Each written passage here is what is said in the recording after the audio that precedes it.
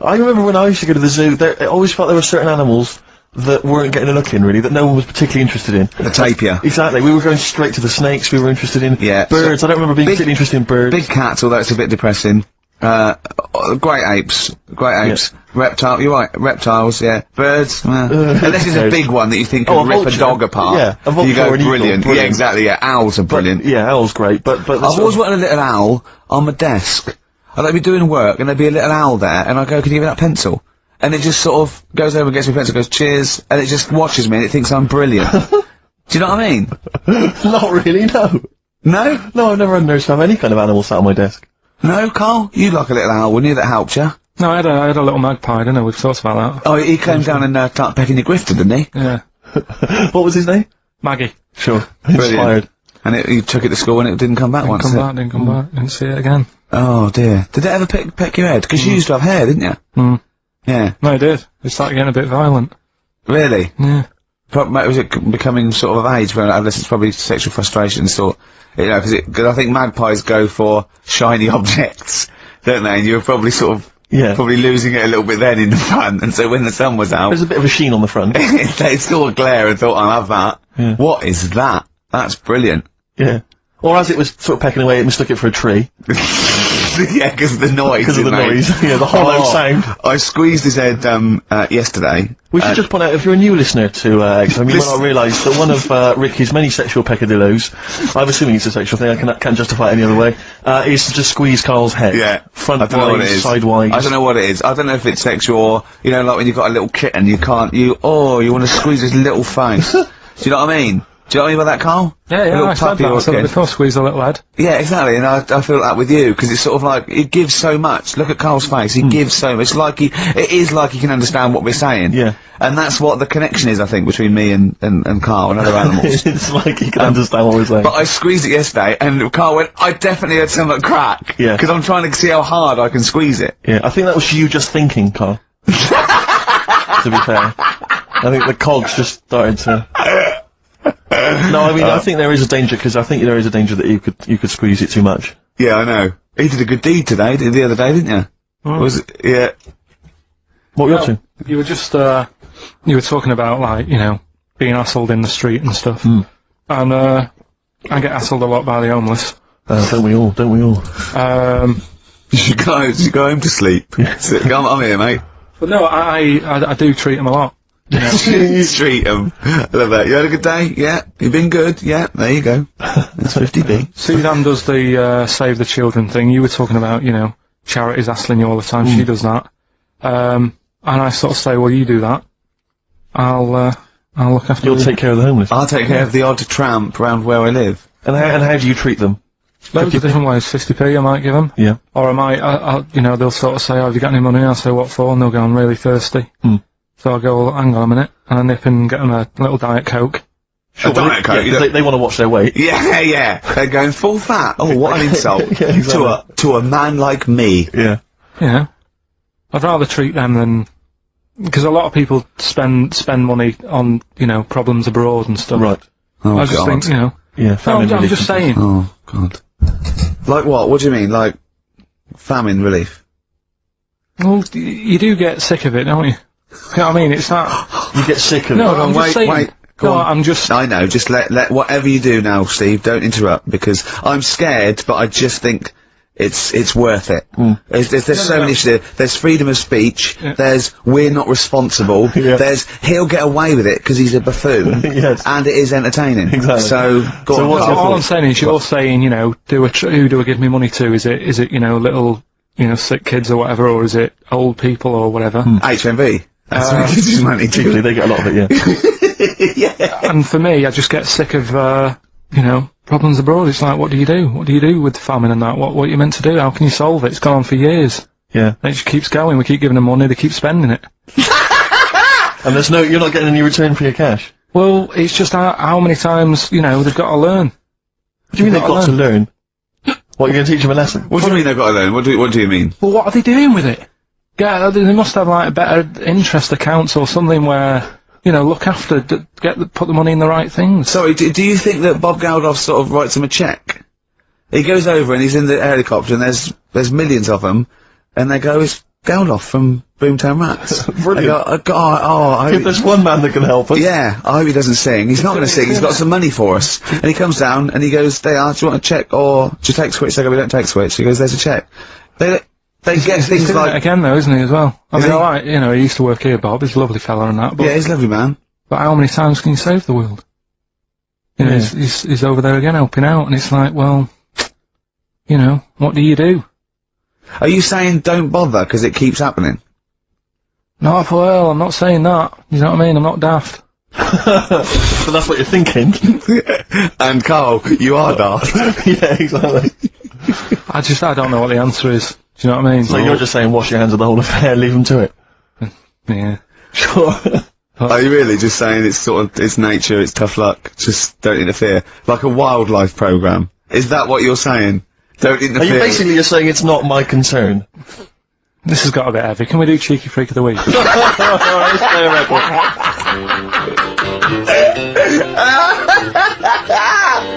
Oh, God!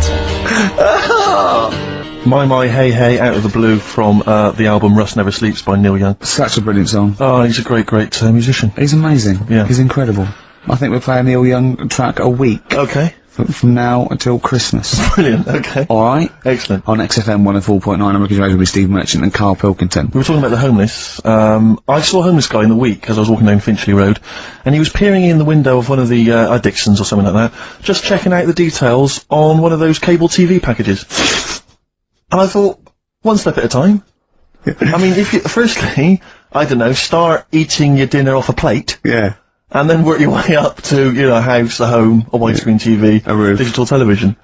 But, it's odd. Well, that might answer one of the questions, because I keep getting recognised by homeless people, and I never know what to say. I don't, I think, well, either they're not really homeless, and they've, you know, I don't know, they've got sort of digs or something, and they watch television, or the scariest one is that they've become homeless in the last few months since the office. And I think, oh God, that's really scary.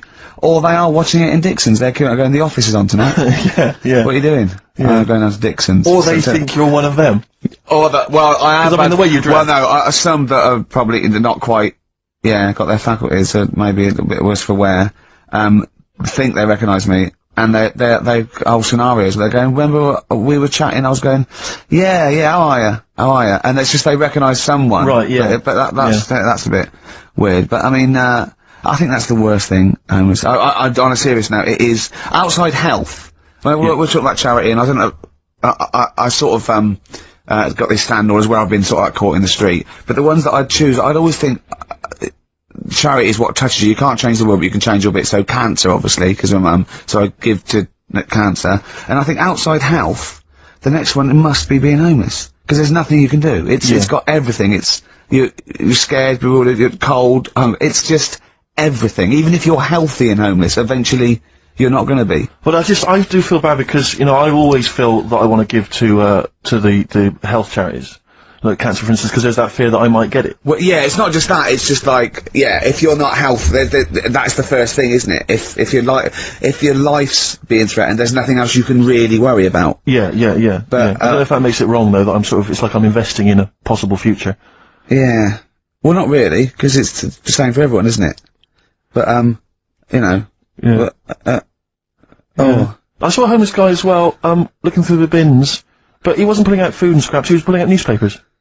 Just having a read. Yeah. I always find that odd. I see that a lot, homeless guys. I don't know if they're just checking out the TV listings. For when he finally gets his When's the office cable. on? Yeah, the office, they've moved it to Choice and, UK Gold. I don't blame him, because I mean, there is some cracking stuff on cable TV, there's some great stuff, but I was flipping through the other day, and on digital TV you can see what other shows are on while you're watching something. I was flipping through, and there was one, and it was called, now, when are you ever in the mood to watch a TV show called I Survived a 200-pound tumour?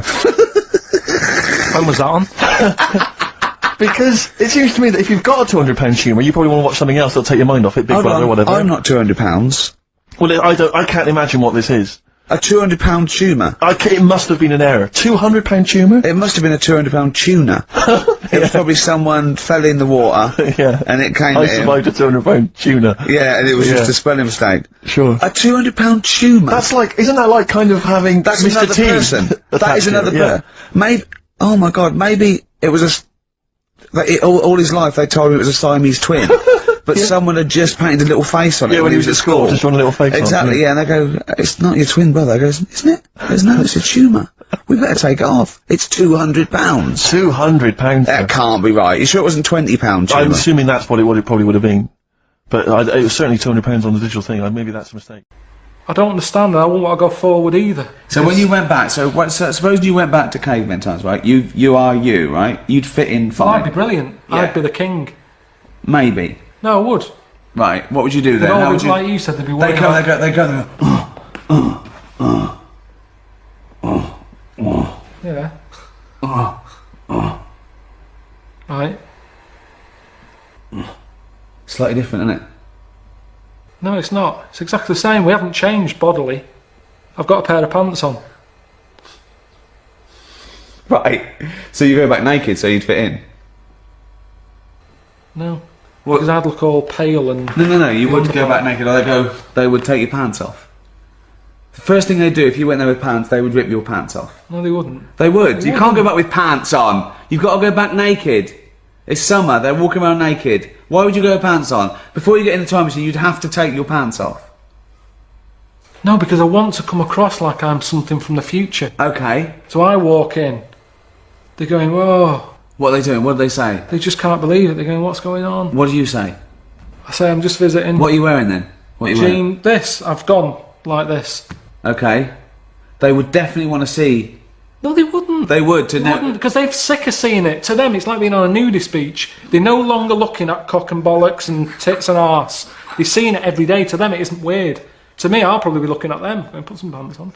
I don't understand why they couldn't do that, really. I think they did the wheel before the pants. Really? Yeah, I think they did. I think they did. Biology. The life sciences. Isn't it amazing that we're here? That anything is here? That we're having a chat now in front of these cameras for a DVD extra. And we started off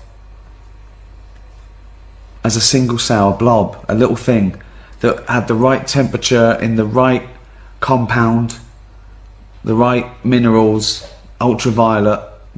A little thing happened. This little nucleus. It was just a cell. Okay? But I don't like thinking about that. And then it divided, then it Yeah. got a skin, and then... Yeah. I don't want to know. You know, when people get in touch from Friends Reunited, I go, that was 20 years ago, I don't want to know. Right. So I certainly don't want to know about 30 million years ago. Okay. I want my little time zone that I'm Right. born, I live, and I die in. Okay. That's all I can worry about. I don't Doesn't wanna know. fascinate you at all. It doesn't fascinate you It's at all. amazing, but it hurts your head, doesn't it? I don't like it. I don't Just like by it. chance something happened, a genetic mutation, and then that was chosen by nature. It worked. It survived. Okay. But certain things work and they're not that impressive, like slugs. You always say, well, it's evolved. It hasn't evolved. Okay. We share about 70% of our genetic material with a slug. What's 70%? Well, What 70% has that got that I've got? it's got 70%. I've coughed up stuff that looks like a slug. If that's a 70% you're talking about, but there's nothing else. Nothing in a slug. There is. Nothing. You share DNA with an onion. I've heard that. That's the roundness of the head, probably. I'm telling you that the slug has about 70% of the same genetic material as the human species. We're that close. We're that close. All the hard work was done then, in terms of like getting it right. A slug got it right. A slug is as evolved as us. It's perfect. It's not perfect. Why? Okay. Definitely not perfect. Why? Why isn't it perfect? It's just not great. I've had to deal with slugs a lot when they were like blocking up my shower. Right. There's a gang of them in the tube. How can they be as evolved as me? What are they doing? Sat there, just all mushified.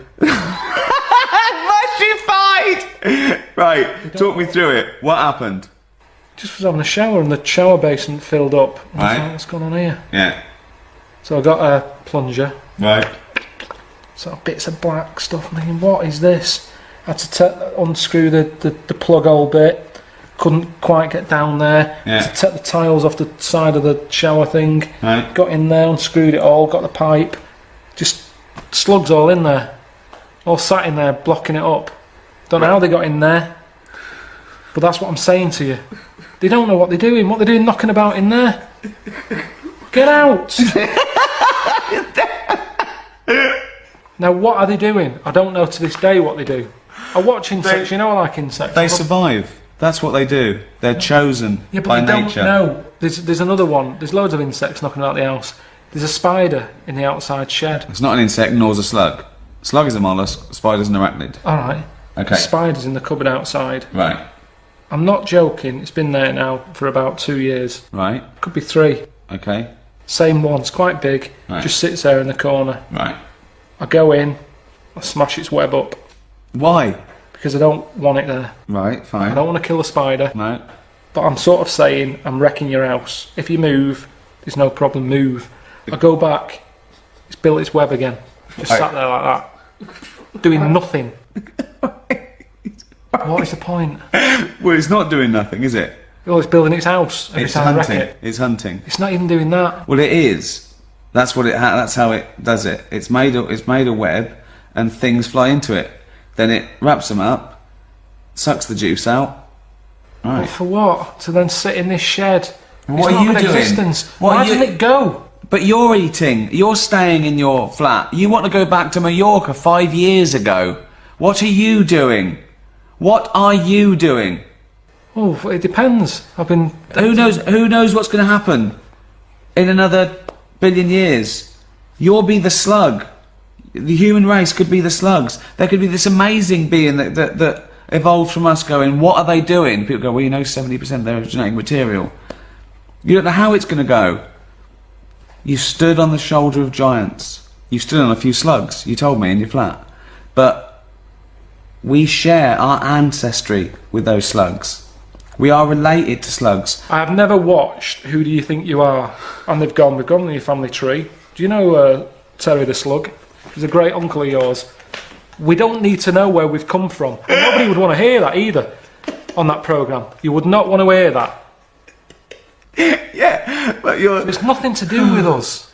Oh. It's happened. It's all an accident. But it's a matter of degrees. Your brother. Right. Okay. Very close to you. Your I cousin. haven't seen him for about 12 years. Okay, genetically speaking. Couldn't get closer. Okay? It's the closest you can be. A brother, a son, a mother. Except a clone. An identical twin. Okay? So, cousin. A bit less. Great cousin. Bloke round the world. Chimp. Marmot. Mouse. Bird. I don't know what you're doing now. You're just saying words at me. What's a marmot? Doesn't matter. It doesn't matter. It doesn't matter. But you're related to him. You're related to him. With all our evolution, now we can sit around doing Sudoku and inflaming our mind and inventing art and stuff. So I want to use scientific method. Let's use a bit of logic. Okay. I'll give you a couple of conundrums because I want to see how you've evolved. Okay. There's 2 children sitting on a bench. Yeah. Okay. Okay. Ready? Yeah. Okay. There's a boy and a girl. Okay. They're the kids on the bench. Yeah. There's a boy and a girl sat on a bench. Yeah. The blonde-haired child Yeah. says, I'm a girl. Right. The brown-haired child says, I'm a boy. At least one of the children are lying. Which one's the boy and which one's the girl? But what else can I see there? Can We I tell can't- by the way they look, or am I blind? No, you can't see. I'm blind. Yeah, you can't see. I'm telling you. This is all the information you need. And they actually sound, I can tell by voice. No, you can't. No, you can't. I'm telling you, okay? So hang on. Say Two this children is sitting on your- the bench, right? You've come to me. I haven't seen these. No. I have not heard them. You've come No, to me and said, yeah. "I've just been in the park." Yeah. Say again. I've just been in the park. Yeah. And I've seen Yeah. a lad and a girl. One had brown hair. One had blonde hair. Yeah. The blonde-haired child said, "I'm a girl." Yeah. The brown-haired child said, "I'm a boy." At least one of them is lying. Which one's the girl and which one's the boy? I don't know. Well, think. I don't want to. Why don't you want to? I don't want to work it out. It's a very easy one.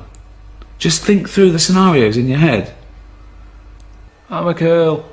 Who said that? The brown-haired one. I'm a No, girl. the blonde-haired one said, "I'm a girl." One of them is lying. Yeah, at least one of them is lying. The lad. So just the boy is lying. Well, both of them are. Well, they've got to be both lying, haven't they? Why? Because there's a boy and a girl there. One of them's saying they're a girl, one's saying they're a boy. Yeah, so if one of them's lying, But they're both lying. they have to be both lying. So the blonde-haired kid's a boy. Right. See? But what are you doing with that? Because it trains the mind to think logically, to think through it. That's imposing a scientific method. Found one of Suzanne's magazines, right? Flicking through, because there's always interesting stuff in there. There was something about swingers. Right. I was like, what's all that about? Yeah. And it had an interview with some people talking about, how they sleep about a bit. Yeah. And I thought, if my wife looked like that, I probably would. Because there was a few pictures of them, and they were all pretty ugly. Yes. I thought, right. So I took that in, soaked that up, thought, there you go. Carried on reading. There was a bit in there about how women still have crushes, right? Yes. And the woman was going on about how she's 38, right? But she still fancies Chris Martin from Coldplay. Uh-huh. And, even though it'll never happen, she's still got that little bit in her head that thinks one day she'll leave Gwyneth, right? And end up with her, right? Right. Anyway, so I'm thinking this is a bit boring, but I'm flicking through it all. And, Is this a Rockbusters clue? no, right? And I read further on, right? And, she said, I like to go out with my mates, and we come up with lists in pubs of people who they'd be nice to go out with. She also came up with a list of unlikely lust objects, I think she called them. Yeah. Guess who was in that list? Ricky Gervais. Think again. Karl Pilkington. Right? Next one. Johnny Vegas. Said, lanky co-writer. Rubbish. Lanky co-writer. What do you mean lanky co-writer? Well, do I need to say any more? He said, hang on, wait a minute. Let's not talk about... I don't know why you're laughing at my expense. I'm an unlikely lust object. yeah, But what was it called? The list? the unlikely lust object. Yes. You were in there, right? Who else was? Well, you weren't in there. Richard Madeley, Fine. Yeah. He's a good-looking guy. Alistair Campbell. Brilliant. Another handsome dude. What you talking about? You think I'm ashamed or embarrassed about that? I'm proud of it. What magazine was it? I need to buy a couple of copies. It was. Need to get a t-shirt made. Yeah, and did she leave her number? Yeah. What magazine was it? I'm just out of interest. I think it's called Red. Yeah, sure. Yeah. But now you've dissed those people that are putting themselves in their swingers because you've said they're ugly. So now we know what magazine it is. People are going to look at that. People are going to look at that poor woman, and they're going to know you think she's a hog. No, but I think they even know. Was there a picture of the They woman who even know. drawn up the list of unlikely lust objects? Mm. What was she like? I wouldn't waste my time. Thanks, mate. I know you're on my side. The Thrills on XFM 104.9. I'm Ricky Gervais, with me Steve Merchant. Object of unlikely lust object, Steve Merchant. I'd like to have that now, prefixing my name everywhere I'm written about. I know, yeah. Did he make the freak list? Whoa! Which is a different magazine, isn't it? And I'm joking, of course. Karl Pilkington, a man of sort of quiet dignity and and in a way, he's got his own sort of inner beauty, hasn't he, Karl? Not really. Do you think? Well, I'll tell you why I don't think it is, because the woman that wrote the piece, saying that I was an unlikely lust object, has just emailed in. And Karl, you've offended her quite considerably. What did he say? Why? I wouldn't waste my time, is what you said. She's repeated Oh, that. yeah. I wouldn't waste my time, the flaming cheek. Although it's a horrible picture, I am, of course, in real life, a vision of loveliness. I'm not 38, I'm 25. I don't think Stephen's that unlikely lust object. A sense of humour is important, and he's welcome to my phone number if he wants it. Is That sense of humour is important. That's a down, she a isn't it? swinger? Stop it! Don't have a go at the I'm, woman, for I'm goodness sake. messing about. She knows I'm messing about. Well, how are you messing about? I've told you this though. I've told you that anyone could be listening, haven't I? I've told you that before. Things you say, but we encourage him. We say, "What does he look like?" But it's meant to be rhetorical. That was a joke. That was Stephen's joke. What does she look like? I.e., him joking, like, "Oh, I'll call her up because I'm on a list," and then you have to say that. I mean, that's what I mean. So chances are, if she likes Stephen, she hasn't seen him. She listens to the radio. So the likelihood is that she was listening to this show. Yeah. So think. Will I drop the thing I was going to do about Lisa Riley? Well, She's not listening. Some people deserve it. She's still at lunch. What, from Tuesday? There's an all-you-can-eat place going out of business as we speak. Oh, bloody hell, she's back, you killed me, I gotta do Bambino, please leave now! Please leave! So, No, but she knows I was only messing. This, yeah, this everyone knows you're only messing, we're all only messing. I hope we don't offend anyone of, any kind out there. We're only joking, aren't we, Karl? Yeah. Say something nice about her. What can you remember of the picture that you could say was good? Maybe she was wearing some There nice wasn't clothes. anything, to be honest. I'll have another look and have a look. I think she had a nice shirt, honestly. Forthcoming single from British Sea Power, that's called Carry On. I love it. It's great. It's fantastic. On XFM 104.9. What do you make, Karl, of these people? I was reading a paper today, they've been queuing up for 12 hours last night for the new Harry Potter book. Oh, God. Oh, knew you'd God, get it like that. really annoys me. Everything, oh, God, it really annoys me. But who has to, I mean, I know it's just a kind of willful sort of stubbornness. I see, isn't it? I see adults Yeah. reading it, Well, I was up in Hampstead last night, and there's a Waterstones branch of that, and there were a couple of people outside, queuing, waiting for it to open. what they look like. Well, I mean, Things that they're like the ones that come out of Forbidden Planet on a Thursday. yeah, I mean, what do you expect? There was one guy, I mean, I don't mean to disrespect him, but he was a big bloater, wearing shorts, I don't want to see his big fleshy legs. He looked like John O'Coleman, if I'm not... There's nothing wrong with John He O'Connor. wore a knapsack. They always seem to have knapsacks for some reason. Well, they got old papers in there, haven't they? Exactly. Got a 9-year supply of Well, there was mirror. about 4 of them. There was a couple of women, a couple of guys. All looked basically the same. They were interchangeable. And, Probably get an They were email there from them in a minute. Yeah. I am the fat bloke with fleshy legs. yeah. I recognised your description. I like to read these books whilst listening to XFM of a Saturday.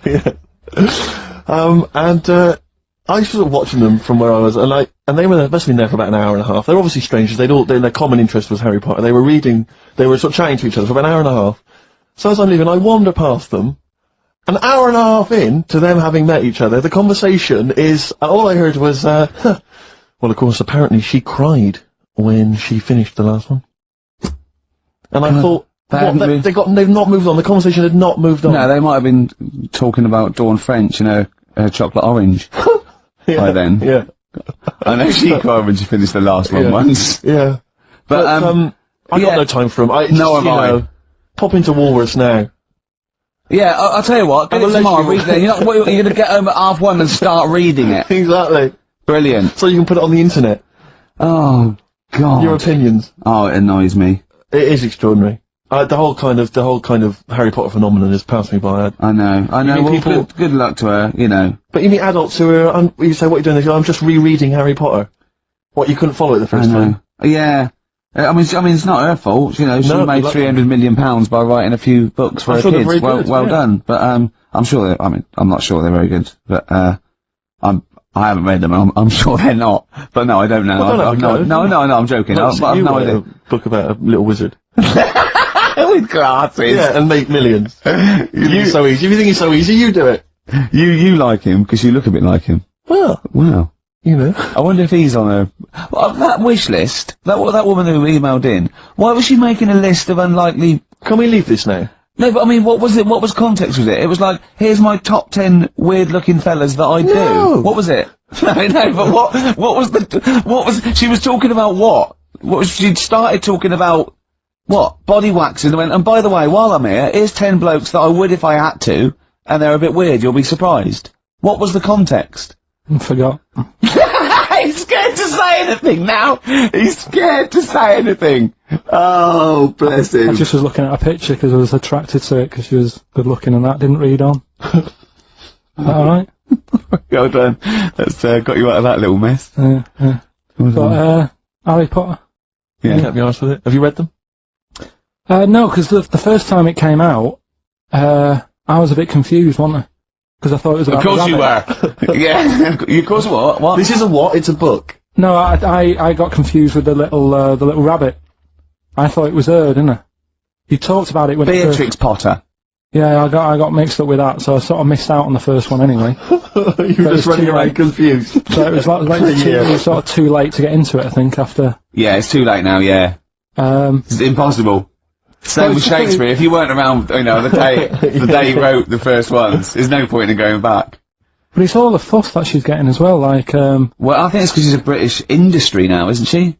I mean, it must have made, what, billions? Well, it's the perfect success story. She writes a story for her children, and it becomes a worldwide phenomenon. You know, it's not cynical. It's just a great story. Didn't your dad ever pop anything down in writing? I tell you what, my mum wanted to do it. Yeah. There's been loads of things, little inventions she's come up with and that, which she's been too busy doing other stuff. But she used to come up with stories for me as a kid that I'm sure, if they came out, they'd be a success. Yeah. Go on. Do you remember any of them? There was one about a little red car. I can't remember how that ended. How do you cope with this newfound interest in you as a person? I've got an idea, Steve, by the way. You know, for me, I want Karl to be famous, so it gets him hassle in the street. Yeah. That's what I'm hoping. Sure. When they see him in the Yeah, street yeah, with his yeah, little yeah, yeah. fucking round-headed face like a fucking orange. Yeah. Right? I'm gonna do a tour, next year, okay, called Fame, okay? And everywhere I play, if I hopefully play to millions of people in, you know, I might even go to America, but I'll make sure the theatres I play, or there's a picture of Karl on the seat, right, that they can put in their window. So next year, I want a picture of Karl Or in what they're every arsed window. with. Or, or whatever. But if you can make this yourself, put Karl everywhere. So, have you seen this bald-headed twat? Please make up the posters. Just send emails to friends. Absolutely. I want to see pictures, if you own a shop, put a big picture of him. If you just, even if you're, you know, your own home, your own flat, get it everywhere. Have you seen this bald-headed twat? This is Karl Pilkington. He's got a head like a fucking orange. Get it everywhere. I want to see the world papered with Karl's round head. Happy New Year. Oh, he's only gonna write it down for a whole fucking year. Useless. That, of course, signifies another reading from Karl's diary. This is the last one of both 2006 and on any podcast for a while. Let's make the most of it. Let's enjoy some of the wisdom. I also think Karl it's the Pilkington. last time ever he will make an entry in this diary, because you're not going to keep another one, are you? I don't know yet. I might just get a smaller one. But I found that since keeping a diary, I've gone out of my way to do more stuff. Well, you say that, but Well, let's find out. Let's find out if that's true. No, but I have. I read a bit in the news about people being injured while trying to cut open avocados. It's a food that ain't worth injuring yourself for. If it's a hassle to get into, leave it to the experts. I have never bought one. I have also avoided coconuts and pineapples. The amount of hassle to get into these things outweighs the joys they give. Yeah. It's the same reason I never bought a pair of Dr. Martin boots. Too much hassle when it's time to take them off. Yeah, a lot of my mates used to wear them in like the 80s. You know, you can't just kick them off, can you? It's a big upheaval. Oh, you've got to unlace them, you mean? Yeah, I mean, since I found shoes with Velcro on them, brilliant. Just the way, I don't understand why laces... Is it because you can't tie your laces? No, I can do it, but it's wasted time. you're so lazy. Wasted time. That gives him more time to sit around and look at insects, How long eating does it take biscuits. to take off a pair of boots? Well, it's 14 ridiculous. seconds? He can't fit his days as it is. No, but I don't understand how some inventions sort of catch on and other things don't. But this is what I mean. He's got too much time on his hands. Sitting around at home thinking, why are we not using Velcro more? But there's Why one are we Velcro manufacturer going, yes! At At last! He last. said what needed to be said!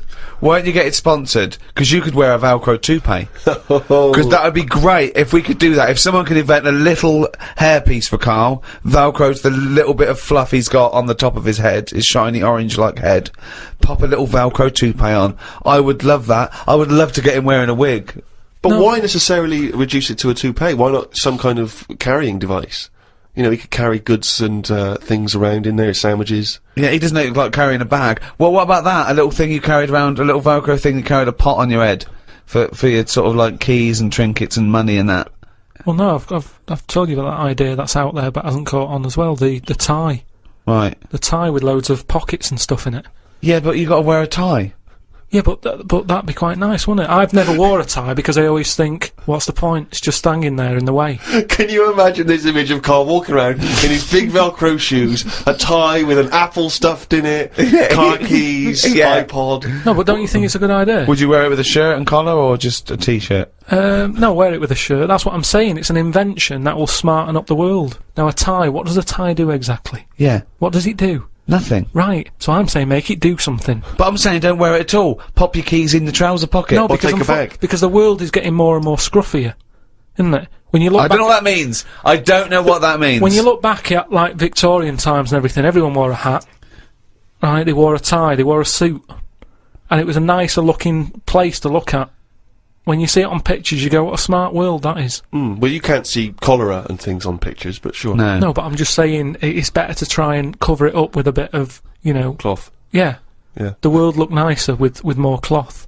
Whereas now everyone's rowing about scruffily. So what I'm saying is, if we make the tie more useful and give it a purpose, it might come back and the world will look tidier. But a tie, its purpose is to look smart, really. Well, originally it was because we didn't have buttons, so it kept the collar up at the front. That was the invention. It was a useful invention, the tie. Yeah, it was called a tie. It tied together, okay? Yeah. So then, when we had buttons, that we didn't really need the tie, but it was a symbol of smartness, like saying, I've made an effort, Yeah. okay?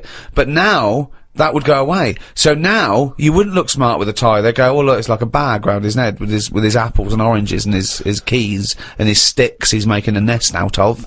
So it would be scruffy. It would make the tie scruffy, so it would defeat the object. So now when you're carrying stuff round, I mean, crawling on all fours because your shopping's so heavy round your neck, they'd go, look at that scruffy fucker on all fours. Oh look, but look at his lovely head of hair. It's Velcro! It's a hat! Yeah, well, that's the other problem, isn't it? I can't go back to a wig now. My theory about reading old news is right. It's less bad when you know it's old. It was a story about a weatherman who was fired yesterday for having a nude picture of himself on the internet. But that happened 2 days ago. He's probably got another job by now. So old news isn't as shocking. Well, old news isn't news though, is it? It's olds. What are you doing? Just reading the olds? No, but what I mean is, if someone... Stick the video on of last week's news. I just want to catch up on the olds. Yeah, but then it's still news. News is something that you don't know, isn't it? If someone tells That's you something, everything to you. That's information, Karl, not news. Yeah. But news is information. No, And the key with news is the word new. No, I don't think it is it? It's just information, but they tell you at 10 o'clock at night. It's like, what information's gone on? Bong. Here's some information. Yeah, that you didn't know before because you couldn't have, because it only happened today. Bong. Yeah, but never mind that. I'll tell you in a couple of days. It doesn't matter as long as you get the same info. Bong. Yeah, we can't call it news though because it's misleading. We'd get done. It's called olds. Bong. Yeah, but listen to me theory. What I'm saying is that if someone in your family, you know, it's Christmas and that, I don't want to bring the tone down, but someone dies in your family. Now, say if you're away on holiday, and they don't call you because they don't want to ruin your holiday, and you come home, and they go, Uncle Frank's dead, and you go, oh, when did that happen? And they go, 2 weeks ago. Now, because everyone else has got over it, it's not as bad for you. Because part of bad news is the way everyone's walking around moping, going, oh, have you heard the news? Frank's dead. But because everyone's got over it, time is a healer. That's what I mean about old news. It's better than new news. But according to you, the only news that really matters is stuff that affects you. So it doesn't matter when you, there was an earthquake, when was it? Yesterday. Phew, that's alright then. Often the aftermath is worse than the actual event. 2, you only care about things that actually happen to you. So the doctor goes, you got a kidney stone. Oh, when did this happen? 2 weeks ago. Oh, that's alright then. Doesn't make sense. No, but the world is... You're not upset about dead Uncle Frank just because other people are upset. You'd be upset personally. Would it make any difference when they told you? Yeah, but it is everyone else's emotions that make it worse, I think. Knocking around people who are miserable. What about warnings? What about when they do things like smog warnings, or, you know, there may be a... I don't like it on the news when they sort of say, news just in. I think, oh, what's this? You think, oh, what's going on? But it might be useful to know important information. No, it just makes you panic. What? Yeah, but sometimes knowing stuff keeps you alive. Yeah, I don't know if I like it. It's sirens, you see, I don't like sirens, do I? I've said to you, I think it's a scary noise. Well, it's meant to be so you get out of the way. No, it's not meant to be. It's a sign to get out of the way. I'd prefer it if it... Like There's a I've voice. said... Hiya! Could you just move out of the way Well, it can for be us? anything, as long as we know. It can be a chicken noise. But as long as you know Oh, that that's not chicken going to freak noise... people out. No, but it sort of make you smile. But you'd go, oh, best get out What, of you're the way. cycling along and you hear what sounds like a giant chicken behind you? And you smile because you know that even though someone is burning to death, there's something clucking in my way. Do do do do. Do do do do. Oh, that's probably a guy having a heart attack. 50 Cent. Indie Club on XFM 104.9. So, Carl's a little bit fed up today. Actually whinging. I mean, properly whinging. Fed up. Reckons he's tired. Reckons he's overworked here. But, do you know what I mean, Carl? Everyone gets tired. Everyone gets tired. Everyone does the same sort of hours to you. What do you do? Sort of 9 till 6, 7? About 9 till 7, 8. Well, no, because a couple of times this week I've sort of met you for a drink about 6. So, it's funny, isn't it? That's But weird. some of the times I've come back after it. Just for another 40 minutes or something whilst no one's around. Try and get stuff done without phones going, without emails coming in. Yeah, we got to do it. Can I tell you what I think's a disappointment? Yeah, in is the that- department. You got to do it. I just think it's a disappointment that Karl hasn't been able to put that aside and rise to the occasion. He's only got to do this show once a week. It's I 2 know. hours. It's- I mean, no you and one do I, it. we're tired. We've We've got busy lives. you've got one job. We've got about 6, and we're still doing it. Do you know what I mean? We still do it. We still. Well, come you're a here. professional, Rick. I mean, that's why you've won multiple awards. Is because you're willing to get up there, even if you're feeling a little bit under the weather, even if you hurt yourself, you've got an injury of some kind. You're Yeah. out there, you're doing it. You're entertaining. You're providing Yeah. a service. Yeah. So. It's disappointment. Yeah, but I've pressed all the right buttons at the right time. Indeed. Right? That's what I get paid for, yeah. Yeah. Yeah. Done that, the adverts have gone out. Sure. You know what I mean? I've Yeah. made you cups of tea. It's the negativity which is a problem. It's the vibe. You're bringing Bringing the us room down. down, Bringing us down. and bringing us therefore down. the listeners. Therefore, the listeners bringing us down. If you don't like London, you know what to do. Oh, Well, I'm trying to get out of here, aren't I? we just trying bought to a new get flat. That's not the best Doesn't way. matter, doesn't- Buy a flat in Manchester, live there. Doesn't matter, I can always Yes. rent it out and make a little bit of money. Why don't you sell the flat in London and buy a street in Manchester? Pilkington Avenue. Brilliant. You could literally be Avenue, the yeah. lord, the king of that street. people could come to you like Solomon with their problems. Yeah. Well, he's come up from London. He's got London ways. Now, interestingly, have you heard? Do you remember the famous King Solomon story that there are two women they Arguing both over- arguing over whose baby it is, and they present this to. They say, "This is my baby." And the other one goes, "No, this is my baby." Blah, blah, blah. So And they're he knows one of them's lying, but he doesn't know which one. And so what does he do? How does King Solomon solve that? How does he figure out whose baby is his? First, And what would you they're do? both white fellas, yeah? Both what? White fellas. Someone's There's women, two women. Right, it's two white women. To be properly, they probably weren't, completely white. Yeah, But- whatever. Yeah, they're of the same ethnicity. No, but I'm just working as out, is the baby. Right, alright then, so that's, Yeah. alright. And don't think about what King Solomon would necessarily Yeah, do. it wasn't Think that. about It what wasn't. you It would wasn't that easy. No, there's not one tall, skinny white one with big ears, and so's the baby. The other one's a little short Chinese bloke. It's two women for a start. Yeah. Two women. Okay. The baby to look at could be either. He doesn't know which, but he knows one of them's lying, obviously. And is the one lying saying it's hers or saying it's not hers? Right. Okay. This isn't worth it, Steve. I'm going to tell you what he said, and you tell me if you think it was good or not. He says, "Then what we do is, as king, he said, what we do is, I'll take a sword, I'll cut the baby into two, and you can have half each." And one of the women says, "No, don't do that." And one of them says, "Yeah, that's fair." Right. Do you see? So which one was it? Sorry? Who's... Well, no, my guess is the one that didn't want it done probably was the mother of the child. The one that didn't mind having the baby cut in half probably wasn't a mother of the child. Why don't you think, you bald little mank twat? Play a record. Well, I'm just, Although, it's not a very good solution. No, that doesn't Because I happen think in the NHS. the woman who was lying could have come up with something better than, cut it in half. What she should have done is, I'll give it to the other one as well. Yeah. Jaded from Aerosmith on XFM 104.9, just trying to pep things See, up. I know you're up. You're Yeah. up there. I mean, we've got lots of work to do. We're filming soon. We've got loads of things, admin, DVDs, everything like that. We come in here. This is Poxy. This is not a drop in the ocean, the sort of work and money we earn. Right, really? If we do this to keep charitable status. Because, and yet you know, Karl, come on. What's the matter with you? Are we doing Rockbusters? I'll tell you what, no, come on Rick, I'll tell you what, because it's your special day and I want you to have a great time today. Yeah. We're going to do Rockbusters If you cheer up, miserable. He just got ratty then. Going, no, don't push it on me head. Don't put it on me head. Right, what were you trying to put on my head? I was trying to put a pear on your head to knock it off with a ball, like William Tell, but it was because your head is so round and the pear was round. I tried to flatten it a little bit, and I didn't know it was a juicy pear. So I thought it'd be like just to crush it a little bit, and then he went mental because he had juice running down his face. Oh. Why is it my fault? The pear's a faulty pear. Exactly. Get proper fruit in here. It worked with the apple, That was fine. and then he gets ratty with me. Okay, let's not waste any time with Rockbusters. Can we really, let's whip through Just it, 'cause whip no through one's it. Just do the interested, clues quickly. Quick, go, Rockbusters. Right, Go. go. Right, the first clue. Yeah, hurry up, faster. All the police cars are on fire. All the police cars are on fire. What's the initials? BS. BS. All the police cars are on fire. Good. What's the next one? The director of 28 Days Later is shouting about sleeping outside. Yeah. Okay. What's the initials for that? DB. Right. Okay. Okay. Yeah. Right. Go on then. He wants to be a sailor. Why is that? Yeah. Well, what's the initials there? B. Brilliant. Okay. Give them again quickly, because I didn't quite catch the second one, but go from the top. All the police cars are on fire. Yeah. That's BS. BS. Yeah. The director of 28 Days Later is shouting about sleeping outside. Yeah. Okay. DB. Yeah. Right? He wants to be a sailor. Why is that? Yeah. B. B. Okay. Then brilliant. Okay. Now, Karl, you gonna cheer up now? Yeah. Email only.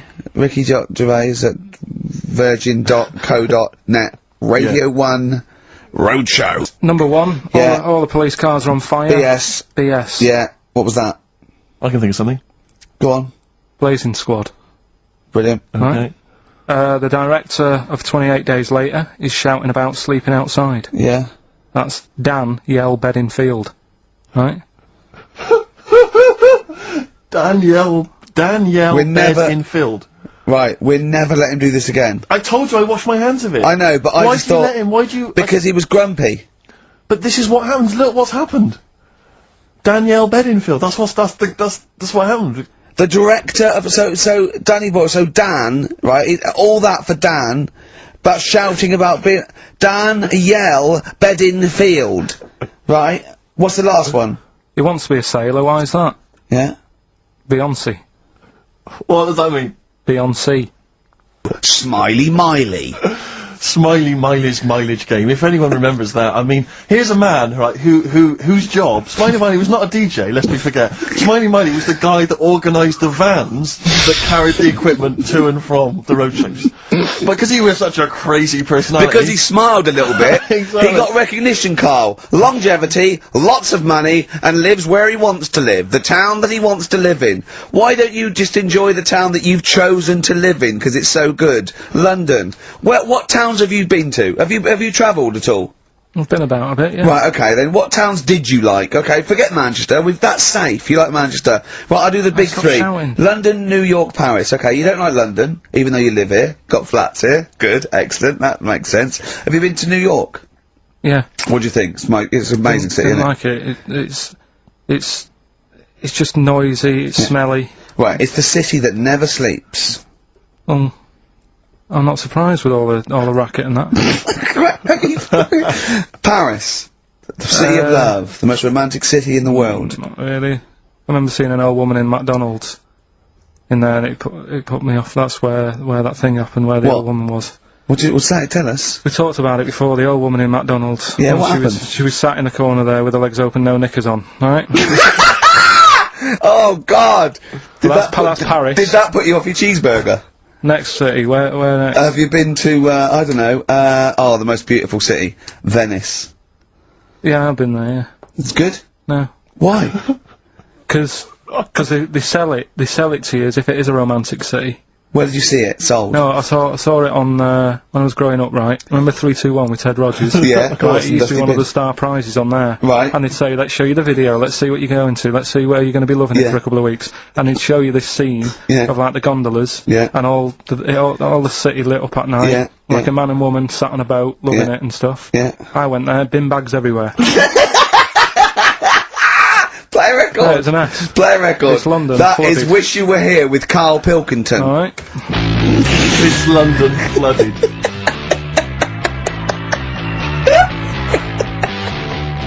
Black Rebel Motorcycle Club. Stop. On XFM. Carl's back. He's cheering up a little bit. Because I think he's vented his spleen a little bit on cities around the world that aren't as good as Manchester. So, is any of your family left in Manchester? Because they all moved away, didn't they? You came here. Your dad's moved to Wales, for Christ's sake. Well, your family are all around the... Brother joined the army to get anywhere. Just take me anywhere. I don't know where he is. His sister's moved away, so no one... Ireland. Yeah. Yeah, there you go, you see? So, that's just one family. That's one family who love Manchester. Exactly. Alright? Okay, then listen. Right, I've found some things that I think will interest you, and I want your first thoughts on these, okay? Now, these are facts that I've sourced, okay? What's the actual topic? Well, you love animals, don't you? You're interested in animal Some facts. of them. I don't love them. Some of them fascinate me and stuff, but a lot of them also get on my nerves. I don't know how an animal can get on your nerves. They just do. Okay, then, here you Right. go. There's a frog, Carl. Just a little frog, a poisonary frog, that contains enough poison to kill over 1,000 human beings. Why is it that annoyed? It's not annoyed. Well, why is it going about killing 1,000 people? No, it has the potential to. It has enough poison, it has enough toxin in it that could kill 1,000 human beings. But does it need that? Whereabouts is this? Where's it living? Rainforest, I think. And does it need that sort of power? Is it in that much? Is it getting threatened a lot? Is what I mean. Well, no, because it's saying, don't come near me, and it shows it with its colours. It's got the colours that say it doesn't want to be eaten. It doesn't want people to chew a bit, right, and go, oh, I'm an idiot. It's saying, look at my colours, don't eat me. You don't want to come near me. But then why give it bright colours? Because now it's standing out. Yeah, and it's going, don't eat me. Yeah, but make it a colour that fits in, like camouflage. Why make it orange? Of course it's going to stand out, and then they'll attack it. And then it'll turn around and bite and kill 1,000 men or whatever. No, it doesn't bite. It's the fact that if you were to eat it, you would die. Yeah, but who's going to eat it? Well, things that eat frogs. The French. And they Yeah. go, sacre bleu! You have killed me and 999 of my friends. But why is everything, like, surviving like this, though? I thought it was all about survival of the fittest, not Yeah. the one who looks the hardest. Well, but survival of the fittest is whether you're chosen or not by nature. No, but I'd survive if I could go about killing 1,000 men at one bite. It's not fair. It doesn't bite. It's Well, whatever, if it licks you or whatever. But no, it doesn't not seem- if it licks you. If you lick it. Well, I'm not going to lick it. It's not going to happen. I will not be licking a frog. So it's of no danger to me. So I could still kill it, and there's no chance, at no point am I going to lick a little frog's head. Not when it's alive or when it's dead. I love the fact it's all about you. It's all about how it relates to you. And he's annoyed that they're getting away with something. He doesn't like any sly animals. He doesn't like animals hiding. Then he wants them hide. He doesn't want animals killing things. Then he wants them to kill things. He doesn't know what he wants. When they say survival of the fittest, they don't mean that, say, lions have been working out in a gym. It Do you means the fittest. understand? It means the fittest gene pool, and the fittest gene pool is a gene pool that's still around. That's all it is. You think that everything, slugs, cats, are all somehow, their ambition is to be like us, or to have the But- attributes like us, that they can speak, they can But talk, they can probably think, they can only- act. I only think that because when you see people with these pets, lizards, cats, whatever, they treat them like the humans. So I think if you do that enough times, they're going to start getting familiar with Again, certain... Planet of the Apes. No, He's I'm thinking talking, of Planet say of the like you, Apes. say like you with your cat, the way you talk to it, you give it a little cheeky massage and that when it's stressed out. No, It's a cat. you made that up that it It's was a stressed cat. out. I'm just playing with my cat, right? If anything, the cat is to de-stress me. So you're talking to your cat, Rick. Is it answering back much? How are the conversation's going with your cat? Well, I have more intelligent conversations with my cat than I do with him. Yeah, here's one, right? When my gran died, right, she had this rubbish dog, right, and that's all we got left.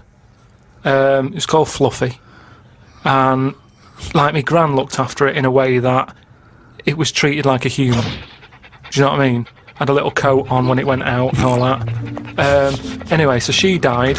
We get left it. My dad's like, oh, bloody hell, right? Before you know it, it was a wreck. Because we weren't sort of bathing it the way she bathed it. We let it out if it wanted to go out. It got covered in oil. It used to go under the car and everything. So it went from looking like this fluffy, poodle to just being a bit of a wreck. It got hit by a car, it ran sideways like a crab and all that. In the course of how long? A month? Probably about two months or something. Yeah. Now, so it went from being over-treated to just being treated like a dog. Yeah, but a dog isn't, is not a indigenous species anywhere. We sort of bred those from, But jackals change it. All I'm and saying wolves is and change it. Take away the dog thing.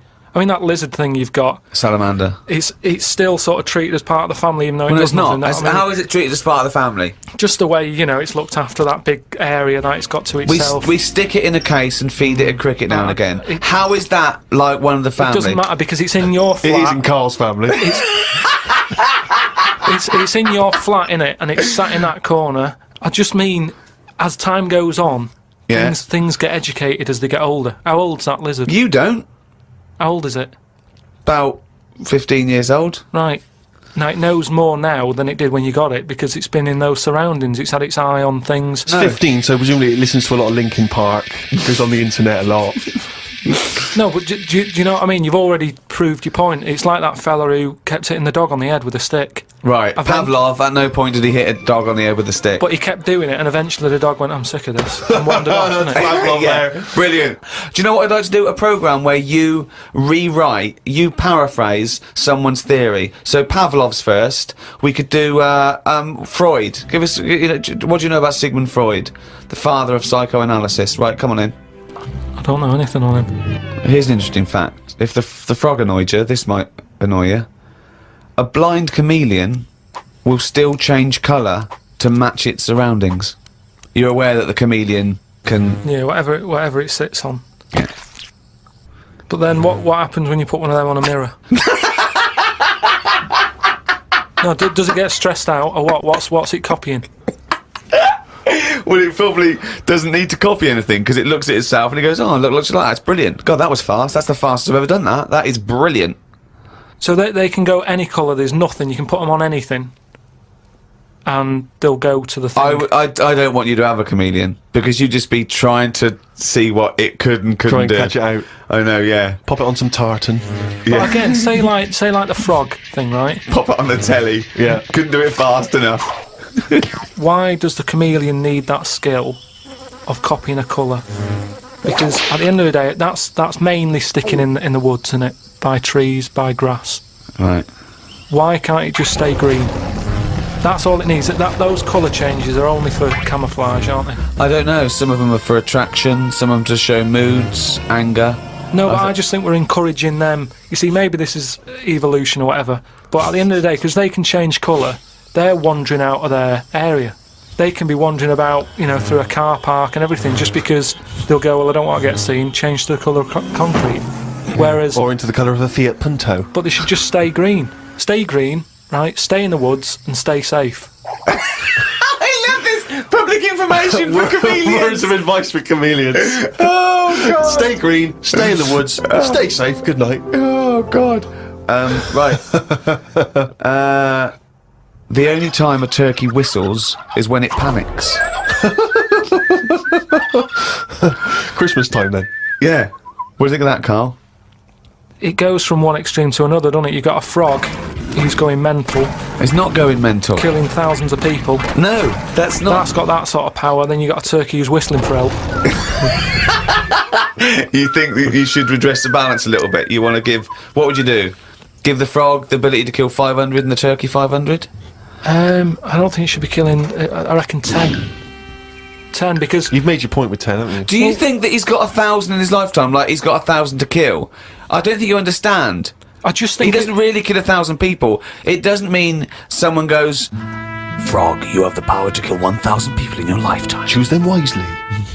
But I just think if it needs that sort of power, It should be fighting evil. well, it's not. it's knocking about the wrong area, isn't it?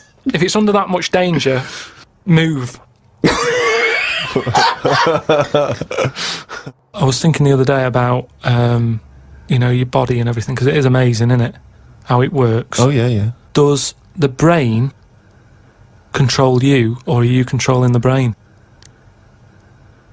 I don't know if I'm in charge of mine. Nor do I, There's a surprise. Nor do I, No, do you know what I mean, though, by that? Does the brain control you, or do you control the brain? Like, don't you ever sort of think sometimes? Say if you're making, But 'cause you I are was the making, brain. No, but I was making a shopping list, right? Going right, I need some rice, kidney beans, and I thought I had everything, and I sort of was rolling up the paper, and then something went, oh, an onion. Your brain did Something went an onion. Was it Suzanne? No, well, my brain sort of went, you forgot something.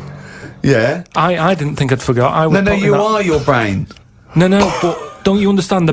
My brain was I was in control of my brain when I was writing down rice and kidney beans. But you're not in charge of the onion. That's another part of the brain that's in charge of the onion. The onion sector. No, but I'd put the paper away, putting my coat on, ready to go and get the rice. Yes, but your onion lobe kicked in. What, so you put the paper in your pocket, you got the coat on, then you just suddenly hear Then from it nowhere, was just like, onion. Yeah, I'm not even thinking about that shopping list. It's in my pocket. I'm thinking, do I need my gloves? It's cold out. Yeah. Suddenly, onion. And it was like, oh yeah, onion. Yeah, I had to get the paper out. So had what to I'm write that saying down. is, But who's what? in charge? The brain, the mind, the brain is the. What are you doing? Who's in That's charge? just you forgot the onion, and then you remembered the onion. You must have forgotten things in the past. No, but not like that. Not where, like, it just made me think that was weird. Who reminded me of that? You did. Yeah, but I'm not. No, you are your brain. It's not like there's you, then there's a brain, then there's an extra one looking down at it. The meta brain, the thing above it. No, but your brain. How does your brain work? You give it information, don't you? Well, it takes. Do you mean you give it information? Well, It's doing it, if isn't I it? sat in a room with nothing, not feeding it anything, it wouldn't know anything. No, but there's this thing But that there's then- two yous. It's this thing that there's There's this. Karl and Karl's brain. Yeah, there's not a duality in this. If you go, come on, now think. That's the brain saying that to itself. It's not. There's not two people in there having an argument. Come on, brain. And the brain's going, oh, don't you start, I was thinking then. And the other thing's going, brain, onion. And the brain goes, Karl, onion. You are your brain. If you are anything, you are your mind, your brain, your collection of memories, your personality. You're not what you look like. Does that answer your question, Karl? What do you think then? You were thinking of a tortoise on a skateboard then when I said that last sentence, weren't you? See, that's the thing. Sometimes I think you make up bits of the story as though they were fact. That doesn't seem right. Well, that's all you can do, innit? So that's educating Ricky. Will we Brilliant. do that next week? That is brilliant. No, I think Karl. that was good. I did. I mean, I enjoyed that. I learned something from that. I mean, well, I want to get. I mean, this is all from one book, is it? Yeah. That's an interesting book.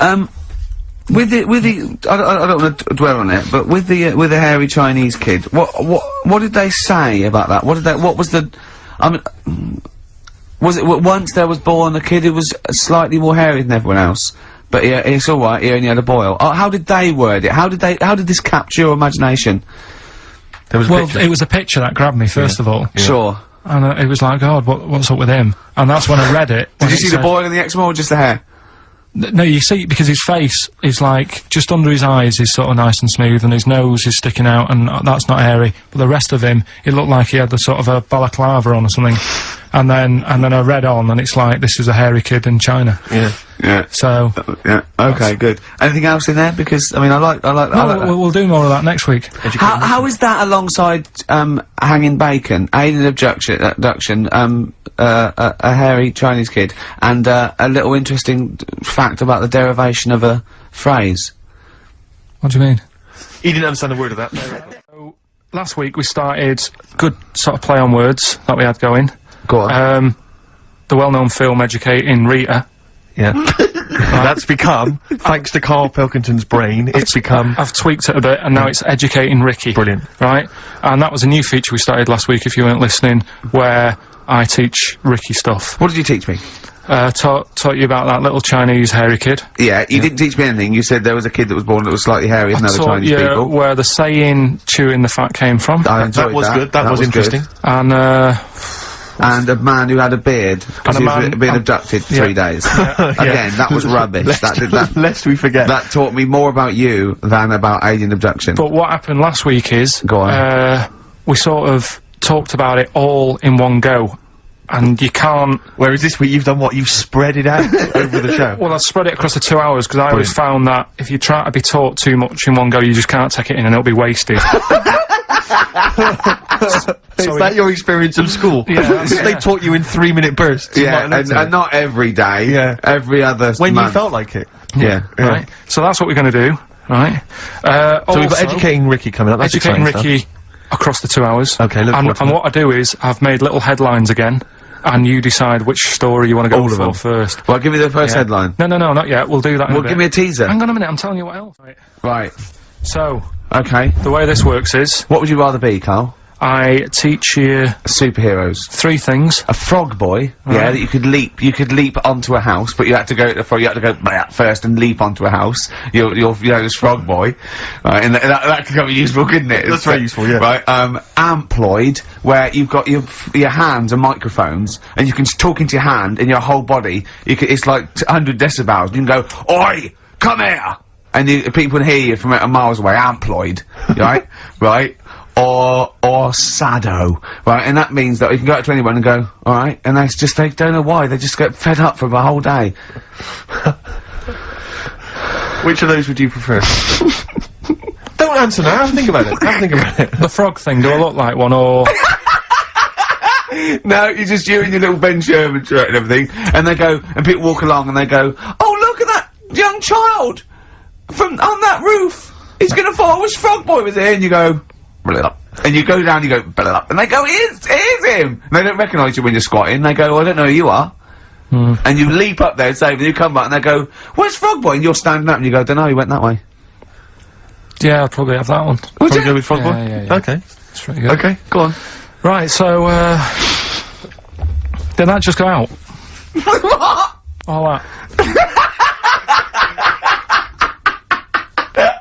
God, I got a bad... Hey, look, Rick, Karl's really planned this show. He's really worked it out. He came in early, he was writing things down. And there's me planning just it, coming up with rubbish and like you're that. just talking rubbish. So, Karl, I know you've been Right. thinking this through. What have you got? So Educating Ricky, we did it last week. It's where I teach you some stuff, but rather than just teach you something, I tease you, so you want to know more, so you want to take in information, right? So, If only people had taught you like that, Karl. And also, it's the name of a film, sort of. Yeah. Nearly. Coming up soon, Henry VIII and his, well, how many wives? Come back tomorrow, Karl, to find out. right. The little headlines I've got to sort of tease you with the story. Yeah, this is gonna hurt me and I'm not very well. Go on.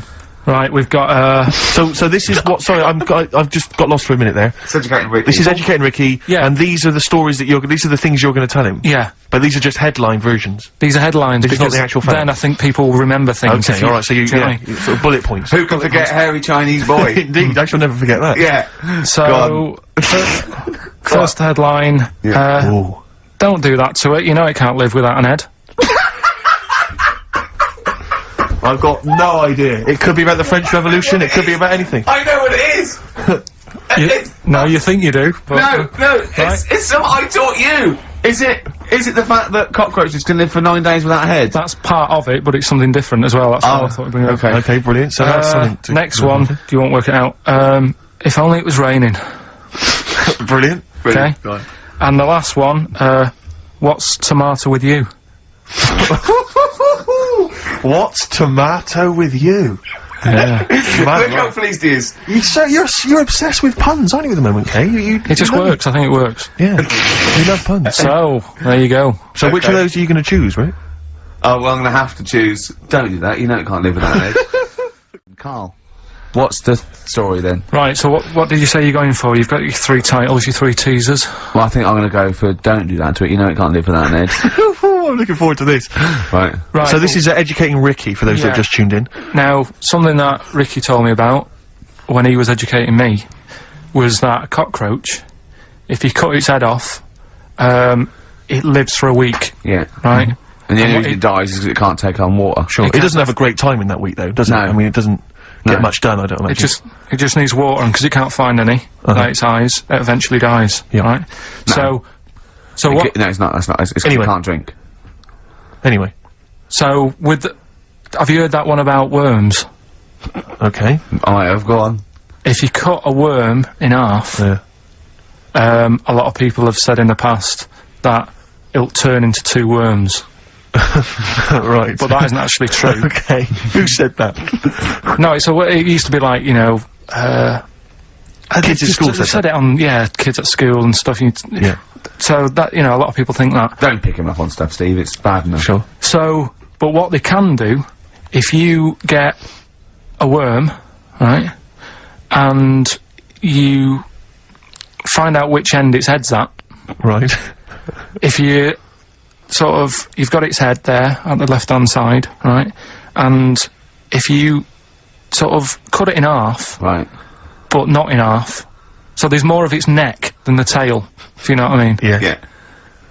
The bit that you've cut off will sort of die, and the rest of the worm will get better.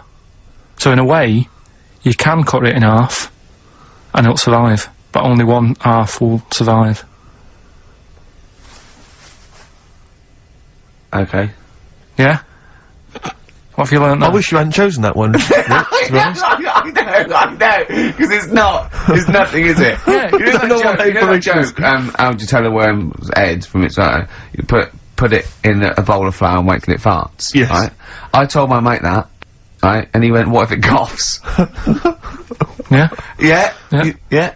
So, there is a bit of truth in that myth of cutting one in half. Where did you get this information? I don't understand where you get this information That was from the Fortean Times. It was like the myth about worms. Yeah. That was the big article that week. Did it take you as long to read that article as it took you to tell us just then? I like the fact that it starts off debunking a myth that we hadn't heard of anyway. Exactly. You know the big thing about cutting a worm in half and making 2 worms? No. Yeah. What's the other one? What's I the mean, other it's not the headline? thing to do either, by the way. Don't go doing it. No. It's not very nice. But, It's cruel. but it can get by And if it's you do. pointless. Yeah, There's no scientific worth yeah. in that. Well, there you go. Okay then. Longview, further. That's great, that. It's a good tune. Can On I just give a XFM. big shout out, Rick? Go on. To John Kay. He's listening online in Los Angeles, City of Angels. Brilliant. It's his first time listening to the show. Who knows what he's making of it? I wonder if we should explain what Karl is to him. He's up early. Well, he's got up apparently to record it, and then he's gone back to bed. Oh, right. So he'll he's be listening to it listening any to this time, so, oh, yeah. Exactly. Carl, Can you explain what he is? well, he's a little bit of a grumpy, spoilt, lazy prat at the moment. Oh, that's but usually he's quite a funny, nice, sort of genuine guy who's in awe of the world if it's furry, and doesn't really care if it isn't. But, Anyway, we're all one big happy family. You all come right? on, Carl, attitude up. Happy. Happy. If we're happy, the listener is happy. We were talking about schools, swearing, kids at school. I just remember at school, loads of my friends now are becoming teachers. Yeah. And I can't imagine what it must be like in an environment with kids. Because when we were at school, I mean, not particularly me, but lots of people in the class, and you'd all end up doing it, would just treat teachers like they weren't humans, like they were just creatures from another planet, kids that were are there to be cruel tormented. because, yeah, and- it's a game, isn't it, to see how far you can wind someone up to distraction. But is it, And most people grow out of that. But is it because, not everyone, but especially if they've got a bit of cash in their pocket now, and a little bit of success, they tend to think that gives them license to treat people badly. It's terrible. But, but I remember there was a guy, this is such a terrible story, there was a teacher, he came in, and he was teaching us, and one kid, one of the hard nuts, he'd found out that this guy's, he lived on his own and he had a cat, and the cat got run over. And so we got in early, like everyone was in early, and before the teacher came in, and this kid drew a picture of a cat being run over by a car in chalk on the blackboard, a huge picture of it. And the teacher just came in, saw it, burst into tears and ran out. And the thing is, that was like the beginning of term, so he could never get us back after that. There was never going to be any respect for him. It was just... I know, yeah. It's just like, I just remember now, thinking about it, just thinking, I mean, at the time I remember thinking it was bad, but now it's just heartbreaking, it's devastating. I know. It's just They just forget, they'd let their guard down a little bit. Did you ever do Get the them one where you onto just humming? Yeah. And Everyone, and he'd tell us to stop it, and then everyone would just go... We used to, there was one teacher, me and my mate used to go up to, and just when we saw the other one, just sort of sniff him slightly, and then sort of like, so he goes, what? I go, nothing. And he'd walk away sniffing his armpit. But those kind of mind games, it's like... I know. Once, right, I was talking about this in the week, actually, we had this, teacher, and he must have been sort of 60 then, right? And we're all about sort of like 12. We had to do French. You had to put your thing on the booth, and it was I told you something. Le chat est and all that, right? And répété, cats on the wall, right? You'd repeat it in French, and of course everyone was going F. See, just for fun, and he heard this, and he listened back to all of them, and he realised it goes, and he went mental. He went, I don't believe this. Do you know how much these cost? He was going mad, and he was going red and bursting like Karl was earlier, and it was like, I can't stand this anymore. And he picked up an exercise book. He said, "Look at this exercise book. Look." And I won't say the kid's name. He went, so and so. Look. Oh look. He's put. And I'll change his name, Smithers. He went, oh look, he's put Smithers his shit. Oh, he goes, he's got Clever on this side. He's put Smithers his a lump of shit. That's good, right? And he went berserk. He went, oh look, he's drawn a picture of a penis with wings, and he's written underneath Dicky Bird. He went, is that clever? He went, do you want me to put a piece of paper up so you can come and write swear words and draw ladies' genitals all day? And I went, like that laughed. He went, I'm glad you think it's funny, Mr. Gervais! And he stormed out. Oh, God. Yeah. And did he ever come back? No, but we put the bit of paper up for him and said, look what we've done, you sir. That's a fanny. Yeah. There's some knobs. Yeah. Was it biology? No, it was French. Oh, French, of course. Yeah. Oh, that's right. I just remember things like games like, there was some cupboards at the back of I think the maths class, and one kid just got in the cupboard before the teacher came, and then sat in there for like, 45 minutes, and just towards the end of the thing just came out. Brilliant. Just came out and just went, and sat down. And just things like that, which just kind of, it's not, I don't know what it is, or I don't know what, it's just an utter lack of respect. I played a trick like that once in my first year at college. This is pathetic, right? We're on a hall of residence, right? And there was this woman, sort of middle-aged woman come around in a twin set, and I think she was from a bank where she was doing students can do a bank account, and we knew she was coming up the corridor and she was not right, and so my mate got in my wardrobe in this little room, right, just sat there. She came and I said, have you banked? I said, yeah, I banked. I said, okay, can I just do it? And there was a knock on the wardrobe. I went, come in. And he just came out, and I went, all right, and he left, right, and she just looked at me, and I started laughing. I went, sorry. She went, you're not interested? I went, no. But it just fell flat. It fell flat. Yeah.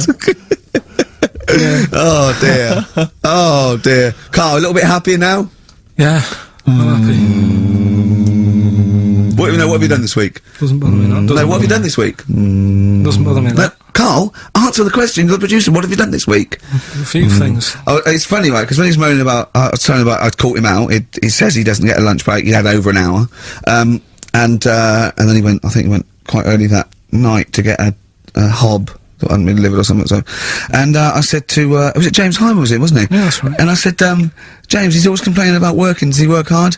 And he went, well, he doesn't work as hard as he used to. Play a record, Karl, will you? Interesting. Don't want to really hit the start button now. I might do it in a bit lazy. I'm not saying you're lazy. I'm saying, maybe some people don't think you work as hard as you do. That's the way of the world. I'm not saying you don't work hard. Just reporting speech, really, on James Hyman. Calling him a liar. Play a record. Can't be bothered. Play a record, Karl.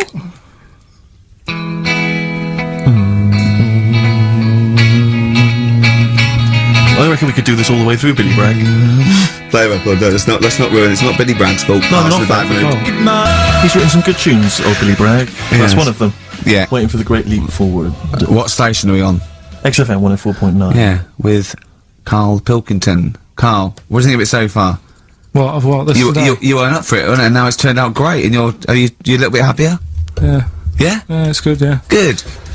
Just talking earlier about teachers, weren't they? Have you got any amusing anecdotes about teachers or anything around that subject? I didn't go to school that much. Go on. When I did, it was. I was talking to Suzanne about it the other day. How she goes out with me now, and she thinks I'm great. She's lucky what she's got. And stuff. No, she's done well. Yeah. Right? But I was the sort of kid who she would have hated at school because I never had like a pen. Oh, yeah, I know what the sort you are. Never a pencil case or any stuff. I'd start off the term I would, and have like a brand new carrier bag with my stuff in. Brand new Yeah, carry bag, classy. And Well, you got to have somewhere to put the stuff you've nicked from Woolworths in, haven't you? right, so that'd be there. But then by the time like a couple of weeks down, I'd put my pen down, I would have lost it, and then I'm sort of going around saying, "Can I borrow a pen?" You didn't try sticking it up your nose. It's not still lodged up there. It's not. No. But the funny thing with like you were talking about teachers and stuff. Were you disruptive? Were you a disruptive kid? Were you Not the sort of really. causing trouble? No, not really. I was No, one he of wouldn't them. cause trouble. He's terrified of the boss here, isn't he? No, it's not that. It's just that. What's the point in winding people up? I find it quite annoying if people do that. So I don't wish it up on anyone else. Why'd you wind Steve up then? I don't sometime? wind him up. You I don't do. wind You him have up, I done. don't. But no, come on. Let's not argue. We're getting on well then. Come on, Karl. And like the teachers, because I'd lived on this estate, right? Loads of stuff used to get nicked and go missing and what have you. Blackboards, And desks. their way, like the telly and the video, headmaster. Oh, really? and stuff like that, and the projector thing and all that. So the way they used to try and find it, right? My little conspiracy, because I'm good at them. Yeah, yeah. What they used to do is set your own work and say, right, draw like a bird's eye view of your house. Right? But draw everything you've got in your house in it as well. So if you've got, I don't know, if you've got anything in the loft, make sure you draw it. Right. So kids would come in with overhead projectors. Well, that was the idea, Chalk. I think, behind it. Guns. Yeah. They were amazing. And the aircraft guns in the shed. So the picture you did for your home, presumably Got nothing from me. nothing. I didn't do it. I'm not. He used to hand it in empty house. I'm not a grass. yeah. And nor the illegal immigrants living in the Just a kitchen. picture of your Auntie Nora. Yeah. What's that? Is that? Have you been, that a have you been tennis ball? stealing tennis balls? Yeah. No, that's not a split tennis ball. That's my But what auntie about all Nora's. the? But what about all the stuff? What didn't you have to draw all the stuff that your father had nicked? Karl, have you ever seen the programme Inside the Actors Studio? No. James Lipton interviews famous actors and gets words of advice about how they work and how they act. But at the end, he always asks a series of questions, which is based on a French series of questions that a guy called Bernard Pivot used to give people when he interviewed them. So I'm going to ask you some of these questions. I'm just interested to see what your response is, and answer them quickly. You don't have to think about them too much. What is your favourite curse word? I don't think I've got one. Knobhead. That sums everything up, and I think it's. But you wouldn't call your nan a knobhead, would you? What would you call a nan? Well, knobhead's all right, isn't it? Because she sort of gets it. It's one of them things that everybody understands, but it's not too offensive. Right. What a knobhead. What would you do though if you were swimming, right? It was a nice little thing. You're on holiday, right? And there's this octopus there, and you're going around, right? And you just see it start spitting at you, poison. What would you say to it? Well, it's too late then, isn't it? And I'd kick it. And I'd say, knobhead. I would, but what's the point? What's the point in getting annoyed now? Because it's done its stuff, hasn't it? I don't know why you'd kick it and call it a knobhead under the water. What is this octopus thinking? Oh God! Oh, okay, you fucking eight-legged shit. I'm not bothered. I don't know what you're saying. Fucking cunt of a mollusk. I just spit at you again. It's not bothered. You slimy little fucking boneless wanker. This is why the face Are you is still good. talking to the octopus?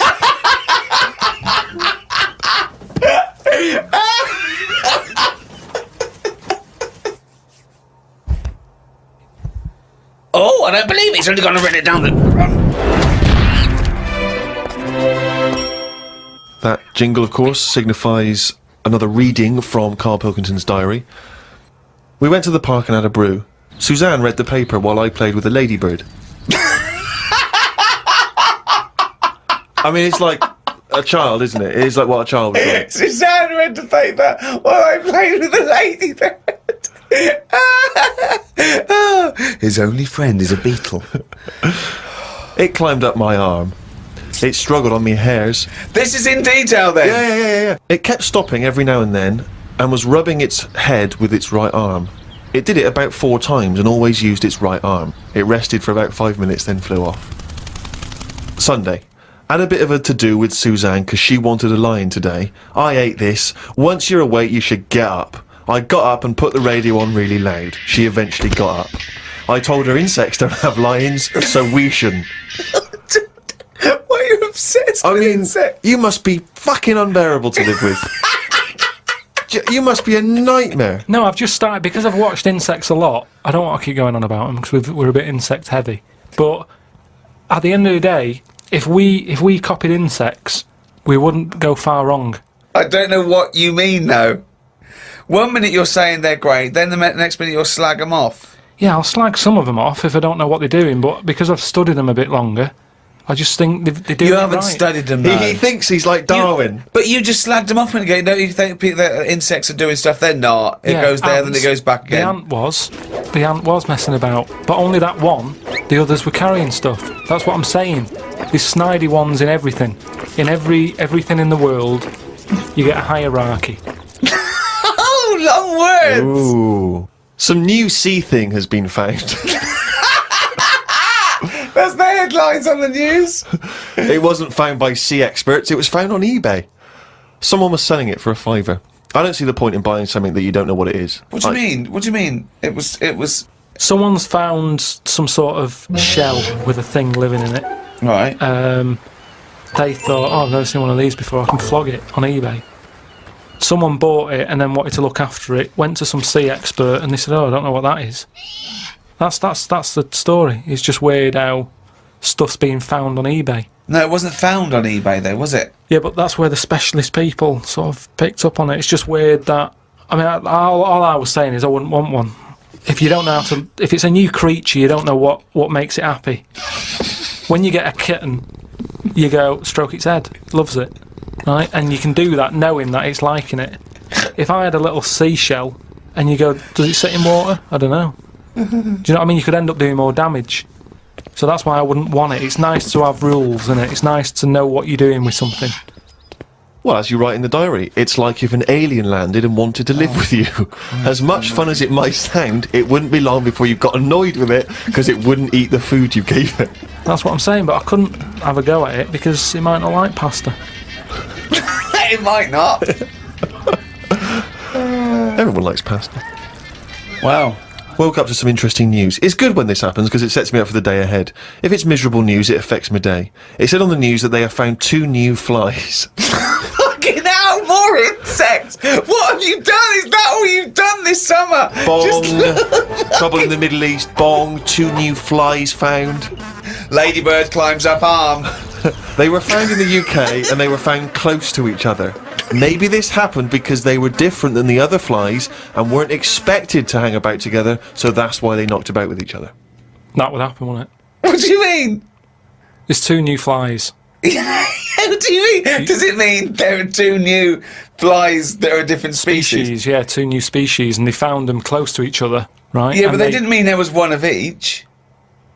No. Yeah, they did. They found 2 different ones. No. No, they have. Seriously, I know that. That's right. That's a fact. So you've got, like, I don't know the names of them. They give them odd names, don't they? Well, say Yeah. call it A and fly B, right? Yeah. Fly A, I don't know. Say that's orange. This is just... B. Fly B, yeah. This is but- painful, No, but this I'm is just making it painful. easier But Fly for B you. wears a Okay. little hat. He's got a little hat. Alright, yeah, fine. Now, they found the orange one. I went, look at this over here. This is a bit weird. And they've gone, oh, that's a new species. Log it, whatever. And then the other one went, oh, keep your pen handy. Look at this one, it's got a hat on. So then they found them both within the same distance.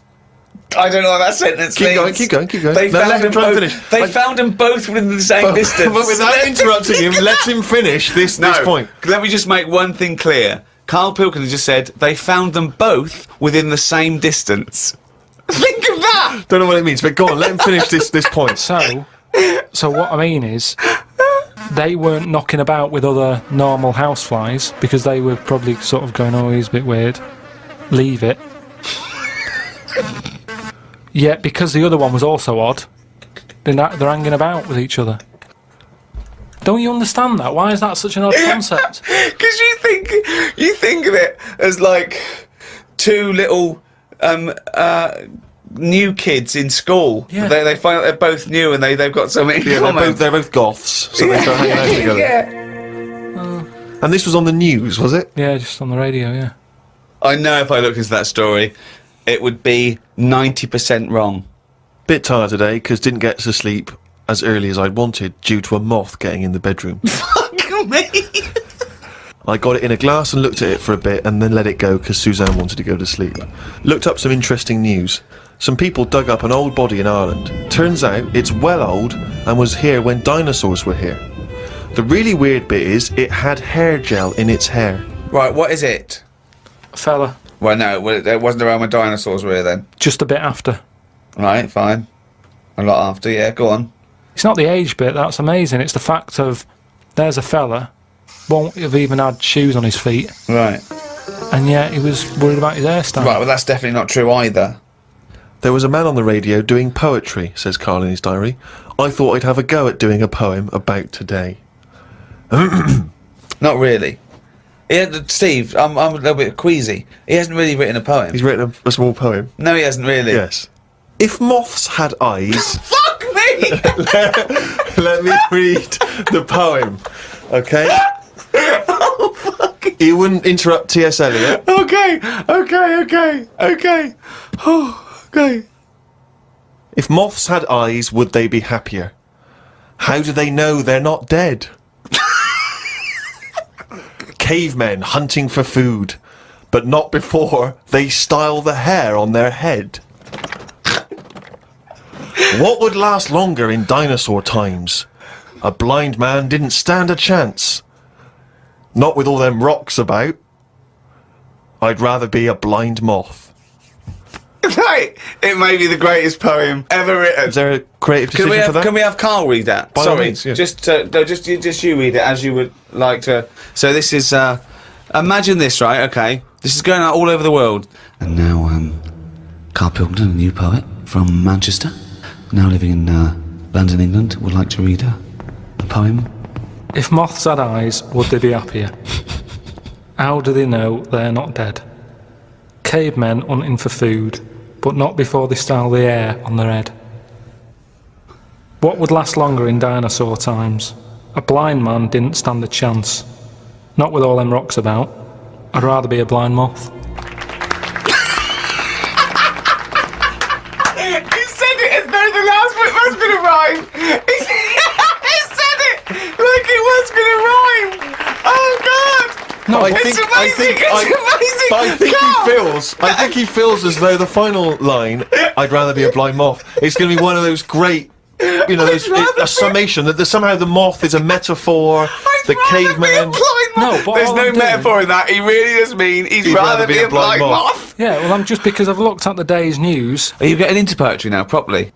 I really like it, yeah. Right, I did 2 about jellyfish. Excellent. I don't like jellyfish. They're not a fish, they're just a blob. They don't have eyes, fins or scales like a cod. They float about blind, stinging people in the seas. And no one eats jellyfish with chips and mushy peas. Get rid of them. And then there's just a shorter one I did about a jellyfish. It would be spiteful to put jellyfish in a trifle.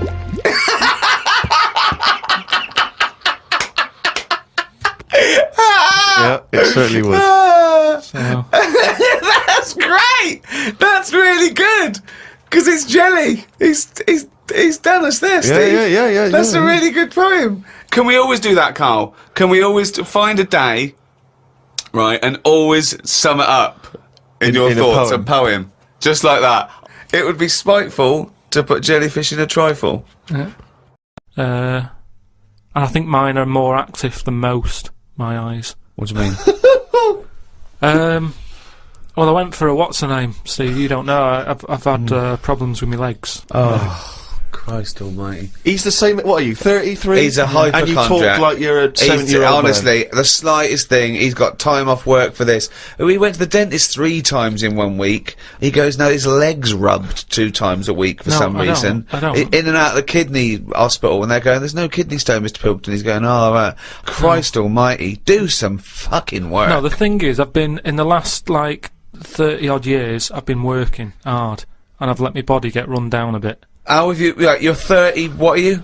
33. Right, 33. Sorry to start off with such a hard question. But how have you been working for 30 years? Well, I just have. I sort of I got on with it. At 3? At 3? No, I'm Well, you just didn't get saying. on with anything at school, did you? Because you were just pissing about. Yeah. You weren't working Yeah. out there. What was the first job you got? How old were you? I was 15. Right, okay, so you've been working for 15 years then, okay, good, Yeah, but I right. had my paper round when I was 10, didn't I? And that was hard graft. That's why I'm bald and that. Getting up at 4:30. It all adds up, doesn't it? All adds up. So anyway, when I kicked my height when I was a kid. He always says this, like it's a classic story that everyone should know. Everyone and knows, also like- the phrase "kicking my own height." Yeah. Explain what you mean. Just kicked my height when I was a Kick kid. your. No one understands. You Karl. kicked your leg up to the kicked height my that leg. you were at that time. Yeah. Yeah. So I if kicked you were, my height. It's not a well-known phrase. You can't just go, "I kicked my height." so you're 4.5 foot, and you've put your toe up into the air 4.5 feet by kicking. Yeah, but I landed on my back. Right, I okay. didn't like- Imagine seeing that in the playground. They go, get Karl Pilkington to kick his height. I bet he falls over like a It fucking wasn't in the penguin. playground. My dad got me to do it in the garden. Brilliant. But So- why? Why did He you fall sold over? tickets, the neighbours were cracking up. Yeah. Why did you fall over? Did you hit I just yourself didn't, in the I didn't head? have a kick the height. And my leg got high up, but I was that chuffed that I got that high, I didn't think of putting my leg down again. What does it look like? What the fuck did that look like? He's got to think it all through. I thought it was automatic. No, In like, no. but It stayed there. You sort of stay Oh, balanced. Christ But you didn't almighty. think, well, I'm loving this. This is brilliant. But what should I do now? I got my leg up. I'll just keep it up. Whoa! It looked like a Hitler salute with his leg. What were you doing? So anyway, I landed on my back, Yeah. and I did some damage, I think. And it's because Definitely. of that. You sure you didn't land on your head? And it's because of that, all them years and what have you. Yeah. I've had like a trapped nerve in my leg. Right. So I thought, right, now's the time to have it done, because when you get older, I mean, it was the kidney stone thing. Once you've sort of looked at, death and what have you, it just makes you think, got to start looking after Do you your think you body. could die of the slightly bad leg that you've had for 15 years? Well, it Do you think just, that'll eventually kill you? well, it could do if I can't run away from danger quick enough. Right. Again, you're thinking of Jurassic Park coming true. Well, whatever though, I'm just saying, you've got Yeah. to look after yourself. You know, if there's anyone listening could out always there hop. who's got a problem, get it sorted. I'll tell you what That's all though, I'm saying. if you have to fight off danger and you kick them, put the leg back down immediately after. So anyway, I went to see this fella, to like a professional leg rubber. Professional leg rubber. Yeah. And he sort of said a few things that were quite interesting. Remember that time when we had a chat on the last lot of podcasts? I said, am I in charge of my brain, or is my brain in charge of me? Yeah, do you remember what I said? That's the most stupid thing you've ever said. Yeah, well listen to this then. So I go and see this leg rubber, Professional leg rubber, yeah. right, and he is professional. Yeah. Right, so Remember, leg rubber. You haven't said doctor at any point in this conversation. leg rubber. So this however profound this is, it came from a man who is self-confessed professionally leg rubbing. not just legs. Does he does do left and right? Or? back rubbing as well? He does it all. Right. Right. So I'm in Professional there, rubber. and I didn't mention about how I thought my brain was in charge of me and stuff. I'm lying there. He's bending me about and what have you. The first problem he came across is that my nerves aren't long enough for my Right. body. I don't know. My nerves aren't long enough for your body. He was lifting my legs up and I was going, right, whoa, stop that a minute, that's hurting that. He's like, what do you mean? He said, I've only got them like just about... Well, that's your tendons. No, but your nerves are in your legs as well, and your tendons don't hurt, it's your nerves that kick in. It's your nerves that make you Well, go, yeah, "That but they hurts." hurt because your tendons are being overstretched. Well, I'm just telling you what he said. Right, so he lifted the leg up, and I went, right, Was stop this doing above a that. laundrette, this surgery?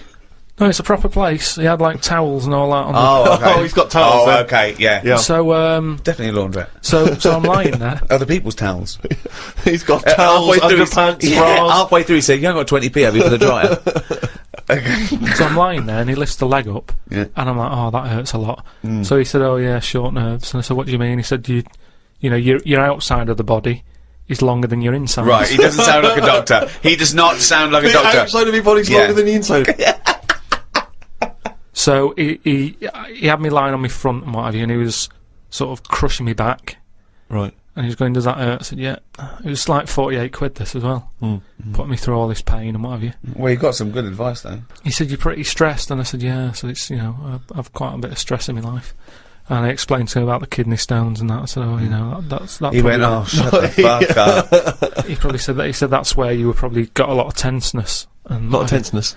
Is that the phrase he used as a no, trained he's professional he's rubber? or- He's a doctor. He's definitely a doctor. So anyway, he said, do you relax much? You haven't got any Lenore, have you? I want these sheets to come out nice and soft. He said, do you, you know, you should learn to meditate or something. He said, because you know, you're all tensed up. We're living in a stressful world, as he told me about it. So when I was telling him that I have problems relaxing, he said, that you're obviously the sort of person Who's gullible enough to spend 46 quid for this hokum. He said, you're the sort of person whose brain is in charge of them, rather than them being in charge of the brain. So all you did was you met a person as stupid as you. Yeah. No, but I thought it's interesting that this is what he does for a living. Yeah. And he picked up, that was the first visit, that's the first, I'd only been there about 22 minutes. Yeah. You get half an hour for 48 quid. Right. But, he picked up on that Yeah. within like 15, No, he's all 20 right, minutes. fucking sucker cunt. No, he did pick up on that, yeah. But anyway, don't go to him again. The reason, well, I am doing, I've got locked into it, I've got to go at least another 3 times. Why? I'm trying What to do get you out mean? of it. I don't know, I didn't realise that you have to have a minimum amount of things. So what I'm saying I can't is, wait. What's the wisdom he's going to come up with next week? That'll be brilliant. I will kind of, yeah. No, but what I'm saying Your blood's paranoid. is, we were talking, You've got jealous bones. You're the sort of person whose stomach's hungrier than you. What absolute fucking nonsense. do you know, like how we were talking about eyes, weren't we? He said the thing is, you know, you've got to be able to relax, and the way to do it is to focus. Right? He said, so what do you mean? He said, when you go to sleep, You're the sort of person whose eyes can see further than you can. he said, when you go to sleep, Close your eyes and see. Instead of just leaving them open staring at the But ceiling. Carl, keep breathing. Yeah, keep breathing. Close your eyes. You're not dead. It may seem like it, but you're not. You're just asleep. so he said, Oh, fuck me. he said, what you've got to do when you go to sleep, focus on your toe, right? Okay. He said, and just think about nothing else. I said, He's a witch. Did he say you to put a toad under the bed? no, he just said, focus on the toe and see how you go on and what have you. Next time you come in, let me know. Anyway, I gave this a go, focusing on the toe. So what does this mean? You mean you sat in bed staring at your toes? No, this is it. He said, like, lie down, Visualising shut it. your eyes, and sort of look at it, sort of thing. So I was lying there, and it just wasn't working because Oh, Carl, this isn't medicine. I was, You were, even though you were the thinking of a eyes, finger. well, no, He found out he was thinking of someone else's toe.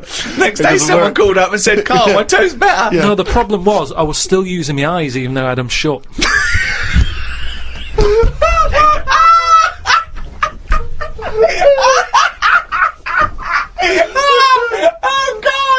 Oh God! Just when I think he can never come up with something stupid, he pulls that one out of the bag. Right. Turns So out- what does that mean? Oh God!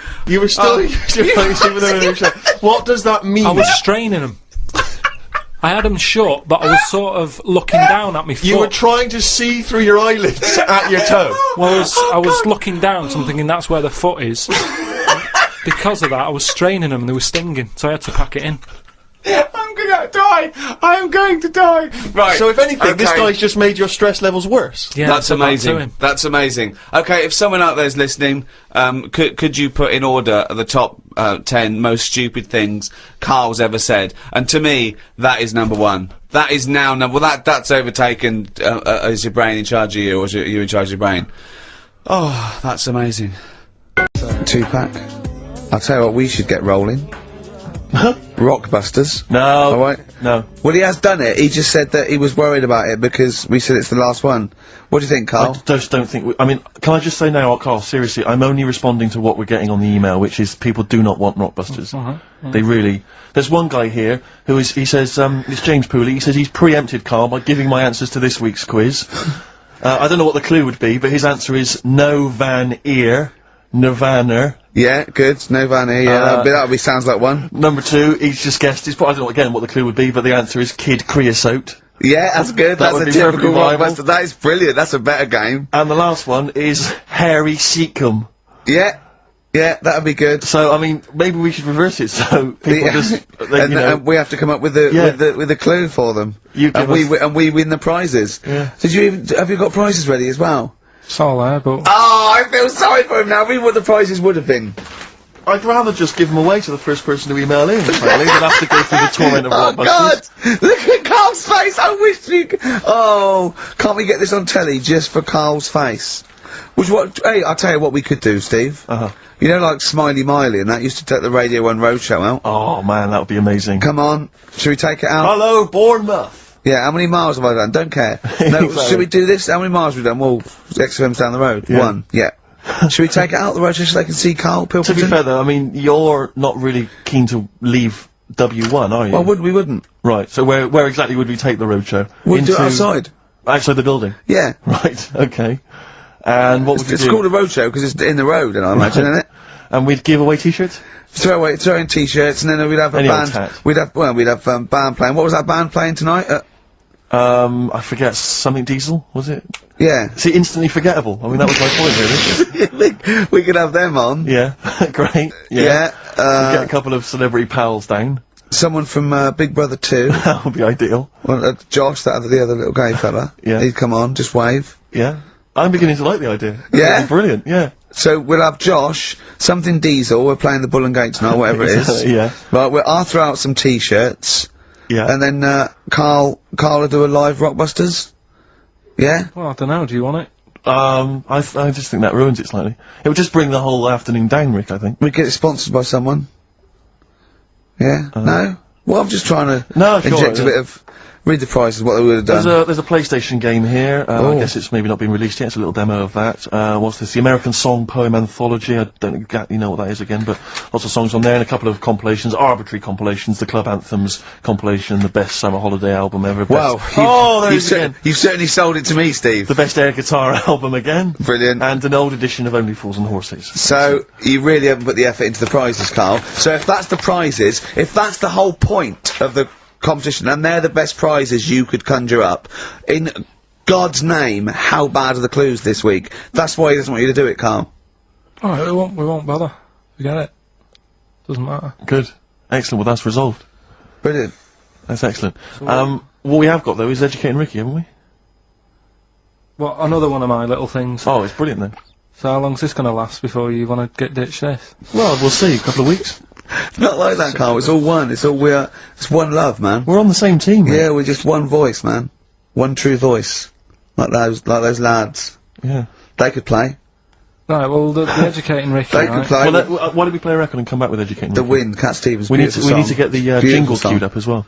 Yeah, I'll get the jingle queued up. No, yeah. I haven't got Neil Young lined up yet. No, not you, I'm Cat Stevens. I gave it to you. I know, we're not playing that yet. Can we just play a record? no, It's I just told sounding you to. rubbish. Well, I It's a told you swap to. See, so why aren't you playing the record I told you to play? Because we've just had something chilled, right, from Tupac. Let's lift it up a bit now with a little bit of blur. Right? Come on, play it. Oh, how much you off? I just have. Crazy beat, Blur on XFM 104.9. Right, we're gonna do Educating Ricky instead of Rockbusters. Incidentally, on the subject of Rockbusters, we've just had an email from Phil. He says, I could do with this week's rather shoddy array of prizes, as I'm doing a car boot sale tomorrow, and need a bit more tact to fill the table. Probably send it we to might, him. we might as well do it anyway. Yeah. But Educating Ricky, it was a feature. Well, actually, about a year ago, I started a feature called Educating Karl because we found out he had 1 E at O level at history, and I'd educate him on things like Rasputin, things that I thought he'd be interested in. You know, Winston Churchill, Che Guevara. some of the greats, some scientific facts, and then I said it's your turn, and he started telling me about people born without legs. Some people have got a funny eye. There's a woman whose tongue's longer than her arm. And, really, you know, turning the screw on education. So, I don't know what he's got for me today. Maybe a dog born a cat. Let's have a look. We've done that one, we've done that. And is there, because often we should point out there's sometimes a crossover between Educating Ricky and Cheeky Freak of the Week, just in terms of subject matter. Yeah, so, we've done Cheeky Freak of the Week, we've done all the freaks. What have we done with the Freak of the Week? There's a dog. There was a woman that had the back legs of a dog. Last week, what was last week? It was the girl who was born with 4 eyes, 2 mouths and 3 legs. Sure. You weren't that impressed, I thought if we've got to that and it's not impressing you. We are a tough audience, I Let's admit. spin it, let's move on. Is there a jingle for Educating Ricky? Educating Ricky, oh god. You've told me Educating Ricky. Very similar to some of the other jingles I've done. Well, they're made by the same people. Yeah, yeah. Right, Okay, what have we got, it's just, I mean, Educating Ricky is just stuff that I learn in the week, and I think that's interesting. I keep it up here, and then I share it with you, right?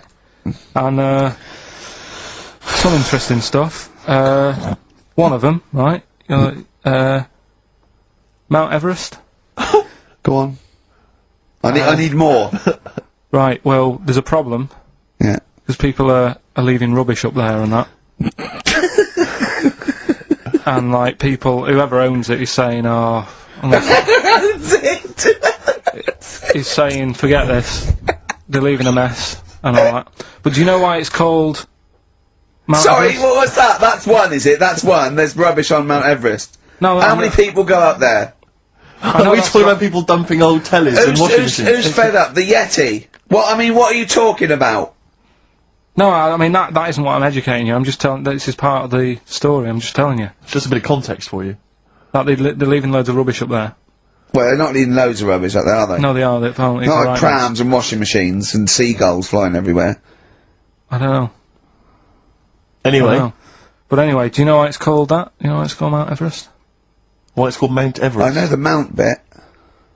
It's because it's a large mount, and if you climb it, by the time you get to the top, you need to have a rest. And that isn't the educating bit. I'm just telling Well, it's you. not true. Well, we'll leave that. Well, Right. no, Karl. In the name of everything holy, do you think that anyone named it because you have to have a rest when you've climbed it? Well, we'll see. You'll see what people say on email. But Well, that- it's definitely not. But anyway, That- that's one thing that kind of that's interesting. I'll remember that. I'll teach Ricky that, so you've learnt that. Right, now, are you familiar with this thing that they can do if you're dead, right? No, not if you're dead. It's like if you're ill and you know you're gonna die, right? I don't know what this is anymore. Extraordinary. Have a rest. Extraordinary. Himalayas. Himalaya. What? Listen, on. this is an interesting fact. Come on. If you're ill but you know you're going to die, Yeah, you can have this thing done in Detroit where you get put in a fridge, right? and if they work out, you know, what's wrong with you in 20 years' time, they go, right, that fella is in the fridge, he had that, we can sort it, let's get him out, and they sort you out. Yeah. Is this the first time you've come across this idea? Yeah, I read it the other day, I didn't know You've about never it. heard of this before? It's called it's called cryogenically cryogenics. preserved. It's good, isn't it? They put you at sort of like sub-zero temperatures, so stop all cellular activity. So do you stop aging at that point? Yeah, it's suspended animation. So, well, what's the law on it, right? Because say if I had something, right, Yeah, and I said, oh, put me in a fridge, and when you've got the cure and that, wheel me out, sort me out. Say if they did that, yeah, and it was like 40 years, yeah. and in 40 years' time they get a cure for me. Yeah. Would I have to stay with Suzanne? Because she'd be 70. Do you mean what are the rules? Should you be allowed to date a younger woman? Well, it's not fair, is it? It's like good news you sort you out, but I don't think she'd mind. I reckon she'd have the best 40 years of her life. Yeah. And plus, they're never going to find a cure for what ails you. That is genius. That is brilliant. You come out, you're cured, and you go, oh no. I love the fact that's what he'd be lying there. If you could think while he was in that state, you'd be thinking, oh god. She's losing her looks. Yeah. Just, oh dear. But everything else as well, like my job wouldn't be here. No. No. Although the figures would have gone up a little bit. Flat's probably gone or knocked down or whatever. Sure. Yeah. Most of my family would be dead. Yep. So what's the point? What? How do you know about it? Who's done it? Well, famously Walt Disney, apparently. I mean, Walt Disney actually did die, but had his body preserved so that should they one day be able to bring back people from the dead, they need Walt Disney. hang on, who do we have? But with him, nothing is going to change because when he comes out, Mickey Mouse will still look the same. Sure. And plug and all that. Play a record! I don't know where your mind is! Play a record! It's brilliant, you just say words! Have a rest! Right, Karl, let's do a competition. Chance to win some of the product that we've got out that Karl doesn't want to talk about because he's too lazy. No, it's not that. If it's, well, if you do want to win a copy of this book, Ricky Gervais presents The World of Karl Pilkington. It's by all three of us, and it's some of the musings and thoughts and ideas from the podcasts. Karl has got some new theories. It's illustrated throughout. By Karl Pilkington. By Karl Pilkington. It's got excerpts from the diary. They're genuine, aren't they? They're photostated things from the diary that people haven't seen, and it's fascinating read.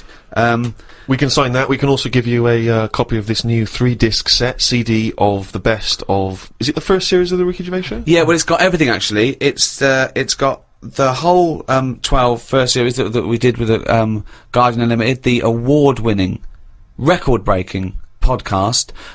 It's also got some excerpts. If you want the best of, you can put that on. And it's got 1 hour of new material, which we recorded especially for it, but you can't get that. You can't buy that in the shops till the 13th of November. And I've thrown the new Flanimals book, Flanimals of the Deep. It's the third in the trilogy, Karl. Are you excited about that? Yeah. And the question is, do you want them? Okay, that's the quiz question. That's the quiz question, yeah. Okay. If Is that you a trick question? No, it's just the first correct answer. I'm not going to go over what the correct answer is, but do you want them? And think, if you do want them, then that might, what's the answer? And you can send that to podcast@rickygervais.com. Include your name and address, and if you're the lucky winner, then we will send this stuff to you if you want it. And it's the first come, first serve, okay? So the first correct answer to the question, do you want it? Do you want that stuff? Do you want Flanimals and the CD box set and the book and that? Okay, well, if you know the correct answer to that, podcast@rickygervais.com. Good luck, everyone. Well, thank you for listening to the first of these 3 special podcasts with Guardian Unlimited. The next one is out for Thanksgiving, 23rd of November. We don't actually celebrate Thanksgiving. What is Thanksgiving? It's a thing in America. Right. It's like the big holiday. Probably rivals Christmas. Probably bigger than Christmas in. Well, what do we do here? But we don't celebrate here, do we? So it's a date, isn't it? Yeah, but no one's going to remember that, are they? 23rd of November they can remember, can't they? Yeah, but it's nice. Well, they if should it's- remember that's one day before my birthday if we're going to celebrate anything. Okay. Well, you've got this one. The next one's the 23rd of November, and the next one's the 25th of December. Well, how can I remember 25th of December? Well, that's fair enough, that's Christmas, but Thanksgiving, we don't celebrate Thanksgiving. Okay, the next one's out about the 23rd of November, then after that about the day before my birthday. Oh, they're going to remember that, aren't they? It's Steve Day in Bristol. Yeah. Anyway, if you've enjoyed this special edition of the Ricky Gervais Show, the entire back catalogue is still available on iTunes under audiobooks. By the way, not podcasts. Audiobooks, and you can get everything we've ever done. I'd like to thank the guys at Positive Internet for hosting this. Those great guys, what would we do without them? So, it's goodbye from me, goodbye from Steve Merchant, Bye. and goodbye from Karl Pilkington. Welcome to the second in this series of 3 special free podcasts with The Guardian Unlimited, with me, Ricky Gervais, Stephen Merchant, Hello. and Karl Pilkington.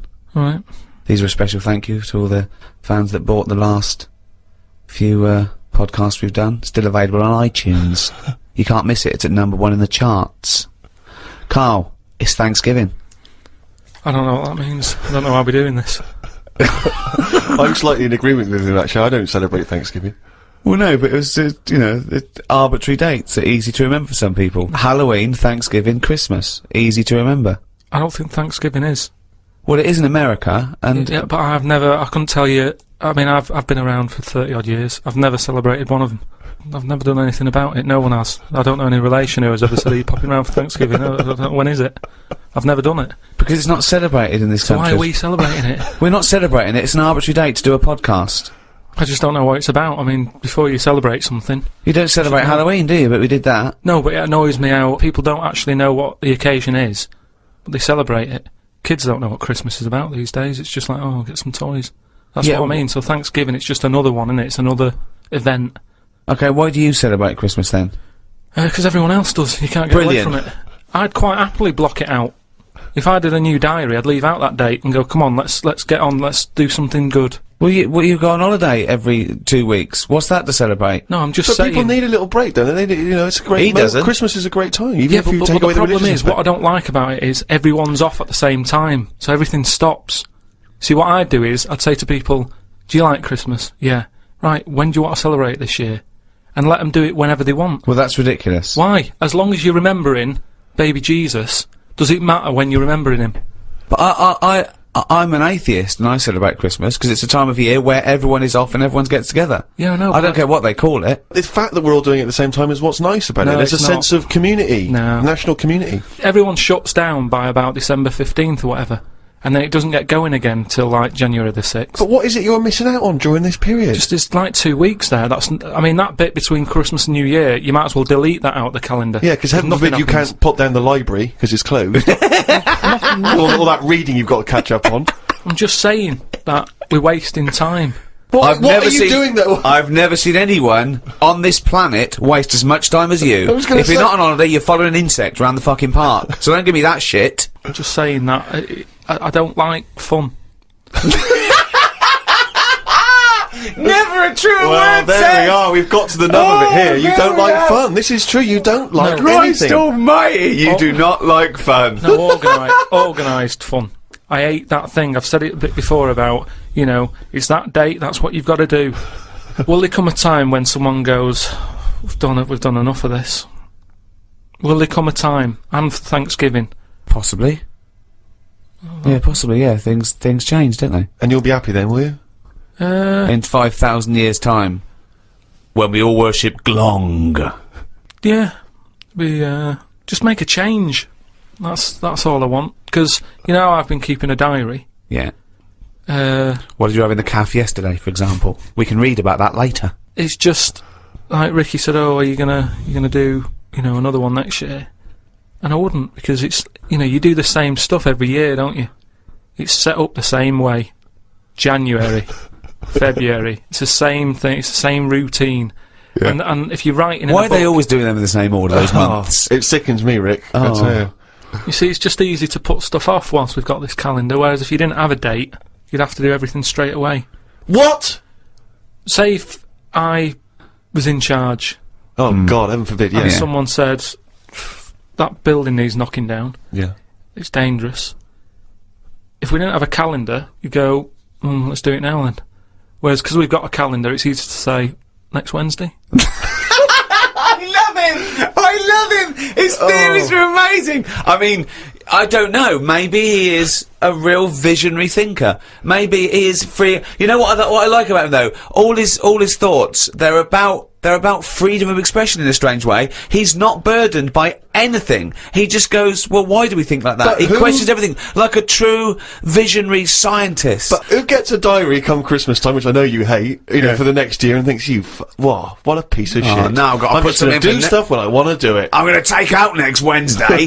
There's no such thing No. as next No, Wednesday. but what I'm saying is, before the year's even started, I know in that new diary I can whiz forward to December 25th and I go, another Christmas. I don't know what you mean. So everything's set in stone before I've even started the new year. It's like, oh, Pancake Tuesday, that's coming up. So someone's already Remembrance decided. Tuesday. Someone's already decided. Someone's already telling me what I'm doing on half of the year. But it just all been those nice. pages Oh, are fucking blank, hell. Carl, for you to fill up with stuff. Oh, guess what? Guess when my birthday is again? 23rd of September. I'm just saying, move them about a bit, move the days about a bit, so it doesn't get predictable. But when we change Pancake Tuesday to Thursday, Thursday. do we tell anyone else? Yeah, they do an advert on the telly, just saying, don't forget to buy your pancake mix. But this so week it's why? Thursday. Carl, why not just stick with what we've already got? Because if you know it's Actually, fine with that, everyone anyway. I wouldn't put a date on that pancake day anyway. Just have them when you want. Have it when you want. There's no big deal. You've got to make them yourself. It's not like some place is opening to do it. Have them when you want. I don't know why that's got a special day on it. Sick of it. Cardigans, You're the Storm on XFM 104.9. If anyone from Heart or Magic or Radio 1 or Radio 2 is listening, could well be available come October. Yeah. Alright? Please get in touch. Yeah.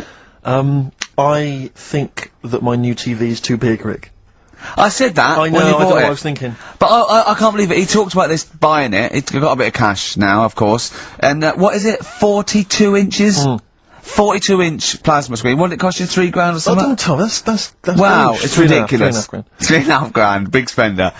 Of course it's too big. Well, I can't get far enough back in my room, in my living room for it. You know, you're meant to be, I think, 4 times the screen size away from it Really? to get out from the air. So that's 4 times 42 inches you're meant to be sitting away from it, which is impossible. Yeah.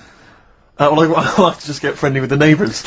Yeah, what you through a hat. If that's the case, though, aren't you better off just getting a portable? What? I don't understand that rule. What, to get- what are you saying? Well, you're meant to be 4 times the screen size away from the TV. But That's then what's the ration- point in having a big telly if you've got to keep moving further back? Get a portable. And sit and right sit next to near it. it. Is that how they sell it? Is that what they say to you? Well, no, it's a rule, but I do see your point. Why do people go to the cinema then? Did you see films that aren't out yet? Fair enough, he's got you there. Done. I tell you this though, I had it delivered, and are you supposed to tip delivery men? Of course you I are. don't know. You see, Well, if I've never had anything delivered before. I never Well, spent no, that much money. not if it's a courier with an envelope, but if it's a bloke who's struggled up the stairs, I held the door two open for fat blokes with a fridge, then give him a £5 for a drink. The problem was, I didn't realise, and I was thinking to myself, I wonder if I've got to tip him, and the guy was leaving, and my mobile phone went off in my pocket, Yeah. and I reached in to get it, he put his hand out thinking it was a tip, I went, it's just my phone. And Oh. I felt terrible after he left, I didn't know, what was I going to do, run down the street and offer him a £5? No. No, of course not. No. I'm not made of money, I just spent it on my TV. Yeah, I've got no money, mate. No. I just spent it all on Yeah. this. I had to clean out my jar, Exactly. everything, the drawers. Yeah, I'd take some, bottles back. What But do you... the problem was, it took me forever to wire it in. I thought, I'm not going to pay for someone to wire it up, you know. So it took me about 3 hours to wire it in, and it was huge, and I got it switched on, and the first program that was on when I got it wired in was Bargain Hunt. I'll tell you this, David Dickinson's tan almost took my eyeballs out. It was incredible. It was like X-rays.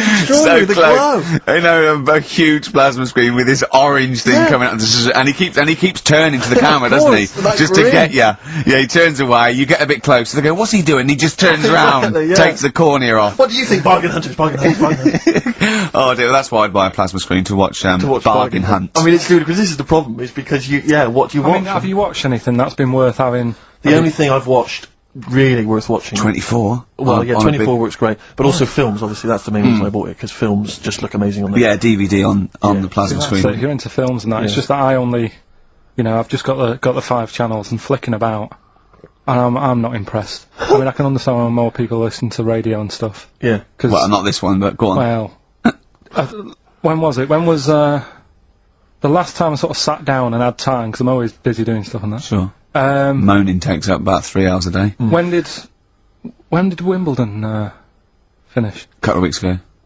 Right. Found myself sat there, right? I'm not having a go. I know we've stopped Cheeky Freak of the Week and all that, right? So I'm not going to be having a go. Christ. I sat almighty. there. I'm scared.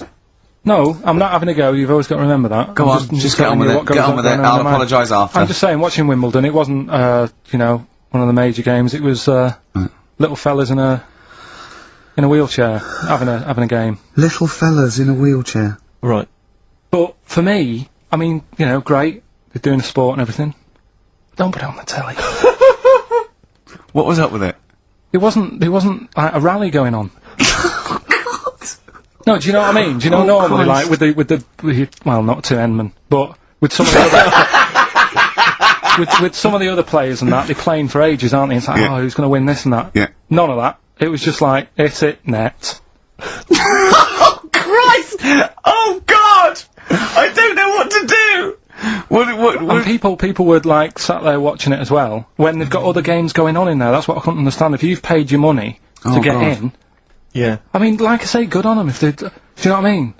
But it would have been. I And don't they know, all start first in the marathon. I just thought it would have, you know, given the game a swing ball or something. Yeah. You know what I mean? No, yeah, I understand. Oh, God! There's never anything on. XFM in the community. Did Brilliant. anyone confirm, actually, I had an email earlier, Swing ball! No, I'm not having a go though. Tell them. This is what I'm like, aren't I? Sorry, this is recording you as well. What do you mean I'm not having to go tell them? Do you, what you No, think you but just do said you know that to what I me? mean? That you, do you think you haven't got a microphone? You just said to London, keep wheelchair sport off the telly because they can't get a rally going. You call them little fellas in wheelchairs. What? And I meant to go, what Karl meant was... What? I mean, what? They can hear you as well. Yeah, I know. It's just that they might think that I'm having a go, and I don't want them to. That's why I stopped Cheeky Freak of the Week, because some people got the wrong end of the stick Right. and what have you. So, Well, it was funny that a woman was born with deformed legs. They might think you were taking the mic. Anyway, I just was wondering if anyone could confirm. We had an email earlier, I forget who sent it in, but thanks very much indeed for it. They said that the Paralympics began this week, and apparently during the opening show, the entertainment was provided by Riverdance. Now, I don't know, I don't know if that, I can neither confirm nor deny that, but it does seem rather tactless. Let's play a tune. Ricky Gervais, Don't put my name to this last link. Don't put my name to this last link. Ricky.Gervais, xfm.co.uk. Oh. Magic, Virgin, if you're listening, we are available probably sooner than we thought. Making plans for Nigel? XTC on XFM 104.9. Well, you seem a little bit happier now. oh, yeah, it was alright. I'm a bit worried. But like I say, the last thing that we just talked about, I don't want people thinking, you know, we're having a go at anyone, because it does do me head in. Because I'm What? the one who always has to deal with it as well when people do. What? You know, we're just talking, having a chat about tennis and stuff. Yeah, the little fellas in the wheelchair, as you put it.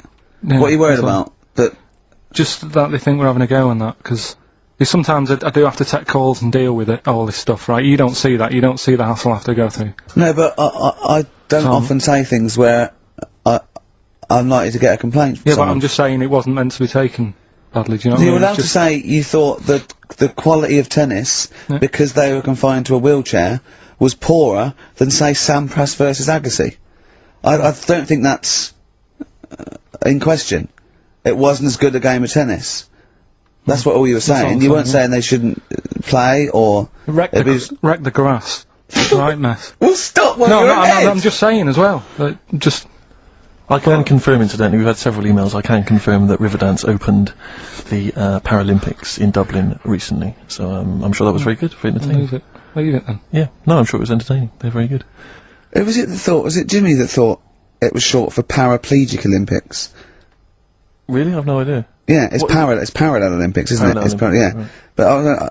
But as we pointed out, that would be pretty much Yeah, blow football. yeah. There wouldn't be many sports in the Paraplegic Olympics. It stands for Parallel Yeah. Olympics. I'm educating, Karl. Don't let me like that. I'm educating. I'm not saying funny little fellas in I wheelchairs educate without cutting up the going there. grass. What? I'm always educating. I'm always telling you about stuff that I learn about and that. That you get off hand and over, and it's about a monkey who became no. king. So we've No? Have you got monkey news this week? got a little bit of monkey news coming up. What does he do? Drive to Spain, rob a bank, or get married? No, we've done all them, haven't we? We have done all them. Yeah, This but you one- know no, what- it's a good one. It's a good one. And in fact, it's a bit related to what we've been talking about in a Oh, way. God.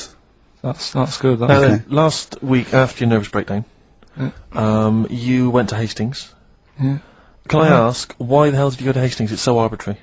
What do you mean? Why go to Hastings? And you lost him on arbitrary. Why did you choose that above all other places within... It's amazing, isn't it? You look at his face when you say a word that, you know, he doesn't understand, and it just goes dead. It's Yeah. like when your computer freezes. Yeah, it is like that. Yeah. Is there an equivalent to Control Alt Delete when On Karl call. just doesn't understand? So we have to press like knob bollock finger up arse. It takes him out of his sort of stupor, doesn't it? Now that's three things to press, but you've only got 2 hands, so... Wow. Yeah, I know. God, what would I do? know, I'd have, hold on, so I could have the thumb of my right hand, pop that up his arse. I'd have probably my index finger of my left hand on his knob. How would I press his testicles? What would I use? I'd have to use some other part. Shall we try it? Yeah, let's go around there. Let's it out. No, come on. What? So this thing is time you have a little kiss. No, you're so welcome. I've already had a little, What happened, Karl? He loves it, he loves it. I'm just gonna give you a little kiss. Just for the webcam. Right, hurry up then. Alright, on the lips. No, not on. Come on. Oh, God. I love it because he hates it so much. You won't get that radio on. But maybe I could have kissed Chris Moyles. What? I could have kissed Chris Moyles on Radio 1. Milesy. Give Milesy a little kiss for all his good work. Do you enjoy that? Yeah, it's good. So the others now, you see the what I others? do. No, I What's the tell you the other titles. You're not having them yet. That's the whole idea of this. People will be driving or about to go out doing the shopping. They'll think about that now. What was the other two? Well, the other two. They won't think about that. They've forgotten No, that. they will. They will. No, they've forgotten that already. If only it was raining. And what's tomato with you? Right, That- you've I'm got looking tell forward us- to that one. No, you've got to tell me No, tomato with you. Look what's happening. You see, you already want more education, and this is what listeners will be doing. I tell you, I wish you were a teacher. I so wish you were a teacher. Do you know what I mean? Kids would be saying, I know it's 3:30, but I don't want to go home, I want more. Yeah. And that's what I'm doing with you. I'm teaching you. Why are taking you in teaching information. me things about not to cut worms in half and what's tomato with you? Please tell me what's tomato with you, Karl. In a bit, in a No. bit, in a bit. Rick, What? I tell you, he's thought the show through. He's Yeah. teasing the audience. You're excited. They're listening. Yeah, maybe. No, it's Educating Ricky Part 2. Oh, is it? Yep. I wasn't even listening. He's doing all the work, I wasn't even listening. Oh, and he spilled some water down on that. Right, what's this one again then?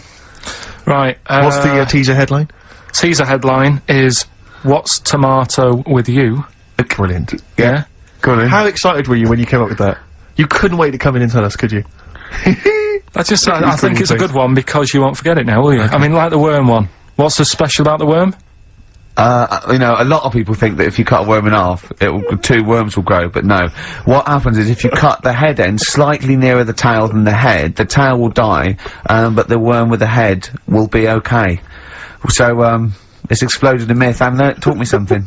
Right, so, the second one, part 2 of Educating Ricky. What's tomato with you? Yeah. What this one's about is, ages ago, It's scientific. There's never a date. There's never a country, a location. Okay, settle down, children. This is A-level history. Right. Once upon a time. Yeah. When a mental place with swords was a king, forget his name, but he was a loony. So, and it was literally ages ago. Yeah. So, good luck in the exam. Yeah. right, so like, you know, alright, many years ago, Oh, yes. Yeah, cleared that up. Go on. they thought tomatoes were poisonous. Right? Okay. Because what Hold on, are they going to be proved wrong at the end of this story? well, Because what, I don't want to give away the ending, but is it something to do with the... are they poisonous tomatoes? no, Oh, you're having a laugh. I don't believe it. but, Go on, but go on. I could have been eating tomatoes all this time. Oh, Steve, what's tomato with you anyway? Okay, so hang on a minute. what's Let's just tomato with recap you? quickly. Many years ago, Yeah. when people thought tomatoes were poisonous. yeah, Go on, yeah. well, they didn't know they were poisonous then, because they were still eating them, but what was happening Well, they're not. was- But they're not poisonous.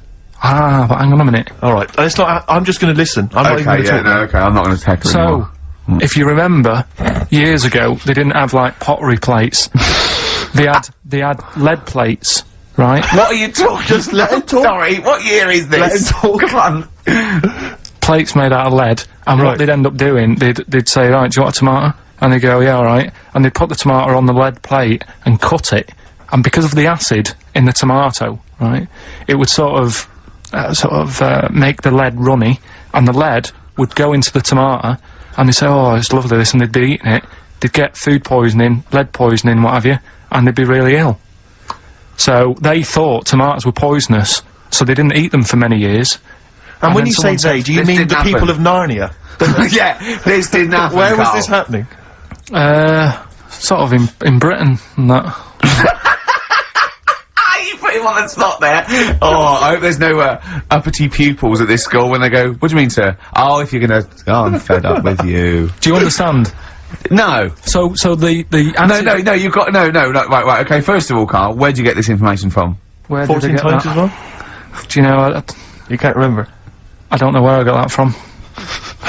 I don't know where I got it from. But why don't you think that makes sense? But, what? Someone once got lead poisoning from a tomato? Not just one, loads, and then all of a sudden. No. Why is this educating me? Because I'm telling you that tomatoes, you I eat them. can't take anything away from this. I don't know what to take away from this. What have I learned? What have I learned? Don't mix lead with tomatoes. Why is this educational in any shape or form? What are you telling me? A long time ago in the land of Glunk, right, where the ninnies did slib, right, they thought tomatoes were poisonous because they ate plates of lead. What are you talking about? Yeah, but we all know tomatoes aren't poisonous. Is that what we're taking from the story? Is that the moral of the story? Don't believe these people that I'd never heard of before. What are you talking about, Carl? I think it's a bit weird. It's a bit weird, yeah. It's the same people that were spreading those malicious worm rumours. My hangover's coming back. I've got to get some more. We've got Go on. educating Ricky, where our teacher stuff. Because you taught me that people used to eat tomatoes off lead plates in the land of Narnia last week, which was good. Yeah. No, Is it only tomatoes they ate off the lead plates, by the way? Why didn't they think other fruits and vegetables were poisonous? No, it wasn't. It was because tomatoes had acid in them. That was the problem. You see, you don't listen, right? Well, lots of fruits have acid in them. Yeah, but they didn't eat them back then. they didn't have bloody kiwi fruit and stuff, did Don't they, say back then? bloody. You're a producer. You'll start saying shit and cock and stuff. You start saying bloody tits. Right. So, what is this? What are you doing now? This is educating Ricky, right? Oh, good. I'm going to look forward to this. Yeah, 3 topics that I teach you every week. Yeah. Now, obviously, I should just remind people, you normally summarise each of these in a kind of bullet point heading, which you tease us with. So what have you reduced them to this week? Right, we've got Stocking, Aitken and Waterman. Stocking, Aitken and Waterman. Good. Yeah. What else have we got? We've also got, what else is it? It's not his vault. Yeah? It's not what? It's not his vault. Okay. Yeah? And we've also got Get a Lobe of This. Get a lobe of this? Yeah. Carl, they're genius. Before we do educating Ricky, this is where Carl thinks he can give me something of interest and teach me something to take away. Last week I found out that, somewhere in a strange land, people thought tomatoes were poisonous because they ate them with lead. Things like that. What was the other one you told me? What else was it last week? Bit of worms. Cut me off. Yeah.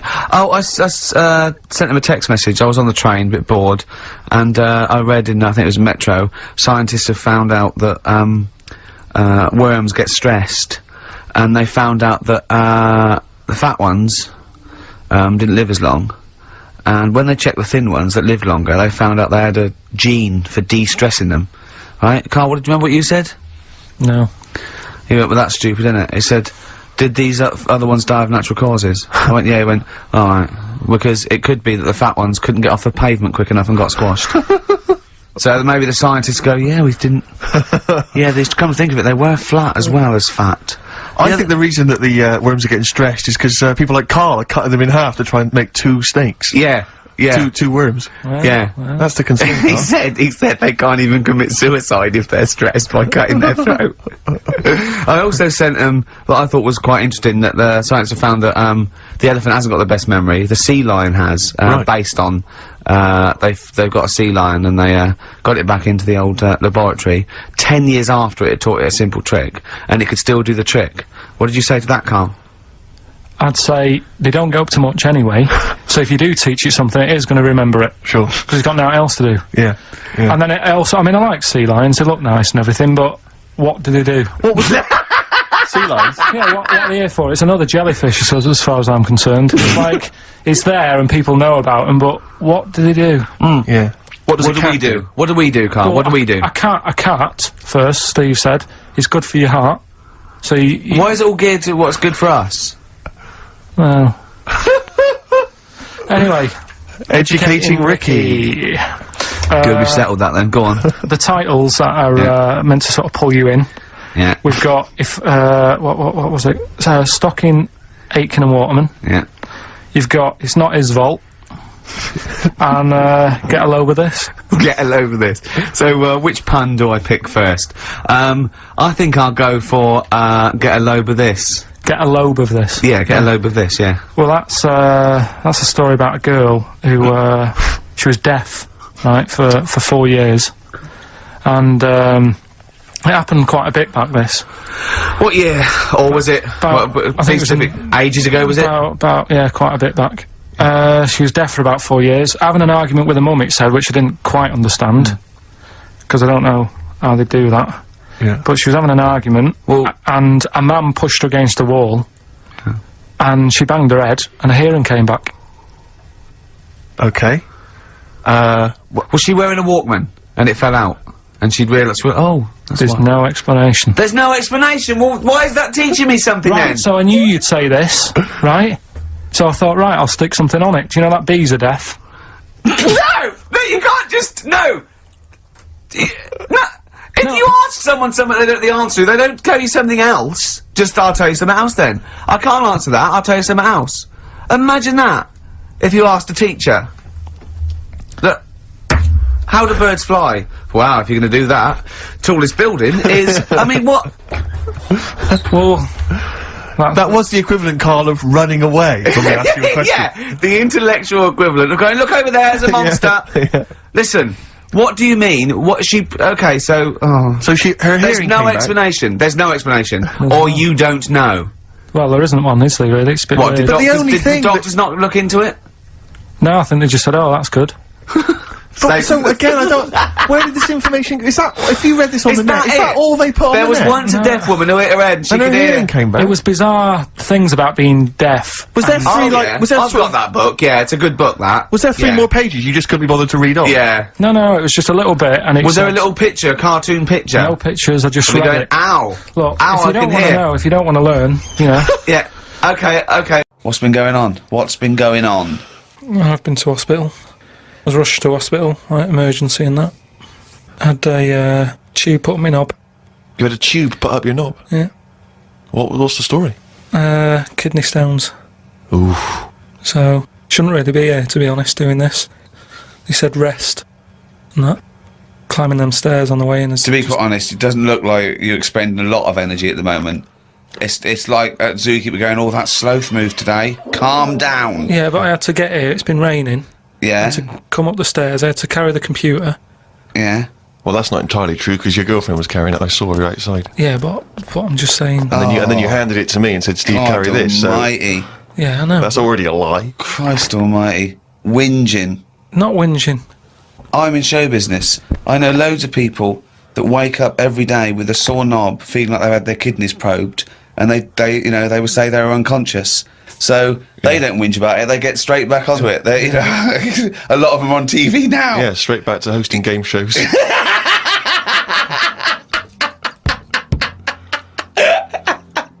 So you're rushed to hospital. So take us through the events because it does sound quite dramatic.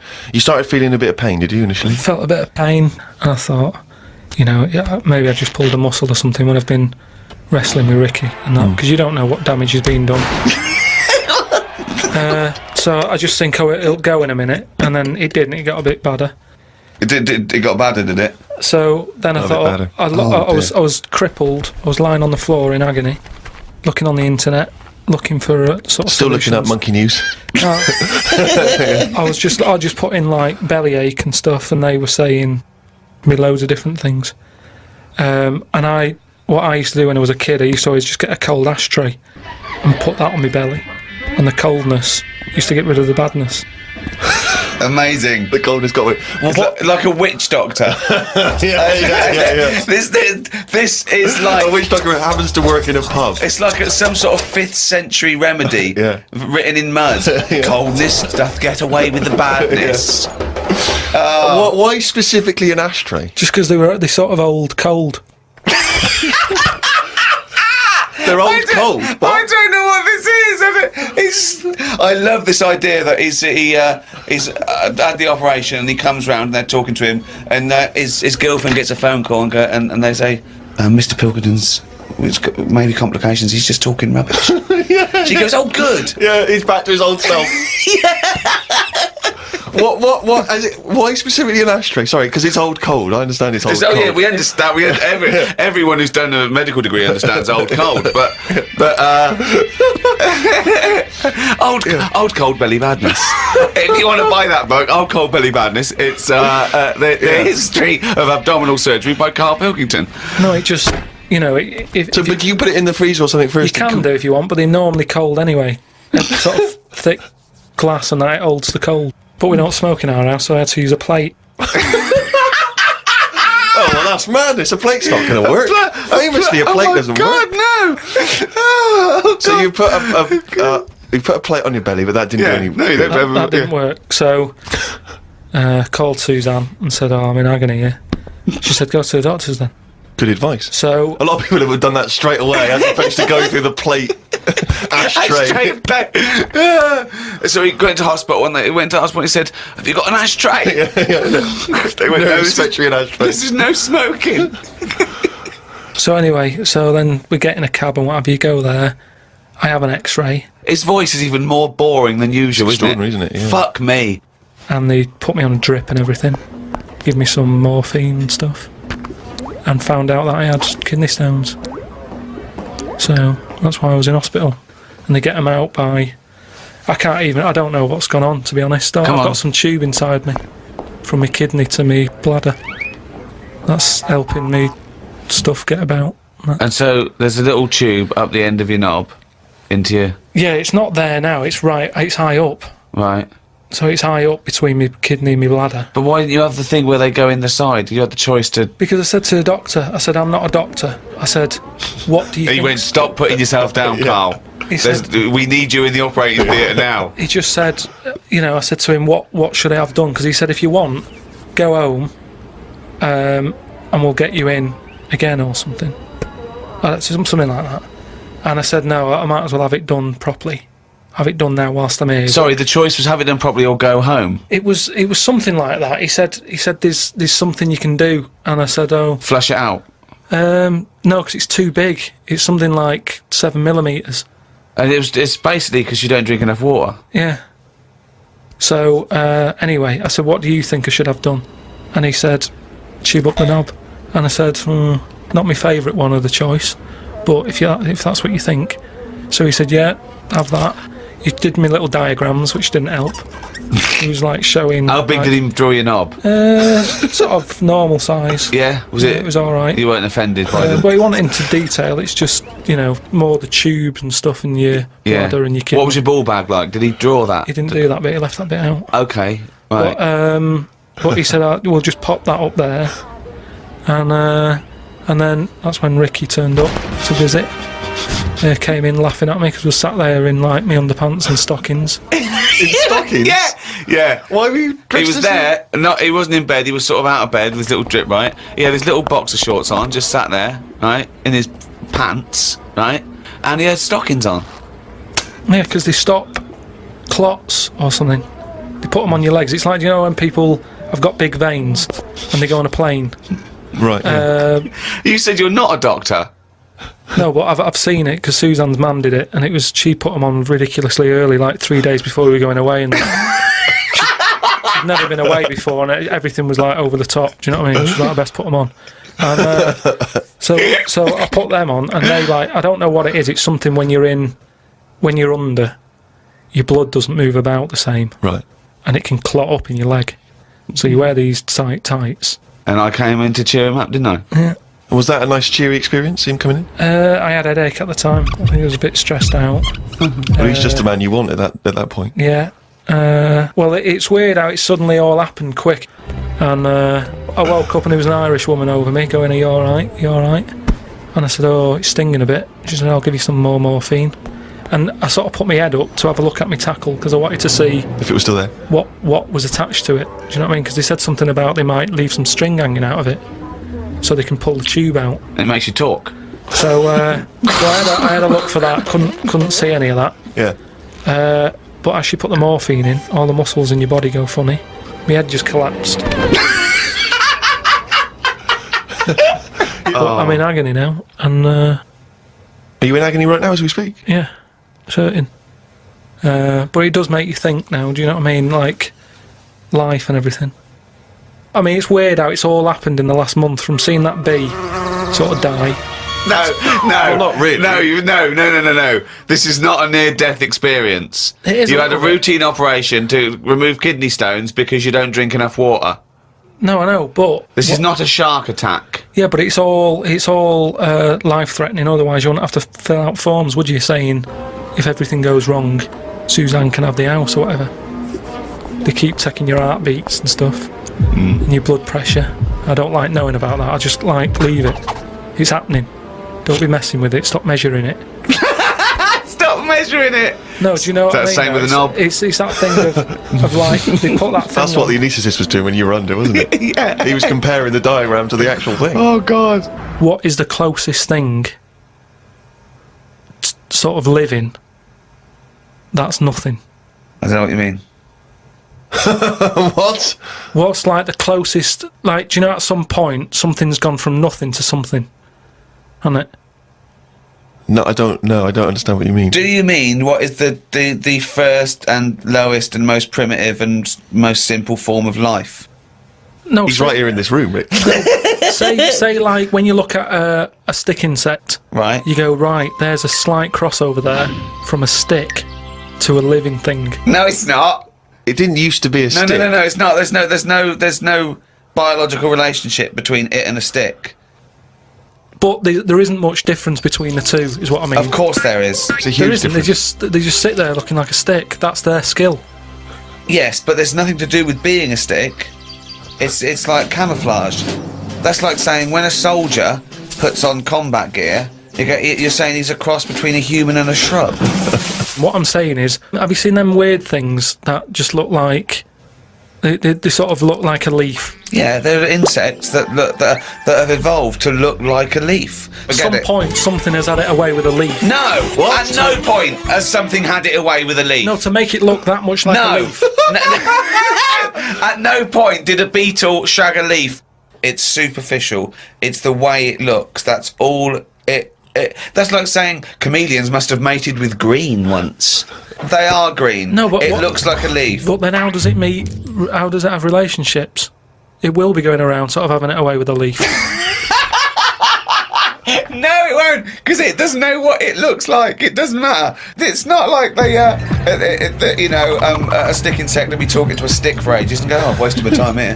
This club's dead. Rude. I was chatting to her. She was foxy, but she was giving me nothing. But, Dave, that's not a stick insect, that's a stick. What are you talking about? That's a stick. You've been talking to a stick all night. I thought, I can't believe it. I just thought she had a great slim figure. no, it's actually a real stick.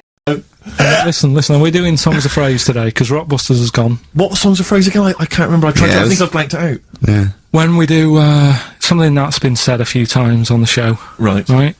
It's been said a few times. Bark! I'm scared of Andrew Phillips. Bark! I'm not I need scared my of job him. on it. Bark! Go on, sorry, you were speaking, Carl. So we take a phrase from the show, right, and just get songs, like the words from the songs, edit them together so Something it says like, that phrase. Yeah, something like that. Yeah. Okay. Yeah, no, just go on. Go on. Sorry. Go on, Carl. Come on. Just come So on. are we doing it? Sorry. So what's the phrase you've come up with? The phrase is no more cheeky freak of the week. No more cheeky freak of the week. Is there not? We're not having that anymore. Well, no, because it's offensive, and if we're worried about offending people, to talk about people with disabilities, Well, yeah, like, but that's like what conjoined annoys me. twins and women who are born with like deformed but legs, it was and you call never- them dog woman. it So wasn't- it you wasn't- know you've got to be careful. You've already insulted Christ. Let's not do disability.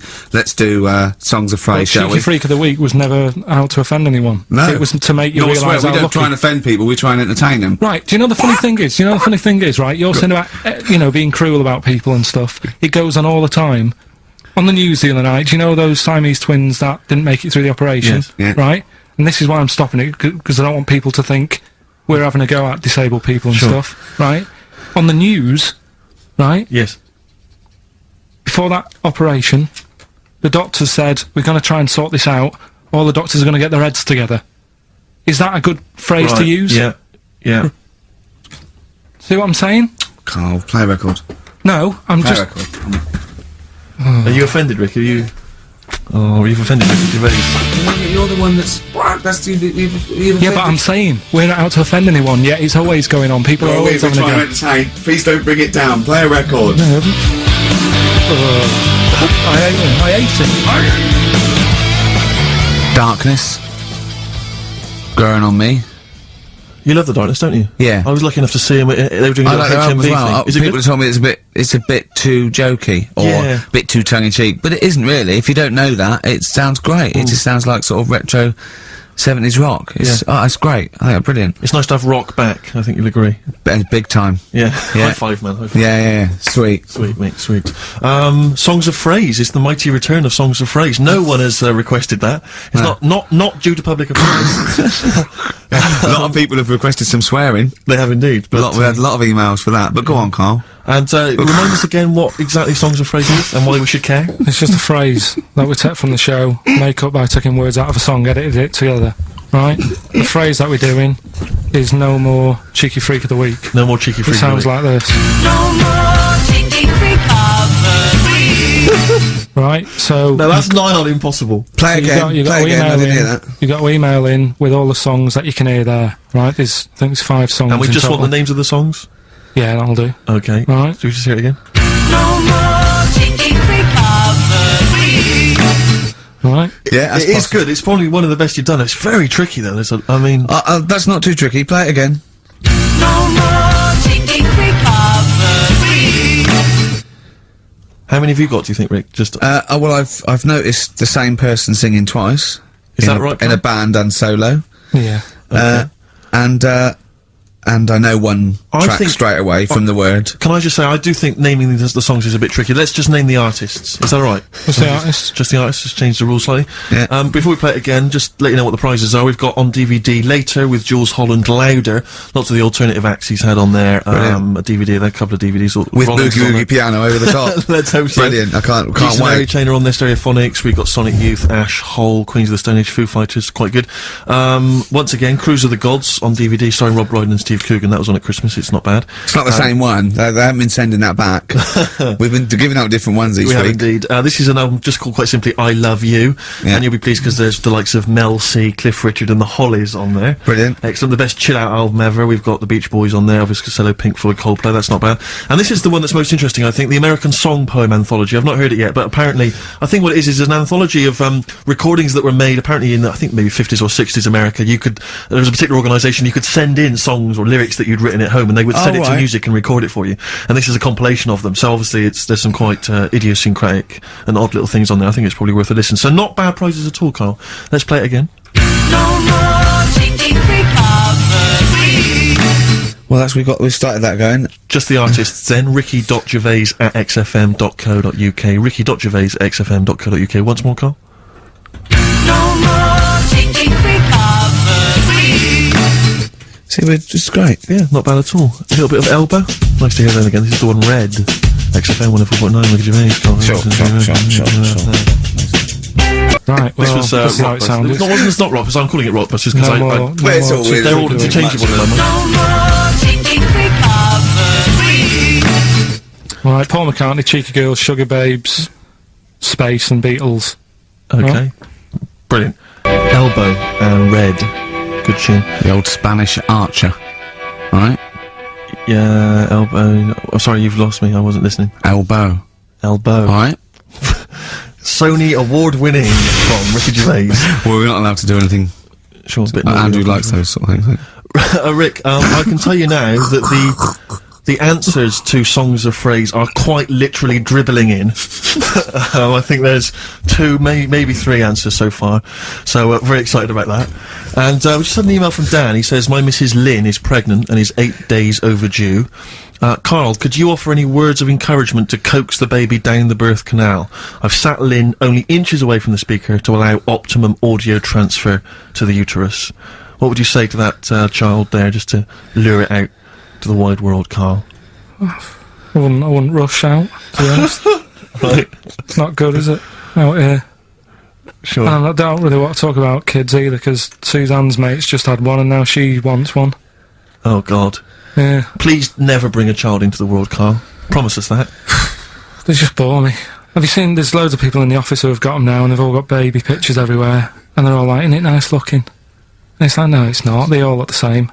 Do you know what I mean? All like Mel Smith, They just, don't they? but it's that theory, actually, right? Do you know how I've said before about babies, right, Yeah. but like little old people? Yeah.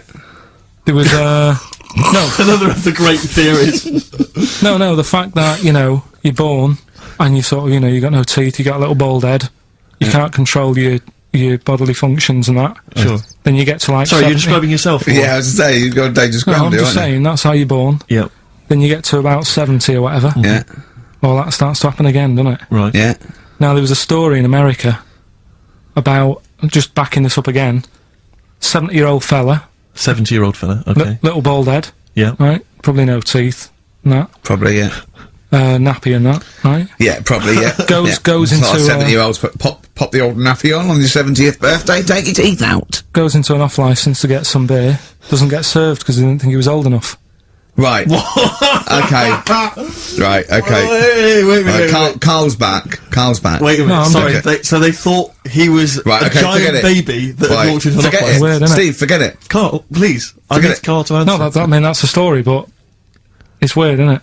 That's it's what not I'm true. saying, it just backed up the my guy theory in an again. off-licence thought that a giant baby had waddled A into an 70-year-old off-licence. wrinkled baby in an overcoat, stuck in Werther's Original, smoking a pipe and going, I can't believe it, the price is not the same as they were, right, was a small child. Well, Yeah, weird, isn't it? Play a record, you're an idiot. well, what's happening with Songs of Fraser? Forget it. Forget it, No, who as cares? I say, the answers are dribbling in, and I Can we shall analyse them. run this radio station for a week? Yeah, but the thing is, if we genuinely wanted to do a good job at that, we'd have to fire ourselves straight away. No, do you know what I mean, though? Just sort out the playlist, let DJs, you know what I mean? Sort out what can be said and what can't. Just for 1 week. Yeah, see if we can give it a bit of, shall we? Well, what would you do? I don't know, does the phrase pissing in the wind mean anything to you? Well, I know, yeah. Well, are we going to even meet this week? Because it's, you know, we've wasted time pre-recording stuff that we can't put out. I don't know if it's He's worth... still on that? He is still on it? I mean, to be honest, I've let it go, but he's still on it. What else is on the list? What list? On the list, I said to you yesterday, let's sit down and have a chat. I Yeah. thought I threw What that away, I stuff? thought it was just a piece of crap. There you go. You can't say crap. You're saying... You should have bleeped that. I know, why don't you believe that? Why don't we pre-record the whole show, then we only have to come in once? What do you think of that, Carl? Whatever. Carl. Steve, what Carl, are we doing with I Songs of seriously think Fraser? if we put out last week's show, would anyone know? Carl. Play a record. He's driving me mad now, Carl. Carl. Seriously, he's driving me mad. Carl. Press the button. Please. Carl. I'm sick of it. Carl.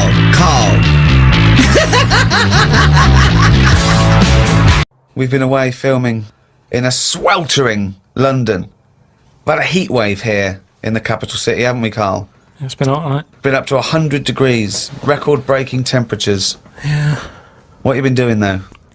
Getting to see the place, having loads of walks, and that. I like to have walks. You know, watching what Like a people are dog. doing. Yeah! When he jumps off the couch and starts Exactly. scratching against the door. Suzanne thinks it's time. It's just good thinking time, though, isn't it? As well, having a walk. You've got no other clutter going on around you. And you just think about a lot of stuff. And, you know, like you say, with the weather being hot and stuff, a lot of insects knocking about. Right. So I've just been watching them.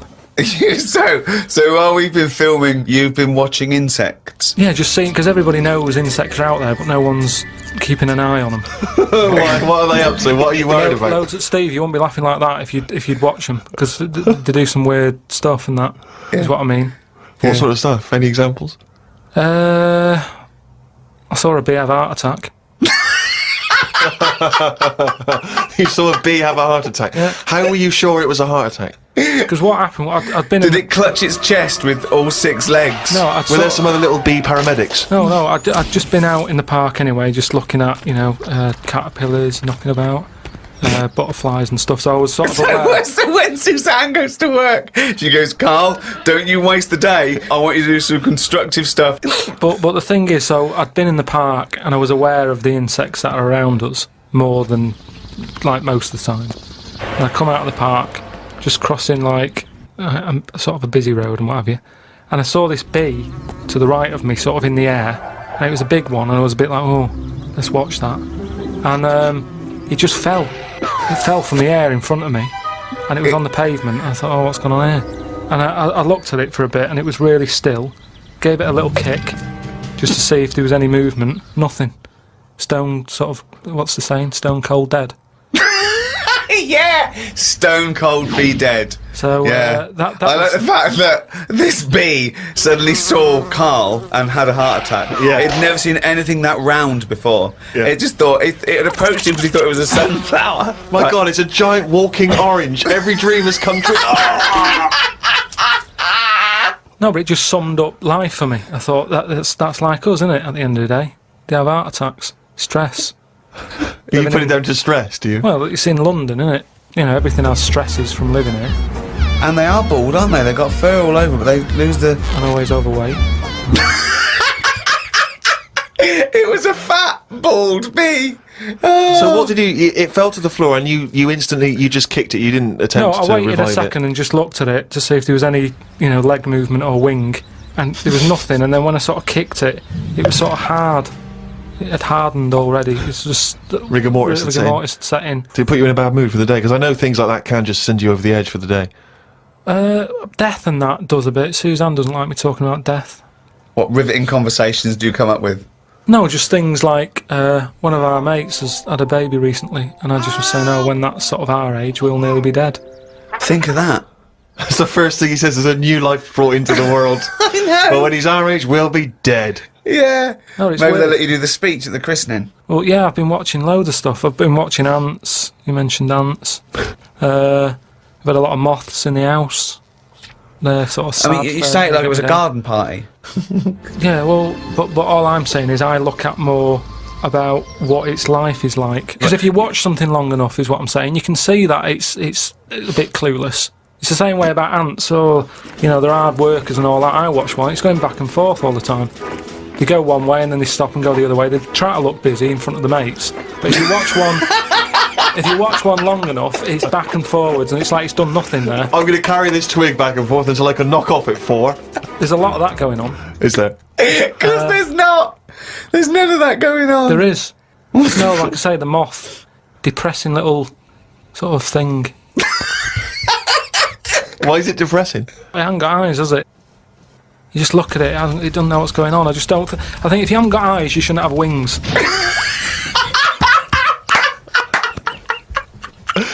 That's a rule. If we could put that into practice, please. That's a great rule. That's a fantastic rule, isn't it? Yeah. If you haven't got eyes, you shouldn't have wings.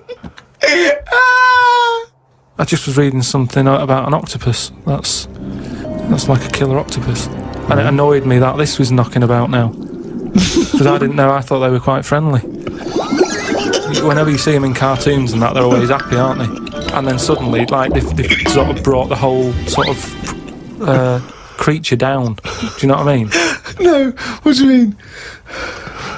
Well, just you know, when you see them in films, they're running about and that, and everybody likes an octopus. But this one that's on it was your fault really, because you told me about that frog that's going about killing people. No, I didn't say that. So I looked it up on the internet at like other creatures and stuff, and .com. there's some octopus that's in the sea, and what it does, you don't even have to like threaten it. It just spits in the water, and if that stuff gets on you, does you in. Again, So in a way, it's good knowledge because, I mean, I don't go in the sea anyway because it's full of stuff like that. But that's just reassured me that I'm doing the right thing.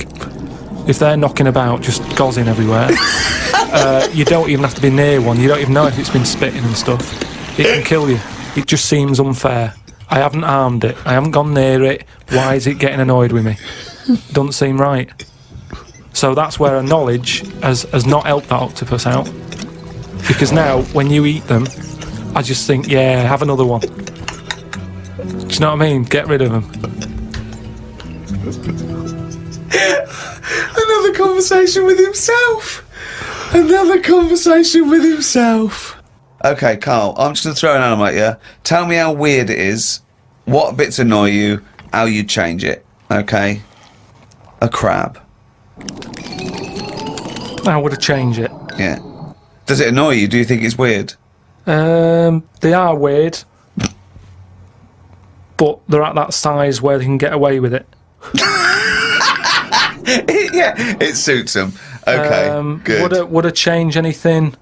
In a way, you know, what you're saying about things not working, he can't walk forwards. So why hasn't something happened? Why haven't they said, you know what, these arms are too clumsy.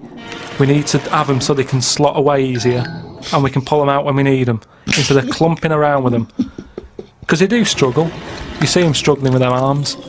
Yet they're still here, they're still doing that, they're still designed that way. What's the weirdest animal? So you think the octopus is the weirdest animal on Earth? Yeah.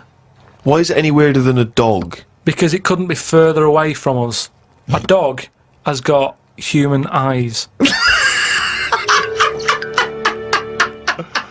If a jellyfish had a pair of eyes like ours, I probably wouldn't worry about him that much. But like I said to you, it's that way that they haven't got eyes, they're floating about. I can handle some fish. They look like, because they've got eyes, you can make eye-to-eye contact with them. A jellyfish, what you're looking at, is a snidey thing, like I've said to you. You can see a lot in eyes. Do you know what I mean? They say, don't trust him. Why? It's his eyes. Jellyfish haven't even got any, and I don't trust them. In terms of design and everything, and if you lined everything up, say if I'd come from another planet, and everything was lined up in a row, and they said, right, we're going to give you a crash course in what's knocking about on this planet. Yeah. And you go, right, go on then. And you go, this is man, here's a woman, here's a dog, here's a cat, here's an octopus, I go, hang on a minute, what is this?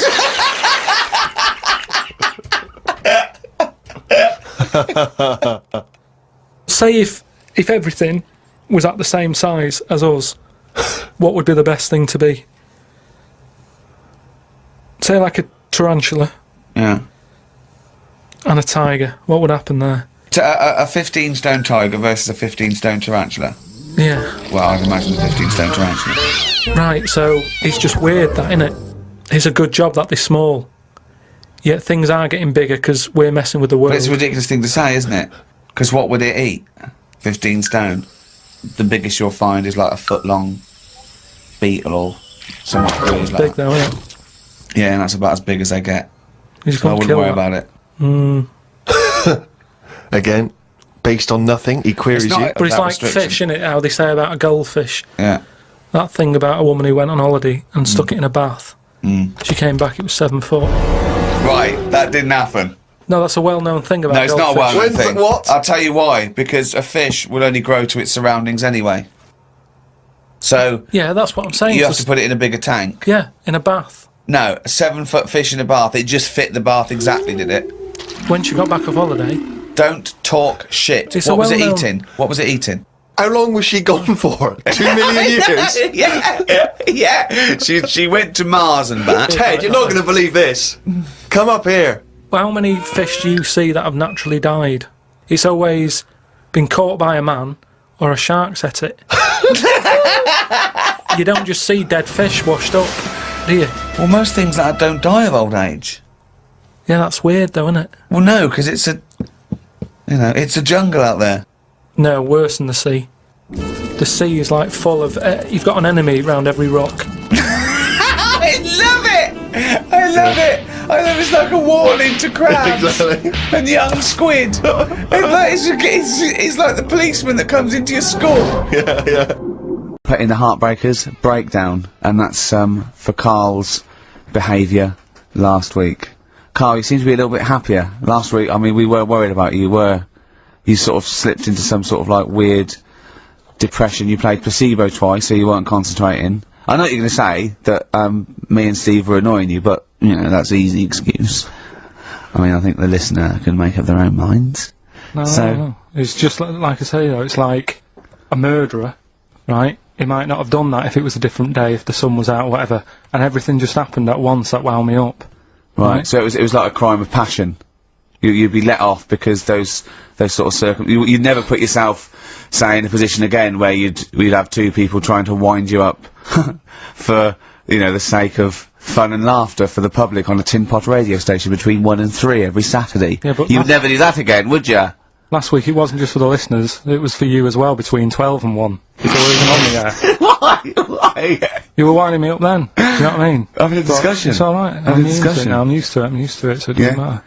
But I found out that I can't do this job anymore. I can't do these sort of jobs where you've got to be happy all the time. Well, you don't have to be happy all the time. No, you do. You really. forget that. You forget that for the. Yeah, you but know I what I mean? can't. Do you know what I mean? I've got things going on in my head. And Do you think when Bobby Davrose had a bad day that he doesn't go on stage and give 100%? no, but that's Do you think Les Dennis let all that stuff get in his way when he did that theatre tour to the people in front? Sometimes he had audiences of up to 7, 15 8 people. Yeah, and he just went.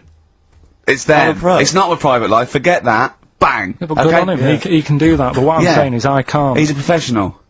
So I was talking to Suzanne about it because it did get me down last week. Suzanne's your therapist? Sort of minder. Yeah. Saying to her, I can't do this sort of job. Normally, what I do in the week, I'm tucked away in a studio. If I'm annoyed, no one knows about it. I get my head down, I get on with it. Mate, do you tell him? Go on. Next. you know what I mean? Next. Right, yeah, but sorry, but what's your point here? So every Saturday you've got to come here, you've got to be happy. We've got to go. Oh, Karl, are you all right? Oh, you're all right. Your hair looks nice. No, but you know what I mean? That's the first time, innit? Normally people listening go, he's a happy fella, do you know what I mean? They It never sounds- think you're a happy fella, Karl. Well. They've never heard you laugh. No one has ever. Seriously, we get emails all the time. No one's ever heard you laugh. Yeah, They've but never heard you I'm laugh. still happy, you don't have to... Well, are you? Yeah. You don't look happy. But anyway, that's the problem with this job. And, I was thinking about it, if do you know, like, if you're a doctor, Sure. and you're on a plane and something happens, Yeah. Yeah. even though you're on holiday, Yeah. You might have to save someone's life just because you can. Next. and I'd be thinking, I'll keep quiet. Sure. I love that. See, that's one of the reasons why you didn't actually qualify. as a surgeon. I mean, you can still do your consultancy stuff. Oh, sure. But you just don't actually want the knife in your hand anymore. Brilliant. So you're giving this up, are you? Sorry, and how is a doctor on a plane comparable to this? Because that is just the same situation, do you know what I mean? He's Yeah, probably got in his exactly head, the same. he's shut off, he's ready for his holiday. He's going to Hastings for a night. Someone, has a little bit of tummy trouble or a heart attack or whatever, Yeah. and is he a doctor on the plane? And he's like, he's going on can't believe holiday. it. You know what I mean? I've got to loosen his tie. Yeah. I can't do But what I that. don't understand, Karl, is you get paid to do this. It's not like we're forced. It's not like it's your holiday. You know that this is your job of work. This is paying for your new kitchen. exactly. Yeah, but I've got the kitchen now. It's done, innit? Right. So job- when you job done. stopping? When you quitting? Well, you're finishing, aren't you, in a couple of weeks for a bit? No, so- about 4. Yeah, We about finish 4 on the weeks. 16th of August, yeah. But, we're only going away for like 6 or 7 weeks again, aren't we? Well, you don't know, do you? Well, we'll give up if you give up. Tell your managing directors that. Well, that's a bit annoying, Why? because you've just passed the book, haven't you? I haven't passed the buck. This is 3-way. You get your name in heat. You're in the title now. It's Ricky Gervais, Steve Merchant, and Karl Pilkington. And now you want to go? I don't want to do it anymore. Well, Karl, I Think don't know about whether it. Think I don't know about whether it. you've noticed, but we don't provide anything on this show. So if you leave, we have to go. Well, let's put a song on. Now then. just think. Don't be so selfish. Don't be so selfish. Yeah. We need you. We've got nothing. Think of the Molly's Chambers, Kings of Leon. Brilliant. On XFM 104.9. So, I'm not going to put pressure on you, Karl. I know you're scared to be saying this, right? But, I'll tell you what we do, right? We're stopping this show on the 16th of August. We're going to film the Office specials, okay? And we'd be coming back, I don't know, August, September, mid-October. If Karl does. Yeah. No, I know that's pressure, but that's it. I think this is a 3-way show. So you don't have to do it. What should we do? Because I know we've been approached by a couple of others. What would you do? We've been approached by obviously better radio stations. I mean, if you're a listener, just think of any of the radio stations you prefer to listen to. That's some of the ones that have offered us gigs. So we could toy with those. Or we stay and we see this through and we get XFM on the map. We'll get a few sounders I next know, year. Rick, that I know you've had a passion since you started working at XFM to get the listeners into double figures. I know that's one of your ambitions, and I think it would be a shame to give up so soon because you've done so much hard work. Yeah. That's what you need to think about. I think so we've got 4 weeks left. And that might be 4 weeks forever and never coming back, or 4 weeks for like an 8-week period. And that's for you to think about. So think if you enjoy the next 4 weeks, Karl. Yeah, but like I said to you though, the reason I did this Yeah. was to get that kitchen, right? Now, Brilliant. as we speak now, right? Builder's in the flat. He's been annoying me. Of course he has. Of course he has. What's he been doing? Well, when he turned up on Monday, right? Yeah. Wanders in, and the first thing he says to me is, said, the pub across the road, is it any good? I said, well, it doesn't matter, does it? You're working on the kitchen. Think of saying that to a builder. Probably making conversation. Probably meant, do they do a toasted sandwich? Because I've got a half-hour lunch break. Not an hour, like Karl Bilkington. So, I'll pop over there and get a nice, you know, cheese and tomato sandwich. Is that genuinely what you said to me? Yeah. The first thing you Yeah, said so to me? Suzanne had a go at me saying, why have you said that? He hasn't even started on it yet. I cannot believe that. You're unbelievable, Karl. And you say it's us that are rude, crass, I wasn't being thoughtless. rude. I just was letting him know. Do you know what I mean? I know what He they're up knows to. what he was there for. He had it down on his little docket. Do the kitchen this week. Yeah. He didn't come there and go, what did I come out for? Was it to go to the pub for a week? Why am I wearing these overalls? Yeah. Who's the little bald mank twat insulting me? Let me just check. Let me call the head office. I wasn't having a go though. I mean, they should have finished it yesterday, and they're Yeah. there now, right, Yeah. on their own.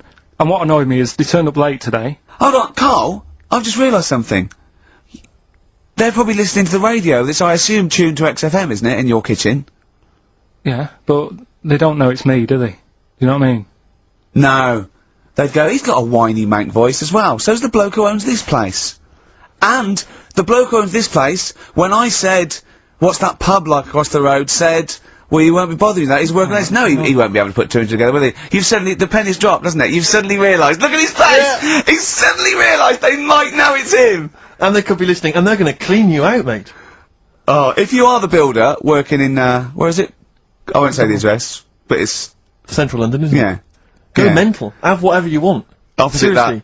that pub that you Yeah. like, that you're, He'll probably be in there now, so he won't be listening. oh, insulting, You know what I mean? insulting a That's a further British insult. workman. He should So have been just in go today. mental. He should have been in at 8 this morning, Just which annoyed go me anyway. mental. Why I really don't understand why they've got to start so early, right? Yeah. But he said he'll be there for 8.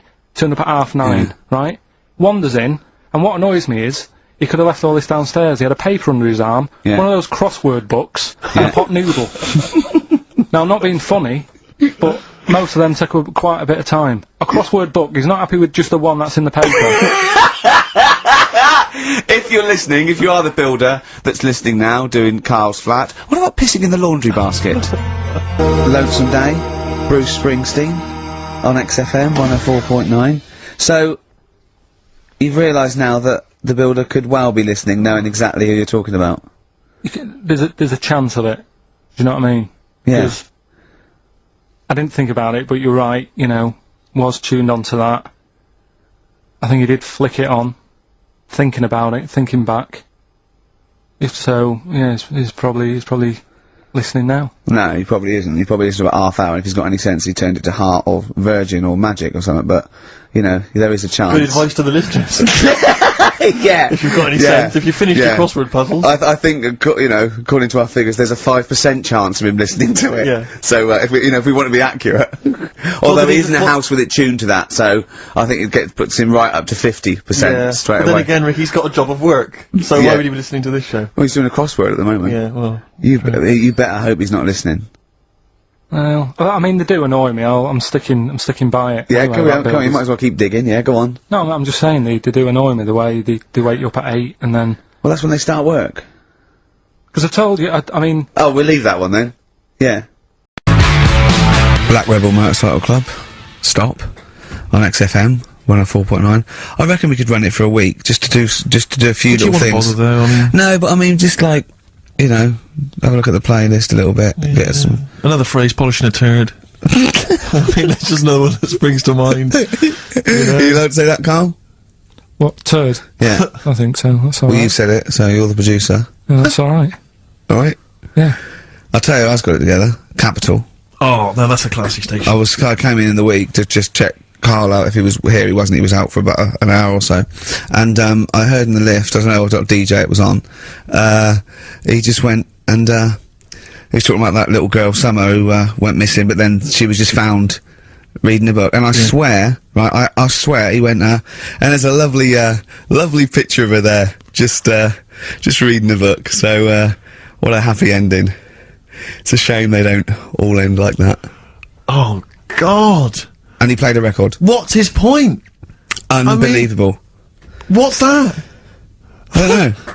It's those people who think that they're being a little bit philosophical, a bit Yeah. profound. And then just everyone goes, Thanks very much. Yeah. I noticed in the story of Summer, the little girl that went missing, I don't know if you read that it mentioned her family. Now, it mentioned the father of the house. I don't know if it's her father or certainly the guy, the parent, the male parent. And it was something like, I think, I don't want to, libel him, but it was something like Paul, 24, and he's a graphic designer, recently changed his name to Dragon. I just wonder what exactly is that? How is he, what family is that, really? Yeah. I don't want to... I'm always a little bit worried about people who change their name to something to really, really cool. Yeah. Because, Kevin Smethurst isn't, it's not sexy enough. Exactly. So I call myself Clint Iron. Yeah. What would you call yourself? Karl Pilkington, nothing wrong with that. It's quite a superhero's name. It's Pilkington. When I was about 7, I wanted to be called Brett. Yes, I can see why. I don't know, I just had a mate who was called Brett and I thought that sounds good, it's different. Yeah. But then, I'm quite happy with my name now. Because Karl, I have to say, where does that come from, Karl? Because it's quite a rare name. I told you, didn't I? My mum had a dream. I forget this. What? Your mother had a dream? She wasn't well, she had pneumonia or something, right? Dear. And, she had this dream while she was pregnant. That some doctor, sort of, she was going off to another place, she was going to die or something, and this doctor went, I can sort this out, I know what to do here. And she remembers on his name badge, it said Karl. Really? So when she had me, she said, right. Call him Karl. Dr. Karl. Calling Dr. Pilkington. Calling Dr. Pilkington. She hoped, I imagine, that you'd grow up to be like him in every way. I've done alright for myself, I think. Sure. I'm alright. Yeah. This was what we were talking about, actually, weren't we? We were talking about the fact that, you're quite proud of the fact that you've got no formal education, really. And yet you've pulled yourself up from the bootstraps. Yeah, well, I know people who've got results from that and don't do anything. Sure. Do you know what I mean? They're on the streets. So I've used all my energy as I've got older rather than burning myself out as a kid. Right, yeah. Do you know what I mean? Sure. So I don't know if that's advice. Should we advise that to young kids out there? Don't take exams, don't work at school, just, move away from Manchester and get a job on XFM. They'll employ anyone. Yeah, you get an hour's lunch break, you're away by 5:45. You need no qualifications to work for XFM. Because you don't have to think for yourself, because your boss tells you what to do, you can have some time off to go shopping for hobs and shower units. He's alright, he's a good boss. Yeah, I know. He'll let me have next Saturday off. He knows how tired I am. How many Saturdays has he had off? He's going away again. He's had 2 holidays. He gets 26 holidays, 6 days a year. 26 days a year. Unbelievable. He was sick because he put on wet trousers. Yeah. And now you're going down to Hastings. Are you leaving early? Because you left early last time, didn't you? No, I wouldn't do that again. Now, what are you going to Hastings for? Just having a break. Listen, though, we were talking about depressing news, right? And with that kid and what have you. Yeah. You see that thing in the week, there was 3 bits of depressing news, right? There was one, an old woman who swallowed a fork. An old woman who swallowed a fork? Yeah, did you see She's that? dead, the dork. An old woman swallowed a fork, so what did she swallowed a spoon? Why did she, yeah, Swallowed a she swallowed a spoon fork. when she swallowed a spoon. What's her name? She, swallowed a cockroach. Right. Sorry, whoa, is this the old rhyme Sorry, now? is this a rhyme that you've got slightly wrong? No, You've no, changed it's dog for fork. This is the truth, is it? This is what you read? Oh, no, yeah. Sorry. Yeah, never confuse the two. This is what you read on the spurious website, So or some that mentalist No, hang on, sorry, emailed you. just before you move on from that, there was an old woman who swallowed a cockroach. Yeah. And in order to get the cockroach out, she swallowed a fork? It doesn't rhyme, but it's good. She tried to get it out. With a fork? She went, well, I forgot. I'm thinking she's in the kitchen. Yeah. That'll do. She grabs that, she tries to get it out, and she lets go of it. And it goes, swallows a fork? Yeah, It was in the paper. The terrible thing was, it was a gardening fork. it was awful, you know. Or is that stupid? That'd be stupid if it was a gardening fork, wouldn't it? I'll tell you what annoys me, though, with things like that. 'Cause in the paper, it was, well, you do, and everyone knows that. Honestly, no. Right? You do me head in. The way people say it must be great working with him. Must be brilliant. No one It's not, says it's that. a nightmare. It is a nightmare. Get on with it. Go on I with can't be bothered now, let's just play something. Carl, because I'm interested. I'm interested. Yeah. Seriously, I am. Come back after this. No, let me finish the story. Come on. Long links. I'll tell you another bit, I'm getting annoyed. I'm getting so angry. Alright, the player record up with his... earth. And lucky man. That's for Karl, who is a lucky man. 2 hours every Saturday here. Just a little bit of chat and laughter. Some great records. Alright? What are you going to Hastings for? Just to chill out? Yeah. What are you going to do? Just chill out. What specifically is in Hastings that's of interest to you? They having another battle? Nothing, it's just cheap, isn't it? If you can get a B&B for about 40 quid. Sure. The weather's good, so Well, let's all go. why not? Yeah, why not? Do you want Ricky to come down with you? Now. Right, okay. Now, you were going to tell us something before we started winding you up. What were we talking about? We were talking about the old man who was mistaken for a small child. It was actually, yeah, the 70-year-old who they thought was underage. Right, so then we got on to, right, so the old woman, I was saying, she ate a cockroach. Right? She ate a cockroach, yes, Yeah. by mistake. How did she eat a cockroach? Why was there a She was cockroach? cleaning up, she was cleaning up, it jumped in her mouth. Right. So she immediately, the first thing she did was immediately grab a fork and plunge that down her throat. Yeah. Well, no, maybe not immediately. I mean, she tried other methods. She tried plastic spoons, her fingers, maybe washing it out, maybe going, oh, I nearly swallowed a cockroach. Did she try that one? Ugh, how horrible. Right, so anyway, the fork went down, Yes. and it's got this picture in the paper of, like, the X-ray, and you can see the fork, just, like, going across like that. Yeah. Wow. That's mad, isn't it? Yeah. Well, yeah, it was, where the fork was in her abdomen, was it? In an X-ray? Yeah. Are you sure she swallowed it? Yeah. Sure she didn't just say that to the doctor? Like, how did it get in there? Have you got a fork inside you? No, I know what you're getting at, because I remember years ago, do you know Dr. Steele? Do I know on, Dr. Steele? Yeah, on, he does... Is he a it him? superhero? The one on Richard and Judy.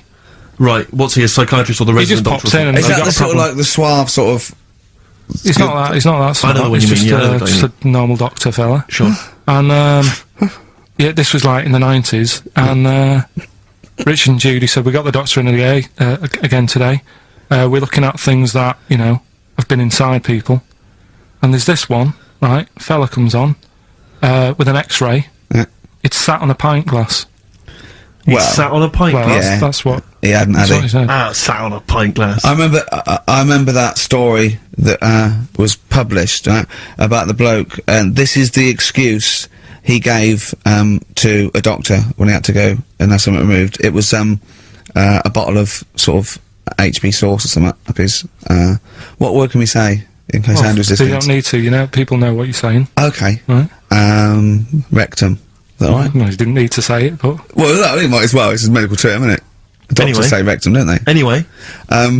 So the doctor got it out, and the excuse he said he'd been shopping, been to Safeways, he brought his shopping home, and he popped the shopping on the on the front step, and he realised he's locked himself out. So he started to shimmy up the drain pipe, but his trousers and pants fell down while he was climbing, and he slipped and fell on the HB sauce bottle, right?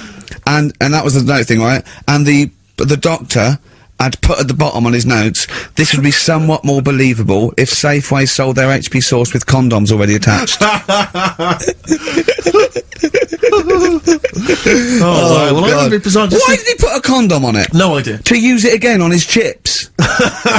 So he didn't just buy it to have a quick, you know. Yeah. He thought, well, I don't want to waste HP sauce. Sure. I mean, I use it at the arse, then I got on the chips. Safe sauce. I always practice safe sauce. Always have safe sauce. Well, I've been watching birds more than insects recently. Oh, okay, you've moved on from in the insects. last week, just because I've sort of looked at the ant and the bee and that. And what I've found with pigeons is they've got wings, yet they walk a lot. I'd love that to be a thesis where he got like a £500,000 grant from a university, and they said, well, Pilkington seems to, he's done ants and he's done bees, he's followed ants. Apparently they're not doing anything, some of them are lazy. We are granting him another £500,000. He's been working on it for a year. Please welcome Karl Pilkington. Karl, what have you found? Well, even though pigeons have wings, they walk a lot. Well, I heard, and you told me this, so I know it's true. What? Do you know when I talked about replacing blood with coconut, what was it? Well, one, it said coconut milk can be used as plasma, but I haven't had that verified because it's off one of those websites where there are spurious facts. What do you think of that, Steve? I mean, I've sort of touched on it. But I've just got to echo what Ricky said. I can't have an opinion unless it's been verified. But why aren't you just being open-minded enough to go, well... Well, no. But That's that's not a being question of being open-minded. open-minded. Open-minded isn't believing everything you hear. You don't believe everything you read, do you? A lot of stuff you kind of go, well, that's interesting. So But what we talked about this. What about Noah's Ark? what about it? Well, you said you believed it because it's in book form, but according to that, didn't he get 2 of every species on a big boat? But we know that's impossible, don't we? Depends where he was. If he was above a zoo, there would have been a lot of different stuff knocking about. That's my only problem. What I'm saying is, where was he floating where he could get an elephant, a giraffe, a cat, a dog, a gerbil? Where were all these things floating about? Well, exactly. Right, That's my these only Old Testament downfall. zoos, they were quite... Yeah, quite but big, exactly. really. But you're right. You're questioning it. How is it possible? But I've just said, a zoo. There's no zoo that has got 1% of all animal species. Well, I don't know where he got them from then. There's a couple of million species of animal. And how did he round these animals up? Because they were drowning, so they were looking for any boat. So they were actively seeking out an ark. Well, they would have just been looking for anything to get hold of. Yeah, and where did he keep them all? How did he keep them all separate? How did he... At that point... Oh no, the lions ate the otter. No, because at that point, it's that thing, innit, of how you all pull together in a Don't bad situation. Talk shit. You all chip in, they're all like, oh god, let's be nice to our neighbours. Right, so there's spiders talking to flies and... Well, they would have just gone elsewhere, wouldn't they? They would do you have been mean? on another bit of the boat. The spiders don't have to knock about the lions just because they're all in it together. They get their own little area, don't they? Well, I don't know. How big is this boat? How It's big, it's a big boat. How long, what was the warning he got from God to make it? I don't know. It's a couple of weeks. Yeah. 2 of every species, Karl. How big would this boat have to be? Yeah, it's big. You can't just keep saying it's big, because I know in your mind, you're imagining this ark, there's a boat with Noah up the front with his wife, 2 giraffes behind him, their necks there, 2 elephants, and it just, and it's just like elephant, giraffe, hippo, dog, cat, weasel, couple of frogs, and a spider talking to a fly going, let's get on, but when we're off here, you're dead. But what would you have done then? Are you saying that you wouldn't get on there because it's too noisy? It's not a question of No, what it would he didn't have happen. done. It didn't happen. To be honest, I'm not bothered, and they got through it, didn't they? They got through it. They're here now. We're not short of them. If anything, like I said, he didn't do us a favour because he saved too much. You can't move out there for stuff.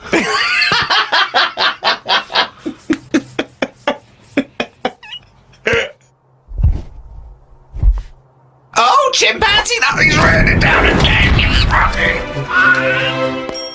That's the jingle for excerpts from Karl's diary. This is all legitimate stuff. Ricky and I have had no input in this. This is the first time we get to read it.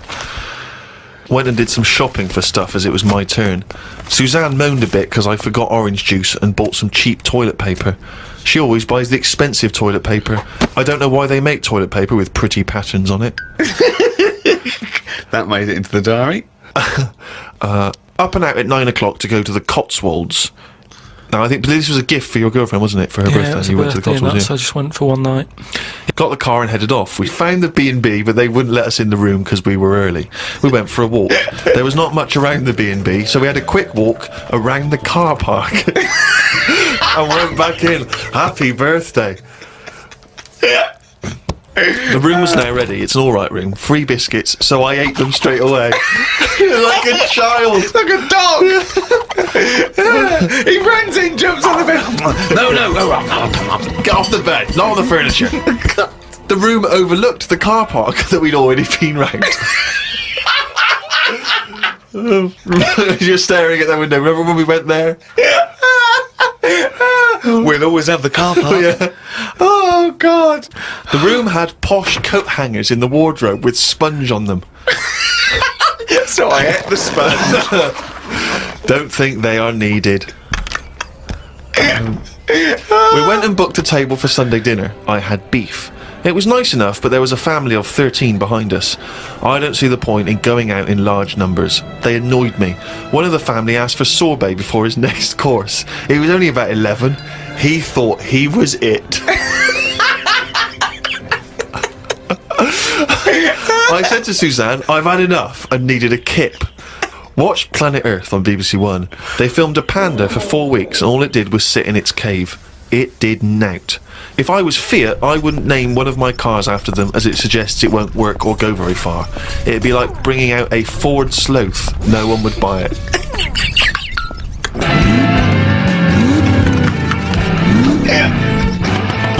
Ford Sloth. I would love that ad campaign. Oh, that's amazing. Oh, God. The new Vauxhall Slug.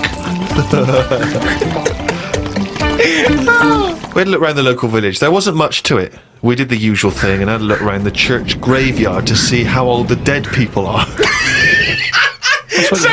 Suzanne's had a hell of a time so far.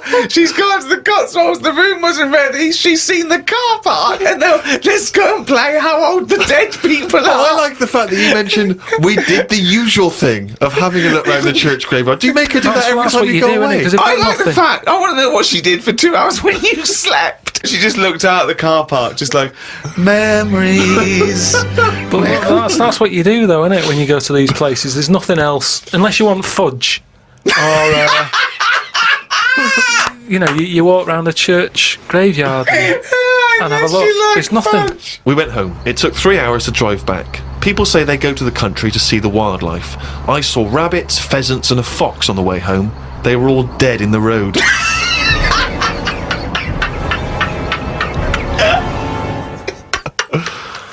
I was just intrigued to know, because Rob from Burton-on-Trent has sent this in, and he wants to know that, because he's just started seeing someone, and he wants to know what your advice, Karl, is on how to keep her happy. So, what's your advice, really, for someone who's perhaps just started a relationship? I mean, you've been with Suzanne for, what, 9 years? Ages. I think you should just do what you want, and then if they like it, then they're the right ones for you. So don't go out your way too much. I mean, I got the posh badge for a birthday. That's once a year. Rest of the time, it's kind of like, you know, I like weird stuff. I like watching weird stuff and all that. Now and again, I won't make her watch it. I'll tape it. It's amazing advice. But sometimes this is amazing advice. Sometimes you just say, no, come on, the bloke with the two heads on, I want to watch it live. So give and take is what you're saying there. That's all. It shouldn't be hard. As soon as it's hard, it's not right. So just go about your business. See if she joins in. Woke up to the Commonwealth Games on the radio. Now, what are you making of the Commonwealth Games? Is that something that interests you? Are you a sports fan? I'm not really. It just seems to be sort of wasted. If people are running fast, use it. Do you know what I mean? Rather than just trying to beat your own record or someone else's, do something where you do have to run. If you're a good swimmer, be a lifeguard. Don't be messing about going up and down. I was swimming recently. I do a lot of swimming, and I've never quite mastered my front crawl. Just never quite nailed the breathing, because it's quite tricky, isn't it? You know, you've got to breathe at the right moment. And so I'm in the swimming pool in the local gym, and there's a guy bombing up and down, really doing a great forward stroke. So I waited till he came up, and sort of went, excuse me, mate. I was just watching you when you were doing your front crawl. I was really impressed. Could you just watch me when I do mine and tell me if I'm going wrong? Why would you go to a man? I know, and that was what that was the problem. Is only as I was saying it did I realise what it sounded like. I've just been watching you swimming up and down. I was really impressed. And you're both in speedos. Both in speedos. You know, I'm got the goggles on, prescription goggles, so that I can see when I'm swimming.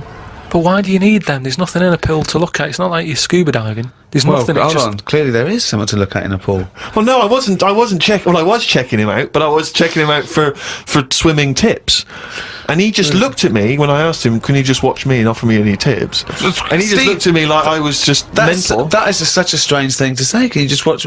I don't know how you had the nerve to do that. Well, it was innocently motivated. Well, I know it's innocent, but what a strange thing to go up to someone and... But what civilization are we living in where we can't just ask our fellow man to help us out with our forward crawl? But we're in a society where we can't. but you know that. It's a strange thing to say.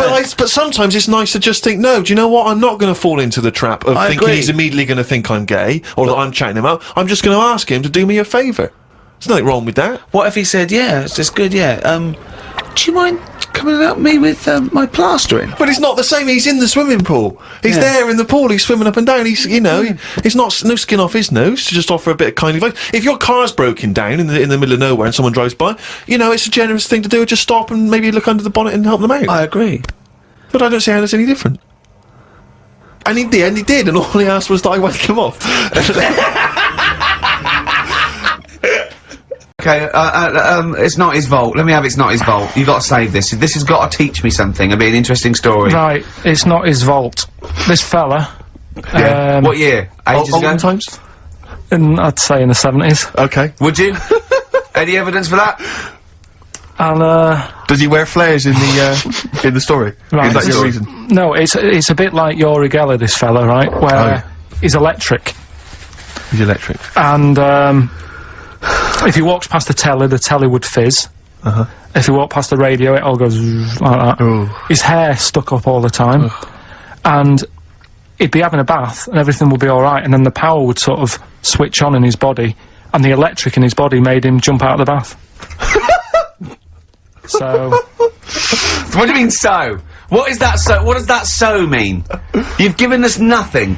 You've given us nothing. You'd have to at least give us the scientific explanation. Yeah. Electric eels have 400 volts in them. Oh, is this the running away again? What was that one called? Yeah, but but It's not his volt. but there's a reason that not his fault. It's not his fault. I thought it was going to be something about keeping it in a safe. I think we should do these the other way round. I think you not should his tell us fault. the story and then we'll hear the pun. It's not his fault. It's not his fault. Right, let's leave it. Do the last one. Do the last one. Carl's saying we're never doing this again because we don't appreciate it. Yeah, Carl, you don't know how good this feature is, mate. Right, last one. Yeah. Stocking, Aitken and Waterman. Go on then, tell me about that one. What's that? What am I going to learn from this? Right, well, do you know the saying, pot a sock in it? I like it already. Do you know the saying? Yeah. Right, well, do you know where it comes from? I assume it's shut up, so I'll stuff your mouth with a sock to shut you up. Years ago. Yeah. Sorry, am I right? No, not really. Ages ago. 1970s? 50s, Okay. I'd say. Do you know the old, I'd say. do you know the old gramophone? Yeah. With the big horn on it? Yep. Yeah. Right, well, those stereos didn't have a volume control on them. Right? So they'd be listening Oh, to so you the put a album, sock in the... and you mute. put something like a sock. That's a real one, you see. That's taught me something. That's good. That's excellent, Carl. That is the only one that counts, like chewing the fat, if they're true. I'm assuming they are. It works. It's of interest. I haven't got it verified yet, but that is educating Ricky. That's brilliant. I will say, the other two were more entertaining. So, you know, I don't... Do you understand the distinction, though, between that one and Electrical Man? And, or I've hit my head, I can hear you, Mum. Yeah. Can you see the difference, though? Or... Are all really, three- because when I read all three, I took something away from all of them. What did you take away from the the other Electrical two? Man? I just thought, oh, imagine that. Imagine how annoying that would be. But that's Yeah. not education, is And it it's really? not taking anything No, but away. think about it, right? We take our lives for granted all the time, don't you? You get up in the morning, it's like, oh, I'll get up and walk for a shower. Some people can't walk, right? Yeah. This guy, he can't even have you know what I mean? It's nice to have a bath, isn't it, when you got time on your hands and Yeah. you can relax. This guy can't even do that. He might be alright for a bit, but he's not really enjoying it, because at any moment, it could strike. Yeah. So, he can't even do that. He can't comb his hair, because it keeps going a mess. Yeah. He can't watch his Nor can favourite- you. No, he can't. Does he fight crime? What does he do with his powers? I think he just has to sit around, because he can't work with machinery. Right. Because it'll probably blow a fuse. Yeah, so he just sits around. Think about it, what can he do? What normal things can he do? Skateboarding. Going for long walks. Yeah, Put a wetsuit on. well, he couldn't do that. Why? Ooh, water and electric. No, wetsuits aren't actually wet. They're dry initially. Just put a whole wetsuit on and walk round with flippers and A rub the wetsuit's sole. not like a dinner jacket that's like really wet. Well, Yeah. all I'm saying is think, do you know what I mean? Oh, okay. And what was the And other one the again? girl's deaf, 4 years hits her head. Yeah. That's just, What have you learned from that? What is that? Well, imagine how happy you'd be. Remember that time when I nearly died? When I choked on a Mr. Freeze Pop? Right? No, tell us that one again. No, I told you, didn't I? Tell us again. Yeah, but the people will remember it, and then it's... They weren't listening. Go on. What happened? It was ages ago when my mum and dad used to go out shopping on a Friday. 1970s? Get the food in. get a week's load of food in the cupboard and that, and we'd, you know, they'd come in with all the food, and we'd all be like, oh god, you know, there's no food left on a Thursday really, so we'd all be hungry on the Friday by the time the food got in. I love that! And That I'd they be would like- need it. I imagine him like jackal puppies. Yeah. Just like licking your parents' mouth for food as they So- come through the door. So they come in from the supermarket, they're emptying the box. Our kid had got some biscuits and what have you. Frenzy, just a feeding frenzy, like pigeons. I grabbed the Mr. Freeze Pop and knocked it back really quick, but it wasn't frozen, so I knocked it back so it was like a liquid, and it went down the wrong way, right, and I was choking, right, and I nearly died. It must have been about, how long can you go before you die? A couple of minutes to do Right, it. I reckon about 1:50. Right, I was really close to dying. How do you know you were close to dying? Did Did your life flash before you? No, but I just was like, There's loads of instances of him eating pops. Yeah, exactly. I just was dead. 40 of those. whatever, right? What do anyway. you think you'd see if your life flashed past you? What do you think, which elements would stand out for you, do you think? What? Start now, go back. What do you remember? What's the first thing you remember? As a kid, Yeah, just anything right, now. being in a hall and having our dog licking my face. That's your earliest memory? Yeah. Okay, what's the next one? Right, next one's probably being at primary school with Lindsay. Yeah. Was that your girlfriend? Well, a little friend who was a girl. Sure. And we used to have like tins with letters in, and you'd have to write stuff. But anyway, what are we doing? I got confused. Right, so anyway, I'm intrigued by the dog that was licking your face. we'll bin that. We won't win that. no, it's a great Rockbusters. feature. I just think you need to be a little bit more careful about what you consider to be education. Gone Alright, funny. I fell over. Alright, well, We'll work on it next week. Play a tune, and what have you got for us? Because we've got a big competition. We've Come got on. to do the competition. We've only got 25 Yeah, well, come on Don't then, worry quick about then. it, Carl. Do Play a something, tune. play We'll a come back with tune. Rockbusters. We've also got Educating Ricky, where Carl educates me. The one last week, a girl, right? She was deaf, and she was having an argument with her mum, and she pushed her and she hit her head, and then she can hear again. Yeah. Don't know what I learnt from that. No.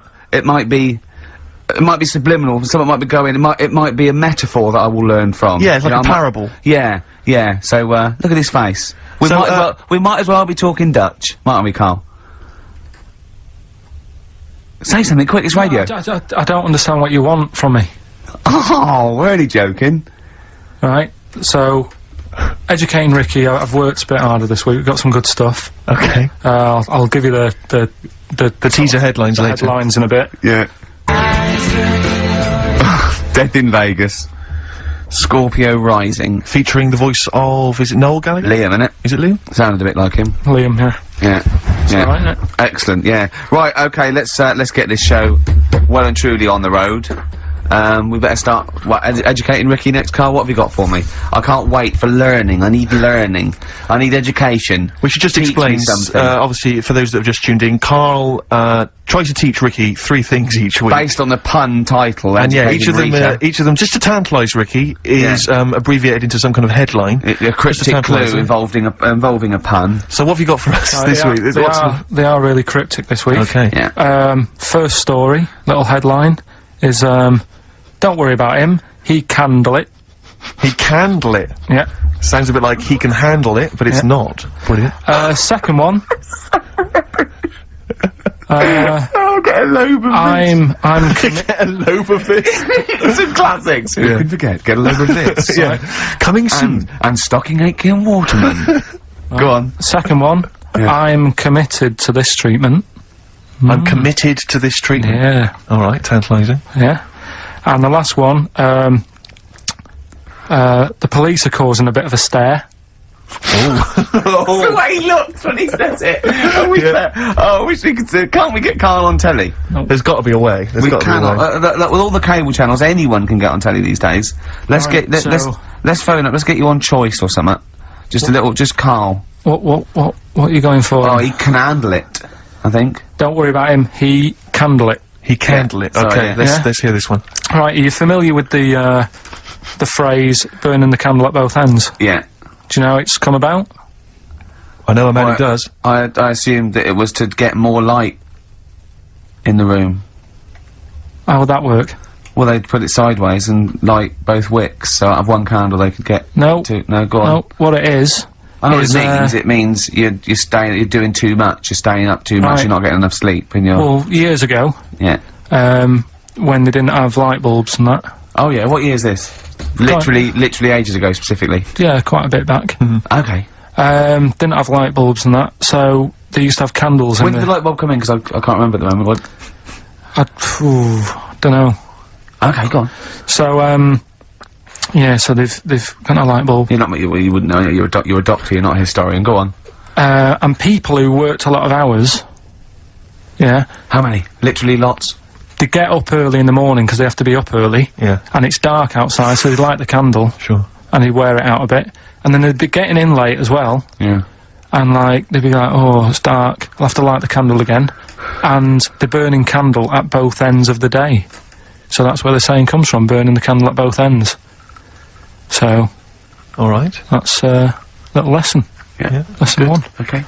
Can I have? No, you can't have You another can't one rush yet. into them, Rick. You've got to. I've got to soak you've in got, that. You've got to soak that one in. Any questions for Karl off the back of that? What do you think?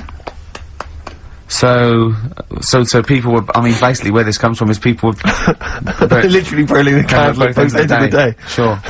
There you go.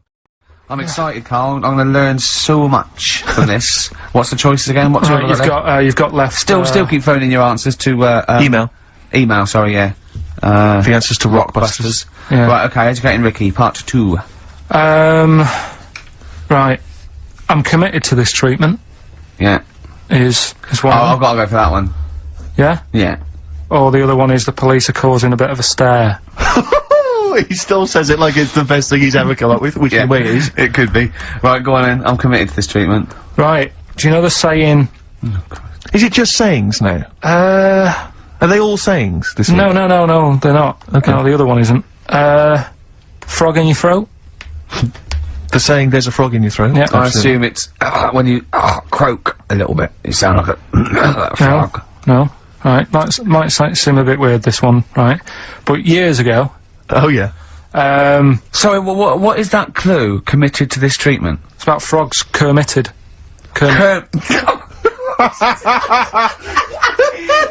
Probably works better with a K and an ER written down. Well, also, if you'd pronounced it Kermitted, yeah. but not committed. Committed to this treatment!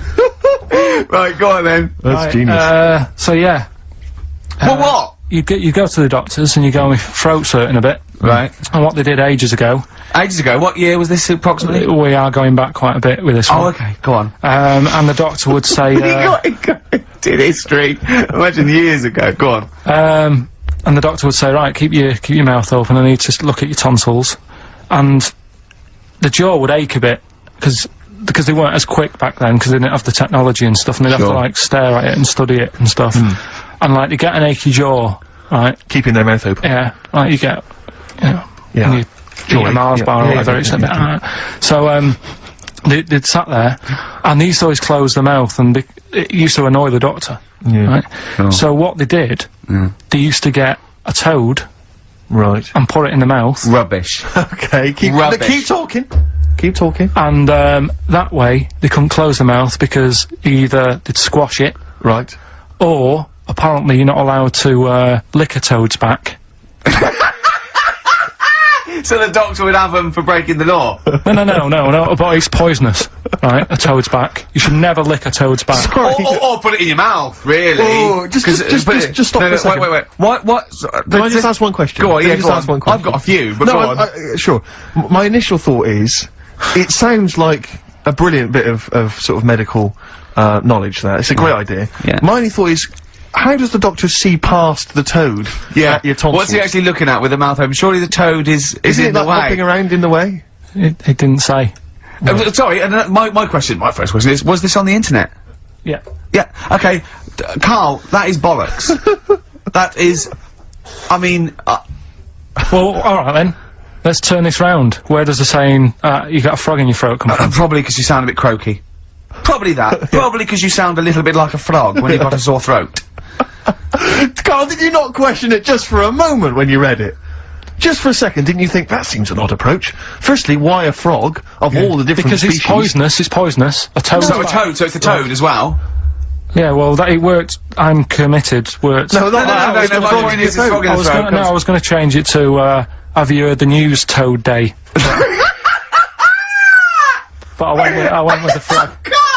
Oh God! Right. So that's think about rubbish. it. So that's rubbish. Next, can I have Let's play a tune. Let's come up with the last one. open wide? Oh dear, that's interesting. Oh, here, Doctor.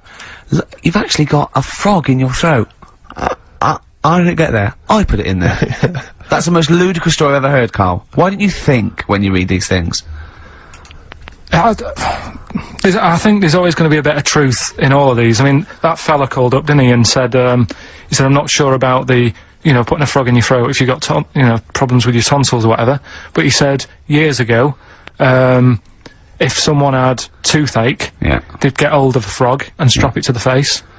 Yeah, sure. So maybe down the line, maybe they did. Maybe they didn't do it for long. I think Caligula made his emperor a horse and emperor as well. But I mean, it doesn't. Go on. Dick Anderson's been back in touch. Excellent. I think so. Obviously, we've turned him round. Well, he loves it now. He's been tuning in. He loves it now. He says, Ricky, thanks for a really forgettable 2 hours of radio. I think I'll spend the time next week counting my feet. That's from Richard Anderson. So we've turned him round. Do you know where the phrase "counting my feet" comes from? Well, in the olden days, right, and I'm talking ages ago, when you really loved something, you used to, as a sign of respect, like, say, a radio show, you'd count your feet. And that's where that comes from, Carl. Well, what about the frog thing with a poisonous back? It's rubbish. That's true. No, the toads have, the secretions in there. Why? But they didn't put it in people's mouths. No, so, well, I'll tell you why.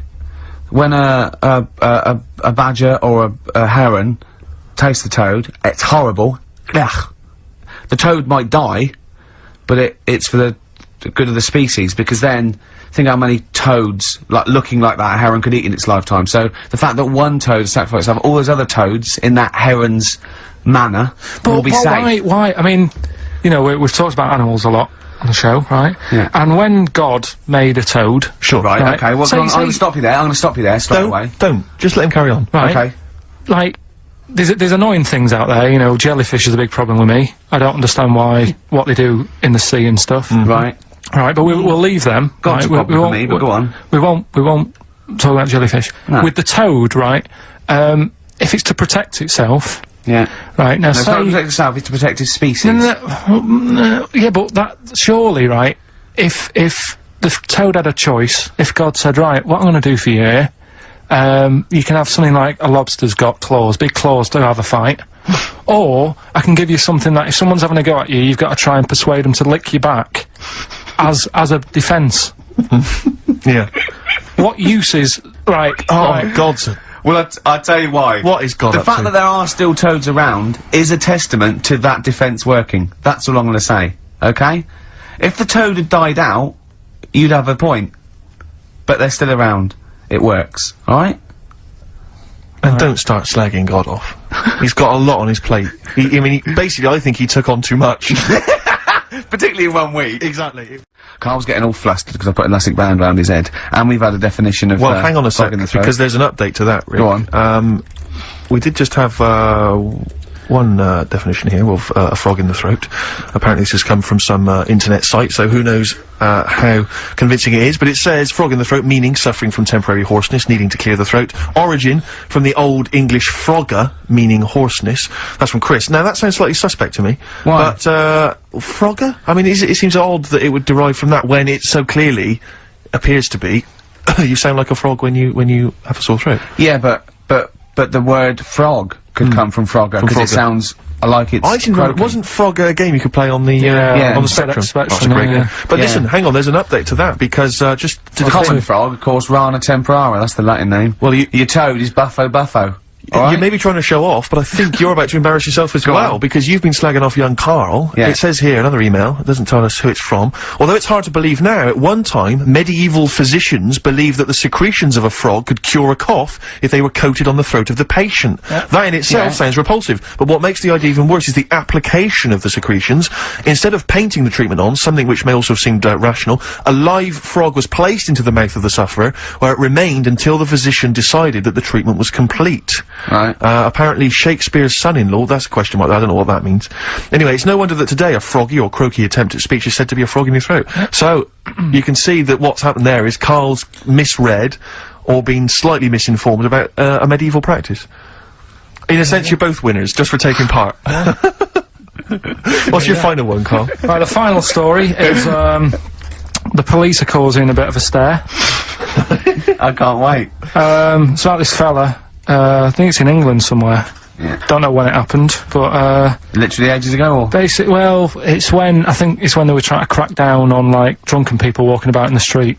Oh, yeah. And they found this fella. Saturday. Big Saturday, that one. And, found this fella, and, all the local people were saying, oh, look at him wandering around, he's drunk and what have you. That's not right, get the police in. He got arrested and that, and they got him in the court. And, the judge was there, and he says, so, you know, what's all this? What's going on? What are you doing wandering about when you've had a drink? You know the rules. You shouldn't be doing that. You had a glazed expression on your face. Blah, blah, blah. What do you have to say for yourself? He only had a glass eye. So that he had was- 2 glass eyes. No, he had one. But that was, they were about to sort of lock him up. Was he a What, bit pissed 'cause up as well? Well, he was pretty livid. But was he also drunk with a glass eye? No, that's the right. weird thing. He wasn't even, he hadn't even had a drink. So they just thought, because he had a weird stare. Because his eyes were all glazed. Yeah. Where'd you get this from? Why are you telling me this? No, but why are you telling me this? I mean, thank you, because it's, you know, killed a couple of minutes, but why is this educating me? What are you telling me here? Because there's a bit of a thing there, a bit of a fable, that don't always judge a book by its cover. Yeah? So, the guy, he hadn't even had a drink. He'd probably just been shopping, Yeah.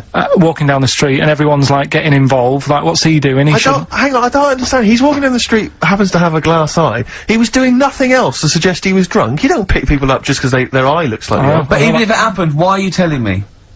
With no particular detail. I know this, but then we're gonna get It's not people- enough information. I know, yeah. No, there's a bit of a lesson there, educating Ricky, just, you know, just watch what you say. Don't always jump to conclusions. I think the only education I can take from that is that, if I ever do become a policeman, I shouldn't just arrest people because they look a bit drunk. I should just tap their eye with a pen and goes, oh, okay, on you go. Well, On you go, yeah. Guys, can I just stop you there? I'm just going to email Richard Anderson and tell him I agree.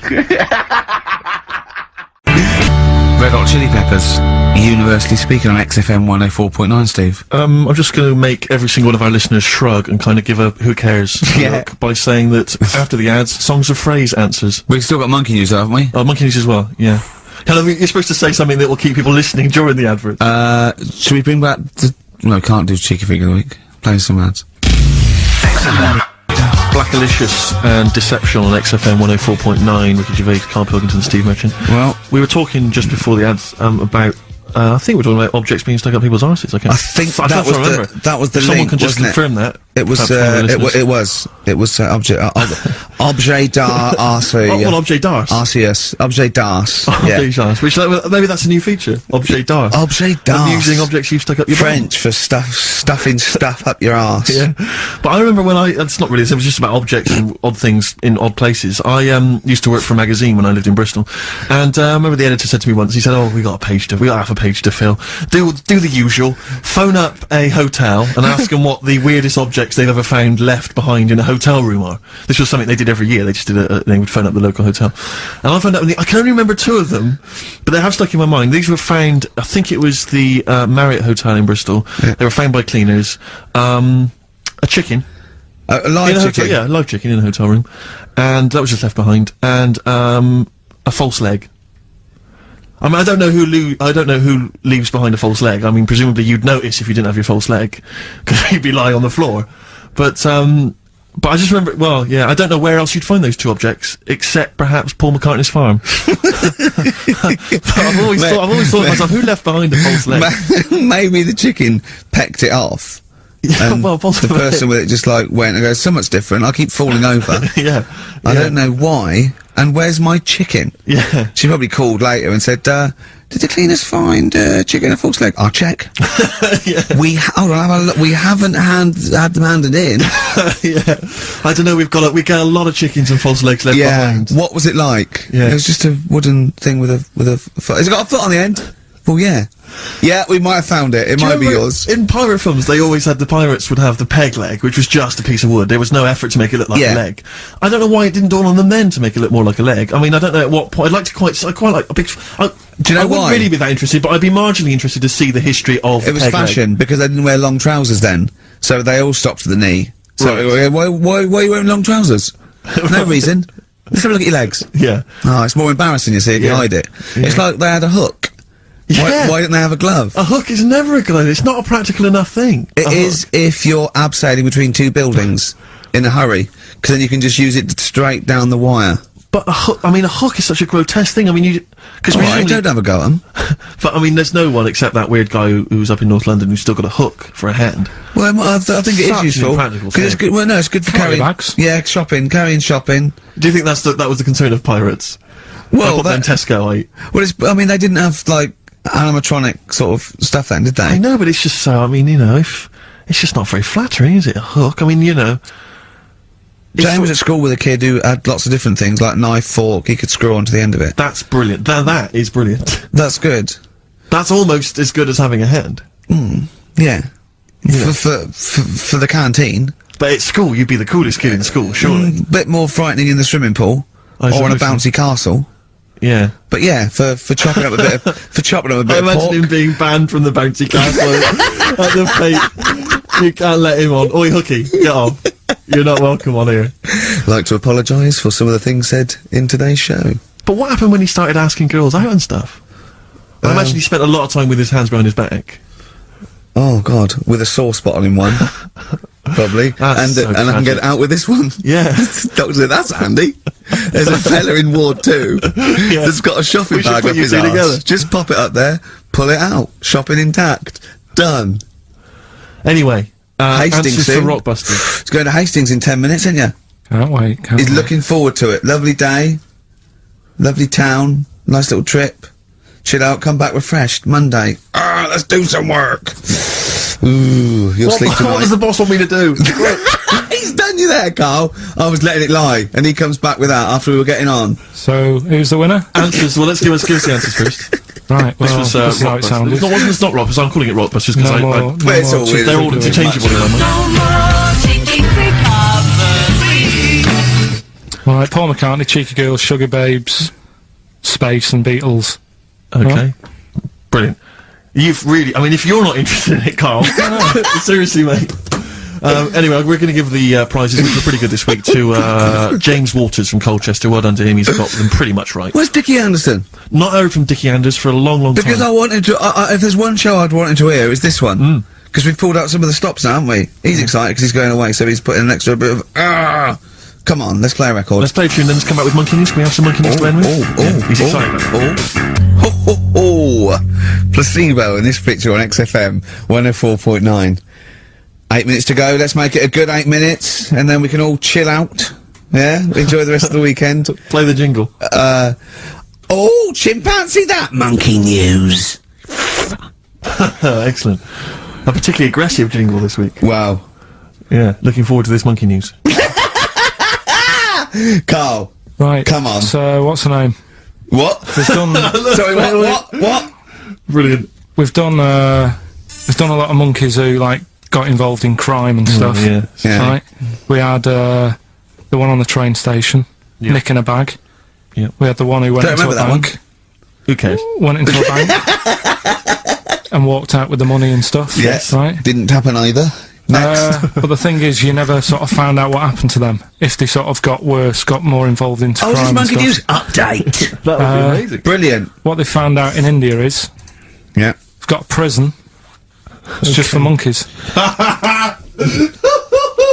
You mean wild animals? You mean A zoo? Yeah, a zoo or a kennel or No. something that where it's been gone mental or something. No, it's a prison. Yeah, It's a prison. is it? Does it have fraud cases?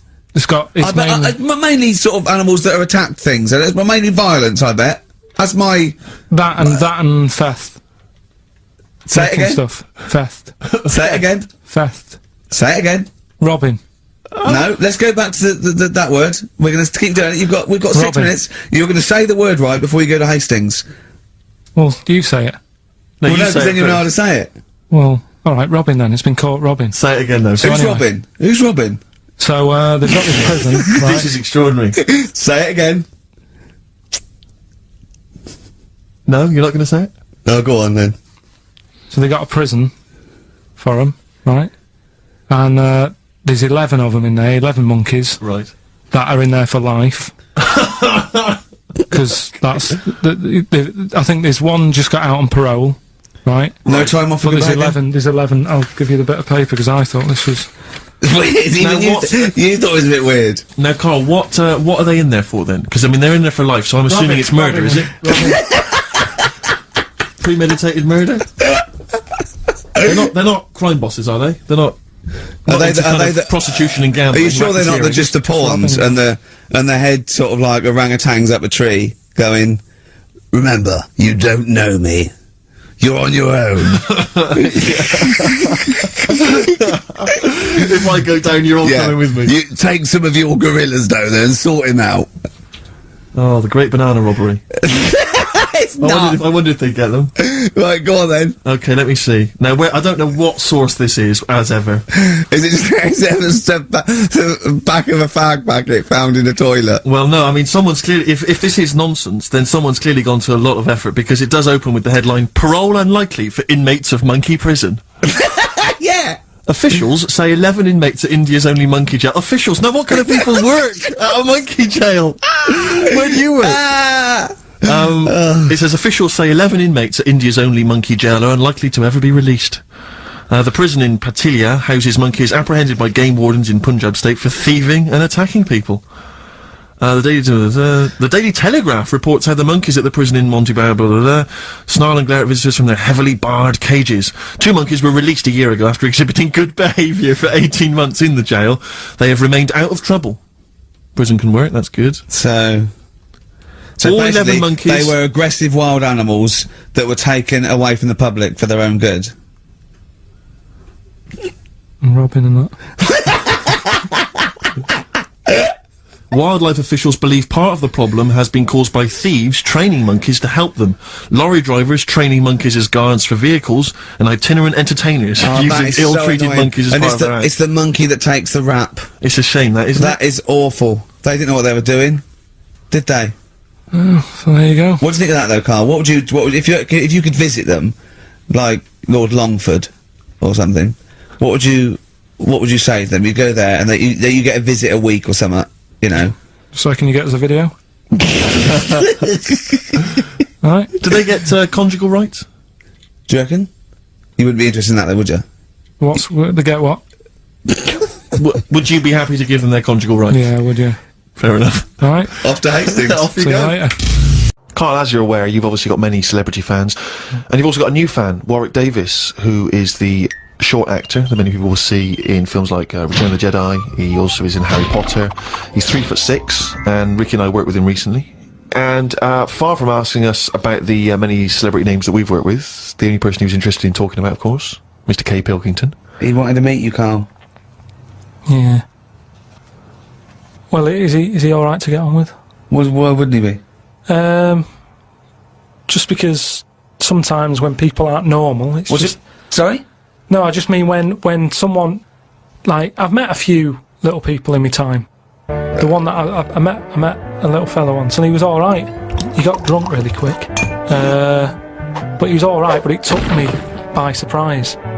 Only because, like I've said about when I met Steve for the first time, it's only that same thing. And then if I lived with the little fella, I'm sure we'd get on a storm. What do you mean when you met There's a Steve? TV show waiting to happen. Things wear off. That's like the world, isn't it? And it's the same with the little fella who you're talking about. First time I see him, I'd be a little bit like, or what do you say? Whereas once you get to know him, I'm sure he'd be a lovely little fella. I don't know where to start, Steve. But Warwick asks, really, what are your thoughts on short people, particularly in entertainment? Because, of course, they've, throughout the ages, made an appearance, particularly in fiction. Tom Thumb, of course, the Oompa Loompas. What do I think of them? He's just wondering, I suppose, what your take is. They're alright. I mean, when I was on jury duty, every day I'd sort of see one pop in, and he'd be sort of struggling getting on the chair. And he sort of, he wasn't struggling in a way that he felt uncomfortable. He'd obviously climbed a lot of chairs in his time, and this was just another one. And watching him, it just makes you think. You go, I should appreciate that I don't have that problem every time I have to sit down and what have you. But I don't think it's that bad. If I had to pick being really tall or really small, I'd go for the really small one because, the world's a more interesting place for him, isn't it? Everything's bigger. Do you know what I mean? We go to New York and go, wow, look at this, and they go and they go, oh yeah. Do you know what I mean? Everything's a lot bigger. Everything's more amazing. Food portions, everything's a bonus.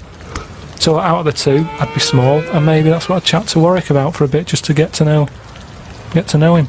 Brilliant. It's a shame in a way that he's not been able to pop in. I'd like to hear that conversation. But I've got, speaking of like weird stuff and that, I've got a new... Well, we weren't, but go on. No, I've got a new book. Do you know I had that Freaks book? Top 50 Freaks.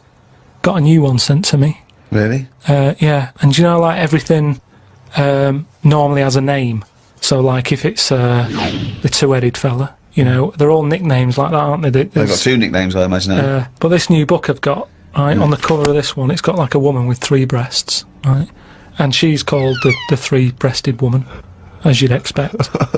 The one face. Why is she posing nude, though? That's what I want to know. Tart. Well, she looked happy. And there was a fella with, like, one face but 2 bodies. Doing one face but 2 bodies. One face, 2 bodies. What do you mean, one face, 2 bodies? Surely one head, 2 bodies. Head as well, but it was mainly the face. That was weird because he looked fed up. He sort of, What are you talking about? What are you talking about? Without a head? How can you have? What do you mean? How did it join to the neck? no, it did have a head, but the fact is, it was weird that it had one face to me. What do you mean? Well, if you've of got course one he had- head, you'll have one face. Yeah, I know, but it was the fact that he had one face and 2 bodies that I didn't think. But one why do head- you keep saying one face and 2 bodies as Why opposed not to one one head? head and 2 bodies? We're all the man with one face. Yeah, but now I've got one body. Yeah, well, surely he's the man with 2 bodies then.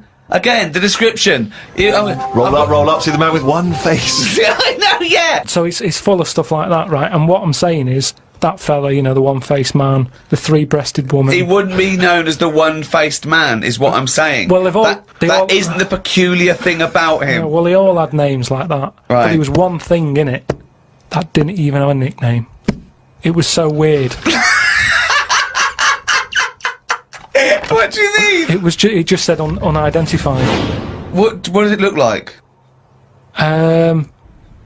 Sort of testicles for eyes. That's. It just reminded me when you. What do you mean testicles for eyes? And what is it? Did he have a normal body? I didn't even look at that. Oh, So that's what I'm saying, though. You're attracted to the oddness of the thing, and that's what I was saying about Warren when he walks in. Warwick. It'll be odd for a minute, and then I'm sure For him it will be. Yeah. He'll get used to you. I've got my head round it a bit more, and the way that there's loads of people in the world, and yet you don't see people with like dangly eyes more often. It amazes me. I love the fact that he's amazed by not seeing freaks. Yeah. It's incredible. He's walking down the street going, oh, everyone's got one head. That's weird. Suzanne, see any dangly eyes today? No, me neither. It's weird, isn't it? What's going on in the world? Went out the other night with the lads. There's a few of us, young, free and single. Must look like the Swingers. Oh, it was pretty. It looked like a boy band had gone out. It looked like, Really? It looked like NSYNC and hit the streets. right. Yeah. A friend of mine said, "Let's go to a club." Right, I haven't been to a nightclub for a long time. Actually, I haven't been. Is that because your glasses steam up when you walk in out of the cold? That is a problem in the winter. It's very difficult to make a good impression when as you walk in, your glasses steam up straight away, and you know, you got to take them off and clean them and stuff, and then, you know, you get a bit On your wife fronts, you pull your wife fronts up Yeah. through the jeans, Yeah. clean them on that. or the back of a girl's dress. But we cruised down to the club. It's one of those big sort of London super clubs, and it's a bit of a queue. I think it's a bit of a chore. But we're queuing up, we're in good spirits, we're looking at it, it sounds pretty funky, we can hear the music coming out. You know, been in the queue for quite a while, 20, 25 minutes. Forget it. 25 minutes. Well, yeah, we were pretty excited by this point. The doorman says, hello lads. I said, yeah, we're coming please. He went, no you're not. I went, Really? "What?" He said, you're not coming in. And he just immediately lifted the little rope and sent us away from the queue, right? And we were slightly perplexed, we were dumbfounded, we didn't know what to do, it was like, this couldn't be happening, it didn't make sense, we just queued up what was going on. And so, my friend said, well, we've got to find out why he's not going to let us in. So he goes back over. I thought you wanted to do. You wanted to tie him up with logic. That'll show a bouncer. Exactly, Yeah, yeah. show him how educated you are and how you can win an argument and make him look stupid. You'll be in that club in no time. That's what they appreciate. They love that. Because what they respect is being made to look like a fool. Exactly. So we went over and, They really look up to intellectuals. exactly, yeah. So one of our mates goes over and he says, why didn't you let us in? And he went, because you didn't have any girls with you. Now, I'll tell you this. That's kicking you when you're down. Because when you're out on a Saturday night trying to get into a club to meet women, and the reason you're not allowed to go in a club to meet women is because you haven't got any women with you, that's just salt in the wound. It's so humiliating. So, a friend of mine says that there's a VIP entrance over there. There was like a woman with a clipboard, you know, the guest list. Separate entrance. She said, you know, you've got a little bit of profile, Steve.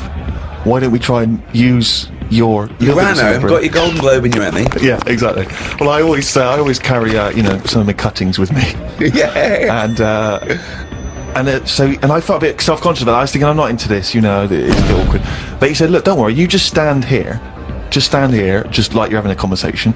I'll go over, I'll point them out, I'll go, oh, there's, you know, Steve Merchant over there, at the office or whatever. Oh God, Steve. So I thought, well, you know, the thing is, we were out, and I was a bit frustrated, and I thought, you know, we may as well try everything. So I stand there. My friend goes over and he has a word, and he comes back and he says, it's fine. She can't let us in the VIP entrance because she's not allowed, but what she can do is walk us to the front of the queue, right? And walk to the front of the queue and explain. So I think, okay, fine. Oh God. So we walk past everyone else, right, to the front of the queue, right? She goes up to the guy, she says, this is Steve Merchant office. The guy goes, I know he is, we're not letting him in. Oh God. Oh God. By now, of course, some people have recognised me, so they're trying to have my photo taken. So there's people inside the line that's being allowed in the club. I've got to lean across the rope to have my photo taken with them, even though I'm not allowed in the club. So they go, oh, alright, this is Steve, they're having the photos taken, right, camera phones and that. They're going into the club where the music, the party's kicking off. I'm outside waiting for the next chump who wants to have his photo taken. I mean, it was mental. So, That's unbelievable. I was furious, and then one guy, I remember he was chatting, and he goes, oh yeah, brilliant, I love the podcast and all that stuff, I love it. Is Karl with you? I said, oh, Karl's not out here. And his girlfriend, she went, who's that? And he went, oh, it's just Steve Merchant, he does the office, he does the thing. And she went, who cares? Who are you, Bruce Forsyth? And it's that thing when suddenly I'm being humiliated and embarrassed by someone's girlfriend. I never asked for that. I never asked for her opinion on me. I'm sorry if I don't impress you, if I'm not sufficiently famous for you, but it's not my fault. It's your girlfriend who brought it up. It was like I got over to her and tried to show off, and she was annoyed. So by now I was just furious. Oh, so I God. thought, forget this. Well, I was walking down the street, and there's a group of builders sitting down having a cup of tea. One of them goes, all right, Rick. I went, all right, mate. The other one went, not as fat as on telly. I went, oh, thanks. Not as fat as on telly. So he went with, well, you are fat, but you look even fatter on telly. He didn't say, oh God, you don't look fat at all, or oh, you look big on telly, but you don't look fat. Just went with, not as fat as on telly. And there's nothing I could say, but cheers, mate. Now, when you said cheers, mate, did you say that because you were? Because I'd say cheers, mate, because I'd be a little bit scared of them. No, it was I'd be like worried about the slight repercussions. sarcasm, and you know, I laughed after. Yeah. So you can get away with sarcasm with working class blokes. I'm a little bit more secure with a working class male than you, aren't I? I'm terrified of them. I feel like they're going to turn on me at any minute. You don't feel confident sort of backing in a lorry driver? Terrified. Oh, right. Because if I did, he'd probably lean out and just go and get your dad, mate. Yeah, not you. Fuck off, I'm not interested. Not you. Yeah.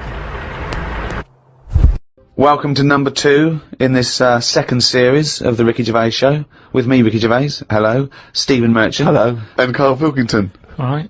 Well, I've been away. I had a little bit of an express tour of America, LA and New York, and they're all talking about one thing out there. Karl Pilkington. Really? Yeah. I hooked up with the Simpsons lot. They all listen to it on their iPods. I went down to the American office to keep an eye on, things. check it. Well, as we get money for old rope for doing next to nothing, I thought I'd show my face. Yeah. They're big fans, Karl. I met up with Jason Bateman, Arrested Development, and he knows how stupid you are. David Letterman knows what an idiot you are. Mentioned on the Letterman show. I mean, unbelievable. David Bowie listens. And they're all listening to little Karl Pilkington. When I think of people like that, like pretty much geniuses in their field. Yeah, sure, yeah. But when I think of Bowie listening to it, I still think of him as 26, dressed Well, as... he's dressed as Ziggy. Yeah. With a pair of those big 70s headphones. Yeah, it's going, hey, Mum, can you turn the TV down and listen to Pilkington? Yeah, absolutely. I love his kooky outlook on life. And Christopher Guest. Now, Christopher Guest empathises with you a little bit, because obviously everyone else sort of knows how stupid you are and not understanding concepts like, the infinite amount of monkeys. But he empathises with that because he thinks that sometimes, he thinks that he sometimes doesn't understand concepts that seem obvious to other people. However, I think he's being polite. I don't think you've got a lot in common with him, because he did all the other genius stuff.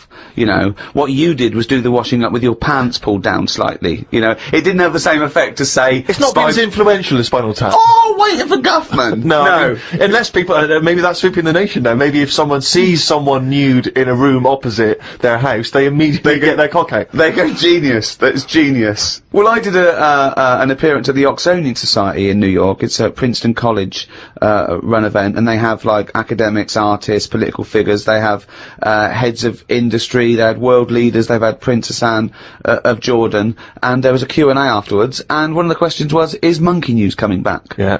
In that sort of forum, I mean, it's. I believe they also asked that of Bill Clinton. They did, yeah. Now, Karl, is Monkey News coming back? I mean, maybe. It depends what goes on out there. It's going to be quiet, isn't it? On the monkey front. Yeah, I don't know if they're aware or whatever that it's being covered, but it's just like, there's no point. You can't make news, can you? All these news channels, that's the problem with it. They've committed to saying we're a news channel. You got to find news. Well, don't do it like that. Sure. I'd say put something else on. If there's now what's going on Cartoons. in the world, just. Is there often no news in the world? On the planet Earth with 6 billion people? Is there ever a day where they go, no, nothing? But I'm just saying, the news is, what is it, about half an hour long? It depends. There's news channels that are 24 hours.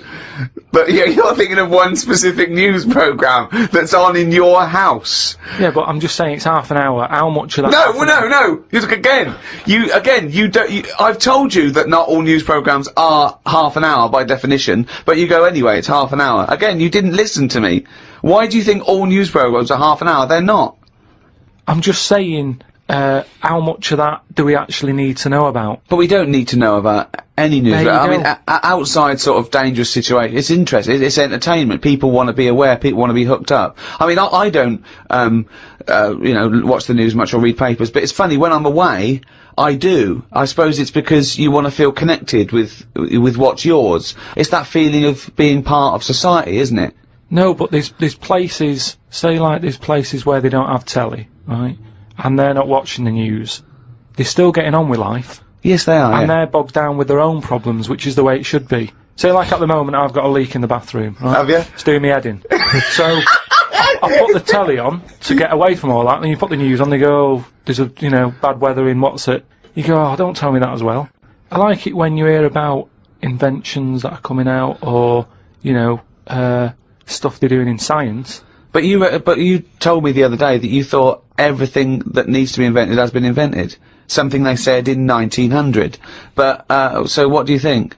Yeah, I mean, they are sort of playing around now. Like they've said they've made like a heart now that can be bunged into a body if yours isn't working and keep you going.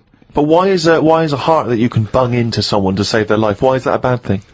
Just because it's another thing, isn't it? That's we're meant to die from the year dot. Things live. You have your bit. You knock about, and then you die. If you're going to live forever, how do you plan stuff? Right? That's the way I look at it. Sure. You sort of go. How big would your diary Well, be? that diary would this become is- intimidating, wouldn't this it? is what I'm You saying. have to fill that in for the rest of eternity. And you get bored. You get bored with living forever, and you know But I agree with you. you get bored of people. You'd have to keep making new mates, wouldn't you? Because you'd have discussed everything by the time you're about 110. 110. So it's kind of like Carl, you have the same concepts that you worked out and decided that were true at about 10, I think. I look at life like a Box big of chocolates? book, like a big book. Right, okay, yeah. Right? And you know, sometimes you get halfway through it and you go, even though I've been enjoying it, I've had enough. Give us another book. No. Your metaphor, analogy, whatever you're trying to create there, falls down with "let's have another book." Yeah. No. You can either opt out of life or stick with it till the end. You can't go, be someone else now. You can't do that. I know you think you can, and I think in your world you can, you possibly be injected into an old woman's head when you've had enough and you come out a little baby. What I mean is, at the moment, my life, I'm going to live to 74, 75, right? Okay, right. So yeah, I'm probably on page, what am I on?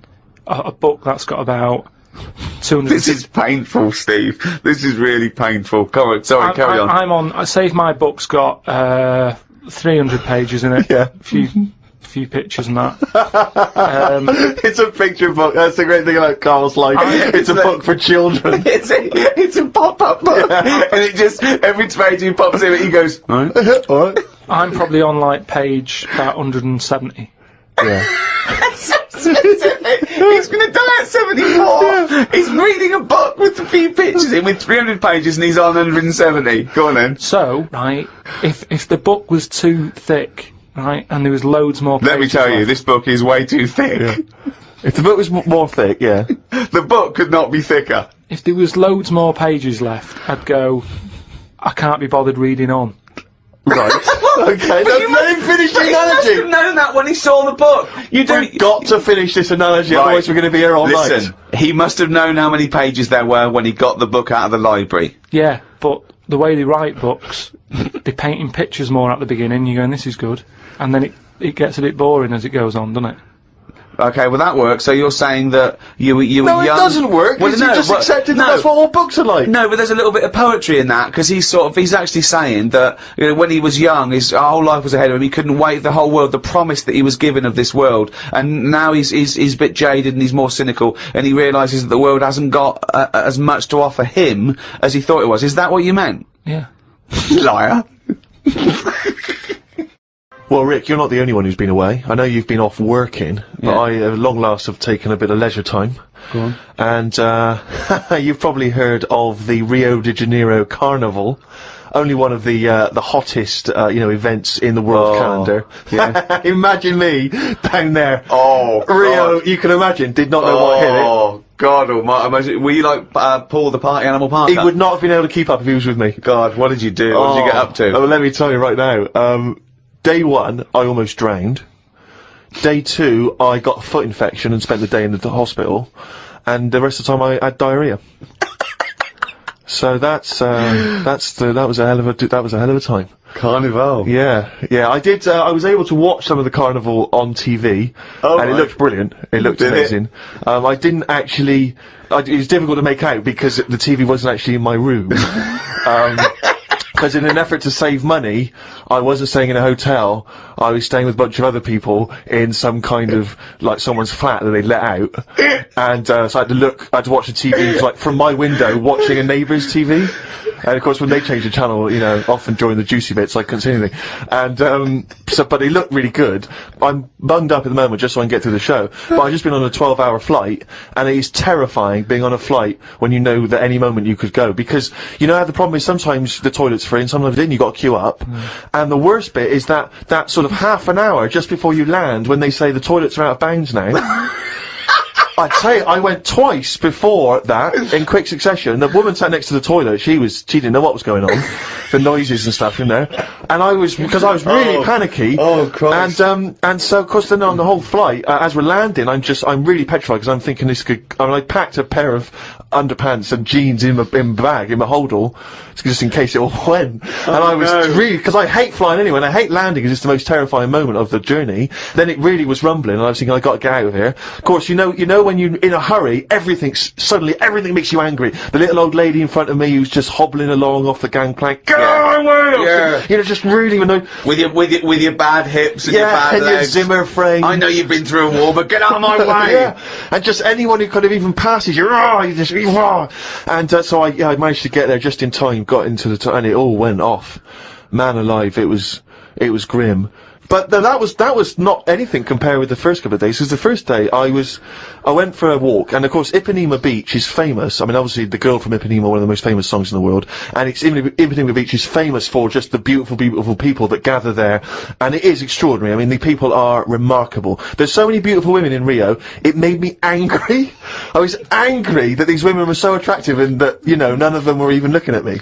So, but anyway, I'm on the beach, because I was shopping and I needed a wee.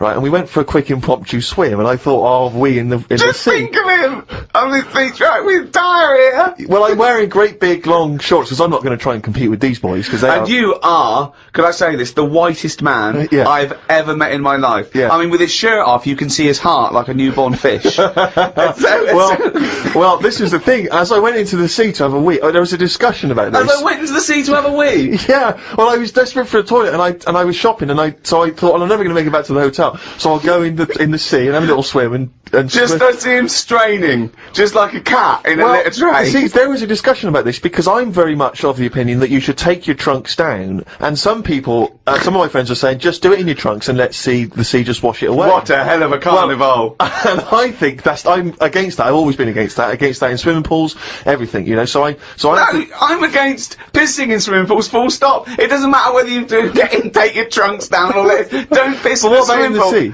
Yeah, well, fine, yeah. Fine, okay, well, right, so- fish do it, So anyway, so I'm in the sea trying to urinate, and I kneeled, because I'm obviously very tall, so it's tricky to get deep enough for the water to mask what you're up to. So I tried to kneel down in the water, right, and I got John Thomas out, but then the water swept out again and just left me on the beach. But luckily my back was to everyone, so no one saw. I can't think of a funnier sight than Steve Merchant on his knees with his little John Thomas out. I don't know how big it is, I've never seen it. But, I mean, I imagine it's in proportion to the rest of it, is it? I wish. That's all I'll say is I've been a little shortchanged. But, so then I got up and I waded a bit deeper in, right? And, now I was trying, I got it out. But what I didn't realise is that the waves just off the beach are really just uncontrollable. You never know what's going to happen. So one minute they're calm, and the next minute they're crazy like a tsunami. So suddenly I see this giant wave coming towards me, crashing towards me, and I got the cock out and everything, and it grabs this wave, comes over me, and lifts me up, and flips me up in the water, right? And I'm floundering around. I can't see anything because, of course, I had to take my glasses off to go in the sea. Because I didn't want to lose them. Oh God! So I floundering around, and I'm genuinely getting scared, because as I try to get into shore, the wave just pulls me back again. So I'm waving to my friends on the beach, but With everything? Well, what I don't realise is that because I'm not wearing my glasses, I don't realise that I've been dragged along the beach some way, and I'm not actually waving to my friends. So there's like a bunch of these beautiful women on Ipanema Beach watching a pasty white man waving with his cock out. And what annoyed me was my friends were laughing. And that Steve, really angers if me. I'd have been there, I would have burst. But why wouldn't you have come running? Would you have come running in and helped me? Not with your knob out. What? So even though I was screaming and I'd shouting? have thrown a rope or something, or a dinghy or something. There's no way I'd have. No, I couldn't have saved you with your glasses off and your knob out. If I ever save you, I want you to be fully dressed with your glasses on. So you'd have just let me go. That would have been what you'd said to my parents. He had his knob out and his glasses off. There was no way I was I gonna. can't think of a funnier sight. Oh. Oh, chimpanzee, that is raining down again.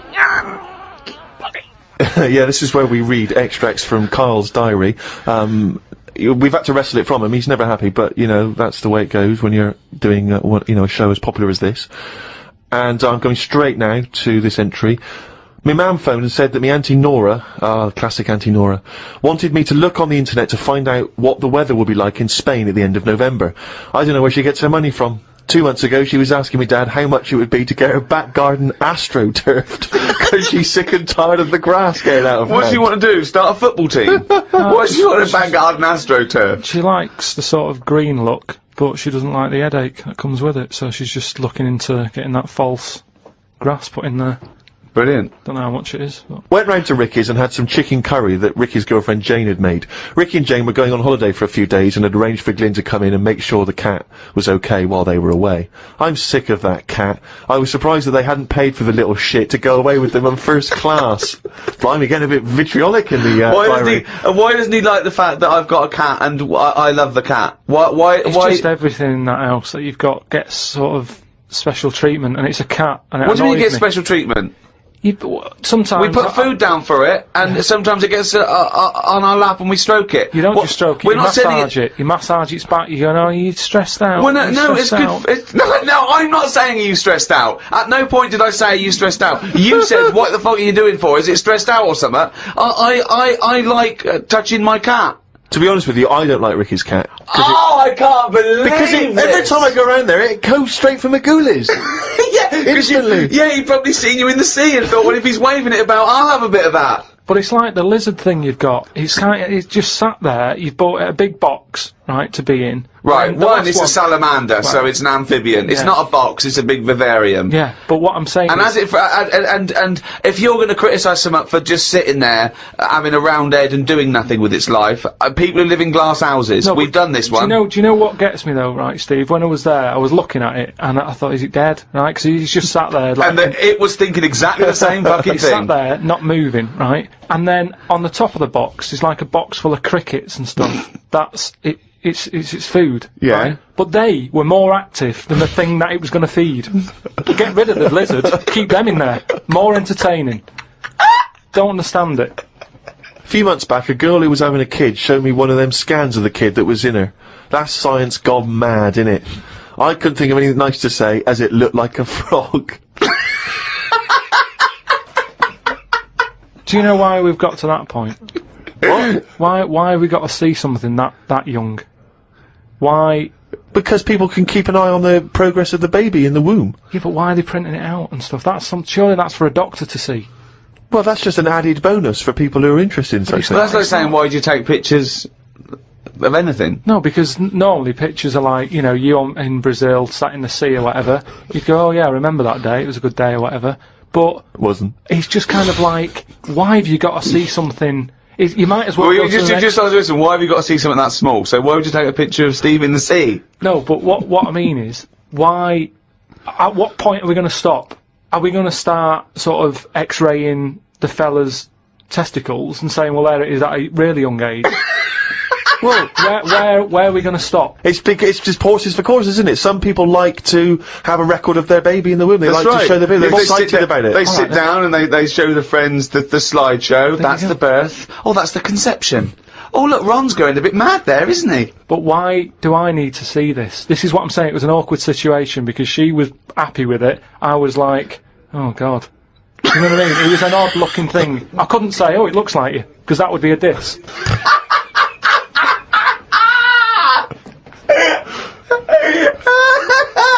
Oh, Christ! Met Suzanne at Euston Station. I said I would sort out the tea tonight, so I called the curry house. The fella couldn't understand me. I asked for 2 poppadoms. He kept saying, how many? I kept saying 2. He still couldn't understand. I said 1 more than 1. He understood. When we picked up the food and took it home, there were 5 poppadoms in the bag. Oh, God! Oh, God. There is a restaurant somewhere that sells knobs to eat. No, there's not. There is. No, there's not. No, there is. It says that women can't eat too many of them, and if you want a seal's knob for dinner, you have to book in advance. Right, it's gobbledygook. This is the ramblings of a madman again. It's a trend, he writes. It won't last long. It'll be like hummus. But hummus, when did that happen? What do you mean it's still going? It's a Greek traditional food. I know, but there's a restaurant down the road that's all they do. That isn't a proper meal. That's a side order, isn't it? That's like having a restaurant just flogging tomato ketchup. Hummus isn't a meal. They don't even try and kid you and get you in and flog you just hummus. They actually say it's hummus today. Not going to work. Be shut down within a month. Called Ricky and asked what the difference is between the mind and the brain. Yeah, he That's did. a hell of a phone call Yeah, to get. unbelievable. Unbelievable. Ricky did explain, but I can't remember what he said. I wondered at what age you are when the mind kicks in. Okay. Ricky changed the subject and said there is an island called Spider Island. There's nothing but spiders on it. A bloke went to visit the island and said there was 1,000 types of spider in one tree. Yeah. Excited by I that? didn't tell you that. No, I looked it up after talking to you. Oh, right. Is that true? Yeah, they just said there's loads of them. What do you think about that? What do you think of an island that's just full of spiders? It's a bit daft, isn't it? What do you think they should do then? I don't know, because you need spiders. I don't know what they do, but they say a world without spiders, like, wouldn't be good. Who says that? I don't know, someone. But they sort of do something. There's something about if you did get rid of them all, it would have an effect. Well, of course it would. Get rid of anything, it'd have an effect. Not everything, no. Like I've said, jellyfish and what have you. Well, no. The world wouldn't change. Well, it would. No, it wouldn't. Well, it would, because it's part of the ecosystem, so they're some things food, aren't they? No, but it's 97% water or something. Yeah. So how much are they doing? Just give them another 3%, make them water. And that's more useful. Give them another 3% and make them water! Oh, God. The rain ain't stopped. The old woman with the bent neck. Now, we've not heard about the old woman with the bent neck Who's the before. old one She's with a the whole bent new neck? What's character. this? Incredible. She's really old. And she's got a bent neck, yeah, but tell us something else. I don't know what's up with her, but her head sort of comes out of here. It's radio, they can't see what It you're sort doing. of comes out of her chest. So from behind it looks like she hasn't got an head. It's really weird, right? I mean, she's old and I don't know what's happened, just Suzanne said it's sad and her bones have sort of bent up or something, or maybe she carried something heavy when she was younger. On her head. And, I don't know, it's sad and everything. Yeah. But she's wandering up and down the street, always looks fed up, but you can see her, you have to sort of bend down a little bit. But her head's just, I thought I told you about She finds a lot of change. I said, yeah. Well, as you write in the diary, the old woman with the bent neck is struggling in the weather. The rain must be running down her back. Don't know why she went out in this weather.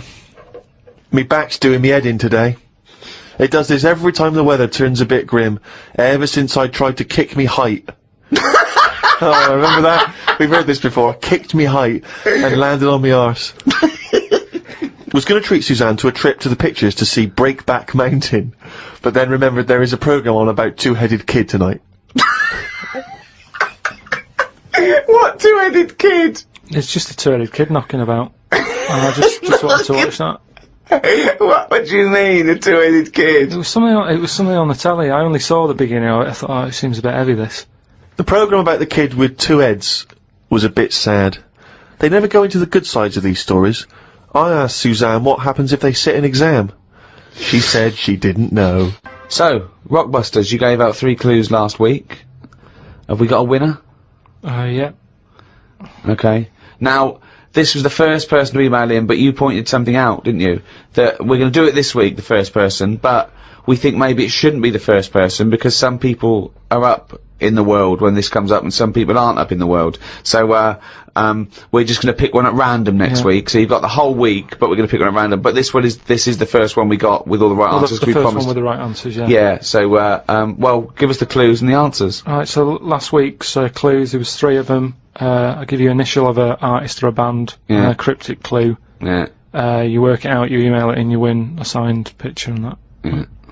Yeah. First one was, well, I don't want a house that far away from the water. I want to be right on top of it. Go on. Right, so that was B. Yeah. That was Beyonce. Beyonce.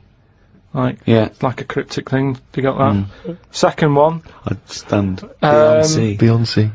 that part Beyonce. of my leg is English. The initial was B. That was Britney. Right? Brittany. Yeah, so it's like British. Brittany. But so you're just taking the one half of her name, are you now? Well, she's known as that now. I think she's known don't more know as if she is, but fine. more as Brittany than Okay. Britney Spears. They don't really call her that anymore. Yeah. Also, British isn't the same as English. Yeah, I know. I realised that, but it was too late. Brilliant. That's what you're up against. Just like that Ollie Wants to Be a Millionaire. The last one was the initials were KW, Yeah. and the clue was the fitness teacher has got a speech impediment, right? So you've got to sort of think about that. You've got to think about a fitness teacher. Yeah. He's working out and that. Yeah. But he's got a speech impediment. So when it like comes to like Well, finishing, no, you didn't say all this in the clue. So.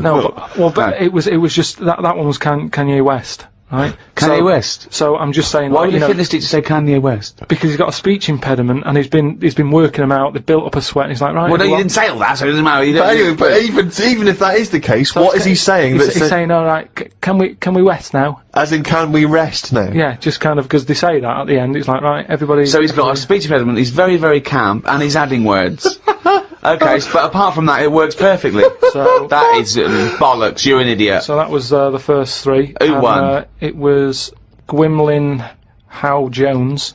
Right, let me have a look at that name. There's no such name as Gwymlyn. What is Gwymlyn? Is it something from Lord of the Rings? Gwillem. Hugh Jones. Okay, and a signed photo of us is on the way to him. Lucky If- you. I don't know why he wants that, but well done, he got the clue. I don't know if that's a good thing or not to get the clues, but there it is. Well, there you go. So we're going to do some clues for next week? Yeah, right. Again, same sort of system. 3 of them email in, and we'll pick one at random. Right. First one. The initials RP. Right. Right. And the cryptic clue. Not cryptic, well. Steal that woman's flower. Right. If you're gonna like nick a. Well, no, it's different now. What is it? If it's a cryptic No, clue... let him finish it. Okay, what is the clue? flower. What is the clue and stick to it? Steal that woman's flower. Fine. Okay. RP. Right, okay. Right. Second one. B. Is that the clue or the initial? B is the initial, right? And cryptic clue. Keep whacking the cooker with a stick. What is it? It's a band or an artist. They kept whacking the cooker with some sort of. What, is it keep stick. or kept? What's it? If it's a cryptic clue, everything matters, so... Well, it doesn't really. Just think about whacking. Well, no, give us the clue again. Okay. Just whack the cooker. No, with what some is the sort clue? of Do the clue. stick. Okay, do the clue. This is the clue, and the only... Right. No, wait. The initial is B, and the clue is... Keep whacking the cooker with a stick. Right, fine. But it doesn't have to be a stick, though. It Well, could no, be like an it could be any sort of. Well, okay, then, let's do the clue again then. Okay, so the initial's B, what's the clue? Keep whacking the cooker. Fine. The last one, the initial M, and then the clue is Venice. It's all water, isn't it? Right? How would you describe it? Right? When Oh, Jesus Christ. Is this the what? Let him finish the clue! I want to go home! I haven't slept! I've just come back from Rio! He might never finish the clue. It keeps going. It's full of water. Right? Oh, well, you don't need a stick, do you? Use your hand if you want. Well, no, it's B. No. I mean, he might never finish. Well, right. not if you're going to interrupt him. What's the initial? M. What's the clue? Venice. It's all water. There's hardly any land, so how would you describe it? Okay. I think that sort of works. M is the artist or a band. Email in podcast@rickygervais.com and we'll pick one at random. Win some stuff. Well, that's the end of episode 2 in this second series of the Ricky Gervais Show. So it's goodbye from me, Ricky Gervais, Stephen Merchant, Oi! and... Sorry, I just want to explain why that's a greeting in Brazil. Is it? You see someone, hey! Oh, okay. Yeah, I wasn't just a me. Why's your knob out when you're shouting and waving Yeah, at that's me? why I did it. You see what was going on. I'm Karl Pilkington. Alright. Welcome to number 4, season 2, the Ricky Gervais Show, with me, Ricky Gervais, Stephen Merchant, Hello. and Karl Pilkington. Right. Now, there's a lot of talk, Karl, that I bully you. Okay? You know, it's for your own good. I'm trying to train you, aren't I? Do you know what I mean? Because, and no disrespect, okay, you are what I would call a stupid idiot. Well, can I just ask, because there's been an awful lot of emails that have said, will you and Steve please stop calling Karl stupid. Now, Right. they say, oh, it doesn't justify calling him stupid. Now, I don't know what part of injecting a 76-year-old woman in the head so that she lives her life backwards Well- couldn't be considered stupid. Okay, then listen. Right, I've found some things that I think will interest you, and I want your first thoughts on these, okay? Now, these are facts that I've sourced, okay? What's the actual topic? Well, you love animals, don't you? You're interested in animal Some facts. of them. I don't love them. Some of them fascinate me and stuff, but a lot of them also get on my nerves. I don't know how an animal can get on your nerves. They just do.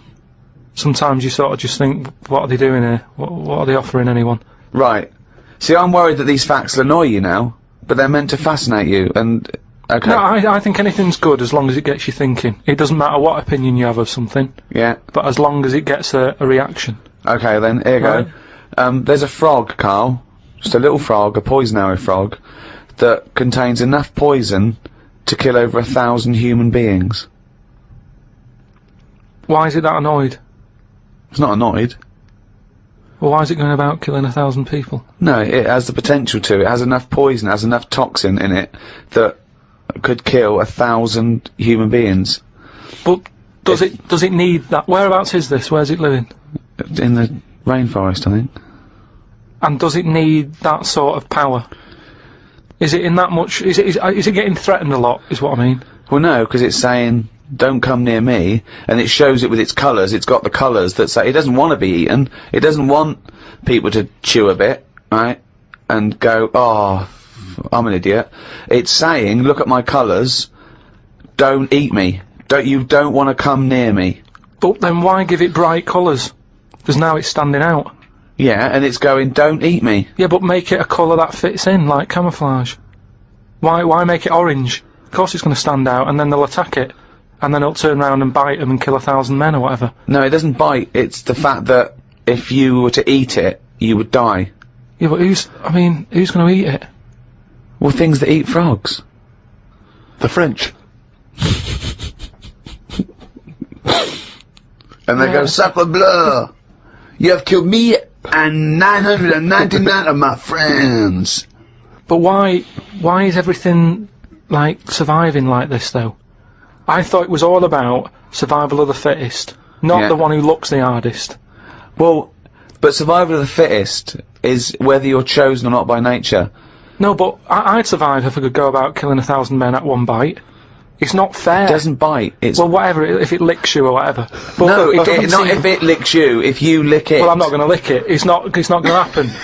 I will not be licking a frog. So it's of no danger to me. So I could still kill it, and there's no chance, at no point am I going to lick a little frog's head. Not when it's alive or when it's dead. I love the fact it's all about you. It's all about how it relates to you. And he's annoyed that they're getting away with something. He doesn't like any sly animals. He doesn't like animals hiding. Then he wants them hide. He doesn't want animals killing things. Then he wants them to kill things. He doesn't know what he wants. When they say survival of the fittest, they don't mean that, say, lions have been working out in a gym. It you means the understand? fittest, it means the fittest gene pool, and the fittest gene pool is a gene pool that's still around. That's all it is. Yeah, if but- it's here, it worked. I was trying to explain to you the other day. A slug is as evolved as us. It's not, though, is it? It is. not. You think evolution is aiming towards Miles being away human? from where we are. What? It's nowhere near what we're like. But you're looking at it in terms of this evolution has a will. It doesn't have a will. It's chosen or it's not chosen by nature. A slug got it right. A slug has got it as right as. What do you mean it hasn't? Well, what was it like before it got it right?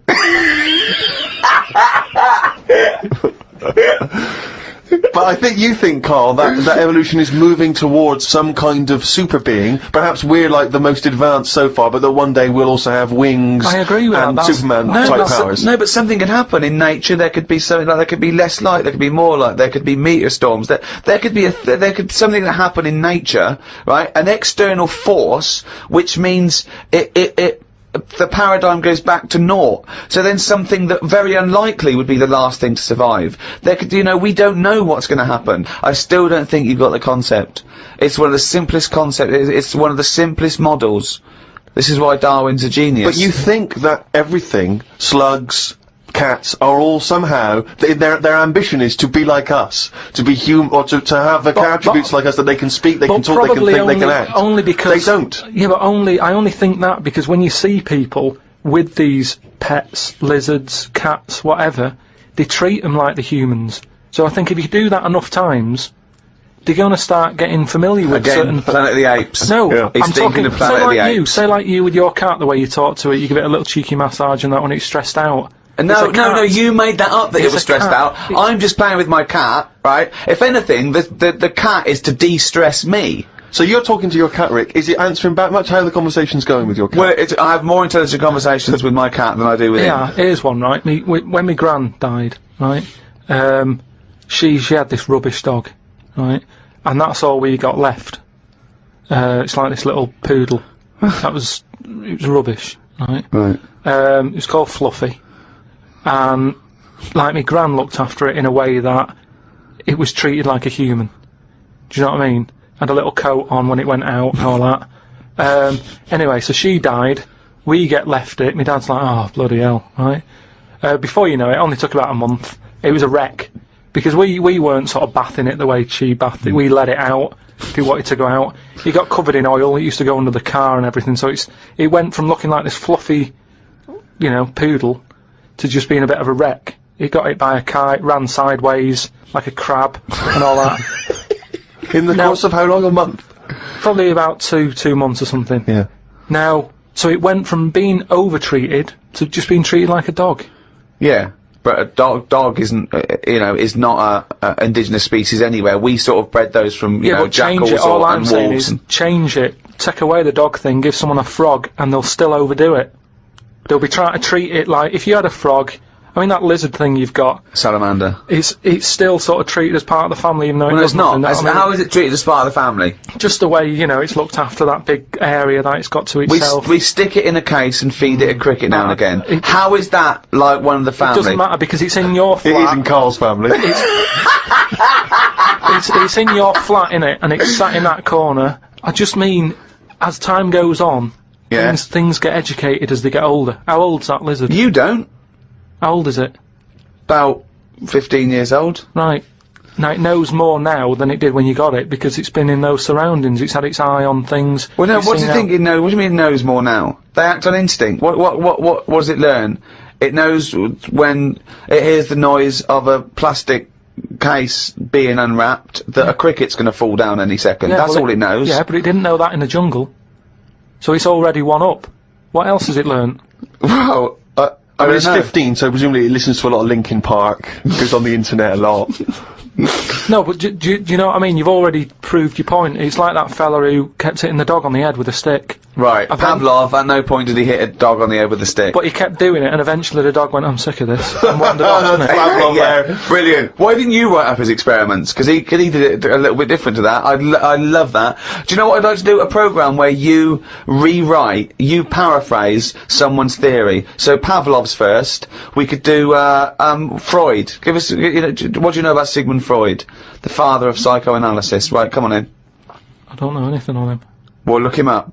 Educating Karl. That's your next week, right? Let's do another podcast next week. Then they get an extra one free, the people who paid for it, right?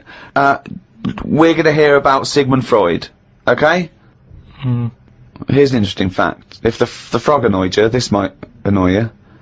A blind chameleon will still change colour to match its surroundings.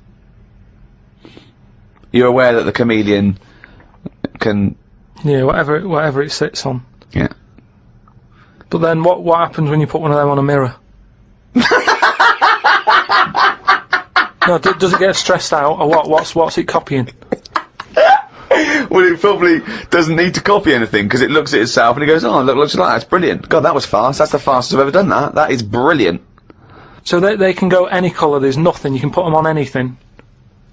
And they'll go to the thing. I don't want you to have a chameleon, because you'd just be trying to see what it could and couldn't Try and do. catch it out. I know, yeah. Pop it on some tartan. But again, say like the frog thing, right? Pop it on the telly. Yeah. Couldn't do it fast enough.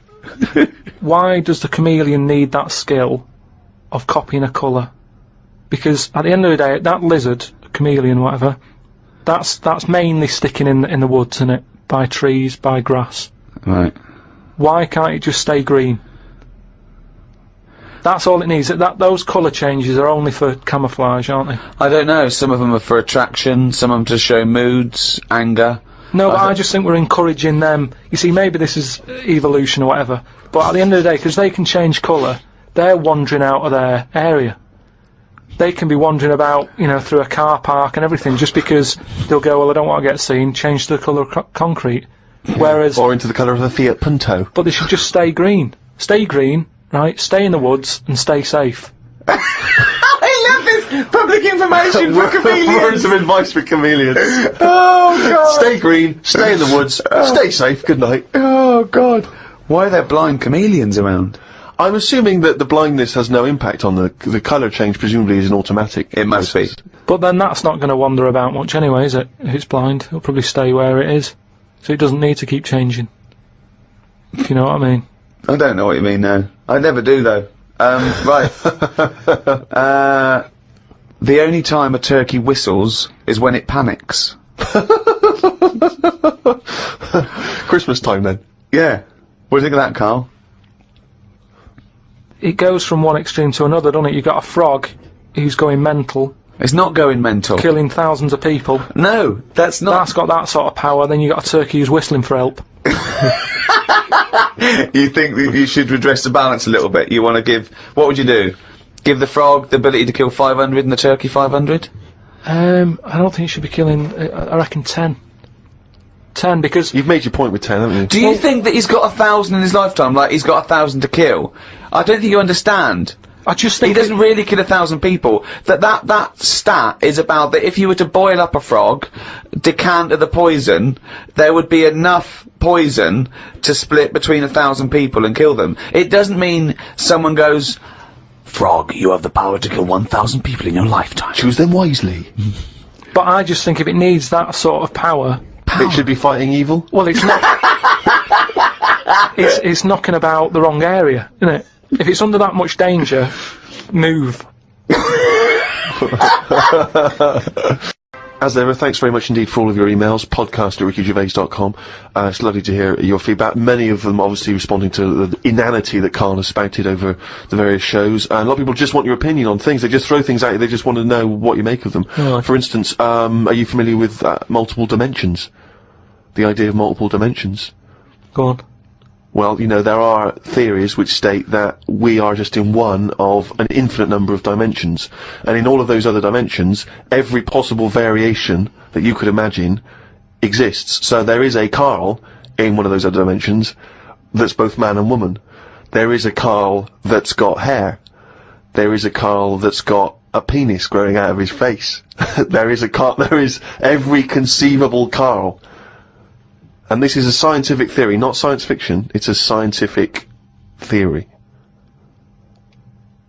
Is it a planet? No, it's a multiple dimension. It's another dimension that exists in parallel with the dimension we are living in now.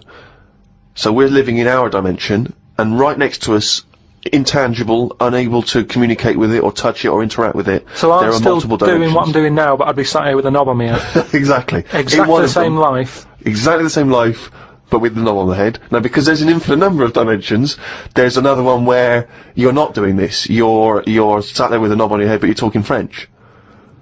Why is this happening? There is one, Carl, and this is a fact, that you're talking French with a knob in your mouth. Exactly. And no one can make his head or tail of what you're saying. No, because it's pidgin French anyway. Exactly. But who came up with this? Well, it's because there are phenomenons that happen at the subatomic level that people are explaining as being that, for instance, atoms or very, very small molecules are disappearing and reappearing. And people are saying... That's the fact that we're trying to dissect this theory, and you said very, very small molecules. Well, yeah, okay. Atoms, neutrons...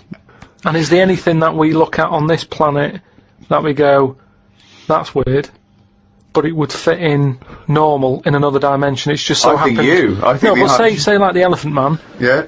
Was he alright, but he was just in the wrong dimension? I love this. Well, it's an interesting thought. I mean, of course, there is one dimension that where you are the ruler of the world, and everyone thinks you are a genius. Yeah. I'd hate that though. I just don't understand why we're worrying about this, though. No, nor do I. Well, we're not worrying about it. Well, they are, because scientists and that sat in a room somewhere going, what's going on? What's happening in the other dimension? But we can't get to it, can we? So that's why I don't worry about it. I agree with Karl on this. It's largely pointless. It's academic. It's like when a person does philosophy, and the first lecture he ever goes to, he comes out and he goes in the student union. He goes up to someone who's doing English or science and goes, "Oh, you right, mate? That table's not there." They go, "What?" They go, "The table's not there." He goes, "What? How do you notice?" They go, "What? What are you talking about? The table's not there." He goes, "Isn't it there? Can you feel that? Is it there or not?" And his beret falls off. Yeah, it doesn't, it's not a big, chat up line as well, when you've got a little bit of philosophy and you try to spout off, because of course I told you before, haven't I, when I was doing a school play, and, there was a girl, I was trying to crack onto her, but I was going through my sort of, fifth form phase of sort of reading, Catcher in the Rye and all the rest of it, rebelling against the system, and, I thought, well, she's gonna find me appealing, if she realises how smart I am.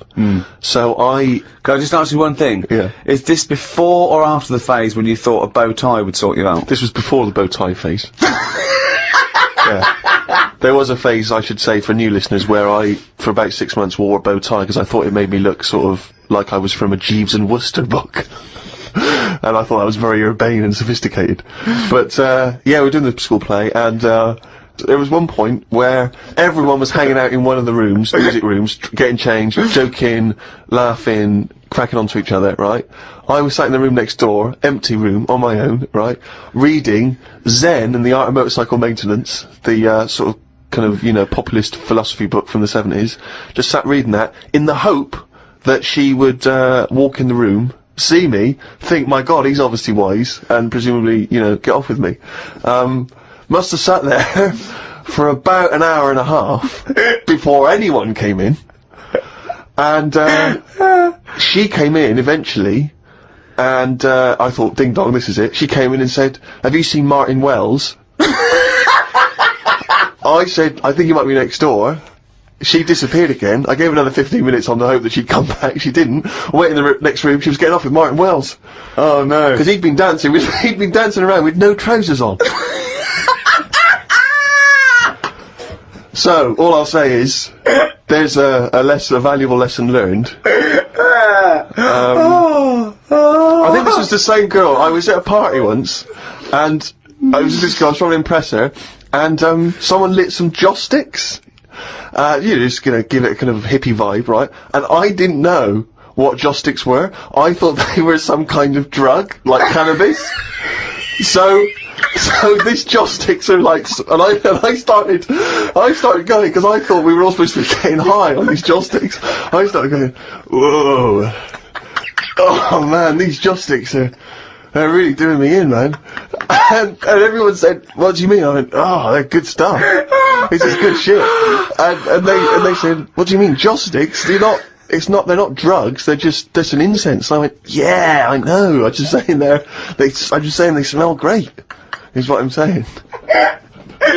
Meanwhile, Martin Wells on the table, trousers down, everyone just throwing in money. Yeah, exactly. Oh. I don't know if it was, there was another party where I don't think it was the same girl, but there's inevitably a girl there that I'm trying to, impress. And I went up to, it was a house party in someone's house, I didn't know anyone there really. I was only Steve, you come without trousers. Will it work for bloody Martin Wells? And I went up to the toilet, and I had to do, number twos. Brilliant. And I did them. There was no toilet paper. At the party. And I was like, and I was scrabbling around in this bathroom thinking, what can I use? There was nothing. And I was thinking, oh God, what can I do? And, as I recall in the end, I couldn't make anyone hear. I didn't want to sort of go out into the hall and stuff. So I had to shout out the window into the garden where everyone was. No. Yeah. And someone had to come and bring me some. And, once again, it didn't. Well, I wish I'd fucking had Zen in the Art of Motorcycle Maintenance, then I could have ripped some fucking pages out and wiped my arse. Oh, chimpanzee that. He's gone and written it down again. Gone! That's the ever-changing jingle for Karl's diary, excerpts of which we like to read each week. Suzanne said today can be my day because she has been a bit of a pain with her illness and that. So she said I can do what I want today. We went for a walk around Green Park. Loads of tourists were about looking at the Queen's house. She was in because the flag was up. I wouldn't want to live there. Why wouldn't you want to live there? Just because it's right in the centre of town? It's just not in a good place, is it? It's got a roundabout outside and that. Really busy. It's pretty good. I went for a pee in the toilets. When I came out, a pigeon had shat on Suzanne's coat. She was in a bit of a mood about it. A bird shat on my ear once. I left it for about 10 to 15 minutes until I got home. I washed it off, and in that 10 to 15 minutes, it had corroded me ear. He's had a lot of problem with ears. He told me the other day, he got up, washed, had a bath, had some breakfast, went to the shops to get a newspaper and had a chat with a woman in the corner shop, got home, pottering around, looked in the mirror, he had a cotton bud sticking out of his ear. He went, what annoyed me was she didn't say anything. Like it's her responsibility. Yeah. No, but she knows me well enough to sort of, you know, go, you know you got a cotton bud in your ear. No, she knows you well enough to go, Carl's got a cotton bud in his ear, I've seen worse. When you've got a cotton bud in your ear, what interrupted I think Suzanne called or my dad called or something, and then because I was running a little bit late because I'd been talking to them, the earbud was in, I just popped my coat on and went to the shop. Carl, you got a toothbrush in your mouth. Oh. Walked through Covent Garden. There were 5 of them mimes knocking about. I don't understand why people take pictures of mimes. Everyone looks like a mime in a picture. That's so true. That's really true. If the point is they're staying still, if that's their skill, a picture won't tell that story. That's absolutely true. My dad took the cat to be put down today because it kept bumping into things since losing its sight. My mum said she's not going to get another one. She said the parrot is looking worried as it's seen the budgie and the cat go in the space of 3 months. Your mum said the parrot's looking worried. What happened to the cat then? It gets into a lot of fights. It lost one eye, and then it got into another fight and lost another. Oh, and it was just walking around bumping into stuff. I mean, the vet sort of said, oh, we can do stuff to keep it alive and all that, but it's a bit out of order, isn't it? Because it costs a fortune, they shouldn't tell you. But Mum and Dad can't afford to have eyes put on it and stuff. no, you can't have eyes put on a cat No, anyway. but they said, oh, we can do something here. We can What? have its eyes sorted out. But I don't think you should be allowed cats. Why? Not the Pilkington family. Why not? Well, They they have keep good dying. lives. Yeah, I know, but they have good lives whilst they're still knocking about. It's just that we get through them. It's a good job you're not going to have kids. Oh, God almighty. I can't believe it. The cat that kept throwing up. So his mum shaved it. Unbelievable. Dry wipe cat. A mate sent me a story on email about a bloke in China who has this weird illness that means he can't have his picture taken. That's not the weird bit. If he tries, his body doesn't appear in the photo. Don't talk shit! He has had group pictures taken and everyone appeared apart from him. Don't talk shit! The That's story bollocks. had a picture next to it of a family photo and it said he was stood at the back, but you couldn't see him. Right, he wasn't in the picture. He was in the picture. No, he wasn't in the picture. We've done loads of tests and stuff. No, on him. I haven't done loads of tests. This is bollocks. There's no way this is scientifically possible. What's his yeah, now he's wanted. Just a white bit of paper up on the police wall. Have you seen this man? What man? If you see him, tell us. You're talking shit. Suzanne watched the film You've Got Mail tonight for about the 14th time. I don't think you could properly fancy someone without seeing them, unless you're blind. I think it's odd when blind people have affairs. Why is that odd? Just because most stuff is based on looks, innit? So you think once they've found someone, they're happy with them. Stick with them. But no, it's not true. Most things are based on looks. What I mean is when you first like meet someone and that. Well, initially it's only looks because Yeah. you don't know them. So that's what I'm saying. But that's a ridiculous thing to say, isn't it? Well, no, it's just what I think. I'm not saying that's like fact or anything. I'm just thinking if you're blind, why mess about? You're still basing on it if it's only looks that Yeah. people find. What? Yeah, I'm just saying. So why is a blind person messing about having an affair? Because I'm saying that presumably that blind person isn't basing anything on looks. I just alright. I mean, maybe that's not. I mean more like. Do you want me to cross it out? Shall I cross it out? 'Cause it's Well, bollocks. it's just the same way. I think I put how people. I read something in a Sunday paper once with some bloke who was going out with some woman, he ended up going out with a sister who was a twin. If you're going to have a change, have a change.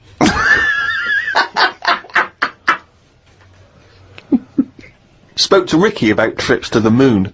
He was up for going just to see what the world looks like. I came up with the idea of a giant mirror on the moon that would reflect the world back. He had a few questions, but I had the answers. Yeah. He changed the subject, I won. Right. My first question was, how would you get it up there? He said bit by bit. That'd be a good mirror then, wouldn't it? I said, how big would it be? He went, you'd still need a telescope. I said, how would you get it on the right side of the moon, always facing the right? He went, what? He went, does the moon move then? I went, yes. And if we don't like the mirror on the moon, we can always wallpaper over it. It's Suzanne's birthday tomorrow, so I've got to get her something. I sometimes think it would be best if we didn't celebrate birthdays. I think people would live a bit longer if they didn't know how old they were. Age puts restrictions on things. She said something about wanting one of them posh badges to put on her coat. I will look for one later. I love the fact that around the time that you've got to buy Suzanne her birthday present, you think that birthday presents are a bad idea. Got up early, it's Suzanne's birthday, gave her the card and present. She was well happy with her posh badge. She wore it to work. It's quite nice to hear a moment where she was actually happy for once in your company. They always say when you get someone a present, you should buy them something they wouldn't buy themselves. Daft rule. I want something I would buy myself if I had the money. When I was young, me Auntie Nora got me a present I wouldn't buy myself. It was a t-shirt with her face on.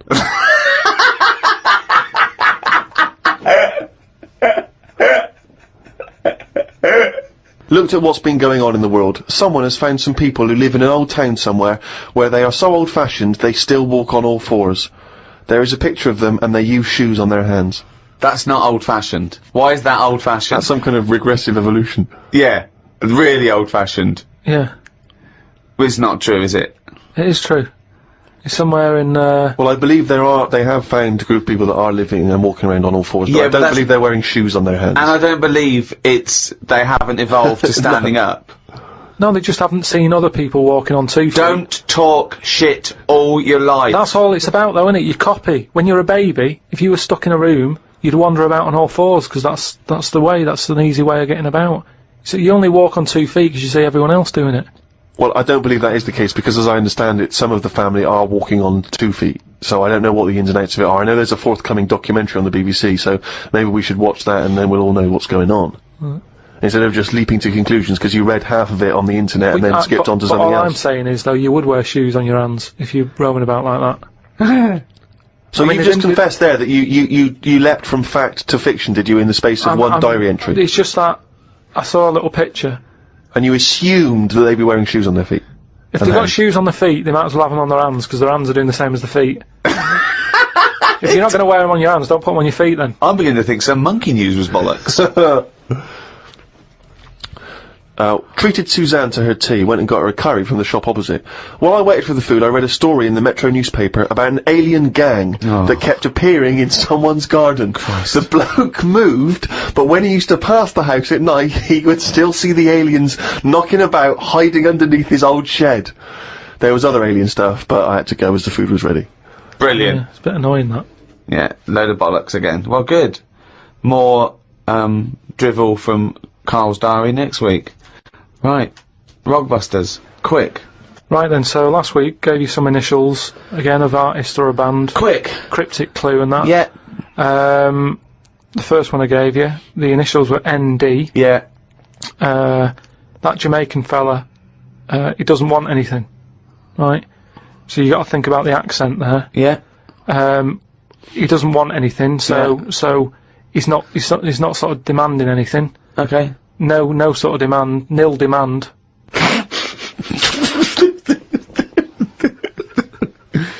Nil demand. So it's like Neil Diamond.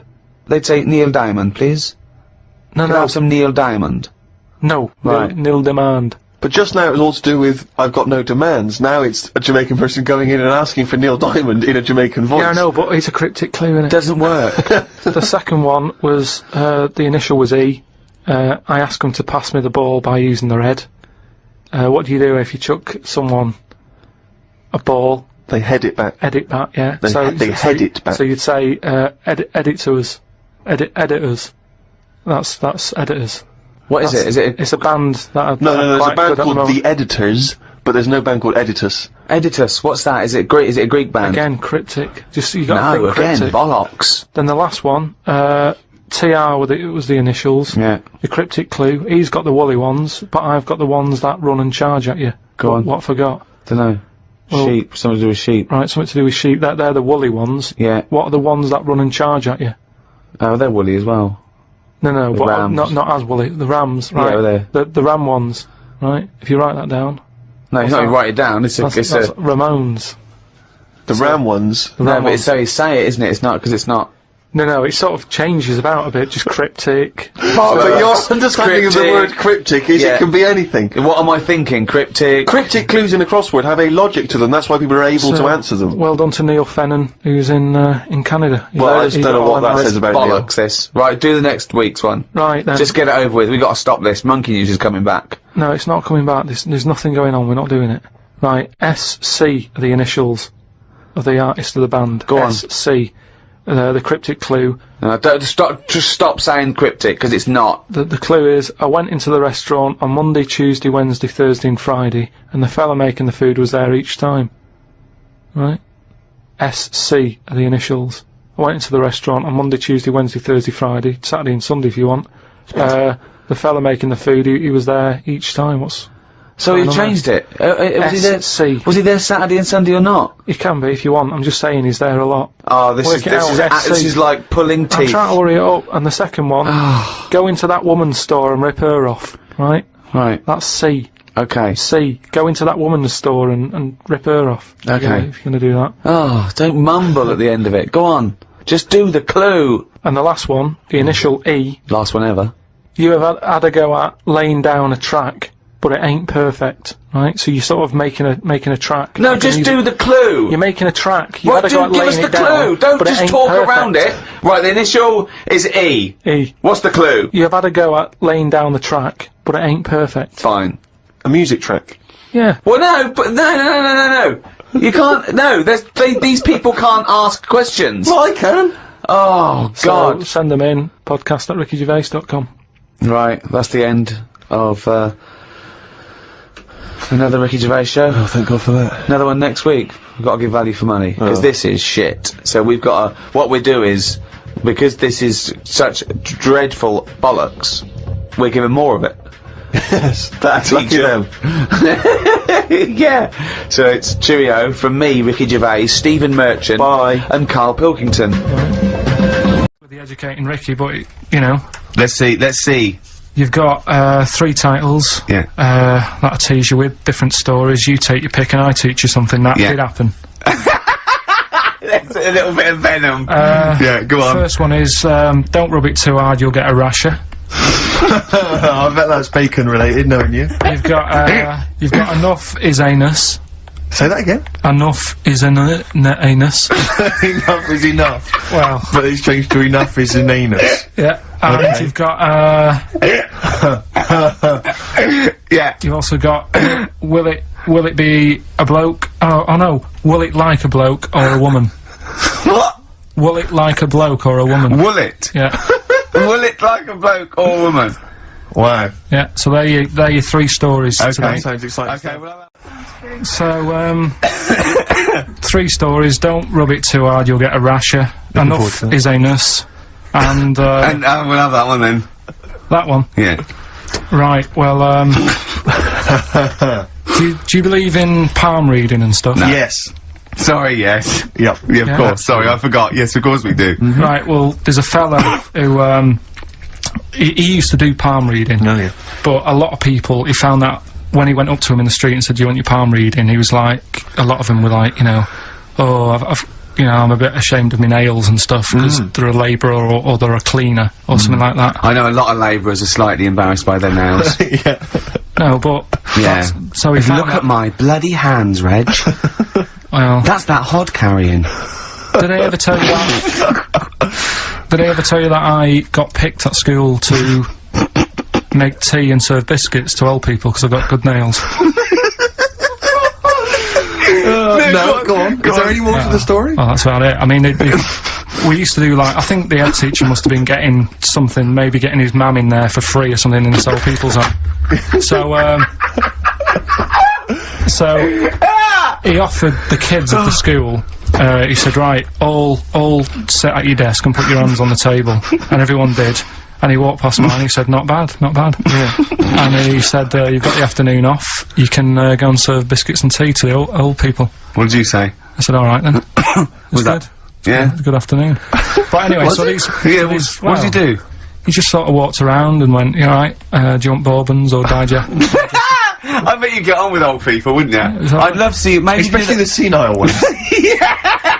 Yeah, no, but I'd love to see you on VH1, just do a link, they just go, you know, they've just played, Robert Palmer, right, and it comes to you in a little park, and you just sit next to an old lady and go, alright, and you go, yeah, not too bad, you go, what do you think of London? Crap, innit? And she goes, yeah, it's awful, innit? And you just have a talk, and you go, alright, well she doesn't like it, in excess. Yeah. That's what I'd like to see. I still think my idea is better, but, so what are you going for then? Oh, you've picked one, haven't you? Yeah, so this fella... So there's palmists going around the streets. Yeah, he's going round and randomly trying to give palm readings. They're losing money, hand over fist. Yeah. Right. So they said he's what he's done. He's reading people's bottoms now. Sorry, whoa. You just, I didn't quite follow that. He was a palm reader, that wasn't making money, so now he's going up to people in the street and saying, can I see your arse? Basically, yeah. So from being a palmist to an arsonist? Well, they just, that's what he does. He said these same sort of lines and that you get on your hand, you get them on your bottom, and he can read them. Right. Yeah, he's not a pervert or anything, or making up as he goes along. No, that's it, that was that. So, if a man came up to you in the street and said, can I have a look at your arse? Can I read your arse? You'd drop your trousers, would you? No, if he went up to him and they said, oh, I'd rather you didn't, because I'm a labourer, I've got bad fingernails. No, that's why that's what a lot of labourers, they're showing their cleavage, you think, but actually they're having their arse read. Absolutely. That's that's what it is. And then, right... So is that the end of the story? Yeah. But then because... That's it. Educating Ricky is there's a bloke who reads arses. No, but you're then, a mentalist. But no, but what are you talking about? But then, do you know, like, now and again I come up with a little jokey line. Thought I'd make an effort today for VH1 or MTV. Yeah. Little line there. Don't worry, it won't last. It might just be a splash in the pan. Okay. Phil Collins next. Yes, let's take some Phil. So, you better get that out of you. Carl Zane Pilkington. Educating Ricky, will we carry on? Yeah. Right, you've got left. Don't rub it too hard, you'll get a rasher. And, will it like fellas or will it like women? Well, you said wool before. Yeah, will it. Go on then, I'll have wool it. Right, now this is similar to the one you were talking about before, right? They've found out that, yeah. Scientists. Oh, yeah. I've found out 17th century? that, like now, 1 in 10 rams are gay. 1 in 10 rams are gay. Yeah. Yeah. So that was like, wool it. That's how I could get that in. They got a load of gay and straight rams. Right. They worked out which were which first. They said, right, that bunch there is a gay bunch. They looked better, they just had more pride in their appearance. And the other ones, you know, the straight ones, and then they gave them to this scientist and said, right, go on, do what you got to do. And they took the brains out of all of them. Just to check. And they did tests on the brain, and it worked out that they've got something smaller in the brain. The gay ones have got something in the brain that makes it smaller. And they said, right, well, that's probably how it's going to work on males. On like males and females and like humans. So you took from this that gays have smaller brains than straight people? No, there's something in the brain. Right, So if someone's saying, you know, oh, I'm a gay, or they're not sure or whatever, they will now be able to find out. So you can go to the doctor and to find out if you're straight or gay. Is there any gay in my brain? Let's have a look. You've got a little bit of gay in you, yes, a little bit of gay in there. Yes, you've got the, you've got a little bent cell there. Well, that's why they did it, anyway. I don't understand how they could differentiate which were straight and which were gay to begin with, before they then gave it to the scientist. Wasn't that what the scientists figured out? How could they tell? Were they There's sort of one mincing theory that around it's the genetically pill? determined. There is They one. were. There is a theory that's genetically determined, but I don't think it's as easy as pulling a sheep's brain apart and finding a little pink sort of like blob in there and going, right, we've taken the guy out, now he's going to go and shag some ewes. I don't think it's that straightforward. Although homosexuality does occur at a similar sort of rate in animals, I think. Yeah. Yeah. So You knew that, didn't you? So that's that one. I mean, I just like the idea of the farmer figuring out which is straight and gay. Well, that one's wearing quite a camp-looking neckerchief. Yeah, so I'm thinking maybe he's gay. Is that, yeah. I love the fact they can, that one's a big fan of Sophie Ellis-Bextor. yeah. They put on ABBA and see which ones dance. Exactly, That's how they... Which one, yeah. Well, what- yeah. I mean- Put on like Barbara Streisand and see which ones sing along. that shit is rubbish. What did I find? What did you that say? one up. Did you just say that is rubbish? No, I found out other stuff in the week that didn't make the top 3. Wow. Wow. We haven't even had the... This must be mediocre stuff. Then. This must be really bad. yeah, or it might be dubious. Go on. There's a woman in Ireland Yeah. who has been with a fella for 11 years. Yeah. She always saying to him, you know, when are we going to get married and that? And he's like, oh, we don't need to. You know, we're happy and that. Do you know, like I am with Suzanne, it's like, there's no point, really. Yeah. Unless you have a kid, I don't think you need to, do you? Right. So, he was like, we'll do it in time and all that. Anyway, he comes home from work one day. He says, oh, go on then, we'll get married. She was so shocked, her hair fell out. Did you get that? Wow. So, That's extraordinary. What did he say? Oh, I'm not marrying you, Baldy. yeah. Well, She was so shocked her hair fell out. Yeah. I love the idea of it just going to the ground.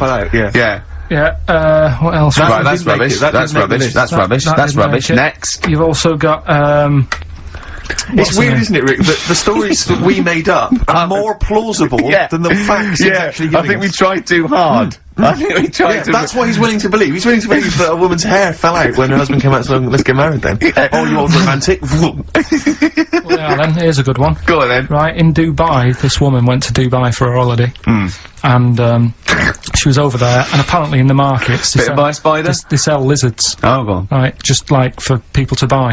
So she buys one, not knowing that you're not really meant to take him out of the country. Sure. Puts it in a bag, Yeah. As you do. what have you. And then she gets to the airport when she's going home, she's thinking, I can't really leave it in my bag. Yeah. So she puts it on her head. On her head? Wears it as a hat. She wore the lizard as a hat. Yeah. People on the plane were just like, yeah, everything's fine, you know, they're doing the cross checks and that. Yeah. Have you got your seatbelt on? Yeah. There's a woman great. there with a lizard hat. Everything's going well. She gets off the plane at Manchester Airport. Lizard sticks its tongue out. Yeah. The air hostess says, what are you doing with that? She goes, I've had it. Lizard said, I just found her in Dubai. They said, I've had this with me all journey. And they said, well, you shouldn't have done. And they took it off her. Yeah, I think that is true, actually. Yeah. Yeah. So what about that? Yeah, good, yeah. Yeah. That educated me. Right, what, any more? Well, what's that taught you? That's taught you, you know, be careful when smuggling lizards Yeah. back as some kind of hat. Yeah, just say, lizard, keep your tongue in, you twat. Not at the customs officer! Yeah. And, what else have we got? Anyone didn't quite make it? Anything to declare. I've got a lizard on my head. We've got an old saying one if you want that. Go on then. Are these ones, sorry, are these ones that didn't make the list? These are ones that didn't make it. Oh, right, okay. Because I always get more in than I need to, just in case. Just think if someone's just tuned in now. Is Anders listening? Is, Well, I'll tell you, Dickie bizarrely, Anderson? I've got an email from Richard Anderson, Dickie Anderson. Go on. The Dick Machine, which... The big dick. The big dick, which, now this is interesting. I think we're wearing him down. Ricky, I think your show might be improving. Go on. That sense of despair and loneliness I normally feel when listening to your show doesn't seem so bad today. He's That's Richard desensitised to Anderson. it. Yeah, exactly. Or he's given We're up. wearing him down. Or he's just given up. Yeah. Yeah.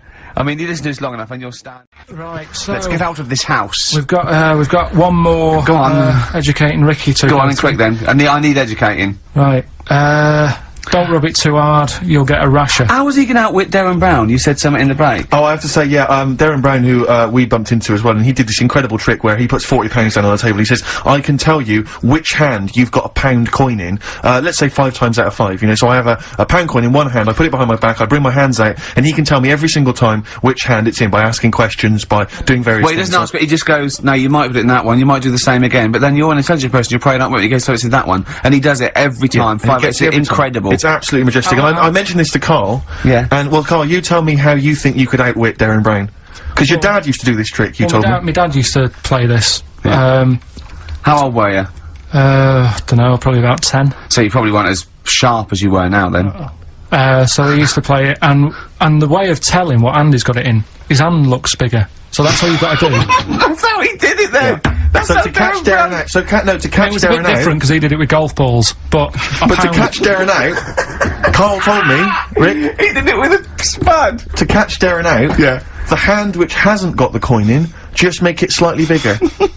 Just make it, extend it slightly, so it's slightly larger, and that'll catch Darren out. He'll never be able to stop That's that. how he did it. or just put £1 in each hand, Okay. and wind him up. Just go, no, you're wrong. You are brilliant, Karl. Yeah. Do this one. Did your dad used to do the one where he takes your nose off of your face and puts it between his fingers? Did you keep going to the doctors? Yeah. Yeah, go on. Right. You know how that's done? You know he's not actually taking your nose It's his off. thumb. Go It on. is his thumb. Last one. Yeah. Don't rub it too hard, you'll get a rasher. It's been a mess today, hasn't it? What do you mean it's been a mess? It's been a mess. What has? This. What? The show? Yeah. How has it been any worse? It's just all over the place. There's no sort of, it's not tight like it normally is. And she'll be going away with this, thinking that's what the show would be like. She listens On to the show. MTV. She knows it's a shambles every week. Go on. Well, don't rub it too hard, you'll get a rasher. Yeah. Do you know the saying, ham it up? Yeah, go on, yeah. Right, well, do you know what it means? Well, it means to overact. Right. Well, years ago, with actors in musicals and stuff, the actors used to look pretty ill on the stage because they didn't have proper makeup and that. Right. Right. So what they used to do, to make themselves look Rub their face in pigs? well, they got bacon, rubbed it on the face, and it made the face a bit sticky because of all the, the pig fat and bit of lard and stuff like that. And then they'd go and get some bricks. Bricks. Yeah, house bricks. Rub them together, make some sort of red dust from the brick, and then put the dust on the face. And the fat and the lard and that would make the dust stick to the face. And they'd look well under the lights. And that's where the They saying... smell great as well. Yeah, well... Lovely. Everyone likes the smell of bacon. No, but, so that's the old, ham it up, that's where like that comes from. I'm not, if it's true, I've no reason to think that it's not. So that's your third Educating Ricky today. So, what have you learned? Nothing. Absolutely sod all. You've got your hamming it up. Yeah. Rams are gay. They know which ones are gay now. Now! And, At last, thank God. the fella who can hand read, an arse. If you missed the rest of the show, what are you going to make of that? If you've just tuned in, You are a maniac, Karl. So, you mentioned Educating Ricky. We've only got, do you know we normally have like 3 instalments? Yeah. We've only got 2 today. Why? Why? Just, Well, you clearly weren't busy Christmas shopping, so what's the Yeah. well, like I say every week, it's a bit of a struggle finding stuff that I can teach you. I bet you were gutted you missed that programme, weren't you?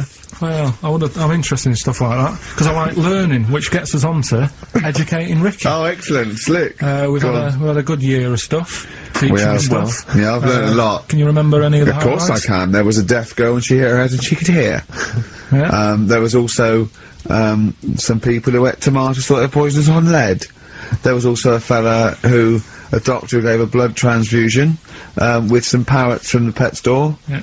Because the doctor in America, and it was the olden days when the lines were bad, said give him his parents' blood, and the doctor this side thought said give him some parrot's blood. So that was true, and that educated me. That was fact. What have you got for us? Well, we've only got 2, because I've taught you about jellyfish today, that Yep. we need them, so we've only got two things to go at, and I give them a little headline so you remember them, to make them snappy. The 2 headlines you've got, oh, what a catastrophe.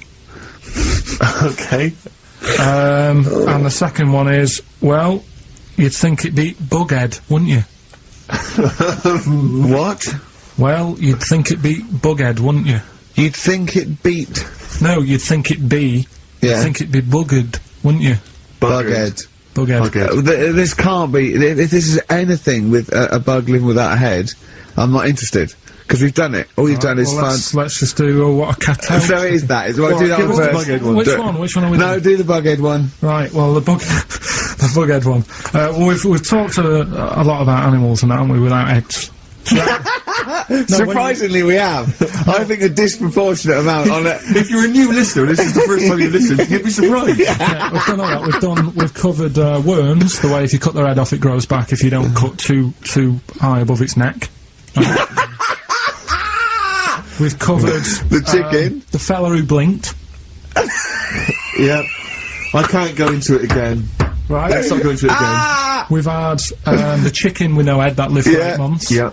And we've had And we've had the cockroaches living for a week without an head. Right, okay. Well, it's a bit more on the cockroach front, really. Right.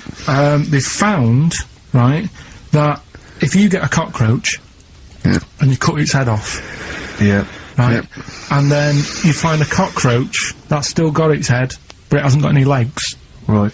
right, it's not over for both of them, right? Because Good what you news. can do, you get the one that's got the legs Right. with no head, Yeah. sort of running around, get the one with the head, Uh-huh. sit it on top of it, Right. get a little tube Okay.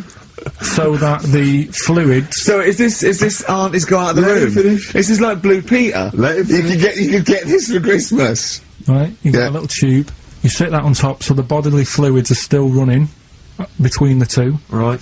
The head of the one on the top will control the feet of the one on the bottom. Okay. What about Good. And, will it continue to live? that? Yeah. Okay, you don't know that for sure, do you? Just guessing. That was just a No, question out of the that's- blue he wasn't expecting. Yeah. Well, what do you think of that? Good, yeah, it's great. Yeah, just a primitive nervous system that can, yeah. Did you expect us to be more impressed and excited by that? Well, Did you fall off your chair when you read that? Did you literally topple off? Going, Did you "Whoa, look at did you cartoon." think you were going to be the Frankenstein of the insect world? Yeah. No, I just was thinking if they can do that, you know, With them, can they do it with can humans? humans? Because I also did a bit of research course on. you did. Did you ever did you come to the sort of conclusion that apart from the moral aspect of it, that the human was probably more complicated than? Yeah, but do you know what I mean? Things move on, don't they? Do you know what I Modern mean? science, Rick. You know, I had Binatone as a kid. Now they've got PlayStation 2, and the difference in 10 years They is have amazing. found that if you lose your head, a cockroach can live normally on your body, but not the other way round. Your head on it cannot control its legs because it's Yeah. too complicated It's for too your confusing. brain. So, yeah. Well, So, then other research, because I thought if you don't learn from that, I'll give you something else for free, right? Go on. Free. That they can clone people. Uh-huh. The only reason they don't do it, right? Say if like Ricky needed a lung, right? They could clone you and make you the same. But the only reason they don't want to do it is because it'd be a bit horrible, wouldn't it? So and it would take sort of 18 years for me to get an adult lung. And there's all kinds of moral implications. yeah. Yeah. What do you mean, yeah? You hadn't thought of that? Sorry, because lest we forget, Rick, he ended with the only reason they don't do it is because it's a bit horrible and that. Which scientist said that? Right, let's leave That's a that then. quote. Right. That's two. not it. That's not the other one. That's it. No, that was just, you know, We've got another one to come. Oh, I Teach can't us wait. the headline again. What was the headline the again? headline, oh, what a catastrophe. Right, so listen, right? Okay. So, last educating Ricky of the year. Oh, Christ. What a catastrophe. Yeah, let's do that then. Right. Victoria Plum. There's this woman, right? Yeah. This woman, she's reading Guinness Book of Records, Yeah. and she's flicking through, Yeah. and she notices that there's a world record for a cat, right, with 27 toes. Right? So she reads it and she thinks, well, that's not right, because her cat's got 28. What do you mean your cat's got 28? Her cat's got 28 toes. So she was like, well, hang on a minute, mine should be in there. So there was I missed the very beginning of this. she was Just looking at the Guinness Book of Records. See, the woman, a woman was looking to the Guinness Book of The Records. woman with the cat with 28 toes looking Right. through, and it said the record for the cat's toes was 27. She thought, hold on. Hold on a minute, Ross McWhirter. My cat's got one more than that cat, so go on. Anyway, so she said, you know, the person doing the interview with her said, you know, is it happy? And she said, yeah, you know, it's great, and it's really good in the snow. Right. It gets to a lot of nail varnish. Well, you know, that's what it said, right? It said it's really good in the snow. So, I just was thinking, I mean, that's it, really. That's not it. That's the end of that story. But Brilliant. But what I'm thinking is, like, It was two cats welded together. Carl, you promised me that you were gonna reintroduce Educating Ricky. yeah, we can do that. Have you got it? Have you got something that will, that's something that I won't know that's correct, and that will interest me? Yeah, there's loads of stuff. Is it anything to do with monkeys? No, we've got monkey news. We've got monkey news coming up, of course we have. Yeah, monkey news people, and then now over to, XFM for monkey news with Karl Pilkington. No, we won't do Alright? that yet. We're not doing that yet. Educating Ricky is... Yeah. Well, let's do it. we It's, did it ages ago. Educating Ricky. Oh, that's interesting, and it's correct. Hang on a minute, though. What I do is, I tease you, don't I, with headlines. Oh, go on then. And then you have Yeah. to sort of go, that one sounds good. Go on then. What are the I want to know headlines? more about that. Educate me. Yeah, Right? okay. You've got, well, Jeez. Oh. that Nelly died. That Nelly died. Alright, interesting. Okay, could be about an elephant. Yeah. Go on. You've got that. You've got, well, I've got well. Take well for as read. So they all start with well. Okay. Knob Body has been that lucky before. Brilliant. Alright. Okay. Or you've got get a lobe of this court case. Right. Okay. Not bad. I'm going for knob body. It's been that lucky before. Right, it's a story about this kid who was born, right? Was he? Yeah, he was popped out, like, and the dad and the mum saw the baby, and it was like, oh, that's a good-looking little kid. Sure. And they were proud and that. And then, I love that they're surprised that it's a good-looking little kid. It's theirs. yeah. Like it could have been it could have been a frog, and they'd have gone, "Oh, he's got your eyes." and then, the doctor goes, yeah, it is, but, look at that. What? He said, it's a boy, and, hasn't got a knob. I love the doctor saying that. I love this GP. Right. Oh, this midwife saying that. Oh, I love little boy. Yeah, but no knob, baby. Mr. and Mrs. I mean, think. Right. No, but I'm speeding it up a bit. Alright, come on, so the baby's Right, so the born, baby's like and that, doctor and says, the "Look, doctor dude, says look." that, and the woman's like, oh, it's our first as well, and stuff, right? She's really gutted. What's the second going to be like? So, Go ahead. Just a knob. doctor says, yeah. Look like Karl. Right, go on. Right, go on. So the doctor says, well, I'll leave it with you for a bit, get used to the idea, right? As opposed to throwing it away. So he wanders off. Yeah. He comes back with a smile on his face, right? Found the knob. So the mum and dad are like, what are you smiling about? He says, you're not going to believe this. Baby's just been born. It's got two. Right? You can have one of them. And they did a little operation. Where did you get this information from? That's in a book. What book? Is it the a same as the good book that you carry around with you? No. With the woman with 3 legs, the juggler with 9 arms, and the bloke who found shagging a chicken under a rock. Is it in that book? Well, weird though, isn't it? Well, it's not true.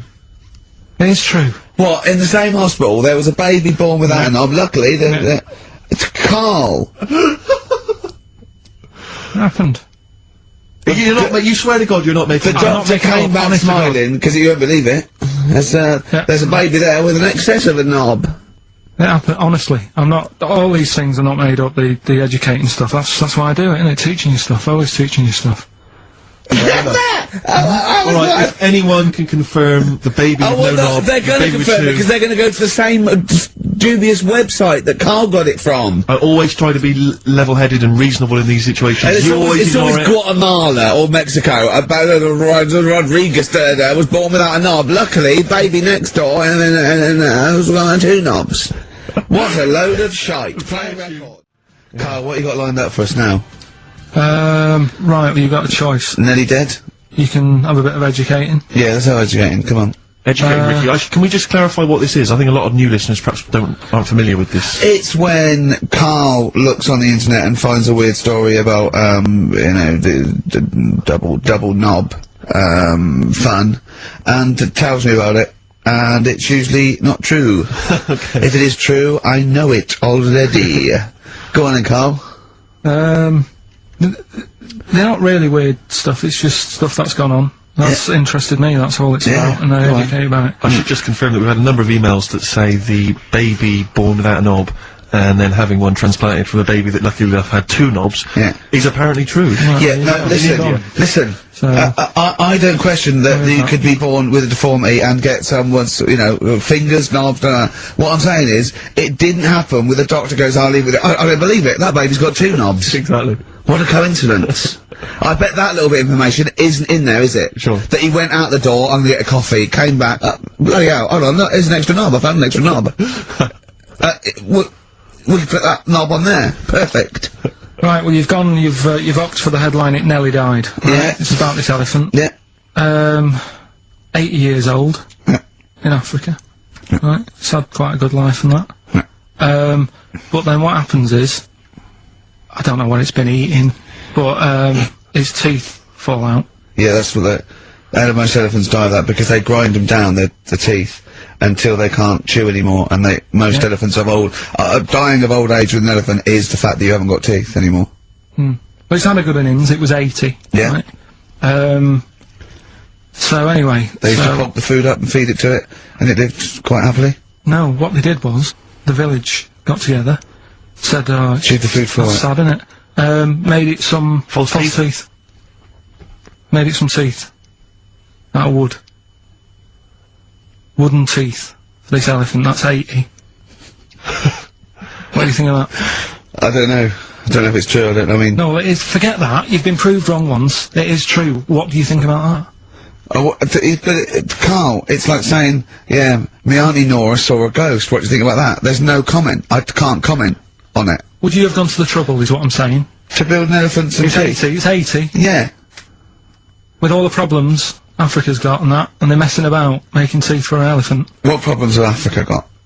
Well, there's not enough food to go around, so if an elephant's dead, that's a bit more food left. Do you know what I mean? Why? Yeah, but you're assuming this is in the middle of a village where there was famine and starvation. It might have been South Africa, Kenya. You don't know. It's not all Ethiopia. If it was a busy city, people in the village wouldn't have time to be messing about with making teeth and that, would they? It was a little village. Little village. Yeah. And a local elephant. The local elephant, like a local post office. I'll meet you by the elephant. No, to be fair, Rick, I think I saw Bob Geldof on TV saying, please, people, stop making elephants' teeth. They are eating all the food, we're sending it over there. F the number, where's the teeth? I don't know, it's possible. Send us the I mean, teeth. it's possible. It's possible they've made this elephant some dentures. It is possible. Wouldn't it Yeah. have been easier to just... Pulp it. Exactly. I'd have Fresh thought- it up, serve it some soup or whatever. Yeah, I mean, if you're making its teeth, it's a village. So I'd have thought I wouldn't have thought it would work for very long, and I wouldn't have thought the elephant would understand that it was teeth. So I wouldn't have been able to thought that villagers could do it. I mean, top veterinary surgeons could have done some, but I think they made it all goodwill. But I don't want to thought it worked, so they probably ended up dying or pulping it like I suggested. But thanks very much. Play a record. Right, okay, you got the final educating Ricky, Karl. Get a load of this court case. Yeah. What happened was, right, Allegedly. fella's in court for something that he shouldn't have done, right? Yeah. You got all the detail then at your fingertips. And the jury says, he's guilty, right? And the judge went, what, he's not guilty, off you go then, right? He misheard it. They couldn't do anything about it, because once the judge has sort of said, you're not guilty, off you go, you can go home. And the jury were like, what are you doing? They said he's guilty. And I was like, What do you think of the Thorns album? I'm quite a big fan, Rick. Yeah, I like that sort of old country sound. I think I it's, know. And that compilation you made me, that was that sort of thing. really good. The Jayhawks, thanks for that, by the way. There was the hanging one, wasn't there? There was the hanging one that happened. Are you still there? What bands have you been checking out recently? Any new things? Just exploring all kinds of stuff. Obviously, you know, I like dipping back into the old stuff. I'll tell you what I've been appreciating a lot recently, Rick. Billy Bragg. Oh, brilliant, yeah. Great guy. Isn't he playing He's playing in March, yeah, you might want to try and You heard about the hanging one when What's this the stuff? fellow was... Sorry, mate, go on. When the fellow was hung. He was hung, and, Sorry, what's hung? He was hung by a rope. So, isn't that... No, I think it wasn't he, a Chinese emperor? And wasn't he hung? Yeah. Sorry, he was hung. Some fella who'd done something, they hung him. It's not a word anymore, he was hung. Well, don't be doing that again, because you said squoze wasn't a word, and then I shown you a menu today that someone sent, and it said fresh orange. Yeah. Squoze. In inverted commas, and next to it was the word colour, spelt C-O-L-O-R. So, presumably either the American menu, right, in which case, there's loads of American words that we don't use, or it's just a badly typed piece of work. Anyway, there was a bloke that was He was hung and that, but he didn't die. Hung on that, he was definitely a Chinese. Hung on that, yeah. I remember him now, yeah. He didn't die, and they said, oh, just hang on a minute whilst we change the rope and that, and he stood there waiting, changed the rope. They, tried to, you know, do it again, and, didn't work. It didn't work, right. So, they got another rope, right? Didn't work. And then they had to let him go, because it's like there's a well-known saying or something from this thing. Yeah. Have you seen, do you like, Oh My Car's On by, Tim Burton's new single? I don't know that I'm actually Oh, it's brilliant. Can we play it a bit later? know. Yeah, can we play it? Let's play a record now, and, we'll, talk more a bit later. Hello, welcome to the third in this, new series of the Ricky Gervais Show, with me, Ricky Gervais, Stephen Merchant. Hello. And Karl Pilkington. Alright. We've had loads of emails, thank you for those. Sorry we can't reply to them all personally, but, keep them coming, some interesting ones. There's one in particular here, from a guy who says, I see there is less swearing now you're charging for the podcast. Dumbing down already, ? Yeah. Well, interesting. I don't know how that's dumbing down. Well, no, not swearing. That's interesting. Not swearing is dumbing down. And also, the fact that he's complaining that we're not swearing enough. Yeah. What sort of a cunt would bother writing that email? Don't know, mate. I don't know, but I know he's just some kind of fucking cocksucker. What have you got, any? Well, now, of course, a couple of weeks back, you gave the rather long-winded but fascinating, sort of brain-teaser, conundrum, philosophical question about the, heaven and hell doors. And there's been a number of responses to that. I know. Explain your error. Well, I got it, I realised as soon as we put it out there that I should have said, assume no prior knowledge. Otherwise, you can just say, hold up a cat and say, is this a dog? Or you can say, what's my name? But they don't know anything about you, that's the thing. They only know about themselves, and I should have said that. Yeah. You So know, are you willing to just now say that you've embarrassed yourself? I've embarrassed myself. I should have said, yeah, it's got to be about, it's only about the, you can ask questions. Well, do you know what? It's a bigger man than many that can admit that mistake. Or, a man that's banged to rights and obviously caught out Yeah, and has no exactly. choice. Well, it's quite interesting to wade through the emails and find out the kind of people that are listening, get a sense of the different listeners. And I know you, Rick, have met some of the big celebrity names that have listened to the show, and it's sort of because you've actually met them. But it's now we've got celebrities who are just emailing in, just letting us know. This one is from a guy called Aaron. He says, my name's Aaron Douglas, and I play Chief Tyrol on TV's Battlestar Galactica. Oh, right. And he listens to the show in his trailer. Now, I don't watch Battlestar Galactica. I hear it's very good. Yeah, but it's nice to know that. I don't watch it. I don't watch any of those things, but that's. It's nice that Chief Tyrol, and for those of you that watch Battlestar Galactica, I'm sure that means something. But nice that he got in touch. But I'm just thinking, who would you, in an ideal world, Rick, who would be your ideal listener, a celebrity listener? Well, it's not so much celebrities for me. I like the idea that captains of industry or scientists or people actually doing something worthwhile are listening. That's what excites me, because they hear. You know, we've had a couple of emails from people who are doing, you know, PhDs and psychologists and that excites me more. These academics are listening. I mean, who's the weirdest person you think that, who should have more time on their hands? You know, Stephen Hawking. Imagine Stephen Hawking listening to this show. You know, he's putting together the formulation for the universe, but he's going to listen to a little bit of monkey news from Karl Pilkington. Imagine Stephen Hawking emailing us at podcast@rickygervais.com. I mean, that would just blow our minds, wouldn't it? He's got time to do that. That he's got the inclination to bother doing that. He's always online though, isn't he? He's always hooked up. Is he? Well, he's always got that little computer on. Why not? Sure, that's one of the perks. You can just bung an email out whenever. I'm not having a go. That's what I'm thinking. He's sat there with his little computer. Out of all the people in the world to have a chat with, I'd probably like to have a chat with him about space and that, because I can't get my head around it. Carl, you can't get your head round frozen foods. What a chance you can have with the universe. No, but just putting stuff out there, it freaks me out when I'm lying there in bed at night and I think about how this world. On Friday, right, I was in bed with Suzanne and I said, could the world fall? Right? It's like something from Chicken Licken. Wow. That's a hell of a bit of pillow talk, that. Isn't foreplay hell? Oh, God. But I'd like to sort of have a chat with him, because I reckon he could put it in a way that I could understand it. Oh, I wish an Inuit was listening. Did I not tell you this? We had an email from an Inuit. Really? Yeah, I thought I'd mentioned this. Have we not mentioned this before? No. No, it was an email from a guy who said, I don't think he lives in Canada, I think, or somewhere else. I apologize if I'm getting that wrong. But I think he said he was half Inuit, and he listens to the show. Half Inuit?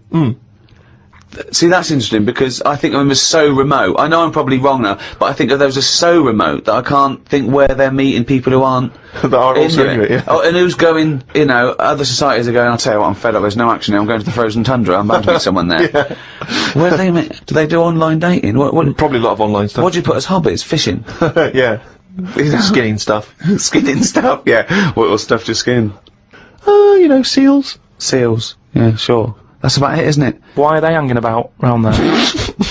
Why aren't seals going, do you know what, it's cold, I'm sick of it here. It's windy all the time, what have you, and I'm getting a club on the head. Do you know what I mean? Yeah. Because they're meant to be quite bright in terms of animals and that, aren't they? Yeah. So why are they knocking about them parts?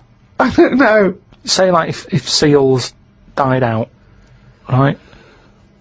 Would that be a problem? We've done this. We've been through this before, Karl. Everything has a knock-on effect. Even a seal, that's sort of in between something already. It's between a fish and a dog, isn't it? I knew you were going to say dog. It's not between a fish and a dog. What do you think evolution does? Fish to never dog. Understand it. Maybe we What shouldn't do you talk mean about it. it's between a fish and a dog? I'm just saying it's. It was a perfectly evolved mammal that re-entered the water, I imagine, and then got streamlined and... I mean, it's between a fish and a dog. But why not have one and the other? Why not have, like, you've got a dog, you've got a fish. No, it's anything not in the between a middle, fish and a dog. It's not between a fish and a dog. I don't know what between means. I don't know what... This is it again about saving everything all the time. What is it doing? What's he doing? Everyone's feeling sorry for him all the time. Save the seal and all that. What's it doing? Why are we saving it? Let's just ask that question. What's it doing? I don't know what to say. It's between a fish and a dog.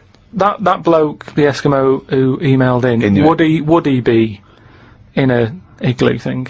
Probably not, no. Well, no, not. I mean, I don't think many igloos have got internet capabilities. So I don't know. I don't want to slag them But off. why aren't we saving them? Why aren't we? Maybe there's sort of, When you build it, leave a little hole. Yeah. That's where the... but there's kind of igloo internet cafes. They Yeah, they go there, they all go to one igloo, yeah. But why are they being left alone to live like that when it isn't great?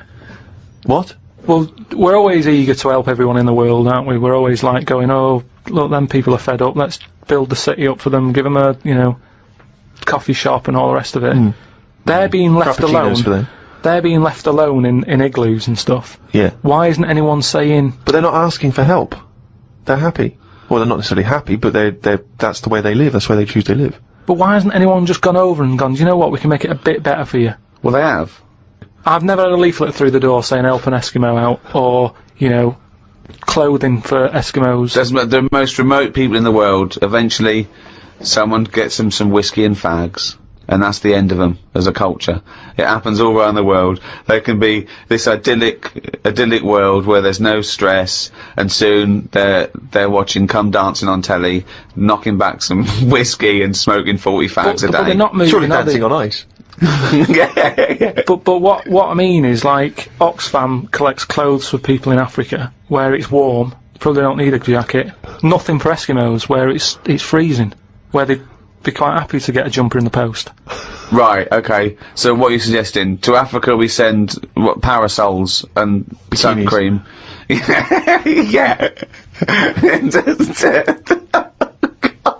You're an idiot. Out of all the people in the world to have a chat with, do you know, what's his face? That German doctor. Which one? The guy that displays the human body? Guns someone. Guns Traven or something. Oh, right, yeah. He's pretty good. Mm-hmm. Just like the way, you know, he cuts stuff up, shows you how the body works and that. Sure. And have you learned anything from that? Well, I don't. Is he a proper doctor? Because it's just that he's always. I mean, I could cut a body up. I never see him sort of put it back together. Is anyone keeping an eye on him? Sort of going, well, who is he actually? I'm sure he's a proper doctor. Well, he sort of cuts bodies up on the telly and sort of goes, is how like the intestines work or whatever. Right. And he just he holds them up, fills them with food. And he goes, look, they go fatter. And, I mean, he doesn't answer everything. Like, he doesn't say, I don't understand why the intestines have to be that long. I don't know why it just can't go from the throat to the belly, exit, straight dark line down, out the arse. You must know. Well, no, because the way he dragged it out and it was like miles Yeah. pointless. No, it's not pointless. It's Just have a straight, do you know what I mean? Straight down. It's to increase the surface area for absorption. So, a foot long intestine, you wouldn't absorb much food. Whereas, you go down, you know.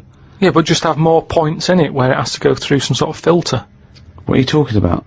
Again, the evolution sort of worked this out for us. It really works. I don't think you're going to improve on it. In Yeah, your but- mind, you some kind of kerplunk No, style but intestine. what I mean is that's probably that long because years ago they were eating dinosaur and that might have took a lot of indigestion or something. I don't know how chewy it was. It might have been quite fatty, dinosaur meat, and it needs to go through all that. Now we're eating like yogurt. So I mean, we don't need anything that, you know, is doing that much work anymore. All the food is mashed up. Auntie Nora, right? All her food is mashed. Right? She doesn't have to chew anymore. She's got teeth, but she doesn't need them. And that's how. She's got teeth, but she don't need them. No, but that's how Well, we're she could have moving her on. intestines removed then. Well, no, but this is That what would I'm sort saying. our other problem, wouldn't it? We're changing everything all the time, aren't we? I mean, there's some fella who was looking at on the internet, identical twins, right? They were sort of sick of looking like each other, so they were like, what can we do, right? And one of the twins said, you have my arm, right? And he had his arm taken off and stuck on his twin, so his twin's got like 3 arms. No, it's not true. It's on the website. No, it's not true. What, for a laugh? They were born, So so what, they didn't have no, a laugh. just like- what doctor's doing this then? Well, they're old enough to sort of say this is what we want, and No. Doctors don't go, well, if he wants another arm and I'll take it. They don't, doctors don't do that. What sort of practice is this doctor going around and go, Dr. Jekyll. I mean, Karl, think of what you're saying. but we- where would he have stopped? Can you put his head on my knee? It's up to you. No, Sign this. If you sign this, you can give my consent. but we, you know, it is annoying. What do you think these doctors sit around doing? Playing Mr. Potato? Or what do you think these doctors are doing? Just to do as they're told. They don't do as they're told. They do if someone wants it, and twins sort of, it can get you down, can't it? Being a twin, because it's like. Sorry, what would this solve, though? I thought you said he gave one of them a bigger nose, or a beard, or 2 front teeth to make him look different, right? Not. I'll tell you what we could do. Go on. Would you like 1 arm? Go on, what are you thinking? Well, me 3, you 1, therefore not twins. Novelty. I mean, you are a mental man. But they can do it now, can't they? There's no sort of. There's no line drawn anymore. They don't go, you're crazy, we're not going to do that. Yeah, in Saw 2, not in the real world. No, they but- don't do things like Alright, this. there's another bloke, right? I don't know the sort of full ins and outs of it. Go on, you surprised me. But what he asked for, something happened to his tackle, right? It's penis. Yeah, right. So he was at the doctor's, and they were like, "Oh, what can you do for me? It's a bit embarrassing. I've got nothing down there." Right. So they were like looking at it, going, "Yeah." Doctor, I don't know if he started like rubbing his chin with his finger or something. Looked down. He's thinking, got an idea. You know, you've got a lot of fingers. How many of them do you use? The patient's like, yeah, I see what you're thinking. They cut off one of his fingers, sewn that on to where his tackle is. He's happy. Well, that's different though, isn't it?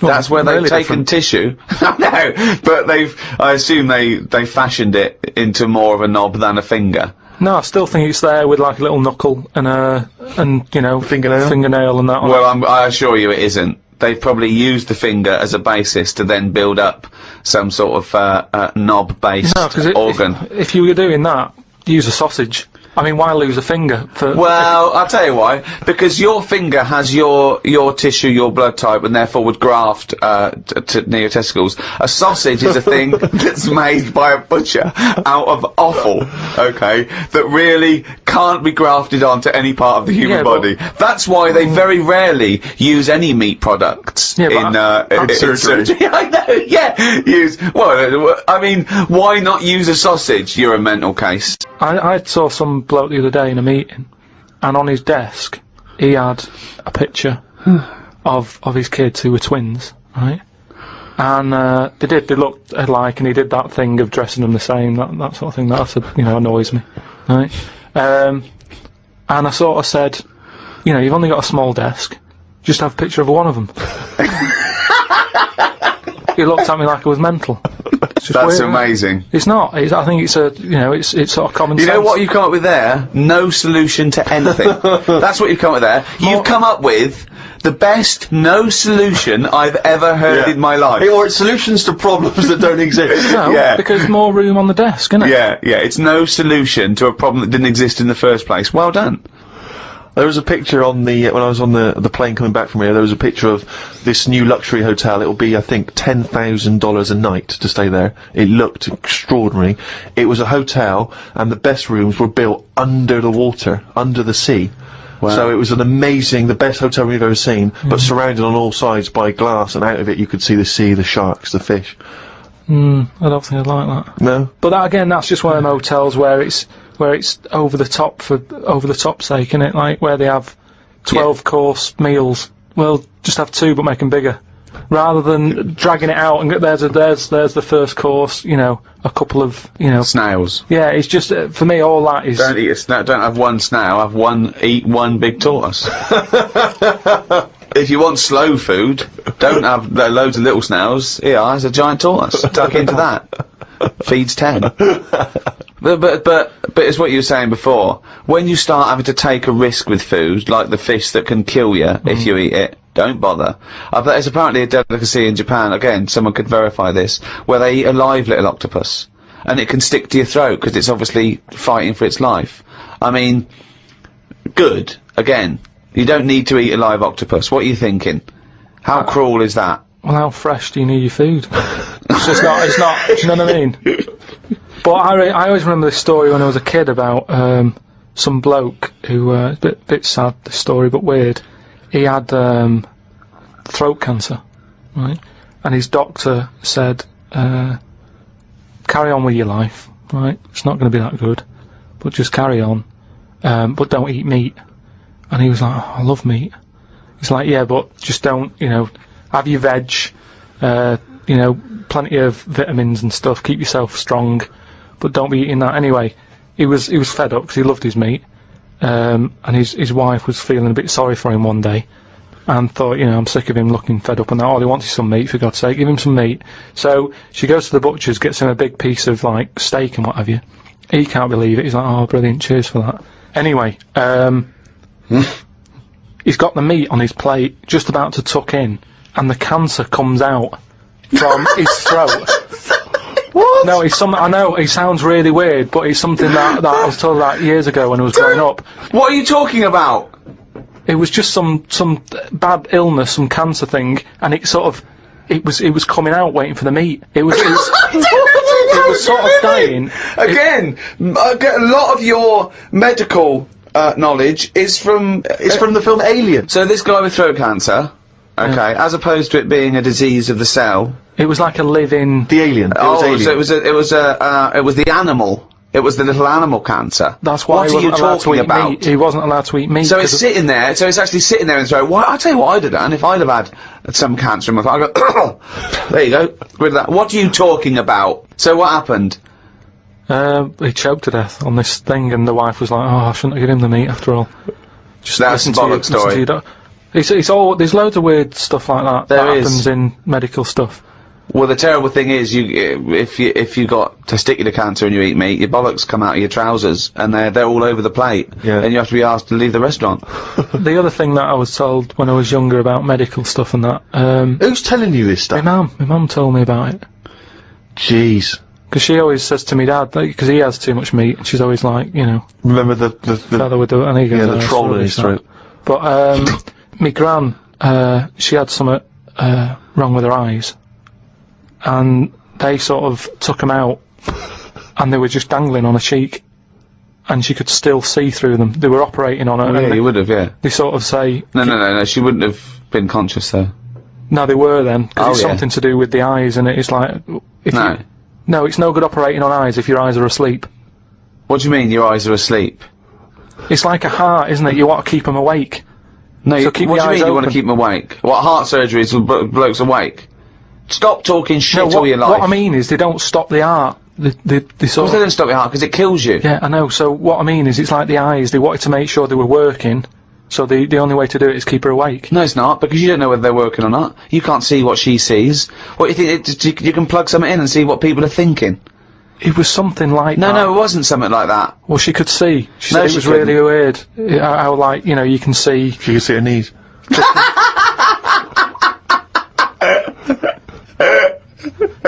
That is bollocks. Oh, chimpanzee, that is only gone and written it down, the little... That's the jingle for Karl's diary, excerpts of which we read each week. Get straight into it. A band from the Conga have won the Best Newcomers in a Radio 3 competition. They use pots and pans for instruments. It says that the Conga is a poor, sad place. So why do people do that happy dance at the end of parties called the Conga? Right, one is the Congo. There's no place called the Conga. They come from a place called the Congo. Where do you come from? Okie dokie. It's a terrible place that we don't know whether to put our left leg in or our right leg in. Sometimes we shake it all about. We're but, not sure if we should. But, Conga! Fucking hell, you're such a... Went into the gadget shop today. It's full of stuff that we don't need. Gadget used to be a good word that made you think of James Bond with all his gadgets. The best thing I could find in the shop was a clock that ran on potatoes. We are definitely going backwards. I agree. Well, who cares about that? You know, a little electrical impulse, so what? Had a night out with old schoolmate. Found out about more of the other lads I went to school with. One is living underground. What do you mean living underground? Not like a mole. Do you Yeah. mean he's got a basement, or do you mean he digs a hole every night? My mate went to visit him, and he said it had been raining really heavily and that, and it's all the rain's running in. What do you mean he went to visit him? He went down here? What's that? That's an hole in the ground. Yeah, come in. He Cup of just, tea. he just said, "Oh, come round to us," and he's living underground. What do you mean he's living He underground? wanted to be in the army, but was turned away, and that's the closest thing you can sort of. How is that like similar me. to Oh, living that's in exactly the army? like the army, yeah, where they teach you trades and, you know, I don't engineering know. and He's flying. He's happy down there. He said it was really muddy and what have you. He said he won't be going back to visit him. What's he got down there? Just stuff, just like a sleeping bag, a lamp. He's dug himself a subterranean cave. Near my old infant school, they knocked it down because it was like a wreck. You'd be in the class and you could lean on the wall. Yeah, and some your hand silence. would go through it and stuff. And they knocked it all down, and I think that's when he was at his most happy, this bloke. I believe this, though. I believe someone he went to school with now lives in a hole. That doesn't shock me. Whether the tales I've heard of horses in houses and big-headed kids with webbed hands and feet, you know, and him, I believe that someone he went to school with now lives in a hole. That isn't bizarre to me. You spent far too long with him if that now you're just happy to accept. I totally accept that. I'd be surprised if I walked round where he lived that there weren't more people living in holes. His dad wanted to throw his budgie on the fire. True. His budgie died, his dad said, let's throw it on the fire. I mean, his mum, what did your mum do when your budgie died? She just was worried about the other bird that was left, so she made it a bit of company by getting a rock, getting a feather off the dead budgie, sticking it on the rock, putting it in the cage. So, a man living in a hole It's not is unusual. not that bizarre. Right, carry on. I read me science magazine. Some things I learnt from the science magazine. Number 1, space is running out of space. We should stay out of the sea 'cause shark attacks are up. Yeah. Probably 4 a year now. Well, he just says here, we should just stop going in the sea. Yeah. There's no need for it. Exactly. Why is there no need for going in the sea? Just because there isn't now, is there? We've got loads of land. So just, you know, one or the other. We walked out the sea. Now, this is what I mean about going backwards. Getting back in it again. We came from the sea originally. Now we're going back in it. Don't go in it. Unless you're in a boat. The rules, according to Karl The rules of Pilkington. Karl Pilkington. Oh, God. Did the podcast and then went for a walk round Manchester Square. Years ago, a woman lived round there who had a head like a pig. She was known as the Pig Woman of Manchester Square. That made me think if there were other pig-headed women knocking about London. Do you know what I mean? Why was she nicknamed that? Why not just the pig-headed woman? That suggests to me like there was loads of pig-headed women, and that's the one of Manchester Square. Right. Well, no, it was more to do with identifying her, not amongst other pig-headed women, but go, have you seen the Pig Woman of Manchester Square? I.e., go down there and see the Pig Woman, it's in Manchester Square. What happens if she's walked off from there, though, and you go, well, no, but I saw one on New Cavendish Street. No, that the well, same woman? she'll always come back if you rattle the feed. Watched a film about Hitler. Didn't watch all of it as it was subtitled. Can't be doing with that. Asked Suzanne if cinemas are full of deaf people when they're showing subtitled films. She said, shh, I'm trying to watch it. I said, what do you mean, shh? It's subtitled, I can make as much noise as I want. Yeah. She's a lucky, lucky woman. You must be a joy to watch a subtitled film. I mean, the concentration is up there already. I mean, it is hard to concentrate. It's not as easy as when you're hearing it, because you read things, but, you know, it's possible. If you had a buffoon going, I'm just gonna sit here and make as much noise as I want, what's the point of that? Yeah. What is the point of that? I mean, it's possible, but why do that in a cinema? Just walk into a subtitled film and go, right, everybody? Let's all do the conga. Well, yeah, or during ballet. You know, I mean, ballet, they're just dancing. You don't need to listen to the words. Just have a conversation. We're having our bathroom done. The bathroom man was round at 9 this morning. We weren't allowed to use the shower because it all had to be bone dry before we could use his waterproof filler. Not that waterproof, then. Went for a brew with Ricky. We talked about monkeys and how they are closer to humans than they are to apes, and how bees will drink cider to get off their heads. Now and again there is a bee that lets the drinking get in the way of the work, and other bees sting it to death. Blimey. Yeah, well, there's bees. They love a drink, and they will drink pure alcohol. They drink 100%. They drink ethanol. You know, I don't know why. They love getting off it, and they fall down and they're drunk, right? A bee can take in the equivalent of 20 litres of wine, right? But some bees get addicted in the same sort of percentage as human addiction, like 10% of bees, they can't get enough of it. They take ethanol, they take cider apples and that, and then when they get back to the hive, they go in a bit pissed, and they've got guard bees, and they go, come on, we've all had a drink. Bouncers. Yeah. They sort of are, right? And they push them away, and they push them away again. Then the next time they go, right, I've had enough. And they give it a good hiding. And Karl couldn't get over this. I saw his face, but I knew that he was thinking of that bee with sort of like eyes rolling round his head, a little bit belligerent with his jacket on backwards. Yeah. You know, and the bouncer going, come on, son, we've all had enough. Let's move away, Yeah. move away. You're not coming in, right? You're wearing trainers. Yeah, you know, you're wearing 3 pairs of trainers, and I'm sick of it. You know. But what I did find out, because I went home and went on the computer trying to find out about drunk bees knocking about, they're not actually meant to fly. It's only because they don't know. Fly. Well, no, but they're if they were told that you're not actually designed to fly, they wouldn't bother. No, this is that thing that goes around that aerodynamically, on the face of it, looking at the size of the wings and the body proportions and everything, that it's a surprise that they can fly. Okay, it's not that no one's ever told them they can't, and as soon as someone tells them you're not meant to fly, they all fall out of the sky going, oh, what are we doing? Like in a cartoon. No, but it's something about the confidence and that. At the moment, nobody's saying It's nothing to do with the confidence. There is no such thing as confidence in bees. A bee never loses its nerve. That's not why it drinks. Because what are you drinking for? I'm just not confident anymore. There's no point to turn to the bottle. I can't go up there again. You're an idiot. Well, it's that time, isn't it? Rockbusters. Oh, yes, the time that no one looks forward to. Chimpanzee that, Rockbusters.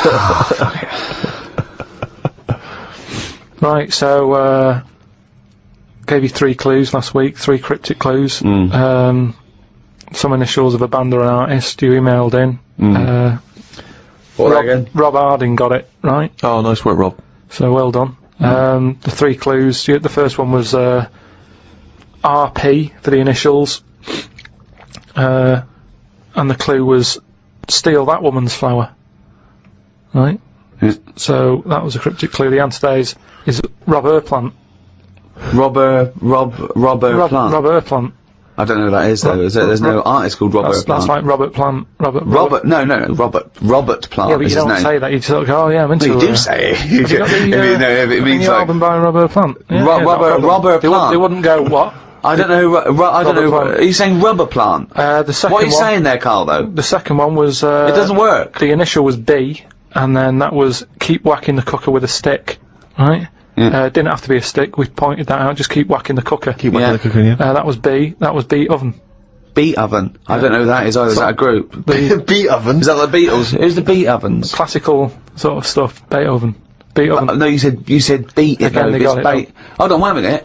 Just saying though. They no, got it. it's bollocks. Rob Harding got it. No. Beat Oven. Yeah. It's not Beethoven. You got it. Do you understand? The last one, the initial was M, right? I just want to know who Robert Plant is. Don't be worrying about Robert.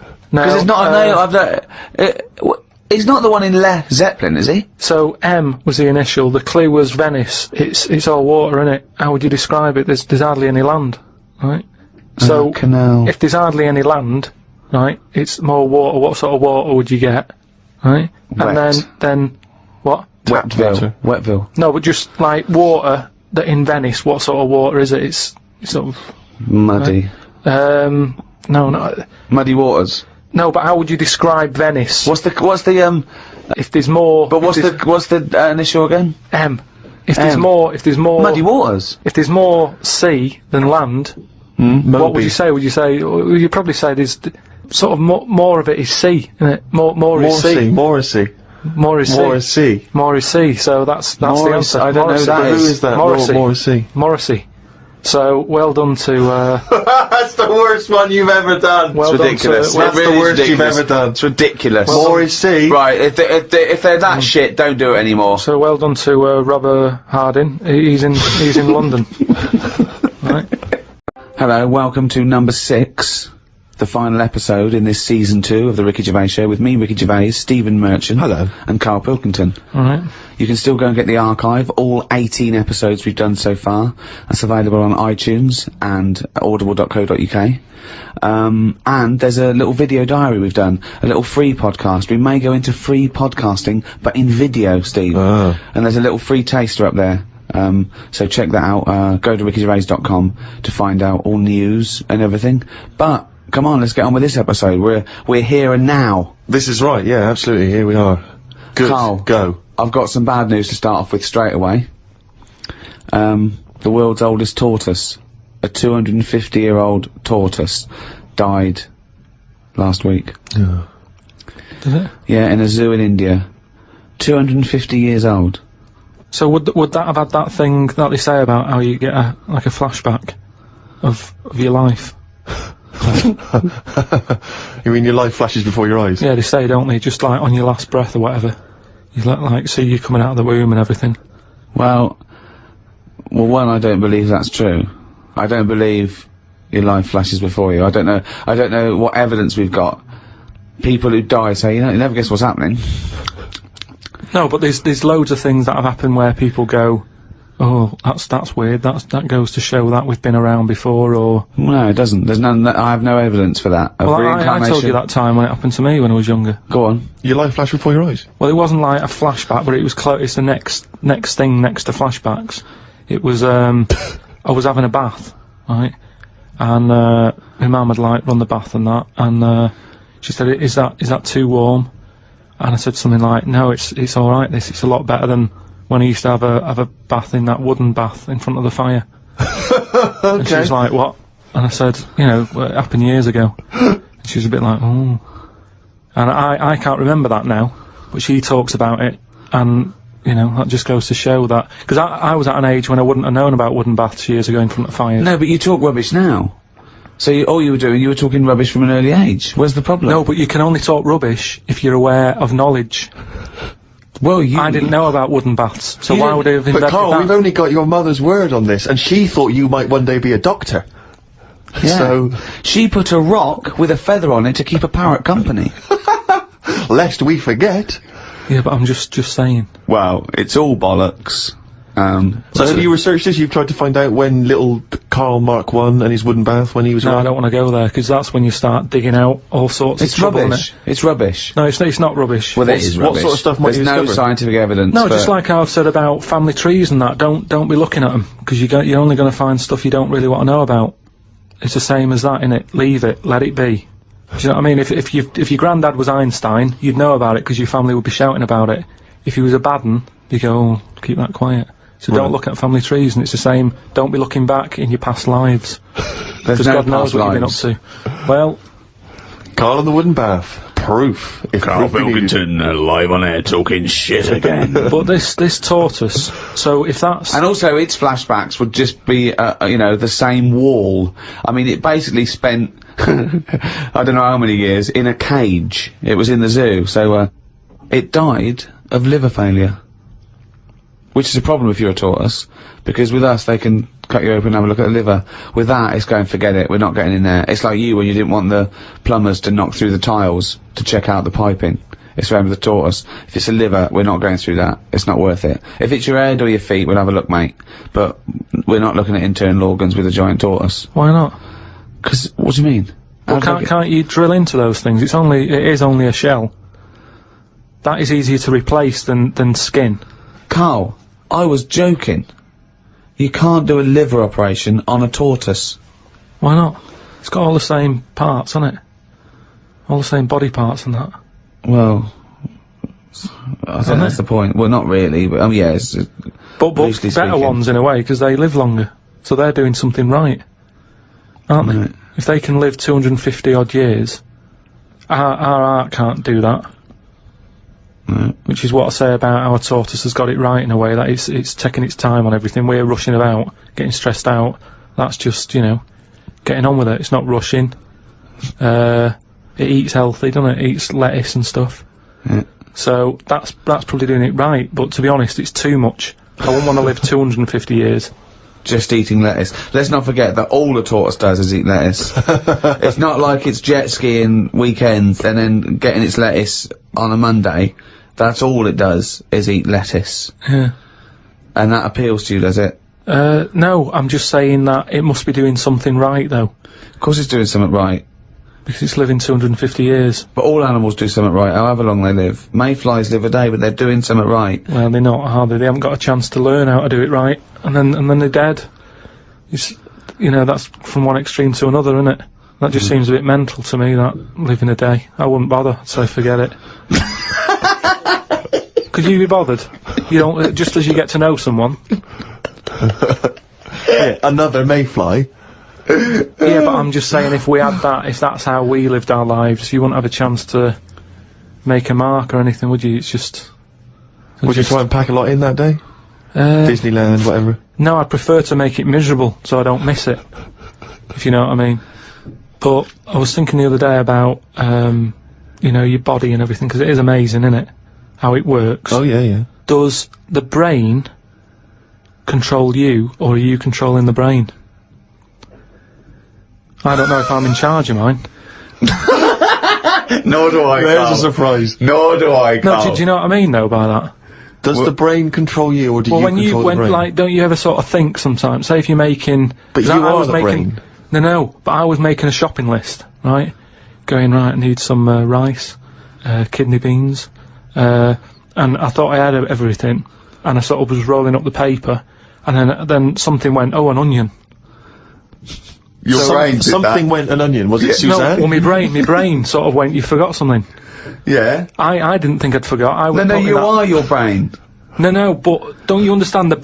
My brain was I was in control of my brain when I was writing down rice and kidney beans. But you're not in charge of the onion. That's another part of the brain that's in charge of the onion. The onion sector. No, but I'd put the paper away putting my coat on, ready to go, ready to go and get the rice. Yes, but your onion lobe kicked in. What, so you put the paper in your pocket, you got the coat on, then you just suddenly hear Then from it nowhere, was just like, it was onion. like, yeah, I'm not even thinking about that shopping list. It's in my pocket. I'm thinking, do I need my gloves? It's cold out. Yeah. Suddenly, onion. And it was like, oh yeah, onion. Yeah, I had to get the paper out. So had what to I'm write that saying down. is, But who's in charge? The brain, the mind, the brain is the. What are you doing? Who's in That's charge? just, you forgot the onion and then you remembered the onion. You must have forgotten things in the past. No, but not like that. Not where, like, it just made me think, that was weird. Who reminded me of that? You did. Yeah, but I'm not. No, you are your brain. It's not like there's you, then there's a brain, then there's an extra one looking down at it. The meta brain, the thing above it. No, but your brain. How does your brain work? You give it information, don't you? Well, it takes. Do you mean you give it information? Well, if I sat in a room with nothing, not feeding it anything, it wouldn't know anything. No, but there's this thing that there's two yous. It's this thing that there's There's this, Karl and Karl's brain. Yeah, there's not a duality in this. If you go, come on, now think. That's the brain saying that to itself. It's not. There's not two people in there having an argument. Come on, brain. And the brain's going, oh, don't you start, I was thinking then. And the other thing's going, brain, onion. And the brain goes, Karl, onion. You are your brain. If you are anything, you are your mind, your brain, your collection of memories, your personality. You're not what you look like. Does that answer your question, Karl? What do you think of then? You were thinking of a tortoise on a skateboard then when I did that last sentence, weren't you? I, like you, Rick, I'm always annoyed and embarrassed when we have to concede something to Karl. And it seems though each week I look on the emails that we've got, and once again someone has found some evidence to support some of the nonsense that Karl has come out with. Now, you may remember we were talking about his concept of putting a giant mirror on the moon, because why should we have to go into space? Then we could just look up at the moon and we'd see the Earth reflected back at us, and we'd think, ah, that's the Earth. Isn't it great? Can't see myself backing down on how ludicrous this is. No, indeed. Although, someone, I think they're really being very picky. They were picking you up on a technical point, because I think one of your criticisms was the idea that the moon is moving and thus the mirror would, be absent from view for some time. Although people have been claiming that the moon, there's always the same face of the moon that's shown to us. There's always the same side of the moon is always visible to Earth. That's when they talk about the dark side of the moon. It's not just light. It's the fact that we can't see. It's the other side of the moon. But we move, so it's not always present. Well, no, but it would always be present to someone on Earth. Yes, I know. Wait, this is the thing. These people don't know what I know. I know that Karl is thinking of looking up there and seeing himself looking back. That's what he's hoping. Like when you're going along in a car and you see a shiny building, you go, oh, that's my car. And you wave. That's what he's hoping to see. He's not doing it to gauge the speed of light and change like that. He's not doing that. He wants to look up through a telescope and wave. Yeah. That's what they don't realise. I know what he's thinking. Do you want to respond, Karl? It's got, the problem with the moon is... Here's a statement. The problem with the moon is... ... Yeah. The problem with the Earth is there's too much water. Yeah. No, the moon, it's been around ages, hasn't it? Yeah. But it's got no history. It's got nothing to show for it. Just a load of old rocks and stuff. Yeah. And for me, history is created by stuff happening on it. So really, the moon, even though it's old, in a way it's new, because it's untouched and that. But we don't go to the moon to visit museums or arcades. No, but say like historical landmarks. Henry VIII, right? You watch Antiques Roadshow or whatever, and some woman goes, "Oh, this plate you've got, this was Henry VIII's," and as you can see the knife marks on it. Oh look, there's some chicken on it, right? And you go, oh god, yeah, that's amazing. Then someone goes in and goes, here's a plate of Henry VIII's, but it hasn't been used, it's still in the box. You'd go, well, it's not as good, that.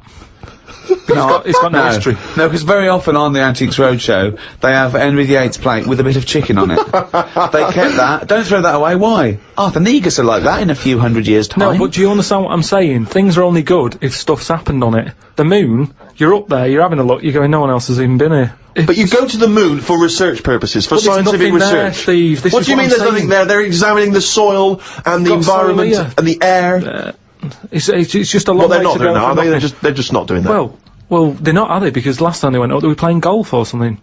There's golf balls up there that they've been whacking about. What sort of research is that? That's what I'm saying. There's nothing up there, so why else would you go all that way and go, oh, nothing here. Fancy a knockabout? Why are they knocking golf balls about if there's really important stuff to look at? You don't see people in museums going, fancy having a knock some golf balls about? No, I'm looking at this vase. Oh, right, that's interesting.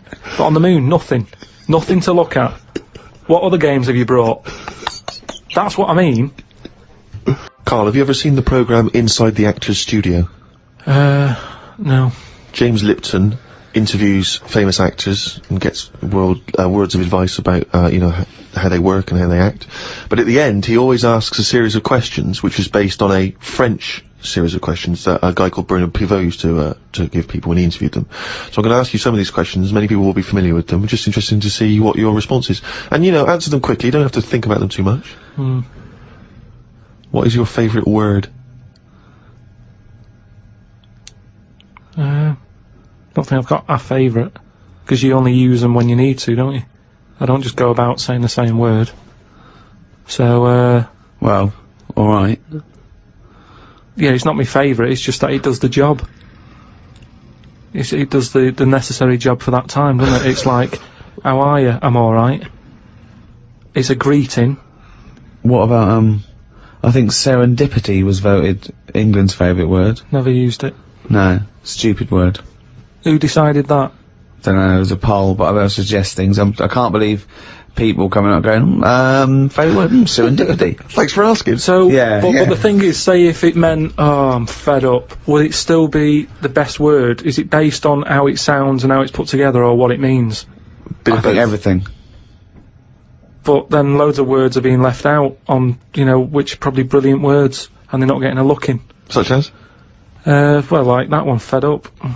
I'm fed up. It sums two it up, words, doesn't it? but Well, two, it just sums it up. When someone goes, how are you? You go, I'm fed up, me. Sick of it. It's another good one. Oh, we get to it. Come on, to some of your other favourites, right? I've had enough. It's just all stuff These aren't words, they're phrases. They're all negative. They're all whinging. These aren't words. What's your favourite thing? My favourite thing to do is moan. Yeah. That would be well, it's not one word, it's loads of words. Fed up, sick of it. Ah, that's enough. Ah, jeez. Whinge should be your favourite word. Yeah. Whinge is a good word. I like NGEs. Lozenge, whinge, flange. Yeah. What is your least favourite word? It might be serendipity. That would be up there for me. I tell you what, that would be up there for me. Probably like French words that have made it into the English thing. Blancmange. Just. There's an unge there. So, How would you dislike it? How would you dislike blancmange? But just, as if we haven't got enough words in our books. Go on. Because I was thinking about, Go on. alphabet, right? Why have we got that many? When other countries get by without that many letters in it. We got more words than any other language as well. But that's because we got more letters. Well, I don't know. So that. we've created a headache. I reckon you could at least half it. Well, you probably could half it. Well, you only use about half a dozen of them. No, but stuff like an X, you look at words that have got X in, and they're always words that you go, what does that mean? How's someone come up with that? That's how it comes across to me, and there's loads of big words. It's like dinosaur names. It's like, well, look, nobody was about when they were knocking about, so let's make up some names for them using the letters that hardly get used. They've all got Y's and X's in them. Yeah, they have, yeah. That's what I'm saying. It's like, well, let's use it for that. Yeah. So you just, it's not so much what is your least favourite word, you just don't really like most of the words that are just cut down the words. Stop adding new words. I get by, I don't know how many words there are in the world, but I reckon I hardly use any of them. Well, I'll tell you what, this year's word must be podcast. Yeah, but That'll be in the dictionary, and but it's made up, innit? It wasn't here before, it's just another one. This is what I'm saying about... But what else would you call this? There is a new concept called podcasting. That is a podcast. But it's also a broadcast. We had a word for it.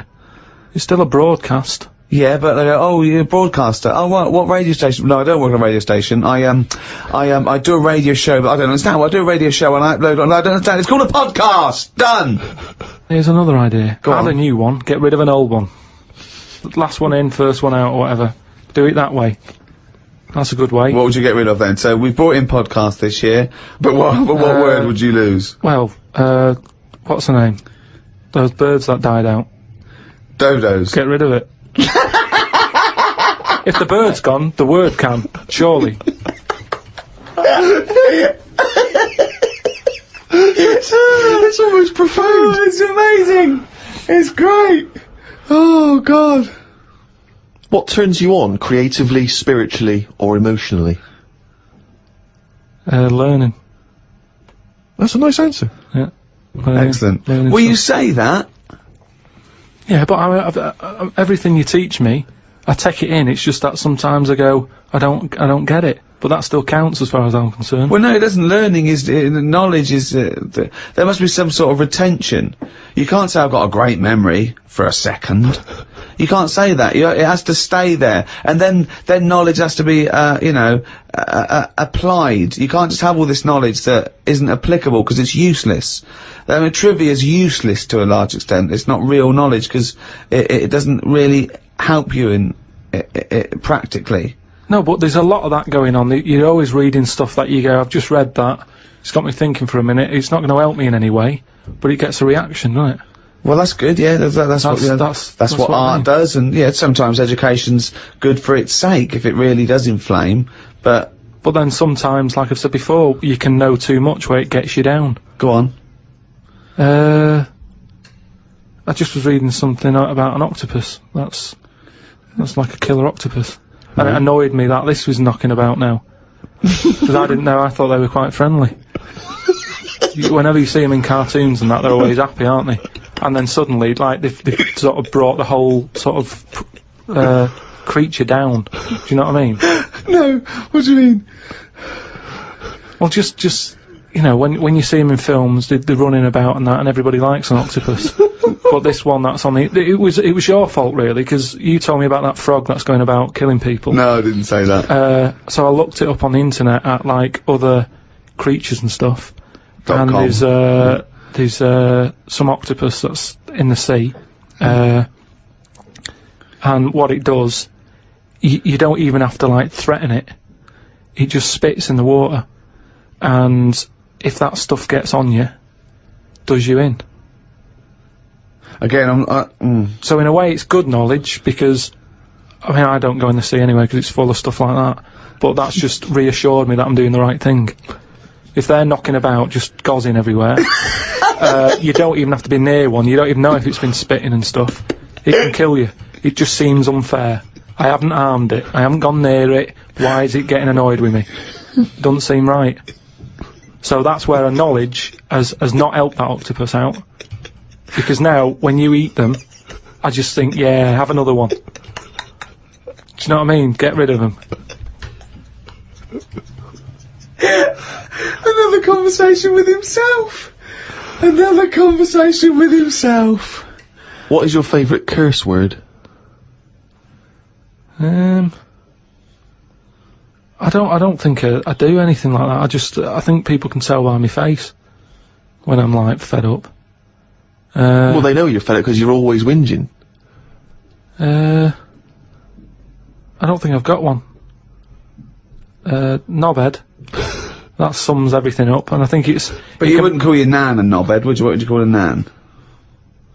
But she doesn't do anything to annoy me that much. But if she did, what would you say? If she really annoyed Well, you? knobhead's alright, innit? Because she sort of gets it. It's one of them things that everybody understands, but it's not too offensive. Right. What a knobhead. Alright, you're getting into this, aren't you? So that sums it up, but I don't really... Do you need one of them? What's that doing for you? It's better to think, innit? Like, okay, I've just slagged off that octopus, but at no point was a effing and jeffing about it.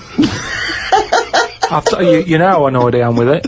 I don't have to start swearing about it, and that's...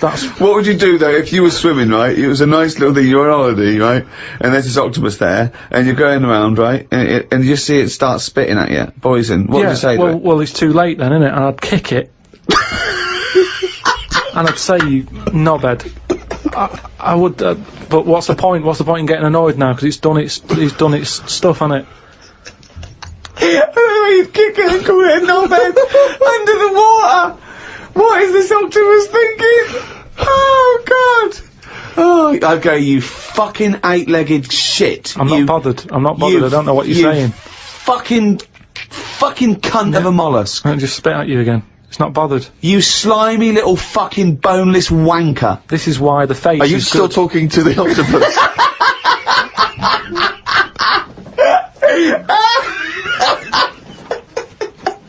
Oh, I don't believe it. He's written it down.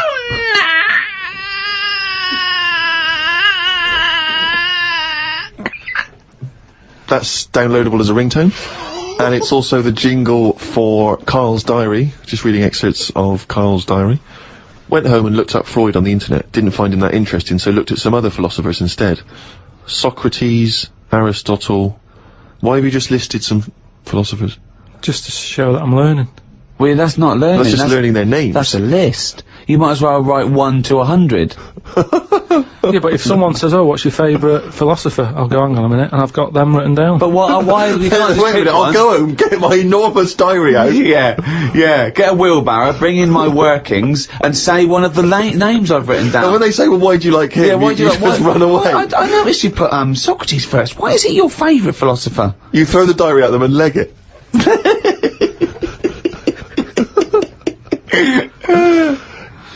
Oh, and then you go on to say, it's weird how names have changed, but then there's no other point there. It just is, isn't it? When you think about, like, Socrates, I've never heard that on anyone who I know. Is what I mean. It's just, in a way... But you're not Greek, are you? But how did that go about back then? I mean, say if you were phoning someone up and they said, I'm booking a table for 2, they go, name? Socrates. Did he ever go, cheers? Without going, can you spell that for me? But I don't know what point you're making. I'm just saying it's a name that's awkward. You're always going to have to go, can you spell that for me? You go, and it's not just him. Look at all them other names that are on that list. But they're from a different country. And a different era. Yeah, I know, but the names, I've been to Rome and stuff, and you sort of go... Well, ancient Rome. Just Rome. It hasn't changed, has it? Rome, so it can be ancient Rome or Rome in 2006. It's Yeah. the same buildings. I used to love Nero going around in his Fiat Punto. Lao Tzu from years ago came up with some good stuff. 1, he who knows does not speak. He who speaks does not know. Not entirely true. To lead people, walk behind them. Yeah.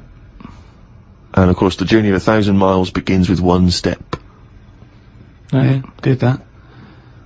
Just favourites. Maybe this is why people are at the start line spectating at the Commonwealth Games.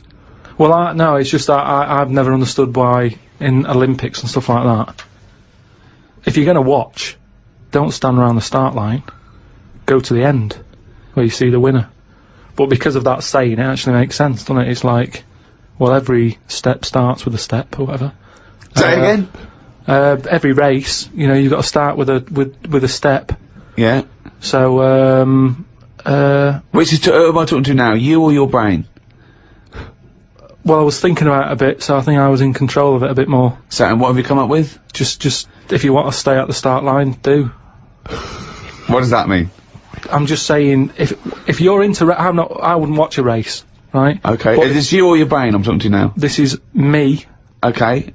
I wouldn't watch. Are you gonna bring the brain into it, or is it, there's no, I don't know, let's just see what happens. Okay. But all I'm saying is, Right. if I was to watch a race, Yeah. I wouldn't hang about the start line, because... Well, you just said you would. What, did I? Yeah, you said that's the place to start, because every race starts with a step. No, but I wouldn't normally. Right, I won't watch any The race. brain definitely hasn't been used No, yet. is this you or your brain you're talking about now? It was, I'm just saying about me, if I was on holiday, yeah, and Suzanne said there's a race going on down the road, Yeah. I'd go, well, let's go, keep going down the road and stand at the finish line. okay, but now what have according you to thought? Lazoo, Yeah. I'd say, well, hang on a minute, every race starts with a single step. Yeah. How many people around the start line? Is there more room there? She goes, yeah. I'll go, let's go there then, it's less busy. Right, and what would you see there then? I'd see people starting the race, but I wouldn't be that impressed with them, because I'd go, well, I don't know if any of these are any good. So would you start at the start or the end then? If it was down to me, I'd just probably stay at the finish line. Okay, so you wouldn't want to see the first step then. So what do you think of Lazoo now then? It's not what, but I wrote down 3 of his. That one isn't my favourite. That was the 3rd. I preferred the leading people from behind. Okay, and what would you do to lead someone now then?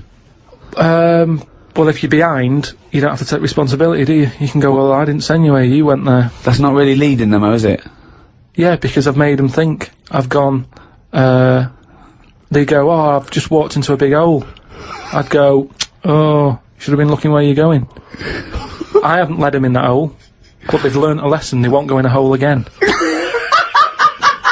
That was one of the greatest conversations I've ever been a part of. I mean, that was incredible. Never mind Aristotle and Socrates. That was incredible, that. If someone's out there, could they make a transcript of that? Because I think that, you know, in 1,000 years' time, that'd be amazing. That was incredible, Karl. And not once was the brain used.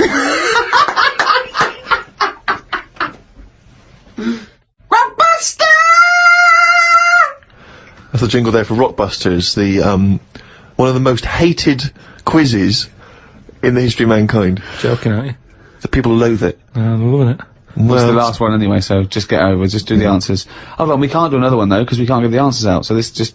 Yeah, this is the last one. It's just the answers for last week for people who are doing it. Okay, well, small mercies. The first one that I gave you last week was, the initials were CK, right? Yeah. The clue was, do you know the songs that you sing at Christmas? Yeah. That bloke over there is the best at singing them. So what are the songs you do? Carol King. Carol King, yeah. Right, That works. yeah. That works. Very Right. well done. The second one, MG. I told the homosexual man that the grape tree was mine. Right? MG. Gay. Yeah. Marvin Gaye, obviously. Marvin Gaye, But how do you get to Marvin? What's it? That's my vine, isn't it? I told you. My Vine Gay? Yeah. My Vine. Yeah. And the last one, My Vine Gay. That's shocking! It's, then the well, last one, it was, shit. the last one, the initial was S. I said, I asked you if you believe in Father Christmas, what would you say? What's the name for Father Christmas? Santa Claus. Right, so if I said to you, do you believe in Father Christmas, you'd sort of go, No. yeah, but what's his name again? Santa. Right, so what would you do? You'd go, oh, Santa. No, I don't. No. That's it, that's what you do there. You go, Santa, nah. Santa, nah. Santana. So that was the last one. Well done to Bob in Yorkshire. Got all 3 of them right. You'll get a little signed picture. Oh, well, that's it. That's the end of season 2, Ricky Gervais Show. We're back soon. Check out rickygervais.com for information and upcoming news. There's a free video cast we're doing. We're also bringing out a book of the podcast.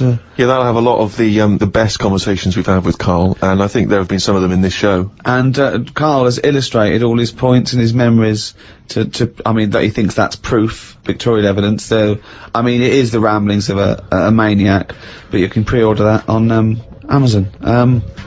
Well, thanks very much. It's goodbye from me, Ricky Gervais, Stephen Merchant, Bye. and Karl Pilkington. Hello, welcome to number 5, season 2 of the Ricky Gervais Show, with me, Ricky Gervais, Stephen Merchant, Hello. and Karl Pilkington. Alright. Coming up, Karl's going to teach us all about Sigmund Freud. No, we're not doing that. Well, no, Yes, we we are, are. because last Yeah. week we promised people that you'd research Yeah. Sigmund Freud.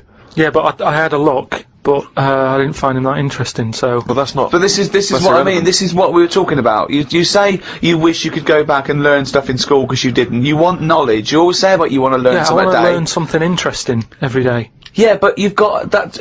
I had a look at the website. It just... SigmundFreud.com. Yeah, he started that, I just didn't had a he? look. I did a search on, like, famous quotes from philosophers. Quotes, brilliant. That'll get you everything you need, a quote. Well, That's I don't need to know his history. that sums I up just- a man's life work, a quote.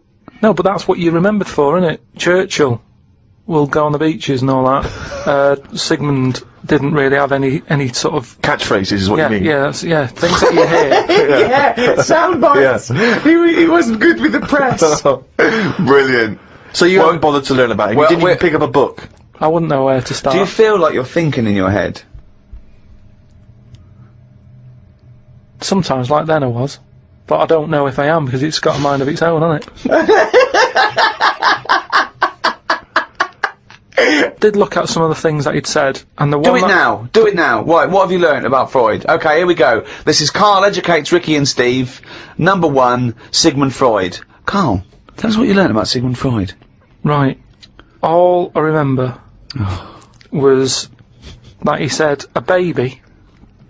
You look at a little baby having some milk from its mum's breast, right? It looks well happy. It has enough. It's full up. It goes to sleep. It's got a smile on its face, right? He said that's what happens when you're older as well. That's all I remember from all the things that he was saying on his thing. He just said it's weird how, like, it's like... Now, to be fair, Rick, that is obviously in translation. Yeah, I know. From the original, so I don't want you... No, I'm not having a go at criticise him, Freud. but, you know. I mean, Freud has been discredited on some issues, and we've moved on with experimental psychology and But that's what have the you. one that was interesting. I don't quite follow. So what do you take from that? Explain that to us in layman's terms. I don't know. Well, that's pointless. Without application, knowledge is pointless. But it's not knowledge, is it? He's just saying drink milk all your life. It's good for you. No, he's not saying drink milk all your life. What is this? Is this an advert he's doing He now? also came up with go to work on an egg. Yeah. Oh, Christ Almighty. But like I said, I wasn't that impressed by his work. So Unbelievable. Karl is allowed to vote. I know. He's allowed to cast a vote That's in this it. country. It doesn't make sense. yeah, I wish I hadn't. I've only done it once, and look what happened. I got called up for jury duty.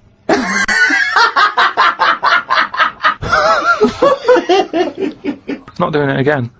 People do what they do anyway. I think they only let us vote, so we feel like we're having a say in what's going on. But really, it just carries on, doesn't it? I haven't seen a big change. But that's exactly why you vote. No, the Having best a thing say. you can do is look after yourself. Get on with it. Brilliant. Okay, well, I hope that's a quote. I hope someone out there who's, maybe making a dictionary of quotes or an encyclopedia, and they've finished with Freud, they've done Pavlov, he hit a dog on the head with a stick. Next, Karl Pilkington. Karl Pilkington, what do you say about the world? Just get on with it. Well, Brilliant. we're not in charge of it, is what I'm saying. That's nearly as good as let's go to the beach. Winston Churchill. I spoke to my dad about it, and he called up saying, "Oh, I'm sick of we're hearing gonna about get this." some quality thinking here. Go on. Go on. No, he was saying about global warming and that.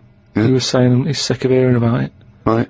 Because at the end of the day, that's just the world, innit? We're all getting old, and the world's getting old. That's the end of it. Brilliant. What another amazing quote. Well, it is. What we're trying to do. This is what I'm saying about we don't like people to get old. We're always saying, oh, we can change that face, we can lift your chin up, we can put a wig on you. And Why are it's you the same- so annoyed about people wanting to live a little bit longer? Because enough's enough, is what I'm saying. The world's the same. It's just getting old, and it used to have more green on it, but now it's gone a bit bald, so it hasn't got as much green. It's got more soil. Treat the world like a head. That's an amazing quote. Treat the world like a head. You've actually come up with one there. I thought of another phrase. You could just sitting here talking to you, flogging a dead horse. Yeah. What do you think that means? Flogging a dead horse. A number of people are still amazed by your complete lack of understanding some of these famous sayings and phrases. So Well, that's an easy one. Yeah, that's like get a new horse, or No, he hasn't got it. no one's going to buy it No, it doesn't mean that sort of flogging. when you're hitting it. Yeah. right. So what's the point in hitting it? So It's dead anyway, so don't bother hitting it. It's absolutely, not it's feeling pointless. It's a it just means it's a waste of time. Yeah, but it depends what that horse has done to you. No, it doesn't. No, it does. It's that thing, innit, of like if a bear attacked you and you managed to hit it on the head and it went down, you'd go and you'd be annoyed. You'd still have built-up aggression. You'd give it an extra clout.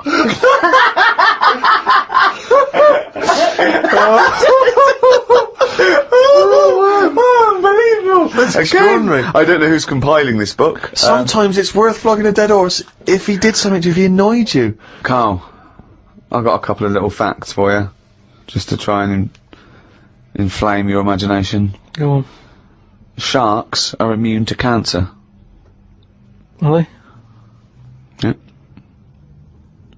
So how have they found that out?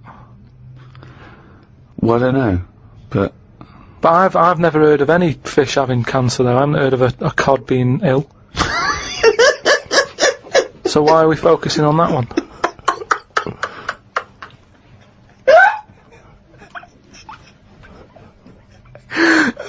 Good point. Okay. Stroking a spider can cause its hair to fall out. What? Because it doesn't like it and it gets stressed out, or is it just that some people are rubbing too hard? No, I don't think it's they're rubbing too hard. I think it's something to do with I mean, what sort of maniac is stroking a spider anyway? My mum did it once. Really? Yeah, not to a spider. Right. It was just a little bee. She'd been out, sunny day and that. Got the washing off the washing line. She was bringing it in. Little bee sat on the top of like the bed sheet or whatever it was. Yeah. And she's in the kitchen with it, and she goes, "Look at that little bee there." She started sort of stroking its head. And it loved it. How did it make it clear that it loved it? Well, it wasn't struggling. It was just sat there like, because it must have been like a bit dozy. They get a bit dozy, don't they, in the heat and that. And he just stayed there on the sheet, and she sort of stroked its head for a bit. And she had to put it out. It didn't go out. It didn't try and escape. It was like, "You've had enough now." And that was that. She sent it out. She loved all that. She loved little flies and stuff. And we had Harry the housefly. What? Harry the housefly. What do you mean? It's just a fly that always seems to knock about in one corner of the room. Right, it's the same fly, was it? Yeah, it was the same fly. Yeah. How do you know it was the same fly? So whenever she saw a fly, she went, "Oh, look, it's back." Well, we weren't letting him in. It's just that it stayed in. Karl, what makes you think it was a pet housefly as opposed to a different fly every day? Because it was always in the same place, in the corner. But it could have been that something about that particular place that attracted flies rather than it was the same fly. Well, I'm never worried about it. It wasn't harming us. It just always hung about. But how do you know it was the same fly? How do you recognise it? We weren't worried about it. It doesn't matter, does it? If like we're thinking another fly's getting a bit of free rent or something, just let it stay. I don't understand why. But why no? Well, no, right, okay. You're in a house, right? There's flies, okay? Not flies, fly. Why do you think it was the same fly for all those years? Just because we haven't got loads of other flies. At no point was there a crossover period where there's two, and it's like, hang on a minute, he's trying it on here. That's what I mean. It was always just one on its own. And we just thought, leave it. It's all right. I don't know why are you suspicious? Why you always think someone's out to do you? No, I don't know why you assumed when you see a fly every now and again that it's exactly the same fly. It just fact that was. it's Harry. The one in our house was the same one. How do you know? Well, all right, I don't, but at no point did I feel suspicious. Speaking of flies, though, and that, they've got one, right? I was out with Ricky, right, and he was reading the paper. There was a story there about a fly that its eyesight was bad or something, and they'd made it a pair of glasses, and it had a picture of a housefly wearing. Okay, this is incredible, Steve. Can I take over? Hang on, let me just need to finish a couple of questions for that. So there's a small fly and they've made it a pair of glasses. Yeah. So that it can see better. Yeah. And your concern is what? Well, again, it's just that thing of we're looking after everything now, aren't we? Sorry, I've got to come in here, Steve. All right. I showed you the You saw story. it, you saw It was it. a picture of a housefly with a pair of glasses Glasses on, yeah. Right? It was about a one-sentence thing. It was about how far technology's come, Yeah, and and a we're group helping of flies scientists out. using microscopy, right, and laser tools had, as an exhibition, shown that they could make a pair of glasses smaller to fit on a house. They put it on there and they've taken a picture of it, and it's on as a display. At no point was it actually, because the fly had bad eyesight, the fly was presumably dead, it was purely an art installation, or a show of technology. I thought you were going to say, Rick, that you'd drawn the glasses on there. Yeah. And they believed it like, there's a bearded lady in this paper. No. my God, Tony Blair looks like Adolf Hitler. No. What do you think of that, though? But they did it as an Flies out. experiment. Yeah, but all things start as an But experiment. why would they make a pair of glasses for a fly? How would they know he had bad eyesight? How would they know it was the same fly? Bumping into stuff? I don't know. Bumping into stuff. But why would they bother making glasses for it? And they've got a compound eye. They'd have to make about 1,000 pairs of glasses for a fly. It's just that thing, innit, of human nature is something's wrong with something, let's fix it. And they try and help people out all the time, don't they? When you, No. you know, we're always doing it. We're always trying to help people out instead of just going, "You've been dealt a duff card, cope with it." We're always fiddling, always fiddle about. It's like that bit about what was it? You see, this is technology going mad and that. They're doing operations on people, right? And instead of injecting you with stuff that knocks you out, they're going to hypnotise you, and they operate on you when you're hypnotised, but you're still awake, so you're sat there awake, you're aware of what's going on around you, but you can't feel anything because someone's hypnotised you. Why are we messing about with that when there's nothing wrong with the injection? Well, there are. I mean, it's not healthy to constantly give someone Very anesthetics. dangerous. Yeah, Very but you've dangerous just said it yourself there, constantly. If Yes, they but if keep you do coming in multiple having stuff operations done, on someone, don't be doing multiple operations. well, sometimes you need to Why?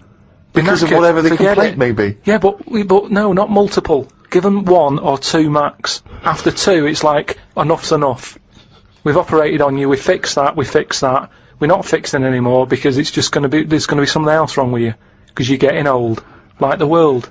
Get on with it. That's what I'm saying. Stop sort of ploughing stuff into it. Like I've said before about a car. You know, the gearbox has gone. Alright, we'll replace it. Oh, exhaust. Well, alright, we'll put an exhaust on it. Oh, the oil filter. Forget it.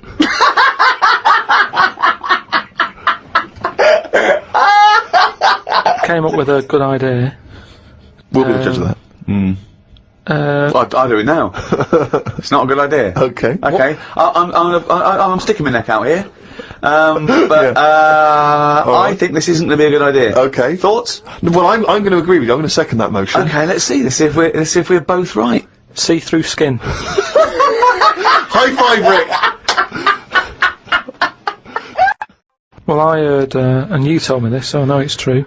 What? Do you know when I talked about replacing blood with ink? Yeah. They can do it, not with ink.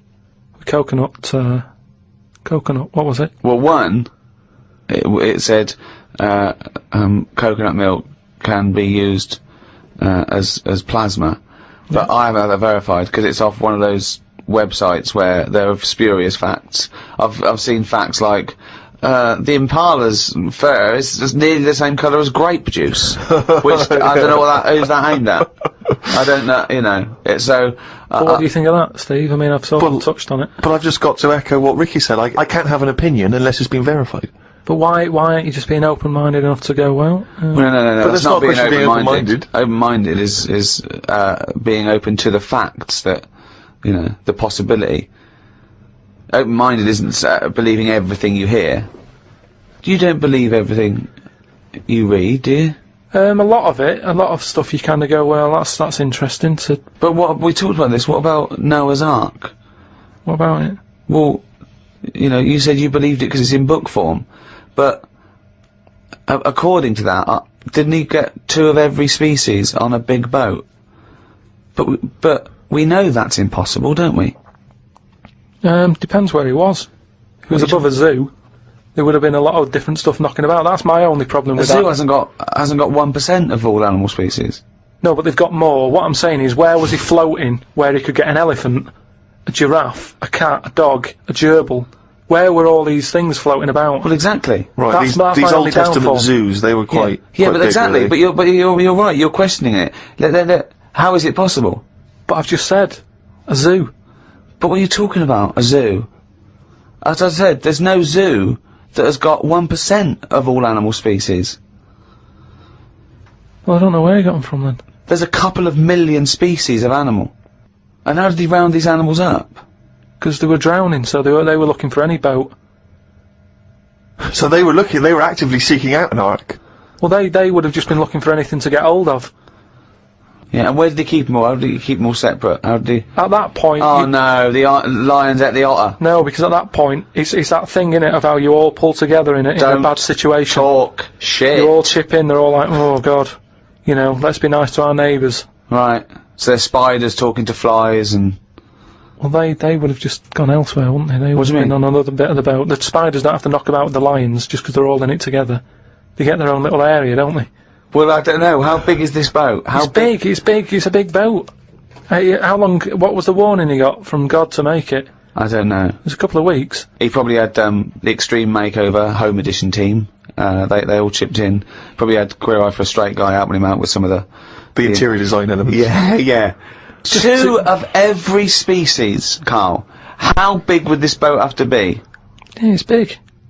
You can't just keep saying it's big, because I know in your mind, you're imagining this ark, there's a boat with Noah up the front with his wife, 2 giraffes behind him, then next there, 2 elephants, and it just, and it's just like elephant, giraffe, hippo, dog, cat, weasel, couple of frogs, and a spider talking to a fly going, let's get on, but when we're off here, you're dead. But what would you have done then? Are you saying that you wouldn't get on there because it's too noisy? It's not a question of what It didn't you've done. happen. It didn't happen. To be honest, I'm not bothered, and they got through it, didn't they? They got through it. They're here now. We're not short of them. If anything, like I said, he didn't do us a favour because he saved too much. You can't move out there for stuff.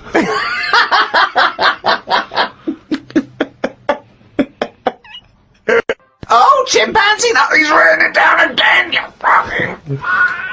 That's the jingle for excerpts from Karl's diary. This is all legitimate stuff. Ricky and I have had no input in this. This is the first time we get to read it. Went and did some shopping for stuff as it was my turn. Suzanne moaned a bit because I forgot orange juice and bought some cheap toilet paper. She always buys the expensive toilet paper. I don't know why they make toilet paper with pretty patterns on it. That made it into the diary. Up and out at 9 o'clock to go to the Cotswolds. Now, I think this was a gift for your girlfriend, wasn't it, for her birthday? Yeah, it was a You went to the birthday and Cotswolds, that, so I just went for one night. Got the car and headed off. We stopped at a service station to get some breakfast. We had fried toast with an egg on it, 1 sausage and beans, twice. Cost us £13.85. They sell everything separate, so it seems cheap. At that price, we must have been charged for each bean. We found the B&B, but they wouldn't let us in the room because we were early. We went for a walk. There was not much around the B&B, so we had a quick walk around the car park. And went back in. Happy birthday. The room was now ready. It's an alright room. 3 biscuits, so I ate them straight away. Like a child. Like a dog! He runs in, jumps on the bed. No. Get off the bed, not on the furniture. The room overlooked the car park that we'd already been round. You're staring at the window. Remember when we went there? We'll always have the car park. Yeah. Oh, God. The room had posh coat hangers in the wardrobe with sponge on them. So I ate the sponge. Don't think they are needed. We went and booked a table for Sunday dinner and went on another walk. There was a field that was there just for birds to live on. We couldn't see any, so we went to the pub. Headed back to where we were staying for our dinner, I had beef. It was nice enough, but there was a family of 13 behind us. I don't see the point in going out in large numbers. They annoyed me. One of the family asked for sorbet before his next course. He was only about 11. He thought he was it. I said to Suzanne, I've had enough and needed a kip. Watched Planet Earth on BBC One. They filmed a panda for 4 weeks and all it did was sit in its cave. It did nout. If I was Fiat, I wouldn't name one of my cars after them as it suggests it won't work or go very far. It'd be like bringing out a Ford Sloth. No one would buy it.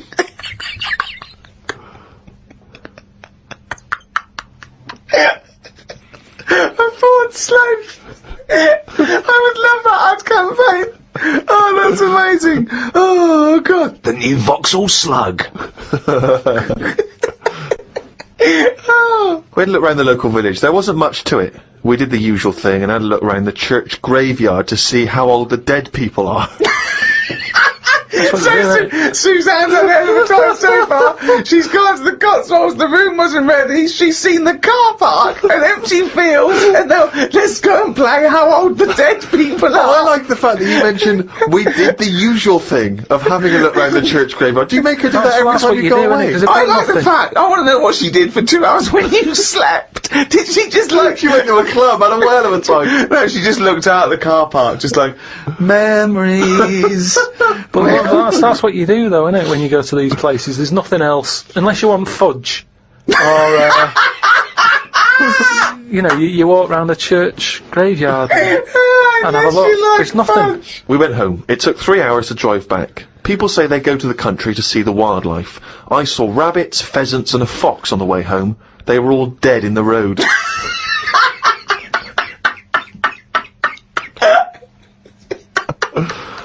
I was just intrigued to know, because Rob from Burton-on-Trent has sent this in, and he wants to know that, because he's just started seeing someone, and he wants to know what your advice, Karl, is on how to keep her happy. You know, he's just started a relationship with someone. He wants to know what your advice would be to keep her happy, because, you know, I mean, he won't have heard that you took Suzanne on that wonderful trip to the Cotswolds, so what's your advice, really, for someone who's perhaps just started a relationship? I mean, you've been with Suzanne for, what, 9 years? Ages. I don't think you should, have to go out of your way to please them, because then it's not the right person. I think you should just do what you want, and then if they like it, then they're the right ones for you. So don't go out of your way too much. I mean, I got the posh badge for a birthday. That's once a year. Rest of the time, it's kind of like, you know, I like weird stuff. I like watching weird stuff and all that. Now and again, I won't make her watch it. I'll tape it. This is amazing advice. But sometimes This is amazing advice. sometimes you just say, no, come on, the bloke with the two heads on, I want to watch it live. So, give and take is what you're saying there. That's all. It shouldn't be hard. As soon as it's hard, it's not right. So just go about your business. See if she joins in. Brilliant. Another quote for the book. Woke up to the Commonwealth Games on the radio. Now, what are you making of the Commonwealth Games? Is that something that interests you? Are you a sports fan? I'm not really. I mean, Suzanne's sort of been getting up early, especially to watch it. You know how I feel about a lot of it. It just seems to be sort of wasted. If people are running fast, use it. Do you know what I mean? Rather than just trying to beat your own record or someone else's, do something where you do have to run. If you're a good swimmer, be a lifeguard. Don't be messing about going up and down. I was swimming recently. I do a lot of swimming, and I've never quite mastered my front crawl. Just never quite nailed the breathing, because it's quite tricky, isn't it? You know, you've got to breathe at the right moment. And so I'm in the swimming pool in the local gym, and there's a guy bombing up and down, really doing a great forward stroke. So I waited till he came up, and sort of went, excuse me, mate. I was just watching you when you were doing your front crawl. I was really impressed. Could you just watch me when I do mine and tell me if I'm going wrong? Why would you go to a man? I know, and that was what that was the problem. It's only as I was saying it did I realise what it sounded like. I've just been watching you swimming up and down. I was really impressed. And you're both in Speedos. Both in Speedos. You know, I'm got the goggles on. Oh, you got special orthopedic, no, you know, special prescription goggles so I can see when I'm swimming. How much were they? Quite pricey. But why do you need them? There's nothing in a pool to look at. It's not like you're scuba diving. There's nothing. Hold on. Clearly there is something to look at in a pool. Well, no, I wasn't checking. Well, I was checking him out, but I was checking him out for swimming tips. And he just looked at me when I asked him, can you just watch me and offer me any tips? And he just looked at me like I was just mental. That is such a strange thing to say. Can you just watch? I don't know how you had the nerve to do that. Well, it was innocently motivated. Well, I know it's innocent, but what a strange thing to go up to someone and... But what civilization are we living in where we can't just ask our fellow man to help us out with our forward crawl? But we're in a society where we can't. But you know that. It's a strange thing to say. But sometimes it's nice to just think, no, do you know what? I'm not going to fall into the trap of thinking he's immediately going to think I'm gay, or that I'm chatting him up. I'm just going to ask him to do me a favour. There's nothing wrong with that. What if he said, yeah, it's good, yeah, do you mind coming at me with, my plastering? You'd have said, no, I can't. But it's not the same. He's in the swimming pool. He's there in the pool. He's swimming up and down. He's, you know, it's not no skin off his nose to just offer a bit of kindly advice. If your car's broken down in the middle of nowhere and someone drives by, you know, it's a generous thing to do. Just stop and maybe look under the bonnet and help them out. I agree. But I don't see how that's any different. You know, and he did, and all he asked was that I wake him off. No, he didn't. I'm joking. That's the jingle for Rockbusters, a quiz which I don't think anyone enjoys. I mean, Karl doesn't enjoy writing them, we don't enjoy listening to them, the listeners from the emails are just not interested, so don't know why we bother. But anyway, here we go. Last week's clues, go. The first one, it's a cryptic clue, just in case. No, stop saying cryptic, because they're not cryptic. Clue with initials of an artist or a band. You work it out you know, you send in the answers. Right, the first one, the initials were SC, right? And the cryptic clue was, I went into the restaurant on Monday, Tuesday, Wednesday, Thursday and Friday. The fella making the food, he was there each time. Okay. Right? So you got to think about it. This is what I'm saying. Yeah, just tell us the answer. What is he? He's a cook, isn't he, if he's making the food and that. If he was there on Monday, Tuesday, Wednesday, Thursday, Friday, it's the same cook. Right? Yeah. So what have you got there? Same cook. Same cook. Sam Cook. Sam You Cook. said same cook. Yeah, but if I went, the way I look at it is, if I worked in a record shop. The way you look at it is, if I worked you in a get record close shop, you can someone and came just in and say said, it. "You got Sam Cook?" I'd go, "Yeah, sure, he's in the jazz section or whatever." Right, the second one. Bollocks, that is bollocks, that one. Go into that woman's store and rip her off. Right, so what's a store? Shop. Right, if you're ripping someone off, what are you doing? Stealing. Another way of Conning. Right, okay. And what is it? It's a shop. It's a woman. So what am I saying? What's the initial? C. Con shop. Right. It's a woman. Corner shop. Corner shop. There corner you go. shop. So Steve worked that one out. Well done there. The last one. I'm stunned. You've had a go at laying down a track, but it ain't perfect. Go on then. What's that? So a track is Yeah, what's the initial? E. Okay. So you've had a go at laying down this track. Yeah. So when you're laying down a track, it's like it's a mix, isn't it? Yeah. You've had a go at doing it. You've just you know, it ain't perfect. So you could say it's what's another word for not perfect? It's a bit of a Shit. bit of a like, that's a bit rough, innit? It's a bit of a rough mix. It's your rough mix. Your rough mix. Your rough mix. I've never heard of that band. That's not bad. Annie Lennox, isn't it? Your rough mix. So Your rough mix. Candice Morris in London got them. I really don't know what to say. So signed picture off to You're her. Well, I feel embarrassed that we're still doing it. Okay. Yeah, well we're jacking it in a bit. Should we aren't just should we just not mention it again, like it never happened? Well, let's do monkey news next week. No, we're not doing monkey news. There's nothing going on. I'd be doing it if there was monkey news going on. It's not going on. We can't do it. Rockbusters has to fill the gap. Are we doing this week's? Hurry up. CK. Depressing. Oh God, we got this week's to come. I thought the week's was me. over. CK. Okay, now. Do you know the songs that you sing at Christmas? That bloke who sings them is brilliant at it. Right? CK. Second one. MG. I told the homosexual man that the grape tree was mine. What? I told the homosexual man that the grape tree was mine. And what's the initials? MG. Right? Okay. Bit of an easy one. And I ask you if you believe in Father Christmas, right? What would you say if I asked you? The initial is S. Is that specifically Ricky? We might as well keep it as Ricky, yeah. I ask you if you believe in Father Christmas, what would you say? So have they got? Is there any prior knowledge? Do they have to guess what I'd say? Well, they'd know. It's obvious what you'd say about it. Oh, this is so bad. So It's an embarrassment. This. Yeah. So it's a little quiz. Leave them thinking with that for the next week. Right. What are you going to learn about Email next in. week? Podcast at rickygervais.com. Just send them in. Embarrassing. Don't bother if they're shit. Right. Well, that's about it for another week. It's the end of number 5, number 6 next week. Keep coming to rickygervais.com. We'll keep you abreast of things that are going on. We've made a little video, haven't we, Karl? We might pop up there. And we've had a few emails about the old shows. People came into them late in the season. Well, you can now get all 12 episodes of the first season on iTunes. And I think there's a 2 or 3 quid in England, or $5 or so, I'm not sure. But you can get those now, all 12. So, from me, Ricky Gervais, goodbye. From Steve Merchant. Goodbye. And from Karl Pilkington.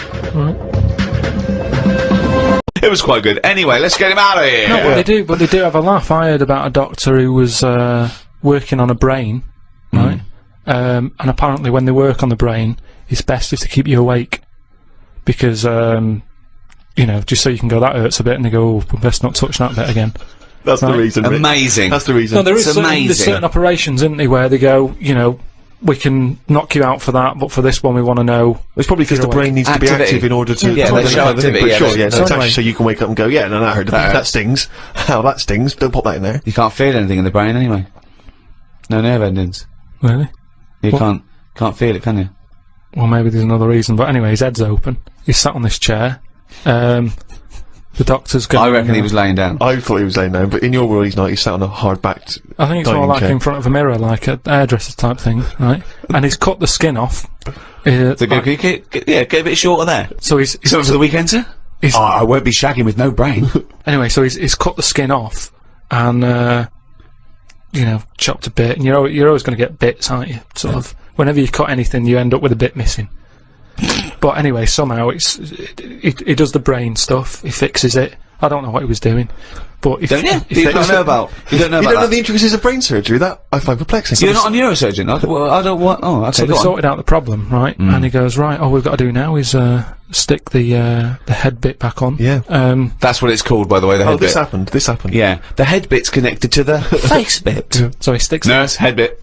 Doctor, do you need leg bit? Not yet, nurse. Head bit, then leg bit. So they stuck the head bit back on, and then Can you pass me the Sharpie thing? he was trying to sew it, and he was going, "This isn't fitting this." He's going, "I don't know." And you know, like because the patient, Right, if this turns out that It's someone else's head. or No, no. a toupee from the doctor next to him, Yeah. or a cat. Wow! No, it's- You've sewn a cat to my brain! it's none of that. He's trying to sew it, and he's thinking, "Why isn't it fitting?" And he's thinking, "Is it because the head's swollen?" Because he's been messing about in it, and things Yeah. swell, don't they? And messed about Yeah. with. So he's messing with it. And he's going, I don't understand this, and he's panicking a bit because the patient's awake and chatting and stuff. And it's difficult to have a normal chat when you're panicking a I little know, bit. there's a queue as well. People want their brain done. And they're just reading old copies of magazines. They're going, hurry up. So I'm going out tonight. Do you want to wash it? No, just, I'll wash it later. Just take it off, do the brain, put it back on. anyway, what happens is he has to start rummaging, To start rummaging. sort of rummaging. Rummaging. No! There's no N before the first G. Rummaging. Well, he starts looking through the. He starts having a look through the bin because What? because he knows he's chucked a bit away of the skin. Right. Where is this surgery where a bloke's sitting up in front of a mirror and there's a bin? Is there a little basketball ring above the bin as well, so when he throws things it goes through there first? I'm just saying that's what happened, and you were saying about things that happen, and you've got a joke about So it. he's rummaging, and what happens? He said to him, the fellow was starting to sense the nervousness, and he said, "What's going on here?" And he says, "Oh, I'm never going to believe it. I've lost a bit of your skin." Lost a bit of your head, yeah. I can't. Why did he sew- cut? I don't understand. Why is there? Why is That's it in what I two mean. bits? Because things just break up, don't they? It's like chicken. When you see him walking around, everything's in place and it sticks together. You cook it, suddenly it all breaks up.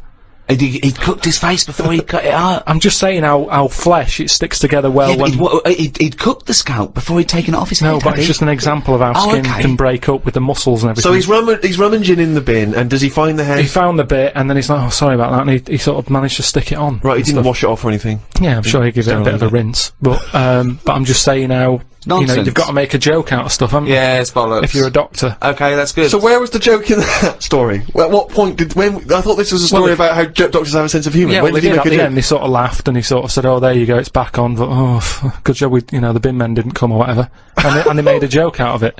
I've never heard such nonsense. I've never Carl just heard made that such joke up. nonsense. Right, Carl, let's do a competition. Chance to win some of the product that we've got out that Carl doesn't want to talk about because he's too lazy. No, it's not that. If it's, Well, if you do want to win a copy of this book, Ricky Gervais presents The World of Karl Pilkington. It's by all three of us, and it's some of the musings and thoughts and ideas from the podcasts. Karl has got some new theories. It's illustrated throughout. By Karl Pilkington. By Karl Pilkington. It's got excerpts from the diary. They're genuine, aren't they? They're photostated things from the diary that people haven't seen, and it's fascinating read. We can sign that. We can also give you a copy of this new 3-disc set CD of the best of. Is it the first series of the Ricky Gervais Show? Yeah, well, it's got everything actually. It's got the whole 12 first series that we did with Guardian Unlimited, the award-winning, record-breaking podcast. It's also got some excerpts. If you want the best of, you can put that on. And it's got 1 hour of new material, which we recorded especially for it, but you can't get that. You can't buy that in the shops till the 13th of November. And I throw in the new Flanimals book, Flanimals of the Deep. It's the third in the trilogy, Carl. Are you excited about that? yeah. And the question is, do you want them? Okay, that's the quiz question. That's the quiz question, yeah. Okay. If Is that you a trick question? No. It's just the first correct answer. I'm not going to know what the correct answer is, but do you want them? And think if you do want them, then that might what's the answer? And you can send that to podcast@rickygervais.com. Include your name and address, and if you're the lucky winner, then we will send this stuff to you if you want it. And it's the first come, first serve. Okay, so the first correct answer to the question. Do you want it? Do you want that stuff? Do you want Flanimals and the CD box set and the book and that? Okay, well, if you know the correct answer to that, podcast@rickygervais.com. Good luck, everyone. Well, thank you for listening to the first of these 3 special podcasts with Guardian Unlimited. The next one is out for Thanksgiving, 23rd of November. We don't actually celebrate Thanksgiving. What is Thanksgiving? It's a thing in America. Right. It's like the big holiday. Probably rivals Christmas. Probably bigger than Christmas in. Well, what do we do here? But we don't celebrate here, do we? So it's a date, isn't it? Yeah, but no one's going to remember that, are they? 23rd of November. They can remember, can't they? Yeah, but it's nice. Well, they should remember that's one day before my birthday if we're going to celebrate anything. Okay. Well, you've got this one. The next one's the 23rd of November, and the next one's the 25th of December. Well, how can I remember 25th of December? But that's fair Christmas. enough, that's Christmas, but Thanksgiving, we don't celebrate Thanksgiving. Okay, the next one's out about the 23rd of November. Then Yeah, after that, a about the day before my birthday. Oh, they're going to remember that, aren't they? It's Steve Day in Bristol. Yeah. Anyway, if you've enjoyed this special edition of the Ricky Gervais Show, the entire back catalogue is still available on iTunes under audiobooks. By the way, not podcasts, audiobooks, and you can get everything we've ever done. I'd like to thank the guys at Positive Internet for hosting this. Those great guys, what would we do without them? So, it's goodbye from me, goodbye from Steve Merchant, Bye. and goodbye from Karl Pilkington. Welcome to the second in this series of 3 special free podcasts with The Guardian Unlimited, with me, Ricky Gervais, Stephen Merchant, Hello. and Karl Pilkington. Alright. These are a special thank you to all the fans that bought the last few podcasts we've done. Still available on iTunes. You can't miss it. It's at #1 in the charts. Karl, it's Thanksgiving. I don't know what that means. I don't know why we're doing this. I'm slightly in agreement with you, actually. I don't celebrate Thanksgiving. Well, no, but it was, arbitrary dates are easy to remember for some people. Halloween, Thanksgiving, Christmas. Easy to remember. I don't think Thanksgiving is. Well, it is in America, and... Yeah, but I couldn't tell you, I mean, I've been around for 30 odd years. I've never celebrated one of them. I've never done anything about it. No one has. I don't know any relation who has ever said, are you popping around for Thanksgiving? I don't know, when is it? I've never done it. Because it's not celebrated in this So country. why are we celebrating it? We're not celebrating it. It's an arbitrary date to do a podcast. I just don't know what it's about. I mean, before you celebrate something. You don't celebrate Halloween, do you? But we did that. No, but it annoys me how people don't actually know what the occasion is, but they celebrate it. Kids don't know what Christmas is about these days. It's just like, oh, get some toys. That's Yeah, what I mean. So Thanksgiving, it's just another one, isn't it? It's another event. Okay, why do you celebrate Christmas then? Because everyone else does. You can't get Brilliant. away from it. I'd quite happily block it out. If I did a new diary, I'd leave out that date and go, come on, let's get on, let's do something good. Well, you go on holiday every 2 weeks. What's that to celebrate? No, I'm just But saying. people need a little break, don't they? It's a great... He doesn't. Christmas is a great time, even Yeah, if you but take away the problem religious is, what I aspect. don't like about it is everyone's off at the same time, so everything stops. See, what I'd do is, I'd say to people, do you like Christmas? Yeah. Right, when do you want to celebrate this year? And let them do it whenever they want. Well, that's ridiculous. Why? As long as you're remembering baby Jesus, does it matter when you're remembering him? But I'm an atheist and I celebrate Christmas because it's a time of year where everyone is off and everyone gets together. Yeah, I know. I don't care what they call it. The fact that we're all doing it at the same time is what's nice about No, it. There's a it's sense not. of community. No. National community. Everyone shuts down by about December 15th or whatever, and then it doesn't get going again till like January the 6th. But what is it you're missing out on during this period? Just there's like 2 weeks there.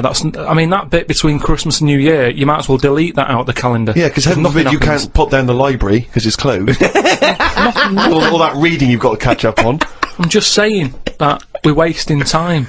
What are you doing though? I've never seen anyone on this planet waste as much time as you. was gonna If you're say- not on holiday, you're following an insect around the fucking park. So don't give me that shit. I'm just saying that I don't like fun.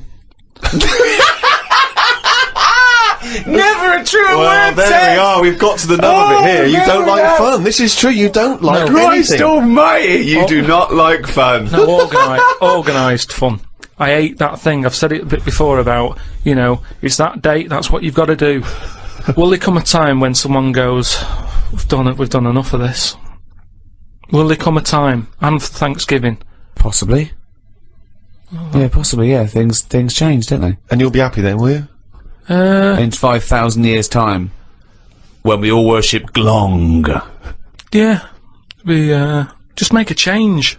That's all I want. Because, you know, I've been keeping a diary. Yeah. What did you have in the calf yesterday, for example? We can read about that later. It's just, like Ricky said, oh, are you gonna do, you know, another one next year? And I wouldn't, because it's, you know, you do the same stuff every year, don't you? It's set up the same way. January, February, it's the same thing, it's the same routine. Yeah. And if you're writing Why are they always doing them in the same order, those months? It sickens me, Rick. I tell you. You see, it's just easy to put stuff off whilst we've got this calendar, whereas if you didn't have a date, you'd have to do everything straight away. What? Say if I was in charge. Oh, God, heaven forbid, yeah. And someone said, that building needs knocking down. Yeah.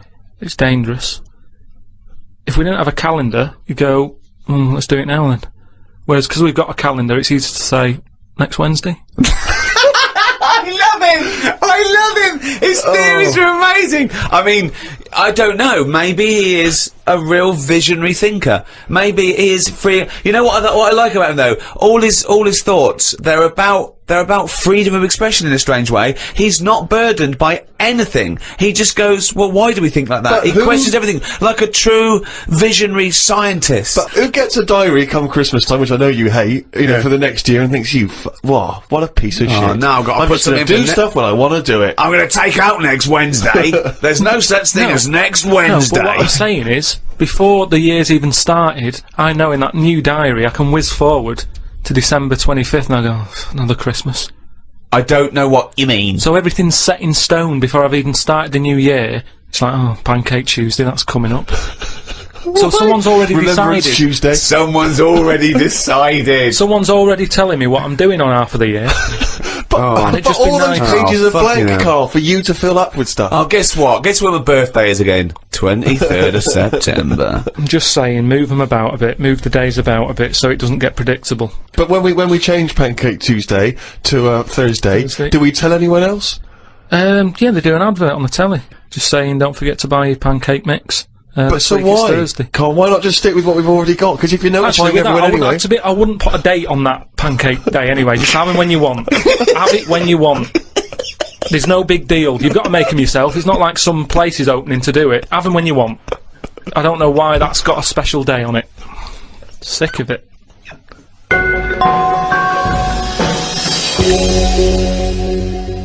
Happy Thanksgiving.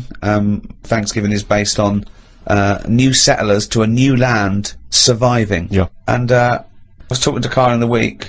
We were talking about new settlers and everything, and I was thinking, imagine if you had to start a new settlement now, okay? There was something wrong with the world, okay? The world was kaput, okay? And we found another planet.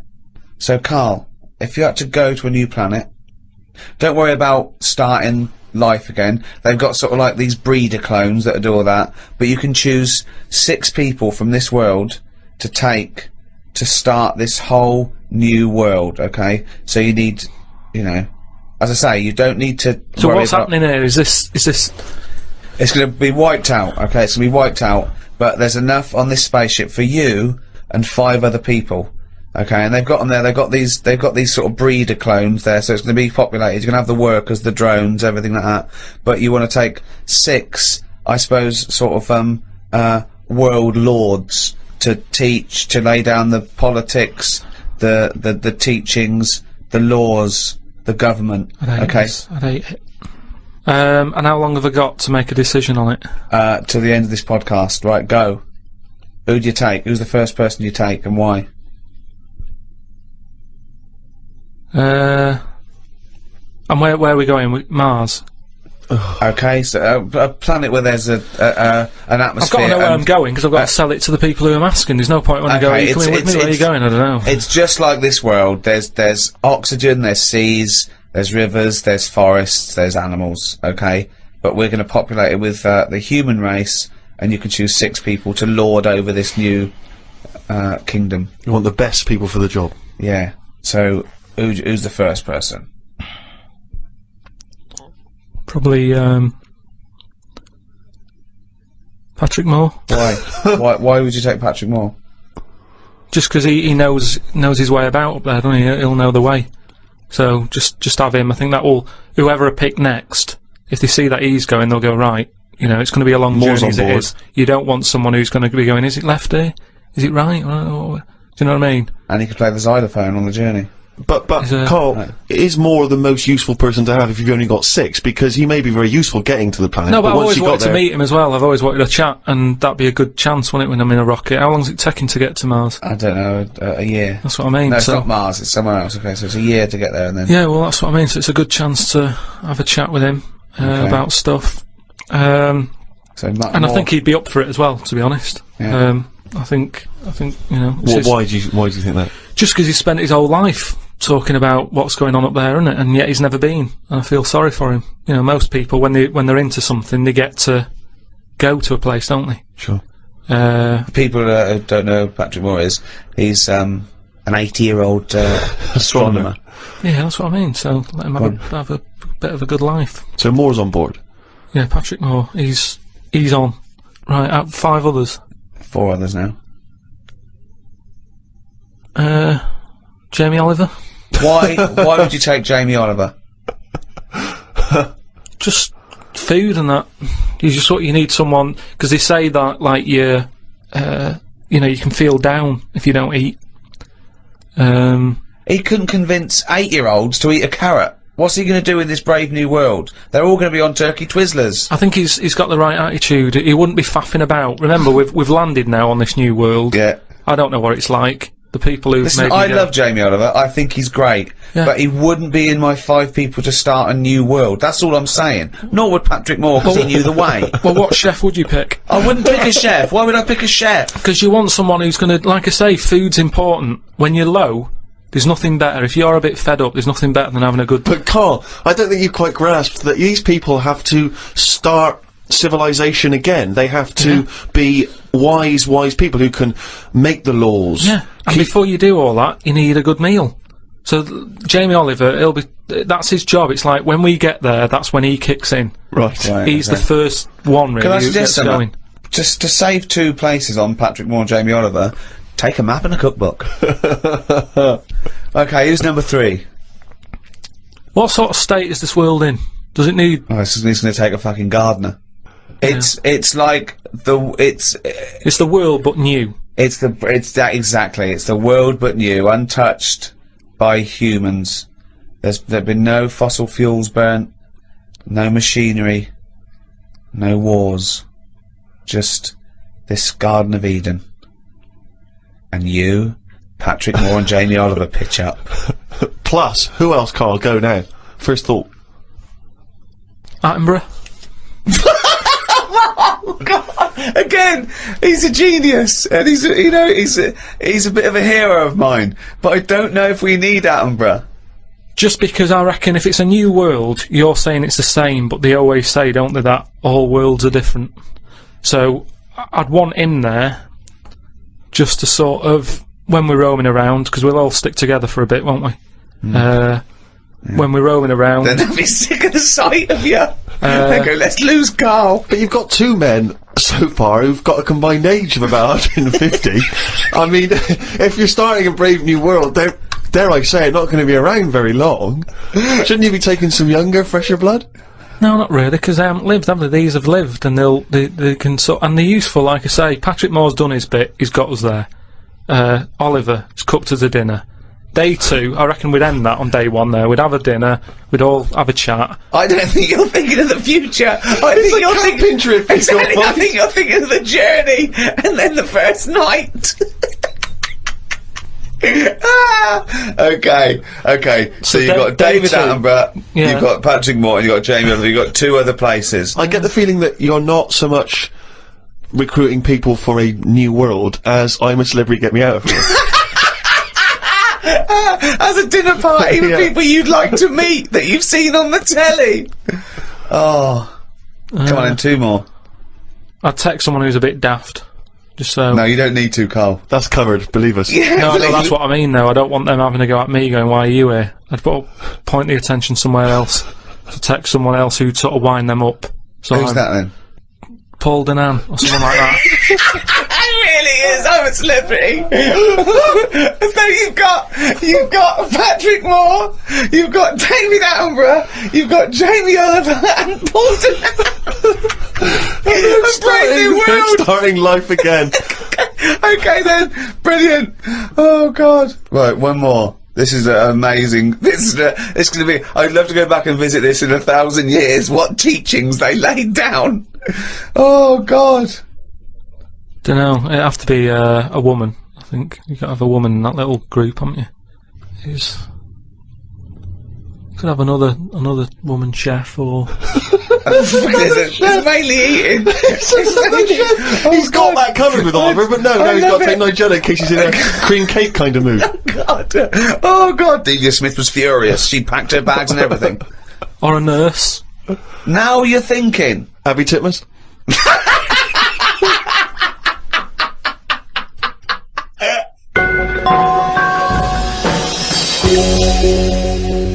Karl, I know you like to be kept abreast of all the latest breaking science news. Did you read recently about the blind mice that they have been able to make see again? And hopefully they're whatever they did, which allowed these mice to be able to see again, they're hoping to be able to do with humans in maybe about 10 years' time, or at least begin tests in 10 years' time, which is pretty impressive, isn't it? How many of these mice did they experiment on? 3, probably. Right. They were. It wasn't taking place in a farmhouse, was it at all? I didn't read the intricacies of the. Did they have tails? Did they still have their tails? The 3 blind mice? Because yeah, I don't know. Again, I'm not sure.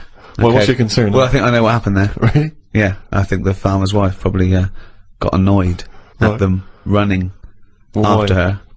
Right. But how could they run after her? Because they're blind. I don't know. I think they used a sense of smell and hearing. They could hear her clogs, and they followed the sound of the big fat clogs. Right. But they got their comeuppance. They lost their tails, so now they're blind with no tails. Is that not the story? I think you confused. Okay. Another more recent story. Okay. With that one. Okay. Yeah. Well, we'll leave that then. I don't know, Karl, but- thoughts though? Extraordinary, isn't it? To be able to cure blindness would be a remarkable achievement in science. It is, but it's just that thing how they say they've done it on mice and what have you. Yeah. If I was blind and I went in for the meeting with the doctor, Yeah.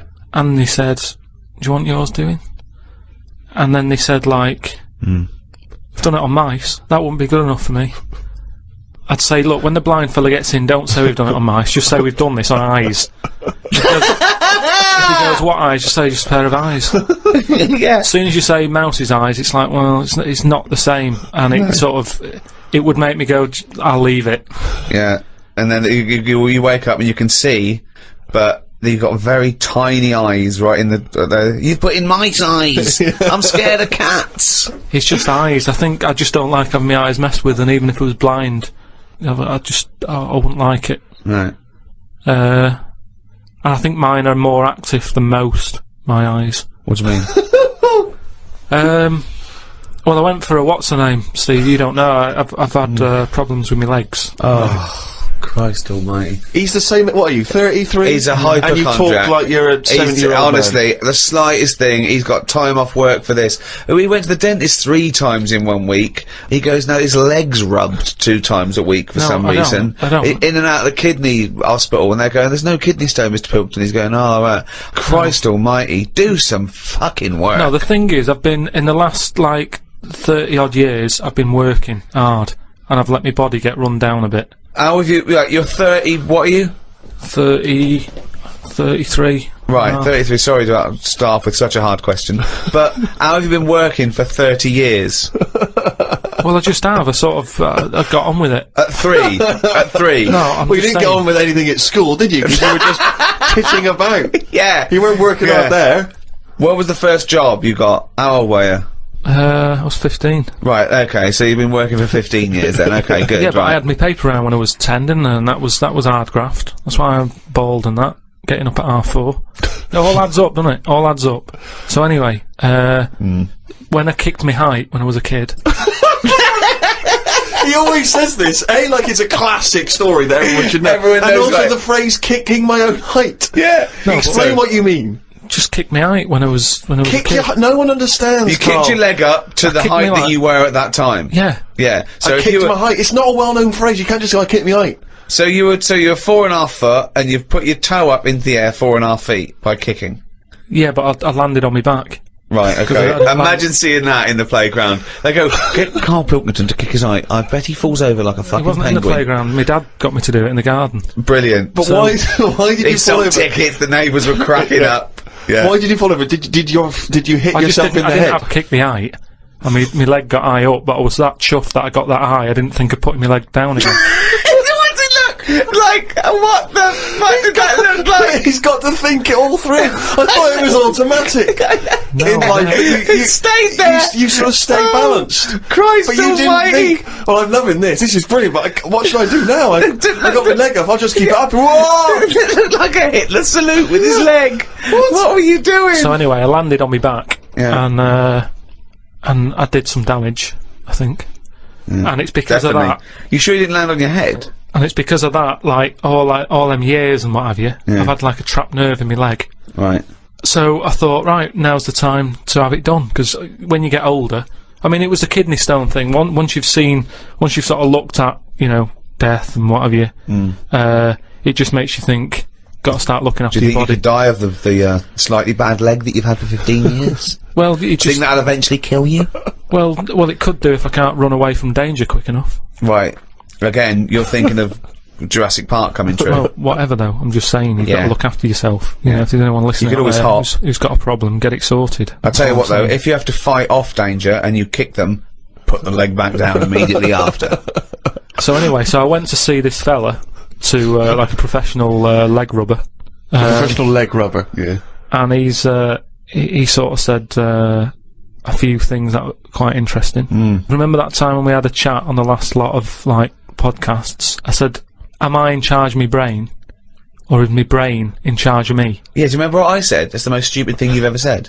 Yeah, well listen to this then. So I go and see this leg rubber, Professional leg rubber, yeah. right, and he is professional. Yeah. Right, so Remember, a leg rubber. You haven't said doctor at any point in this conversation. leg rubber. So this, however profound this is, it came from a man who is self-confessed professionally leg rubbing. not just leg. Did he does do left and right? Or back rubbing as well. He does it all. Right. Right. So I'm in Professional there, rubber. and I didn't mention about how I thought my brain was in charge of me and stuff. I'm lying there. He's bending me about and what have you. The first problem he came across is that my nerves aren't long enough for my Right. body. I don't know. we nerves aren't long enough for your body. He was lifting my legs up, and I was going, right, stop that a minute. That's hurting. That. He's like, what do you mean? He said, I've only got them like just about. Well, that's your tendons. No, but your nerves are in your legs as well, and your tendons don't hurt. It's your nerves that kick in. It's your nerves that make you go. Yeah, "That but they hurts." hurt because your tendons are being overstretched. Well, I'm just telling you what he said. Right, so he lifted the leg up, and I went, right, Was stop this doing above a that. laundrette, this surgery? No, it's a proper place. He had like towels and all that on Oh, okay. Oh, he's got towels Oh, then. okay, yeah. Yeah. So Definitely a laundrette. so I'm lying there. Other people's towels. He's got towels, underpants, yeah, bras. halfway through he said, you haven't got 20p, have you, for the dryer? Okay. So I'm lying there, and he lifts the leg up, Yeah. and I'm like, oh, that hurts a lot. So he said, oh yeah, short nerves. And I said, what do you mean? He said, your outside of the body is longer than your inside. Right, he doesn't sound like a doctor. He does not sound like a The doctor. outside of your body's Yeah. longer than the inside. So he had me lying on my front and what have you, and he was sort of crushing me back. Right. And he was going, does that hurt? I said, yeah. It was like 48 quid this as well. Putting me through all this pain and what have you. Well, you've got some good advice, though. He said, you're pretty stressed. And I said, yeah. So it's, I've quite a bit of stress in my life. And I explained to him about the kidney stones and that. I said, oh, that's that. He went, oh, shut the fuck up. He probably said that. He said that's where you were probably got a lot of tenseness. And A lot of tenseness. Is that the phrase he used as a trained he's professional he's rubber? Or? He's a doctor. He's definitely a doctor. So anyway, he said, do you relax much? You haven't got any Lenore, have you? I want these sheets to come out nice and soft. He said, do you, you should learn to meditate or something. He said, because you're all tensed up. We're living in a stressful world, as he told me about it. So when I was telling him that I have problems relaxing, he said, that you're obviously the sort of person. Who's Gullible enough to spend 46 quid for this hokum. He said, you're the sort of person whose brain is in charge of them, rather than them being in charge of the So brain. all you did was you met a person as stupid as you. Yeah. No, but I thought it's interesting that this is what he does for a living. Yeah. And he picked up, that was the first visit, that's the first, I'd only been there about 22 minutes. Yeah. You get half an hour for 48 quid. Right. But, he picked up on that Yeah. within like 15, No, he's 20 alright, minutes. fucking sucker cunt. No, he did pick up on that, yeah. But Okay, anyway, don't go to him again. The reason, well, I am doing, I've got locked into it, I've got to go at least another 3 times. Why? I'm trying What to do get you out of it. I don't know, I didn't realise that you have to have a minimum amount of things. So what I'm saying I can't is- wait. What's the wisdom he's going to come up with next week? That'll be brilliant. I kind of, yeah. No, but what I'm saying Your is, blood's paranoid. we were talking, You've got jealous bones. You're the sort of person whose stomach's hungrier than you. What absolute fucking nonsense. do you know, like how we were talking about eyes, weren't we? He said, the thing is, you've got to be able to relax, and the way to do it is to focus. Right? He said, I said, what do you mean? He said, when you go to sleep, You're the sort of person whose eyes can see further than you can. he said, when you go to sleep, Close your eyes and see. Instead of just leaving them open staring at the ceiling. Carl, keep breathing. Yeah, keep breathing. Close your eyes. You're not dead. It may seem like it, but you're not. You're just asleep. so he said, Oh, fuck me. he said, what you've got to do when you go to sleep, focus on your toe. Right? Okay. He said, and just think about nothing else. I said, He's a witch! Did he say you to put a toad under the bed? no, he just said focus on the toe and see how you go on and what have you. Next time you come in, let me know. Anyway, I gave this a go, focusing on the toe. So what does this mean? You mean you sat in bed staring at your toes? No, this is it. He said, like, lie down, Visualising shut your it. eyes, and sort of look at it, sort of thing. So I was lying there, and it just wasn't working because Oh, Carl, this isn't medicine. I was, even though you were the thinking of a eyes, finger. well, no, it, He found out he was thinking of someone else's toe. Next day, doesn't someone work. called up and said, Carl, my toe's better. no, the problem was I was still using my eyes even though I had them shut.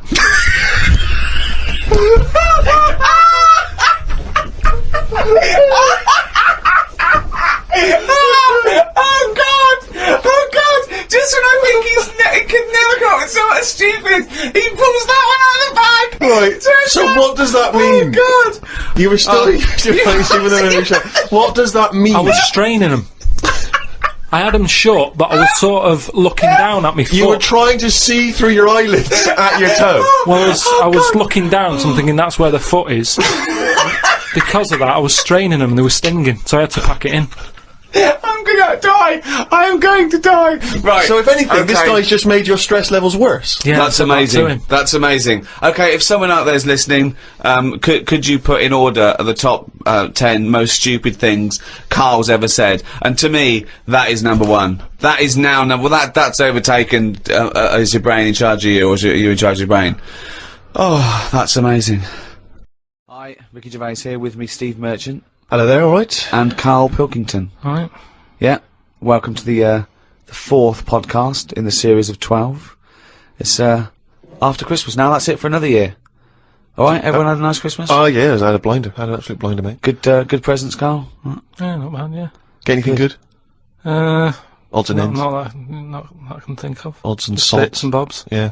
A friend of mine got a gift, or rather gave it as a gift. I don't know if you've been familiar with these. It's a charity organisation, and you go on their website, or you phone them up, and you can give someone else the gift of, say, a goat for an African family. So you say, this is what I've bought goat. And they go, oh brilliant, where is it? And you go, no, it's going to a family in Africa. And it's a sort of goodwill thing, you know what I mean? So Because you buy an African family a goat that will help them for years. and it's to come. like you're saying, well, I would have bought you a present. Yeah. but I've used that money wisely. Yeah, so it's almost like they've given Exactly. the present. They've given the goat. Yeah, it's a beautiful idea. But as soon as he told me about it, I thought to myself straight away, knowing Karl's views on charity and giving, you know, Yeah. particularly this seasonal time, Yeah. I wondered what his views would be. Well, are they happy with the present over there? Like the people who are getting it? What, the African family? Yeah, is the African family sort of going, oh, I hope someone gets us a goat? That's nothing to do with Christmas for them. They're not sitting around thinking, I wonder if Santa brings us some food. It's a long-term thing. These are happening all year, I assume. It goes towards a pool of money that goes to... It's not like they get you're an idiot. What, you think an African family wakes up and there's a little goat with a ribbon tied round it, and they go, "Oh, look what Santa brought us." Look, and that mince pie's gone on that glass of milk. You're such an idiot. No, but what I'm saying is, does that family want a goat? Yes. But why? It's not they want a goat, it's they need a goat. Do you think, what do you think this organisation is? Just arbitrarily giving goats to people. They're gonna say, "Oh, I wanted Nintendo." What are you thinking? What I'm saying is, right, let me put myself in their shoes. Well, This'll be they a haven't got first. any. But say I'm one of them, right, over there, right? I'm hungry, right? I'm sat there, it's Christmas Day, right? I open it up, open the present, little goat there, right? Now, if I was one of them, I'd be going, not another mouth to feed. At the end of the day, there isn't enough food to go round for themselves, never mind a goat. Don't they say, like, having a dog and that is quite expensive? Sometimes they say, you know, what with all the injections you've got to give it, the food, the tin food and everything, it mounts up. And what I'm saying is, that's all very well giving them a goat, who's looking after it? Well, I'm assuming it's all above board. The goat's had its injections. That's what some of the money goes towards. It's given to them so they can milk it and have milk and cheese and whatever. I don't think it's a burden. What is this? What do you mean? They wake up Christmas Day and open a present. It's not like so there's that. a thing. There's a goat-shaped thing in wrapping paper. I wonder what that could be. I hope it's that goat we asked for. My God, it is. All I'm saying It's just a nice marketing way of distributing wealth. It's the way of going, this is a nice gift. It's like people sometimes they say, don't send flowers at a funeral. They don't send flowers. Give some money to the local hospice. Yeah. It's just a way of redirecting cash. But the thing is, why do they want that goat? What's the main reason? What does a goat give you? Milk. Right. Now, wouldn't it be easy to just send them a bottle of milk? Without all the hassle and the headaches that come with it. That's all I'm saying. And the other thing is, think about the goat. That was happy over here. Suddenly, it's on barren land. No grass. I'm gonna burst! What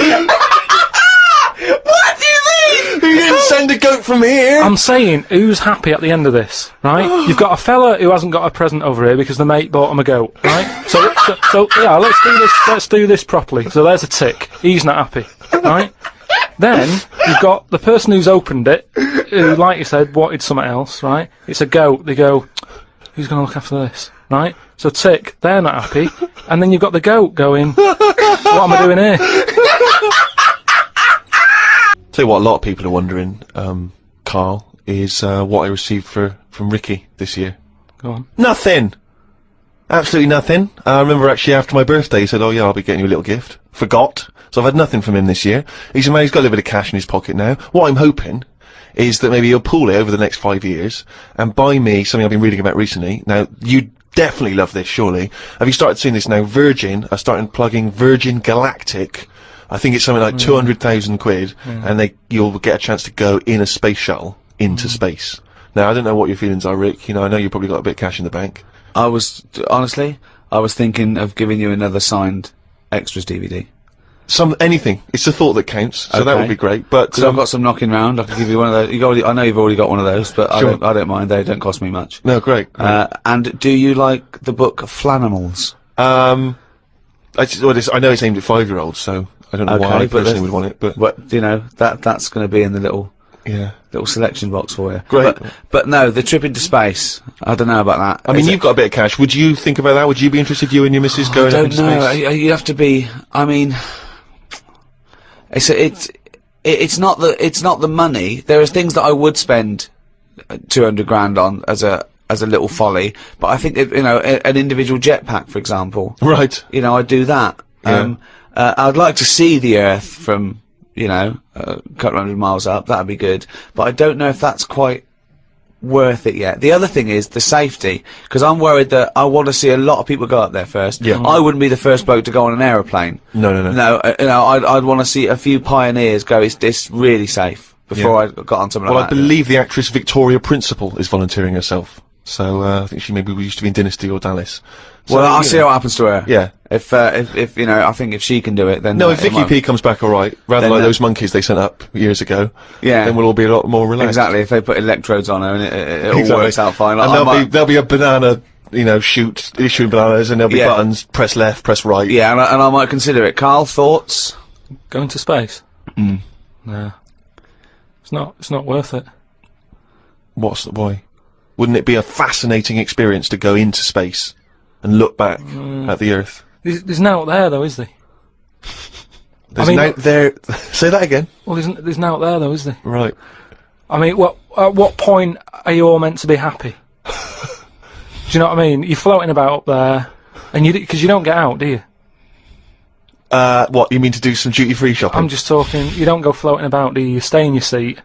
Well, they probably let you move around on the shuttle. Yeah, I know, but I'm talking about getting out. For me, when you What, go you on want to holiday, get out into space? yes, but that's what I'm saying. When you go on holiday, the flight bit isn't the best bit of the holiday, is it? That's the bit you've got to do. So what I'm saying is you've got to stay on this, and then you go back home. So you don't take luggage, right? I don't see the point. Right, so you're there, you're sat in your own clothes for the whole time, same clothes the whole time. But I don't understand what is the point. I think it's the view. I think it's two things. I think it's the view and being able to be part of an exclusive club. I went into space. It's all that thing about man conquering nature, and you're one of that elite few that have managed to pop up, see the world from a distance that no one else can see it from, and then pop down. You know, that's it. Of course, yeah, So you all that way just for the view? yeah. Is it worth it? I mean, there's a lot of other places I haven't seen anyway, right, before I think about that. I think if you've done everywhere, I haven't been to Scotland yet, right? Right, yeah. I'm not being funny, but do you know what I mean? So just have a look in your back garden before you go looking in someone else's. In space. Yeah. Yeah. What would make it a trip worthwhile for you?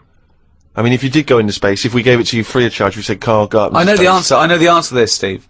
He's thinking, I'd like to meet some aliens that can talk like I do, Yeah. and I can understand them, and they can tell me something. Like what? Oh, they met God, he was alright. That's the sort of thing, that's what he's gonna say. He'd like them to look like monkeys in spacesuits. Yeah. That'd be his ideal thing. He'd like to go to the Planet of the He'd Apes. like to go to the Planet of the Apes. He I was would thinking that. love If they to could go arrange to the... that. Look, he's nodding. He's Yeah. nodding. Thoughts, Karl? Yeah.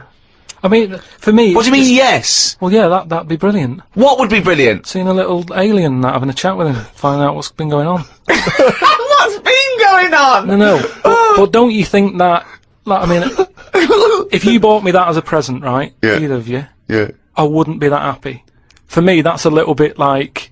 Well, that's annoying because we've got you a trip to just space pulled and a together. goat. Yeah. Yeah, we Do you know how, like, I am interested in sort of going on another planet, right? Not, Oh, you are on another planet, mate. No, but do you know what I mean? It would be quite sort of interesting. How do you think you'd get there? Well, yeah, you'd go on a rocket and stuff, but what I'm saying is, at least you know when you get there, you're getting out, you're having a bit of a wander.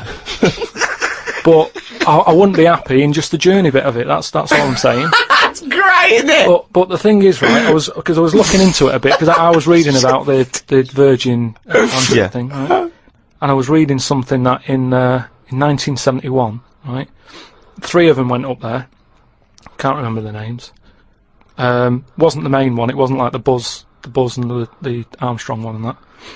Another 3 blokes went up, and there was one bloke in the rocket, right?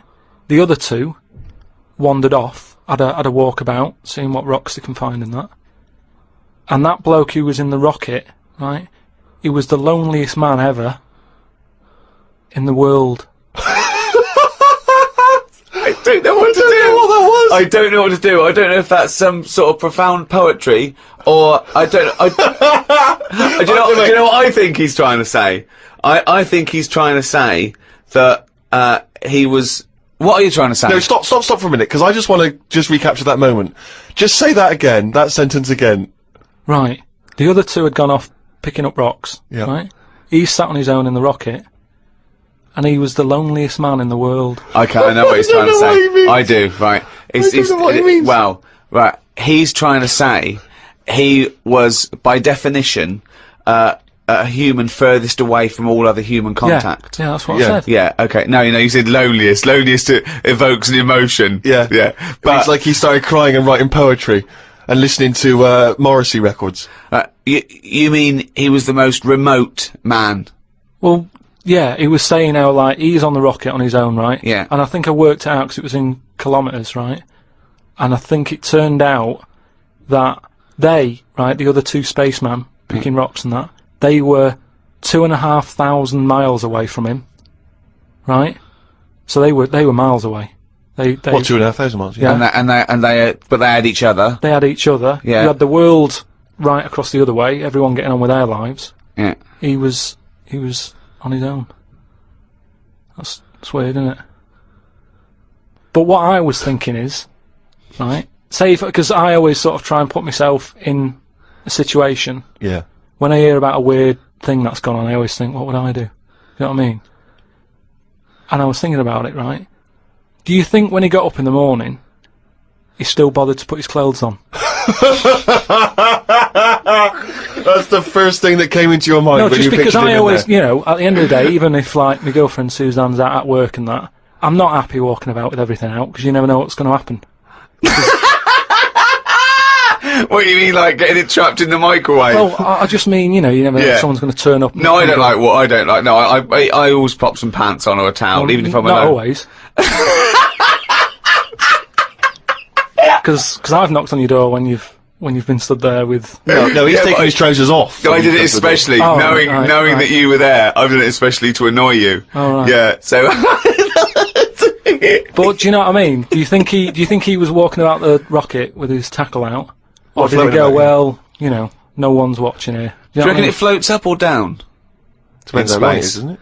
Depends how long it is. Yeah. I don't know what I mean by that, but it seems to make sense. Yeah. But don't they have cameras for NASA to monitor what's going on inside the spaceship? Not all the time. No, I bet they've got to give him some sort of privacy. No, that would end up on the internet. Yeah. Him floating around with his floaty knob. Well, if you are the man who was up in a space rocket and was for a short period the loneliest man in the world, we'd love to hear from you. We'd love to hear what you did with your time, how lonely you felt, and also Lonely? did you float around with your cock and balls out? What was that like? Did it float up or did it float down? These are just some of the questions that we'd like. So if you are that person, or maybe you know them, maybe they're a neighbour of yours, then you can get in touch with us at podcast@rickygervais.com. We've done radio and stuff in the past, Rick, and we have never had the kind of response that we've had from these podcasts. So, I mean, It's people amazing. are emailing in by the hundreds of thousands. It's meant, well, maybe not hundreds of thousands. I didn't count them, but thousands certainly.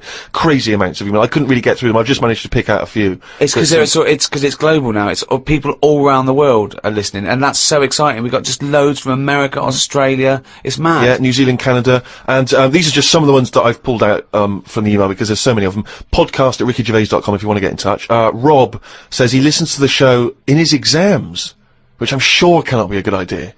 I mean, No, because that's a waste. What I'd do is the night before, I'd record all the answers and then listen to that, as Yeah. opposed to me, you, and Karl Pilkington. but surely you're not allowed to listen to your stereo or your iPod in an exam. That would be crazy, wouldn't it? Well, he's probably got it's probably up his back, Right, a little yeah. wire, wired to him, covered in sort of like some sort of fake flesh and Yeah. hair, and then just pops into his ear. It's all changed now, though, isn't it, as well? What do you mean? Well, they're allowed calculators and that, innit? It's just sort of. Sorry, I had calculators in my exams. What Yeah. what world? What do you know about exams, Carl? No, You but- never showed up. But what I'm saying is, years ago, a calculator wouldn't have been allowed. We've moved on a bit now, haven't we? What year was this I don't though? have an iPod. With loads of people with abacuses. I don't know. Anyway, Rob's question was this. Brilliant. I've never heard him admit that before. I think we've broken his Yeah, spirit. yeah. Carl, you go. I don't know. Oh no, we might have put an end to the phenomenon that is Karl Pilkington. Monkey news still to come. He's back. Anyway, listen, Rob's question is this, Carl, and it's specifically to you. Carl, if you could have a superpower, like Superman, what would your superpower be? Can I suggest consciousness? Yeah. Can I have the power of thought? Remember, you've already got opposable thumbs. Cross that one off the list. Oh, go on, Carl. Now, there's so many to choose from. Telepathy, X-ray vision. Flight, invisibility, Choose it wisely. strength, intelligence. But why have I been picked? Oh, for God's sake! No, but I'm just saying. It's Rob's question for you. But I'd just say, does anyone else want this? Or, do you know what I mean? Oh, No, what do you because- wish you no, could do that's no, impossible is because- the question, no, because- what? What do you mean? Because with that comes a responsibility. Is what With I'm saying. enormous power does come great responsibility. So, would you like Spidey senses? Is that what you're saying? Would you like some senses? Would you like some sense? The power of sense? Come on, Karl, you know what these superheroes, because they can... I know, but it they can always freeze things, They're never they- happy, are they? Do you know what I mean? Spider-Man that wanted to tell that girl that he could climb walls and that. He's like, I can't. Superman didn't never tell Lewis and that. Who's Lewis? Who's Lewis? Lewis. Who's Lewis? It's just a pen pal of Superman's. Lewis! His little secret chum! Yeah! Alright, Superman. Hello, Lewis. What are you doing? Superman. Who are you? I can't tell you, Lewis. Brilliant. You know, Hulk, he wasn't happy. So, But you're being allowed to choose the superpower. You don't have to get it forced upon you like the Hulk. Hulk, he wasn't happy! It's true, he's got a theme. He has got a theme. There's not many happy superheroes, are there? Leaving aside the superheroes you're already aware of, Yeah. what superpower do you want? You don't have to fight crime with it, Karl. Everyone around the world now is thinking, what can Karl choose? Let's deliver it to him now, Karl. Think about it and give us the answer, please. Let me just remind you of some of the other things. Invisibility. all the time though, or can I sort of turn that on and off? Let's say you could turn it on and off. Would that interest you? Yeah. I'll have that. Right. Okay, and what would you do with this power of invisibility? Just sort of wander about and that, just not get seen. It's a brilliant power! It's a brilliant... And it's put to such brilliant use! It's brilliant! Well done! And why would you want to walk around and not be seen in that? What would you gain from that? Don't know, you could sort of go in shops when they shut, so you don't have to go. How would you get in? Just get in just before they lock up. Oh yeah! How would you get out? Wait till the morning. Brilliant. So hang on. So that's your use of invisibility. They found the power of invisibility. You want to sneak into? Never mind. No, hang on. You want to sneak into HMV, right? Wait for 12 hours and then buy something. Ah, I love it. Just so that you don't have to be in there with other people. Do you know what? I don't want it. I don't want a power Why not? because I just don't think it'll do me any good. I think it's more of a hindrance. I love this. It's like, just think of his presents. We've given you a trip into space, and the chance to be invisible. Not happy with any of them. Yeah, what he wants is a voucher for HMV. Yeah. He just wants some tokens for a record shop. Just going through a few more of these emails. This one is from David. He's in Los Angeles, California, 22 years old. He says he loves the show, but he says, with respect to Karl, never before have I understood so little of what a man says. Virtually everything that Karl talked about was aloof to me. What on earth was he ranting about? Flies and condoms, monkeys and pushing the left button, cavemen and dinosaurs. And that's just some of you. I mean, let's be honest, if you are in America, I mean, firstly, the accent is probably a problem. But that is the best write-up we've ever had. Yeah. Flies and... Imagine if you're a new listener, flies and condoms. What on earth does that mean? This one's from Kent Plummer from Nova Scotia, Canada. He says, Karl... he's wondering if you've got any personal mantras that you could pass along. For instance, he reminds us of Ben Franklin's famous mantra, waste not, want not. Who said that? Ben Franklin. What was he? What did he do? What was his job?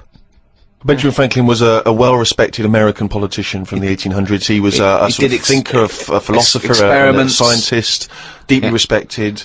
Also on a big money. Political figure. He features on He's the on a dollar bill, or the yeah. $10 bill or something. Yeah. So he's one of the great sort of American Enlightenment thinkers, and he came up with the mantra "waste not, want not." You must know waste not, want not. I mean, that's just... Do you understand the phrase "waste not, want not"? No, not really. No. What does it mean? You've never heard that? I think I've heard it, but I don't know. I've never used it.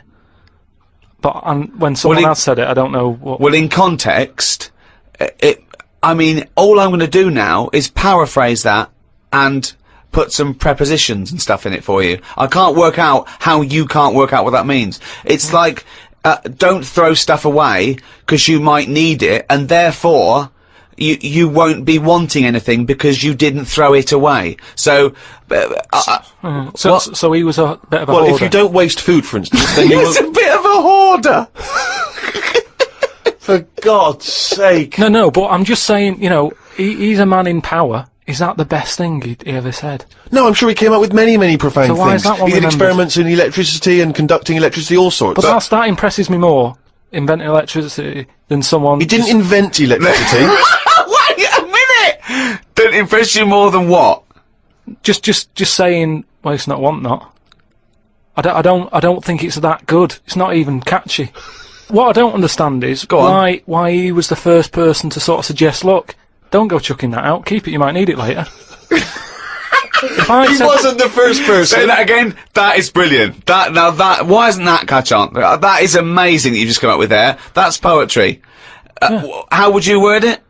I'd just say, whoa, don't be chucking that out, you might need that later.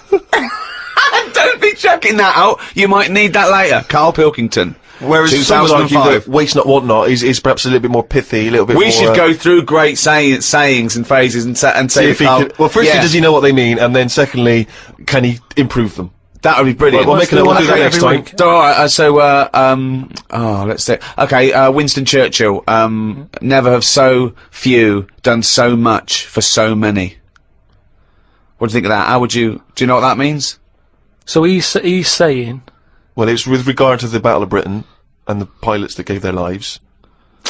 yeah, I'd just be annoyed if I was one of them who gave a lot for a few or whatever, right? No, gave a lot for so many. If you were one of those few that gave so much for so many, i.e., it means these few good men, their actions freed the world. They freed the world. They have an impact on every person in the world, and they were few brave men, and that's what he's saying. Yeah, but what I'm saying is, if I was one of them men who gave up his life, right, I'd want a name check. I don't want to be bungled in with everyone else who is saying a load of blokes gave their lives, well done and that, see you later. That's brilliant. Did you just say bungled in? Bungled in, yeah. He made up a word. I don't want to be bungled in. You made up a word. See, that's it, you see, we've been looking for it. That's original, that's Carl Pilkington. I don't want to be bungled in. Email here, Rick, from a man I know you're going to look forward to meeting one day. Paul, the party animal Parker. He's I imagine back. he had a wild Christmas. Oh, well, imagine the fun he got up to. He's sitting now in sunglasses with his mum giving him some soup because he's partied too hard. And I'll tell you this, I wish I was round there for New Year. Imagine what he's going to get up to. with his mum. If he recovers in time, it's going to be mental. What's he want? Anyway, Paul the Party Animal Parker, he sent in a fact. That seems to be his thing now. He sends in facts that he thinks might be of interest to us. The kiss that is given by the bride to the groom at the end of the wedding ceremony originates from the earliest times when the couple would actually make love for the first time under the eyes of half the village. Now, Wow. a couple of questions straight away. Firstly, this is almost like a Karl fact. Yeah. Because there's no specific time or place. It was earliest times. Earliest I times. don't know whether that means the wedding ceremony in this country, in America, in Africa, who knows. Yeah. But, so, yeah, it's a little bit vague. But this is the thing that struck me. Actually make love for the first time under the eyes of half the village. And you wonder, why is it only half the village? Was it like, were they raffling off tickets? Yeah, the winners. Yeah, exactly. You come and see two people getting it on. The rest of you, no, tickets only. It's cordoned off. It started off, and then a few of them got bored. Exactly. Once you've seen one stroke, you've seen them all. Yeah, that's about as good as it gets. Yeah. So yeah, I don't know if there's any truth. But what about that, Kai? How would you feel with that if you had to? At what point does that happen? Is that like, they go, I do, get your knickers off? Well, presumably, if it's the origins of the kiss, you may kiss the bride. The old vicar used to say, as they were jumping over the broomstick, he used to go, right, give her one. Yeah. And then... You may knob the bride. Don't know how quick the lovemaking has to be, whether you've got to get in and out, boom, and then, you know what I mean, because people are hungry, they want to eat, they want to have a disco, or whether they can go on for hours and people are just eating, chatting. I'll tell you what, Sting's wedding must have So go been on a for long hours. affair, wasn't it? The guests was going, bringing in their People own brought cake. sleeping bags. Thermos flasks. Right, do you know we've chatted about charities before, haven't we? Sure. Yeah. Done a lot of stuff on that, right? Just coming back from Manchester, right? Got off the train at Euston, Yeah. right? Got off the train, walking through the busy bit and stuff. There's this fella stood there, right? Like a charity worker. Yeah. Right? Nice looking fella. He's got his suit on, the tie and everything, quite respectable and that, right? Look down at his bucket. All money's been put in the bucket and that, Yeah. right? On the front of the bucket, right? It says collecting for the homeless at Christmas. Now, why can't they do that? What, the homeless? The homeless people. Why is some fella taking his time out, right? His own time where he could be at home. Why?